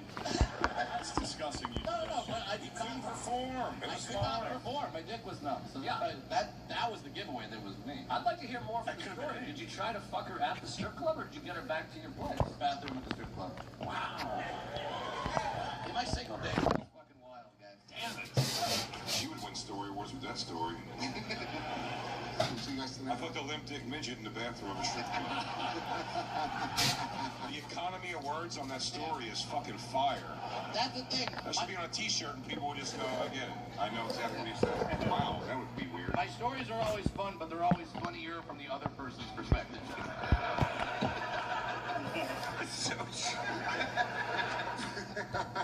You have the inside track, but they have the holy shit fucking story. Like, whoa, didn't They see have that to pull up a coming. chair, guys. You're never gonna believe Man, this shit. you wake up in the morning, you don't think you see that coming down the pike. Oh, shit. Alex, 4 stories then. Where are points at? Tied for last place with 4 points each. Louis J. Gomez, Joe List, and Shane Gillis. Well, we're in good company, boys. Fuck you guys. We'll be back. In second place with 5 points, Brad Williams. Comeback is on. All right, Brad. And holding on to that lead with 6 points, Big J Overson. People have spoken. People champ. We are halfway through the show. Truly anybody's game there. It feels nice. It feels nice they love us so much. Halfway through the show. It's genuinely anybody's game. We're going to do some plugs real quick. Shane, what are you plugging, my friend? I'm in Boise and Portland in a week. Oh, yeah. This won't be out for When's it coming out? Christ knows. How long? But for the live stream, for the live streams. Yeah. Oh, yeah, that's it. nice. Yeah. Brad Williams. Yeah, I'm on my tour until 2027. So go to BradWilliamsComedy.com Holy shit. and see. We do makeup dates? Yeah, a lot. Joe List. 4 specials on YouTube. Small Balls, the most recent one. Thank you. small dick, small balls. You got it. Okay. Just want to be clear for the next story. Small everything, you piece of shit. Who the fuck do you think you are? He's feeling good. He did good on the last round. All of a sudden, he's a little fucking cocky. Big J. BigJComedy.com for all my dates. Subscribe to my YouTube. I do live streams now. Just a couple weeks, but I'll be doing them again. And of course, Bonfire, Faction Talk Series XM103 with me, the great Robert Kelly. And then the flagship show, not only at Skankfest, but right over at Gas Digital Network, the Legion of Motherfucking Skanks. Yeah. Come see me on the road, guys. LewisofSkanks.com. Grab those tickets. Check out all the other pods that I do. Subscribe to Gas Digital. If you love the show, you get the uncensored version of this show, which is very important. Pre-release, ad-free. Go to GasDigital.com. Use the promo code WAR. And yeah, that's that. Let's get into the second half. And I'll tell you, this is a very close game. We're just a couple points off. It's anybody's game right now because in this audience, if anybody knows, this audience knows. For the final four stories, we got double points.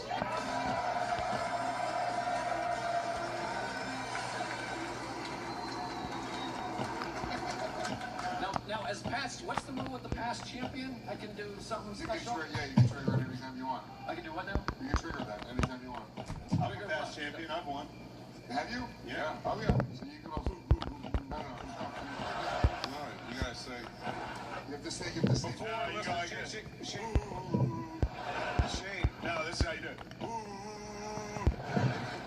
I mean, that way is more fun. So I can do that after. For the second half of the game, we go...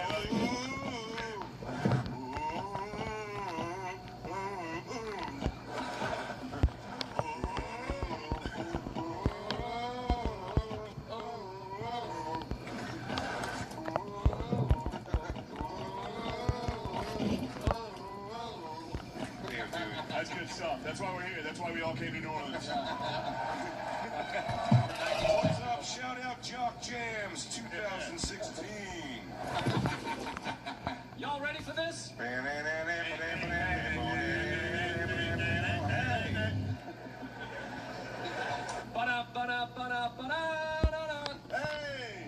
Yeah, man. Oh, our audience is getting younger. Yeah, that guy lives in Vietnam because he's a child. Bring them next year. Yeah! Gary Glitter doing the VIP pre-party next year. So yes, before, if you fooled somebody with a story, you got a point, and if you guessed the right story, you got 2 points. That now actually goes to double points. Holy shit.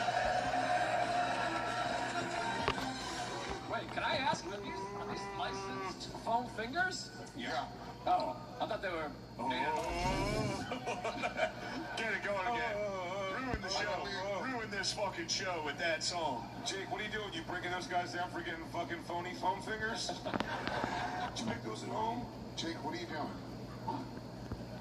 Jake, stop playing security guard. What are you doing? Sit on the floor again. Jake's dick hair is orange. I bet it is. Yeah. And you do. Jake, nobody thinks you're going to win that fight tomorrow. I do. I bet $3,000 on it. Hey, Jay, by the way, here's what I'm going to do. I'll tell you, be at that fight because Jay has to give me $3,000. I'm going to give 1,000 to Harrington, 1,000 to Alex, and then 1,000 is just going out to the crowd. So you're there. I want you to understand something. No, I swear to God. To me, who wins the fight is last man standing. So it's a boxing match, right? No. Kick, punch, bite, do whatever you have to do. Because if you're the last person standing, I'll be like, technically, Jake won the fight. So kill me. By the way, we did license those foam fingers, and we're like, dude, this is going to be a huge hit. We've got 3,000 foam fingers. 2 people bought them. Thank you. Bring it up here. I believe we have 2,998 foam fingers. Everyone is going to buy foam fingers. Our Shark Tank partner said that we should get inventory. I'm going to sell you 100 foam fingers, right? They just haven't seen it yet. These foam fingers are Guys. nuts. Huh? Oh. Listen to the crowd reaction. What's up, boys? They were made in art class. You guys don't want to hold one of these? They're $6. Nobody cares. Look, they're like, no, we don't. We We saw them at the merch booth. Everyone at Skankfest is either fat or looks exactly like Crack-A-Miko. Yes. Just Crack-A-Miko's cousins. It's Crack-A-Miko, not Crack-A-Miko. It's Meth-A-Miko and Coca-Miko. Alex. That's Jack now, though. Get out of here, Crack. Let's keep the game going. Story number 5. I just caused a huge security problem. Now we're backstage. Story number 5.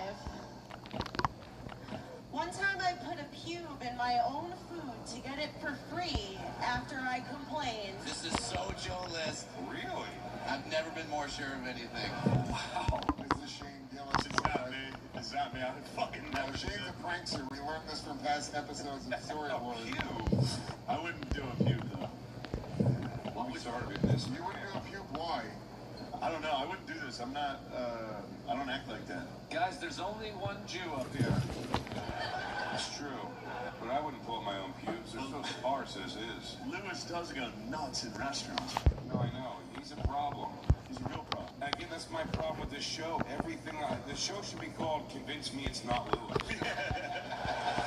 Every time a story pops up, I go, this is Lewis. He would do all these insane things. Everybody else is telling their crazy stories, and this is Lewis. It's like Wednesday.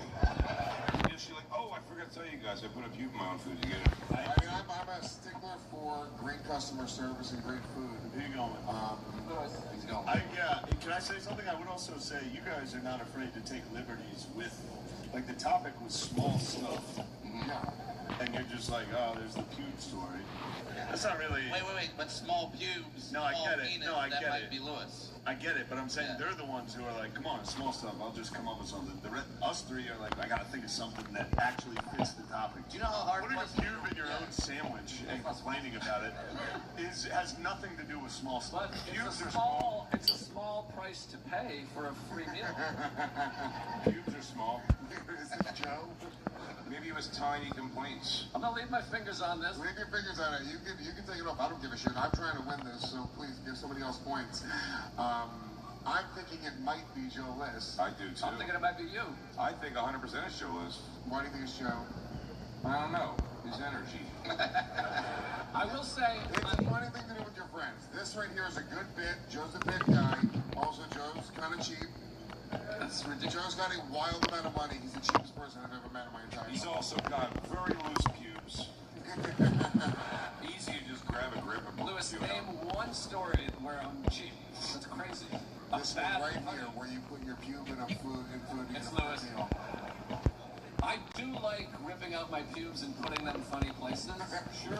I will admit to that. That's very funny. No one's going to teach you to be an alcoholic. Wait, do it right now. That's a good guess. Well, that makes me think it's you. But why would I admit that if it was me? Because you're playing me. But it's a great move. Well, what's this? No, Joe. Think it's me? What's this? Joe. Wow. Look, no one here believes it's me. Everyone believes it's Joe List. Clap your hands when you think it's Joe List. Okay, here's how you know it's Lewis. Lewis knows you guys are on the hook right now. That's why he's pushing me. You go, List? Joe, You know I'm on the hook right now, so that's why you're probably, it's the same shit. No, because everyone's writing my name down. Look at all Joe the is- list. That's Joe Lewis is is pushing me. freaking out right now. Look at him. Put me. Like, I was freaking out. Please put me. You're freaking out. Please put me. Look at me in the eyes, you freak. Is it you? No, You promised me? I promise you. This is Joe List. I believe deep in heart. No, I thought you put Lewis. I was like, you're an idiot. But you keep saying it's Joe List and not writing anything. I'll write Joe List right now. Fuck. I'm not positive for Joe List. That was a good last second. But you are positive. Well, I know it's not me, but I think it's you. And I think you're pushing me so hard because it's you. Yeah, if it was Lewis, he would have immediately wrote List and flipped it. No. He plays. Right? No, he wouldn't trick us after we... Should I change this to Lewis? I will. I will Jay, also say I want you to change it to me, actually. my pubes do come Do out you? very Please. easily. How come no one's suggesting Brad? I don't know. I don't know. He's always lying. That could be about any You're of about us. to lose your Brad? lead, you Yeah. fucking idiot. Yeah, you gotta get Brad to tell the truth, and that'll give you all his gold. You can make him tell the truth once. Why'd you tell him that? I'm upset that Jay put Lewis. You're gonna try to catch me now. You're an idiot. It's 100% Lewis. Side bet $1,000. Who wants it? Side bet?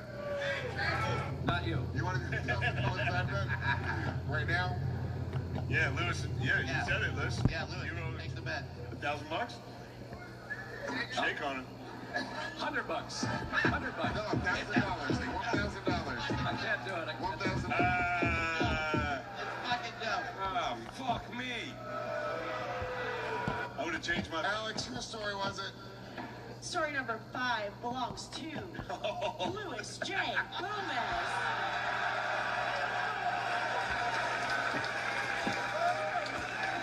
Granger knows that as the procurement coordinator at a manufacturing plant, you can count on auto reordering to have the PPE you need on hand. Call 1-800-GRANGER, click Granger.com, or just stop by. We'll be on tomorrow to catch up on this since we got kind of fucked. So. Wow. I would have lost $1,000 for no reason. You fucking rode that to the We shot it. You guys saw. Why did you not take the bet? I got nervous at the last second. Oh, fuck, Joe. I would have changed my bet. Why did you think you knew?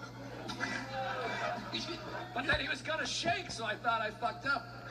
This is kind of a lie, because I realized that's not, I put one time, I did this at least a half dozen times. We would go to different spots. It could just be hair from your head. No, I didn't have a lot of hair on me. Oh, okay. That was the problem. So That's why he's bald. He ran out of hair. I pull my pubes down and I put them in like a slice of pizza and be like, yeah, I'd like eat most of the pizza and then right at the right after the crust. We just hit the pube border. Is this a pube in my pizza? And then I'd work myself up like it was real because they weren't reacting the way that they should react. Right. So like I get really mad for some reason. Do you do it at nice restaurants or like just like the guy? No, I was never. This is one at a time when I wasn't going to nice restaurants. There's thick hair in my steak tartare. Pardon me, garçon. Does this belong in Oysters Rockefeller? Is this ball hair 5-star Michelin? Man, Alex, where are our points at? I suck. All right. In last place with 4 points, Shane Gillis. Man, you guys used to love me. Damn. In 4th place with 5 points, Brad Williams.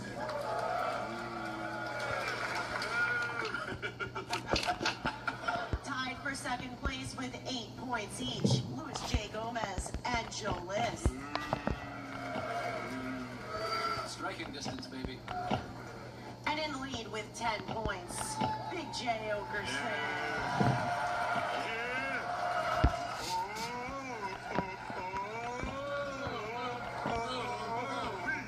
Big J.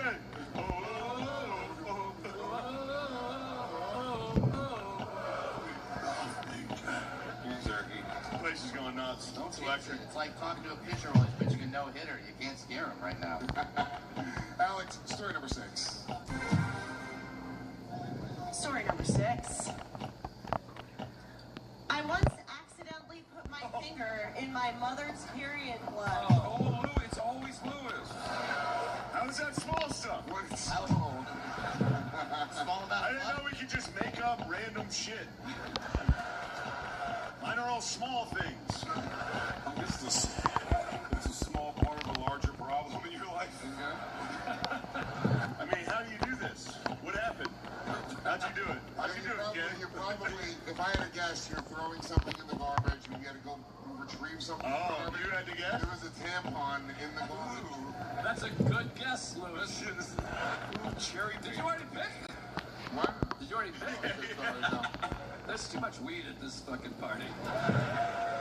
Not enough, that's what I say. I keep on getting offered cocaine so much. Why, narc? I mean, I've been getting... You don't have a microphone half the time? Where are you getting your cocaine from? Do me a kindness, keep that shit away from me. No, I can't, dude. Today was the first day that I reconsidered doing cocaine in a very very, very long time, years. Well, It was just cocaine. some dude in the bathroom. Buddy, of course you consider doing cocaine. You were already on cocaine. That's what it does. It makes you want more cocaine, right? Yeah. I once accidentally put my finger on my mother's period blood. This is heinous. This is Joe List. Alright. Who has a good relationship with their mother? I think Big J, the reason I'm giving a Big J is Big J was raised by a single mom. And also the type of kid that picked food back out of the garbage after deciding that he was still hungry. This would also require a fatherless household. Because a father would be like, don't let me ever see your fucking period blood in a trash can. This is a fatherless household. Here's why I think it could be Jay. Yeah, it's Jay. Jay? This what are you doing touching your mom's period blood? This feels traumatic enough that you would then paint your fingernails for the rest of your life. Like, you pull the blood out and you're like, hey, that looks pretty good. I'm gonna paint these nails. I was like, you know what? Gross, but ooh la la. And also, that's why he wears the fingerless glove. He always likes to keep them exposed. Yeah, you don't fucking hide that. Also, this feels like kind of not a big story you would share, and Lewis doesn't know this story, it seems. From Jay? No, I don't, but I'm getting Big J vibes for all the reasons we said. The lovely Serafina. You're still so vague Stop it. The lovely child and beautiful Serafina wearing our fucking awesome Skankfest jersey that we all want. We want your Skankfest jersey. Take it off. Feast your eyes, fellas. She's the one normal woman here. Get her.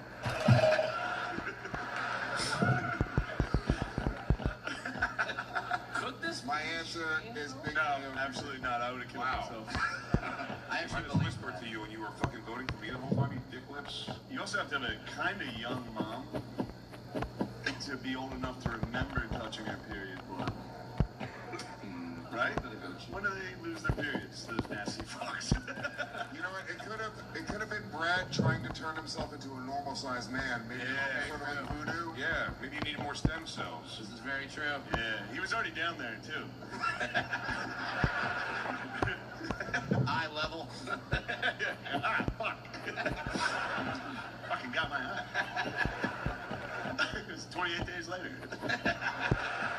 That's a good running leash. Who are we going with? You going with this? I think Joe List. List has been awfully quiet. Normally he is yapping. No, I'm just... It's down to the nitty-gritty here. I need the points.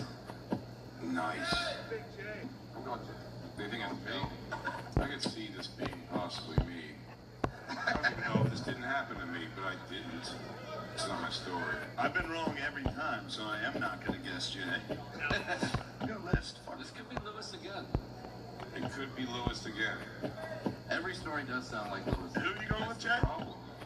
Lewis, how certain are you it's Jay? I think it's Joe List. I'm not certified that it's Jay. I mean, I have a pretty good intuition. One of the reasons why I win so much is because I can tell when it's Jay's stories. Yeah, that's what I mean. Does he always write like one sentence? It could be Lewis. This could be Lewis. Does he always write like one sentence? No, he has. He's learned how to play the game.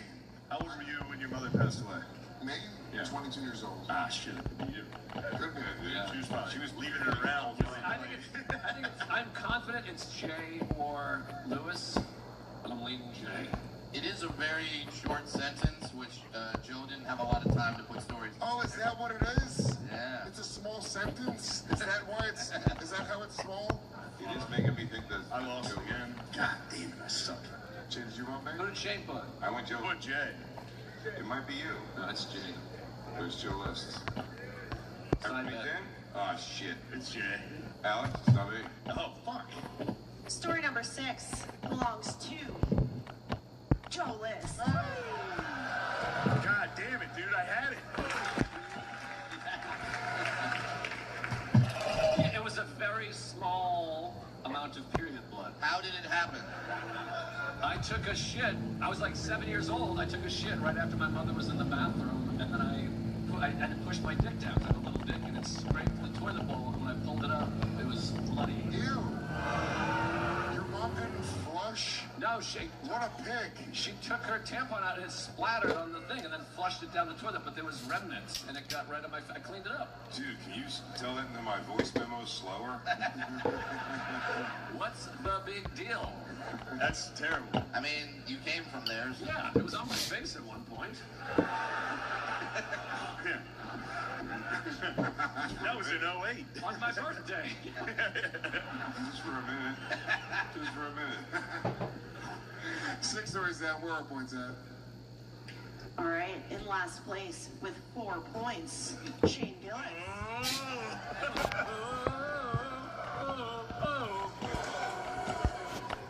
In 4th place with 8 points, Luis J. Gomez. Piece of shit. Me for him, you fucking.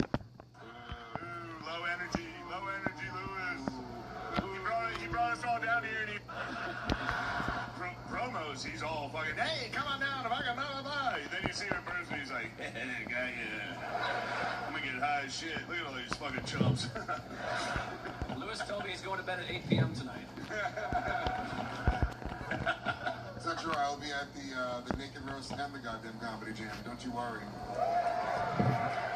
The goddamn Comedy Jam, we're literally clearing all the seats out of here. It's just the entire room will be filled with other Fan Fest. It's gonna be insane. Oh, damn, I didn't know that was tonight. Yeah. It's every night, baby. Yeah. I'll be a little Dracula. Alex, continue with our points. No, I'm not gonna be able to walk. In 3rd place with 9 points, Brad Williams. Respectable.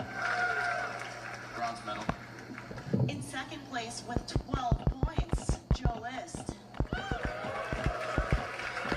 Hurtful. And in the lead with 14 points, Big J. Yes, Jen. This chick keeps on standing up. She's so excited. You're excited for me, thank you. She's so excited. Oh, dude, I hope you fucking lose. They sort of do too. I don't even want to win. I just want you to lose. I know. All right, story warriors, let's take a quick moment to thank Body. He got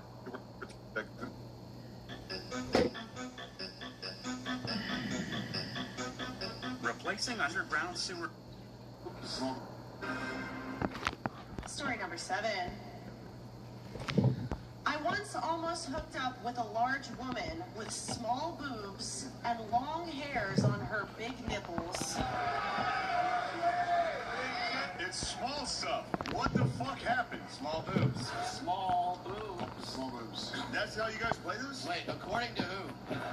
Because with my hands, all tits look massive. That's fair. There are 2 commas. I said does take right out of it. This is common. Nipple long hairs on her big. See, here's the thing. I've known Big J for 20 years, and he hooks up with women exactly like this. Fuck right off, dude. So Fuck right off, dude. We've done it together. And turkey. Yeah. And You're turkey. saying almost. That's the thing. So it's like It does say almost. That's true. It doesn't Almost is, too proud to say that they did it. But they blew it at the last second. It's Lewis. come on, man, please. No, this is Jay, Brad, or Shane. It's not me. This is Jay, Brad, Shane, or Joe. Or me. Had to narrow it down. Be one of those. Or it couldn't possibly be me. I have no idea. I can tell you it's not me. Mine are all with the topic. This is on topic. But small isn't there? Small You boobs. can just include small in any story. That's my whole That's act. the whole thing. Yeah. I thought we had to say, I don't know. I didn't know Shane was such a stickler. Well, they were like, hey, write 5 stories about small stuff. I've never been like, oh, her boobs were small. Technically, I got it. That's crazy. I don't get it. It might be Shane. He might be really playing the game right now. It's not. He said he almost hooked up because There's no way. Jay would not admit to that in public. If I got to see the hairs, I saw the hairs. Stop.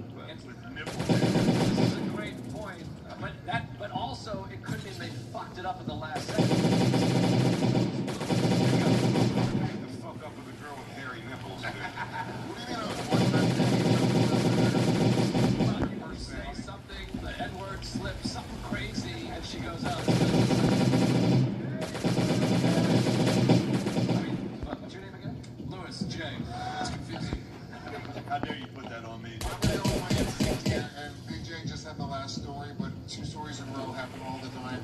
The fact that Alex is fucking loading this. Jay didn't have the last. Hey, Jay did not have the last story. Alex, don't come back to me in front of 1,000 people in a room. Everybody, who do you think you are? Either way, I think this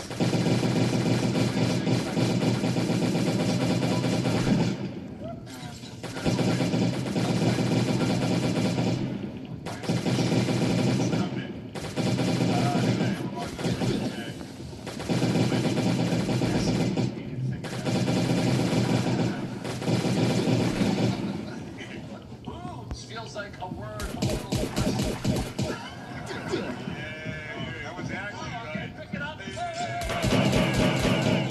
Mr. Slugger. You take your hand off. Pick it up. You can't pick it up? No. No. All right, hand off. Fuck this game. I don't give a fuck. No, you can't let it go. You got this. Now. Like 2 rules.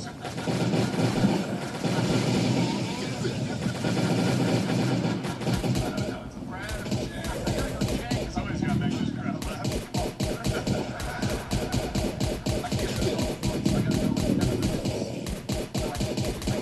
Fuck me. You know what it made me change? I was going to write that. All of our answers are right, Alex. All right. Story number 7 belongs to Big J. Yes.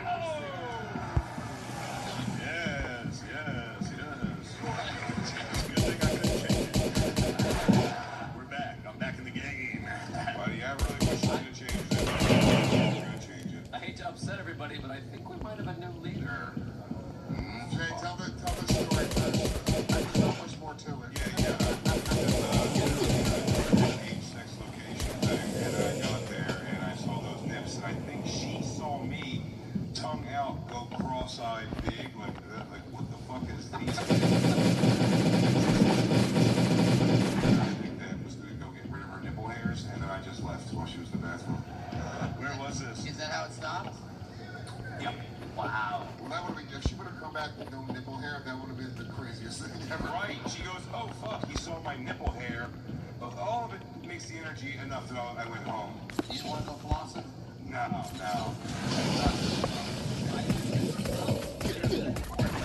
Alex, where are points at? All right. In last place with 8 points, Jay Gillis. It's fun if you all sing. Go just sit there. Why'd you come down here? Just sit and not participate. In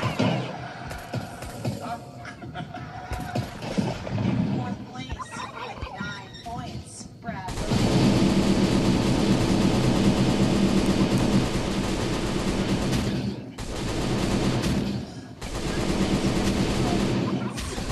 Jay Gomez. Got your shit.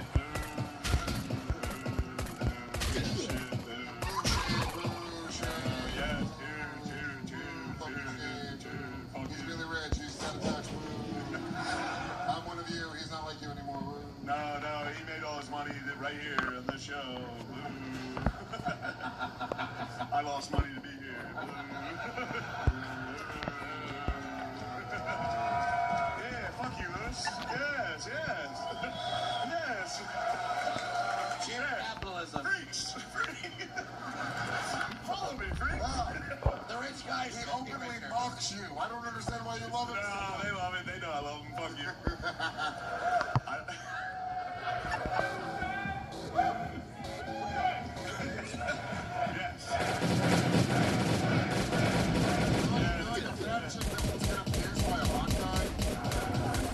Don't talk like that. See how he thinks of you? Disgusting. I love you guys. I care about you. And tied for the lead with 16 points each, Big J Overson and Joe List.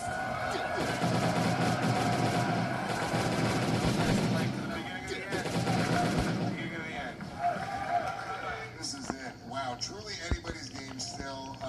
This is it, guys. You guys having a great time? It's our final story. You understand? I don't take the weight of all things, which keeps its focus on resilience. Even as Nicholas faces hunger, fear, and adults, who want to use them for their own causes. What?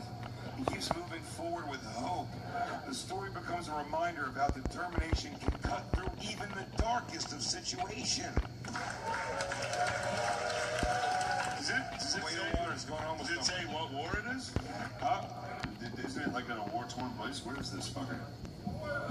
No, but Nicholas has like a weird, like a little dad. One more story, Alex. Story number 8. Story number 8.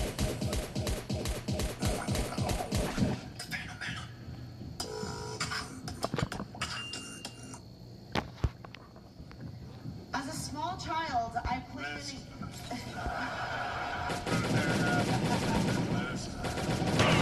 As a small child, I played a YMCA basketball game.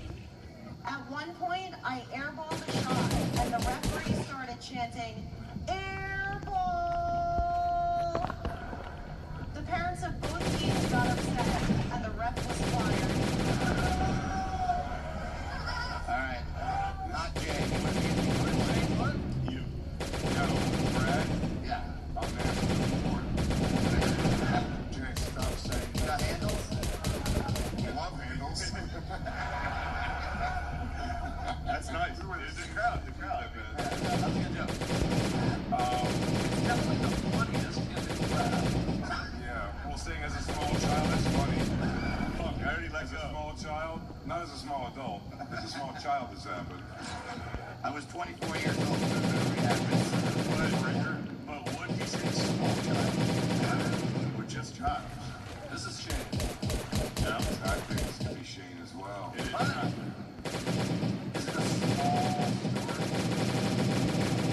No, he says it's a small child. They inserted small into the story. Yeah, that's what I'm saying. It's not me. So maybe it's not Shane. By the way, Well, you played sports as a kid. Yeah, but I didn't. You seem like the kind of kid that the ref would want. Well, you and me are never gonna be friends. Wait a second. I didn't so. I feel like this was the first time in cycle races. The referee started chanting airball. That's fucking crazy. Yeah. The referee? Could be Philly or Boston. No, this feels like Lewis doesn't know who anybody is in a basketball game. The referee in the audience. This could be fucking Lewis. Jay, do you think that I played a youth YMCA? It says, by the way, can I say this? It says, as a child, I played in a youth YMCA game. Which like your mother made you go so she could turn tricks. She could turn tricks in the house. No, that's facts. You can have that's facts. Okay. You can have that's facts. I'm thinking Jay now, but it could be racist. That's what you did with YMCA. In the streets, dude. Yeah, the parents would not get upset in a black gym. In a black gym, if the ref chanted airball, they'd all laugh. Oh, absolutely. This is a white gym. This is Boston. This is Joe. Joe Les plays basketball well. He played as a kid. This is a fact. Yes. Yes, a referee chanting airball and a small child is a dickhead. Although it's Boston, so it was like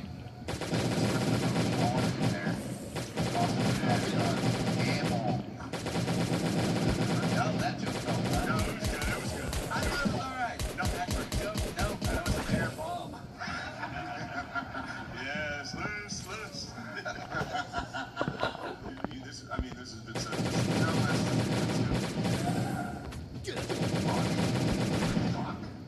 I'm torn on this one. This is tough. This is it. Joe and Big J are both tied right now. Whatever Jay writes, I'm right. I think it is Jay, actually. The time is getting round. It's definitely Jay. He's writing Lewis. It's obviously not Lewis. You think so? I don't think it's Lewis. I think it's Liz. Who are you saying, Joe? I wrote Liz. He's saying you. I think it's Shane. I've had everyone written down. Maybe it's Shane. I thought it was Shane at first, but this referee. This is insane. I know he played sports as a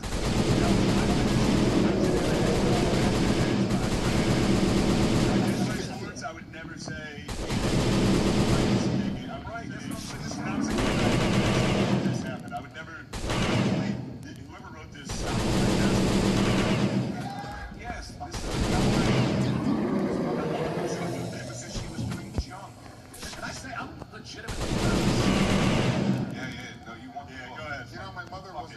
house when she was raising me.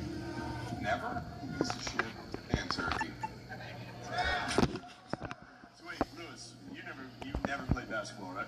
I did play whatever the equivalent of just for fun basketball would be, PAL. I played PAL basketball That for sounds like YMCA. one season. Where's PAL play? YMCA, probably. Yeah, definitely. I've written everybody down. Yeah, no, I played for one thing. It was full court basketball. It was terrible. I was bad. I hated it. They would never pass me the ball. Liz, what was your other story that we've read? Period blood. Yeah, he's a one-sentence guy. This is a paragraph man. And Brad's been a bit of a paragraph man so far. Oh my god, we didn't consider the person most likely to fucking shoot an air ball. What is he, a superhero? No, that's all of us. I'm going Brad. I think it might be Brad. Very little confidence. I have very little confidence. I think it might be Brad. He's a Brad was paragraph. 6 feet from the net. He fucking gave it everything he had. Brad writes paragraph. Dude, he had to shoot that from the heels. You think I could get a shot off that would be an air ball? It would be blocked. The only way. Dude, that's the only layup where you put this down. Yeah.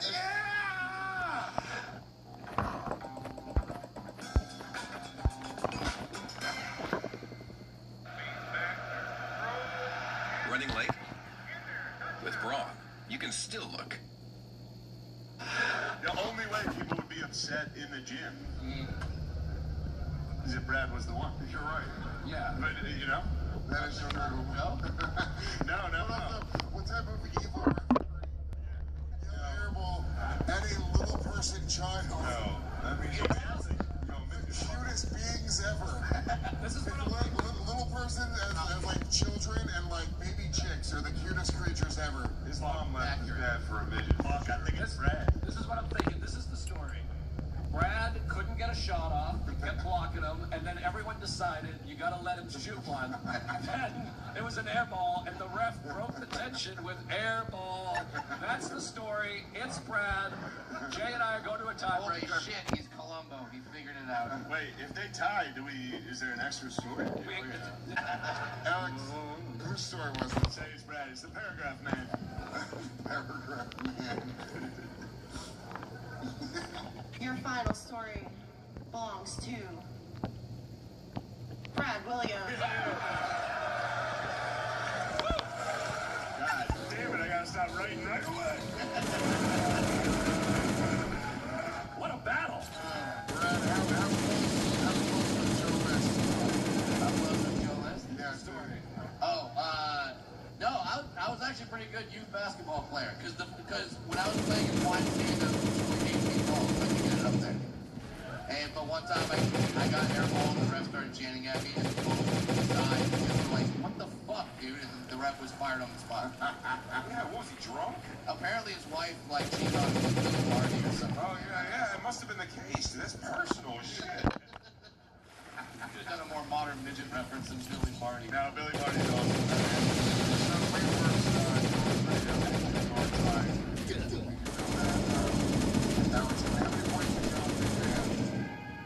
They have 20 points each.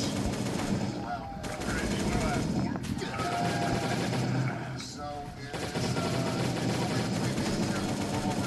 the work is they are both going to wager between 0 and 20 points of their 20 points. You can choose the amount we're wagering.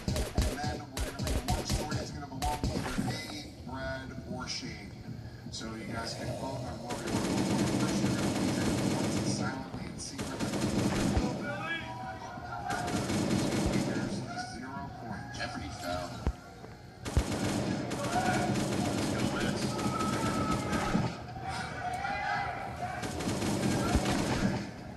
Big J with a confident wager.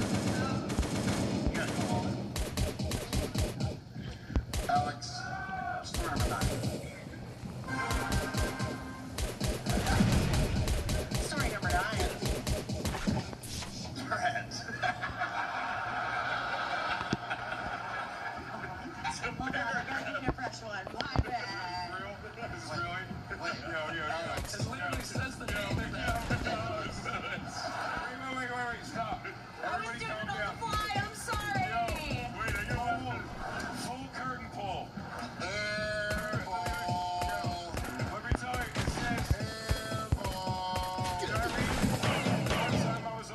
location and it was a rainy day. I was the only person in the water, or so I thought. After zoning out, I felt myself bump into someone. It was a kid I went to high school with that I hadn't seen in 10 years. Small stuff. Oh, what a small world. Parentheses, Lewis. I'm gonna go with Shane on this one. I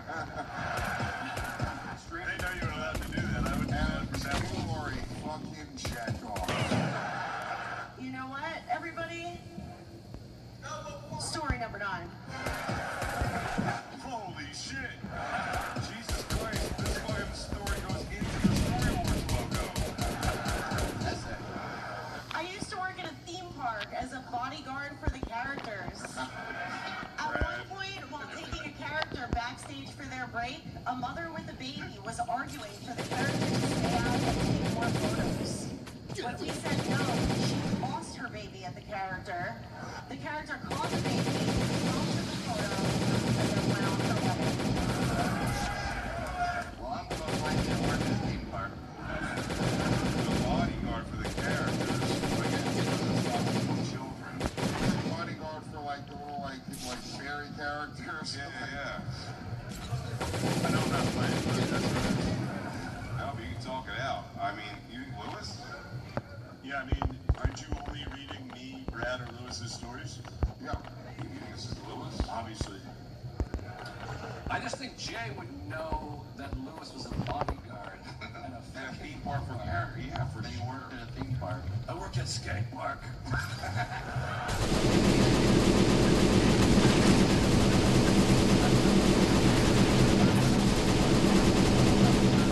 Let me tell you something. Shane Gillis, college football, No shot. from Western Pennsylvania. Big boy. Are you talking about Hershey Park? Where we have Hershey Park, Dorney Park, Oh, I was just thinking straight Disneyland. several Yeah. parks. The only thing close to me was Williams Grove. Well, I'll tell you what. No Shane characters. is a big boy, college guy, little side fucking work on the summer times when you're trying to keep in shape, be bodyguard for fucking goofy No, characters. I never had a job while I was playing football. That's what I would say as a liar. I don't have anything to gain, Jay. It's obviously Lewis. Wait, Joe, wait. Erase that and win. Erase it and win.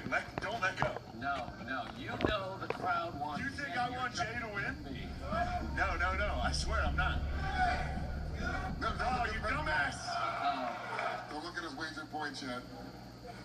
Alex, whose story was story number 9? Story number 9 belongs to Brad Williams. Wow, they were both wrong. It's called being a character host. Paramount Plus has a mountain of movies. Get in on the latest blockbusters. And I used to work at Disneyland. Fuck you, not one of the 7. And there was a time like, the characters have to go on and take a break. So I'm taking Mickey Mouse backstage to take a break. And a woman comes up and is like, we need one more photo. And I'm like, literally just wait here for 3 fucking minutes. I'll bring out another Mickey Mouse because, they switched the Mickey Mouses. And then she just yelled, Mickey, and threw her baby in the air. And Like a gypsy. Mickey just caught the kid. She took the photo and then just walked off. Craziest fucking thing I've ever seen. Wow. So right now they're both wrong. Who wagered the We have let's see who wagered more points is the loser right now. Joe, how many points did you wager? Why doesn't Jay should show his first? Sure. Jay, how many points did you wager? Go ahead, show him. Oh boy. You go all in? Jay wagered 15 points. 15 points. 15 points for Jay wagered. So that brings the score down to 5. It's Skankfest. This is about love and happiness. We know who the crowd wants. I got great news for you guys. 18 points. Ladies and gentlemen, your winner, right there at Skankfest, in a legendary moment. Jay Anderson. What up? He goes home with the weight of all things. They finally fixed the fucking bullshit on the game. Speech. Brad, Stand up. This is amazing. I think this is my seventh, maybe seventh win. This book is gonna have a good home. You guys mean the world to me. And thank you. They fucked the whole game for 5-6 hours, and then they finally gave us our fucking event because the event was bugged, and I kept going and collecting guns. Thank you guys all for being Because here. these things, the timers kept fucking resetting every single time I went to go get a box. It would fucking reset when I left. Same thing up here. So I was going back and forth, grinding these for the badges from the guys. And all I did, I cleared this, and then I didn't get credit for none of it. It was fucked the whole time, everything. I did everything, and they reset every fucking thing again. So annoying. But yeah, I've been on for a minute, and I was doing shit, and it's just fucking annoying, man. Like I've been grinding fucking the whole fucking.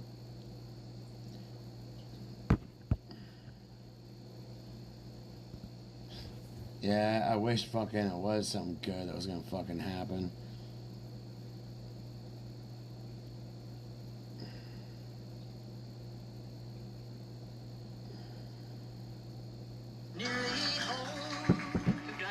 We're looking for a house closer to everything, but we don't know where to start. Find it with Realtor.com. With Real Commute, it's easy to find a home closer to what's... Shut up, Reba.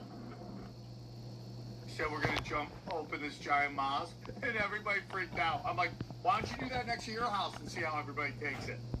Oh, I think he's very funny, but he's just, he is what he is. No, but my favorite was like, anti-Semitism so bad.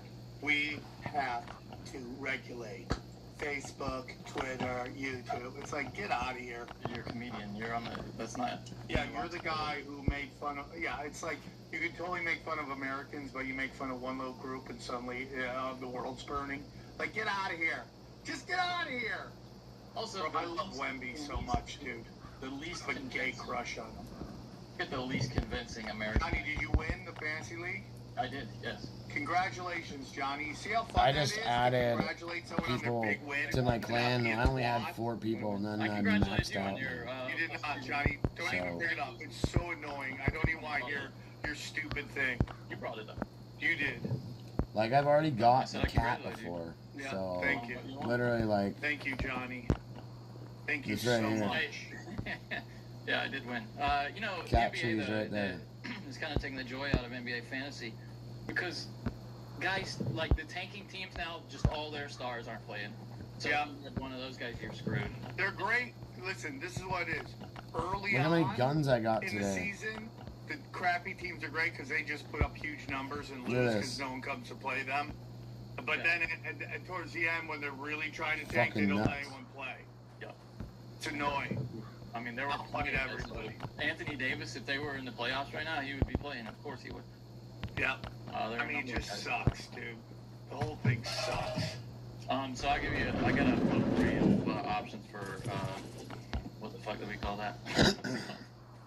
I was taking advantage of that whole bug the whole time, up and down, up and down. The I had Charlie so Kirk many thing that just fucking... broke, which Yeah, is there's so much crazy. shit. It's Is that crazy. big? You think we should start I don't with- know if that's my... insane. Go into it, dude. Go what do you call it? I just had... Now, I've always been of the opinion that no matter what comes out, this box, kid is doomed. floppy. Then I took a bunch of tickets and grabbed a floppy. If, let's say, And I did another there one. was a story, I'll just read this headline from the Daily Mail. Bullet used to kill Charlie Kirk did not match rifle allegedly used by suspect Tyler Robinson, new court filing claims. Again, from the Daily Mail, it's been reported widely the bullet that killed conservative commentator Charlie Kirk did not match the rifle used by suspected killer Tyler Robinson. The Johnny, fuck? you okay? Did you just orgasm right there? I can't believe this came out. That they let this out. This is kind of the thing that you always suspect that just gets swept under the rug, or they swap the bullets out or something. So, I mean, are you doing like a digital victory lap on Twitter? I haven't seen your timeline. No, but just watching people now try to dismiss that doesn't mean anything, you know? Yeah, And I'm I've just seen like... people saying like, hey, just because it doesn't match, that could be because they don't have enough of it. Or, and I'm like, okay. It's just anything not to admit they're wrong. That's what I believe. Anything not to admit you got it wrong. You guys suck. Yeah. Now, I mean, I guess there is some percentage chance, but I mean, like, what puts him there except for them telling us that he was there? You know what I'm saying? I mean, I know there's plenty of holes in that video, believe me. But yeah, for sure. That's what they'll say, I guess, right? And then his text, which, I mean, he's, you know, right? I mean, what? I mean, how do we know if that's real? Who knows? Yeah, we'll see. We'll see. But it's just, I mean, this is, wow, God. What a surprising headline to see laid on a... It just, I mean, dude, you're right, Johnny. They're never going to let him out, but this is so bad now that I just don't even think they're going to be able to fake the funk on this one. You worry about them maybe Epsteining him? I mean, but my whole point is that you're never going to, like, if it was like, oh, he may win his case, but everyone still thinks he did it, then they would off him, or he had information. But it's so obvious he didn't do it, that I just think that would be the point of killing him. Yeah, I guess. I mean, unless he had some kind of information, you know, that could imply somebody else's involvement or something, I could see that. Kind of like Oswald, I think, knew a little more than he should have. Yeah, I think I'm gonna call it. I'm gonna get on tomorrow, yeah, I'm gonna go and just go throw on my PJs, wash my face, and go crash out. I'll be on. We're gonna be doing that shit tomorrow. We're gonna get this fucking Easter Bunny shit down, and yeah, we're gonna fucking. I believe we can add and go and do duo in this, I believe. I'm not too sure. I thought I saw something about that. Like you can be on a team and go and do bunker and all that. So, not too sure. Don't quote me on it. But yeah. 1, 2, 3, 4, 5, 6, 7, 8, 9, 10, 11, 12, 13. What the fuck? I have 650 fucking springs. So I've been on for quite a while, since 6:30 or 7 o'clock p.m. and it's 4 p.m. right now, 4 a.m. right fucking now. So we'll be on tomorrow. So I'm gonna crash out. I'm gonna do a bunch of shit, and then I might stream in the morning a little bit. I'm gonna see if my mom wants to go shopping or do anything. If she doesn't, then I need to go shopping and grab a couple things. Actually, yeah, I need to go grab juice at Winco. So that shit takes me like 35 minutes because I had to drive there and go through and check out and drive and back. So, but yeah, we'll be on tomorrow. And if you ever need anything, just ask me. See my number? I'm one of the oldest players on the game, and I've been maxed out for a very long time. But the thing is, they gave me a brand new account because they lost my old one, and literally they were like, "Oh my god, I was like, "Yeah, you see my base? You see my 9x9 metal?" I was like, "I think it's a 12x9 or 9x9." I just remember it's wide, and so they're like, "Yeah, we see it." I was like, "Can I get the materials to make that?" They said, "No, we can't. That'd be cheating." I'm like, "What?" So, because a 9x9 metal room is like $100 here, so like that, or a 3x3 is $100, and that's so a 9x9 would be 3 of those packs. So they have to give me like $300 worth of packs, which they should have already done that. But they gave me like $10,000 worth of coins up here.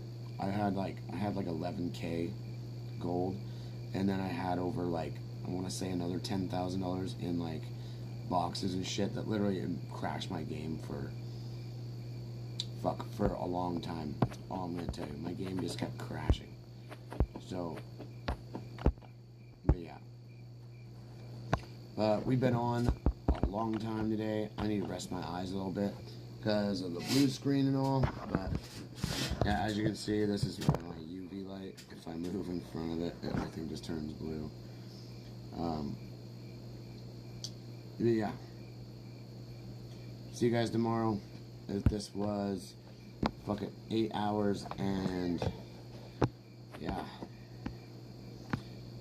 we capitalized on all that shit. Let's go see what our raid thing is. Is that healer dick face here? Alright, let's see if we yeah, we could skip it and go for it, but I'm not gonna do that. I'm just gonna kill the rest of those things. So let's see what we got here. Ooh, I got another one. I'll take that. Ba-boom. And this guy. Holy fuck. Look at this shit. Got another 7 levels. Dude, level 20. Already, dude. So crazy. Another dog.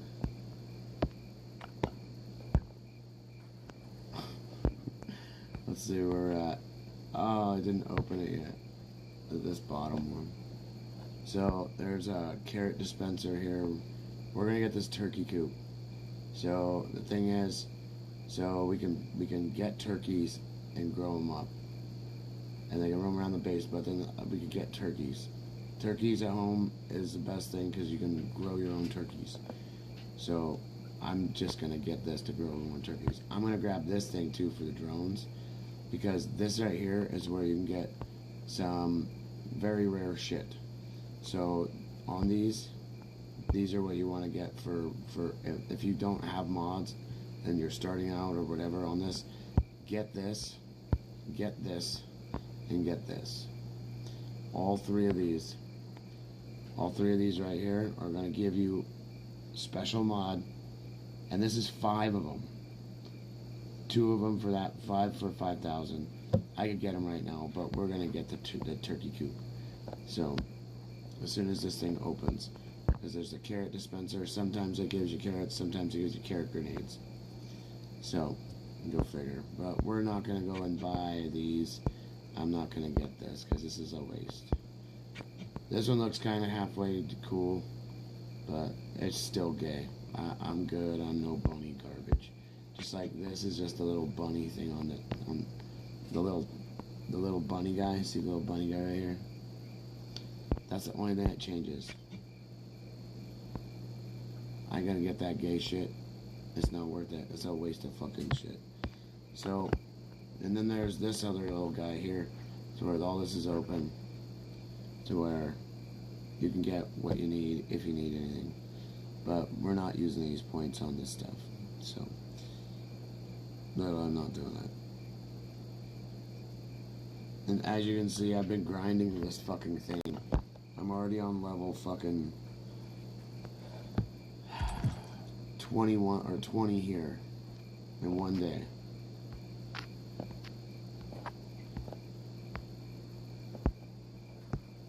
And literally, like, I'm 4 away from infinite.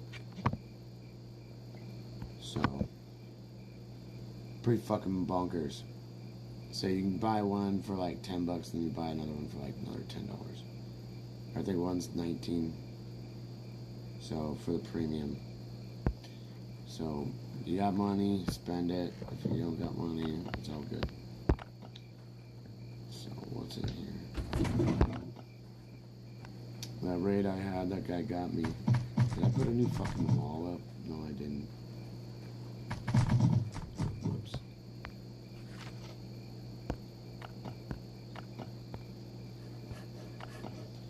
Alright.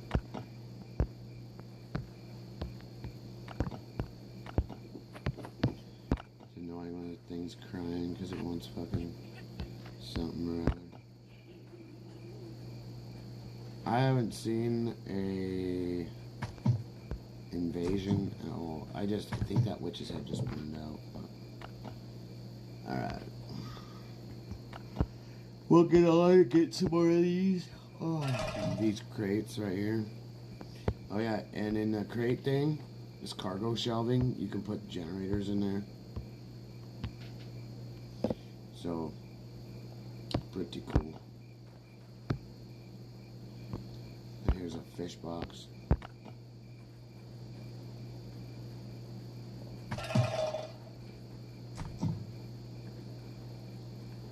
Come on, come on. There's shitloads of fish. Up. See how many fit.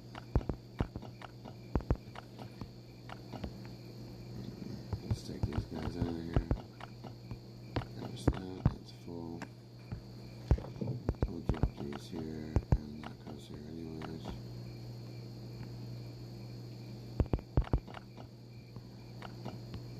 A little bit of meat.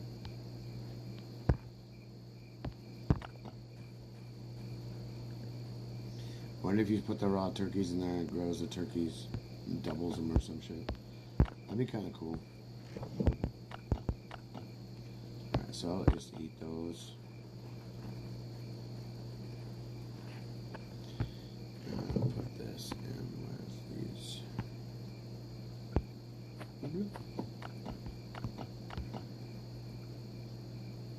Alright. I think that's it for now.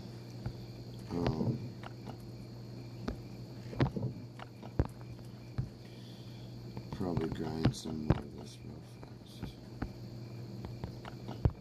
I gotta get wood boxes.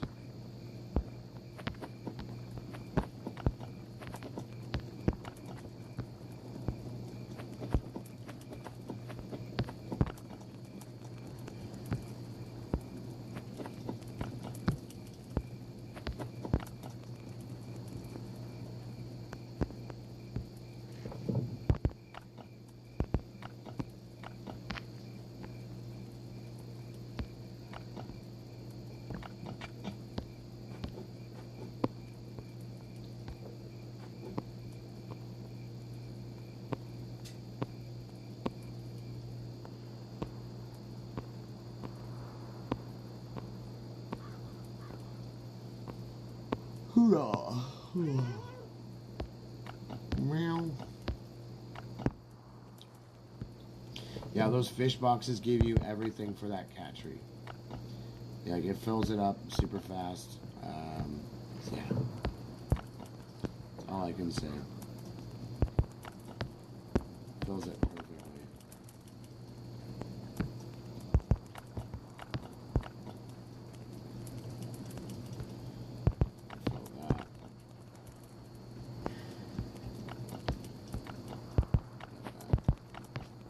Alright, everybody. We got 9 hours in. 5 minutes shy of 9 hours. So, we'll be on tomorrow. That's fucking weird. But yeah, I'll be on tomorrow. And, I'm gonna be knocking all this shit out. Obviously, I got enough guns to do what I need to do. But we have tons of melee. And we can go and do melee on all those upper ones. Shit's pretty simple. But having that unlimited gun makes it so I can just wipe my ass with every fucking thing there. So we'll be doing that at 4 p.m. also. So if my mom doesn't want me to go and do stuff with her tomorrow, she probably would want to. But yeah, I'll be here. Because I'm gonna clean up. I have just my little girl's toys are here and there, and I gotta empty my dishwasher since it's already fucking full and clean because I did all my muffin tins and stuff. And then I have like one side of my sink that's kind of full. It just has like some mixing bowls in it. Mixing bowls and a couple other little plates. But yeah, I really don't have shit else to do. Like, I mean, I need to get my floor buffer from my neighbor. I let him borrow it like 8 months ago, 10 months ago. just to see if just to clean up the gunk off of his floor, because he's been living here for a long time and he's never done really a crazy deep clean. And so as soon as he can do that, like, buff that thing out, because I would need it back, because I want to just run it over my floors so I can scrub everything off and pull it all off. That's literally what you do. You take a floor buffer with water and soap and you let it scrub all the way across, and you squeegee it all off and you towel it off, and then you go back over it. And so it pulls every single impurity off your floor. It's pretty nuts, but I used to do that all the time when I worked as a professional cleaner. So I also can strip floors and do all the waxing and everything, like make a fucking wax look like that thick. It's kind of cool. Yeah. That was like one of my jobs I did when I was in prison. It's kind of nuts. I was on captain's crew, and I had to go and clean the warden's office and shit a couple times. So they're like, "Hey, Robbie's not feeling good. He's like sick or something." I'm like, "Okay, I'll go and do it." Because it wasn't like a hard thing. It was just if we were trusted enough. Because literally I got fucking trusted enough to where I could go in the warden's office by myself with nobody watching me. So, which is pretty cool. So, but just imagine that level of trust. Kind of crazy, right? Anyways, I'll see you guys tomorrow. Have fun and game on. And I'm gonna go watch another episode of Sopranos and crash out. Hopefully I can go to sleep. Because literally that shit makes me just go, what the fuck? I'll just sit there and be like, one eye open the whole time. Half my body's sleeping. But I'm like, this is fucking crazy. I'm revisiting it because it's literally one of the best, like the best shows that has ever been created. But it's not even just a show. This is probably one of the greatest cinematography that's ever been fucking made. So, because there's so many actors in it, there's so many fucking actors that are brand new. Like you can, like, there's so many fucking actors that overlap. And literally, if you go and you see every single episode when you watch in Sopranos, go and look what the director is. Right at the end of the intro song, it changes every fucking episode. So there's a whole new way of looking at the episode, instead of being like lulled into sleep by just one director. So literally, like, I don't know why they do it, but literally there's like fucking like 20 something executive producers. It says, oh, producers, this and this, executive, and you're just like, woke up this morning, and the fucking song's just playing, and it just executive producers, and I'm like, how many people did it take to fucking make this shit? So, because literally it looks like they had fucking like tons of small fucking people that kicked out money, instead of like 2 or 3 people that kicked out the money to fucking make it. So, which literally is like what the executive producers are on like all the movies that we see today. So, like, it'll be like executive producer, blah, blah, blah. Like Ryan Reynolds, right? Just one fucking person. Or John Farvo. So, like, and John Farvo's in the fucking shit as a movie fucking guy. Like, it's nuts. Like, he's like a director and shit. It's really nuts. So, anyways, yeah, I'm on Sopranos. I think I'm on episode 6 of season 5. So, season 5 is pretty gnarly. So, everybody's getting out of prison. So, see you guys tomorrow. Have a good night. We're at 9 hours. Peace out.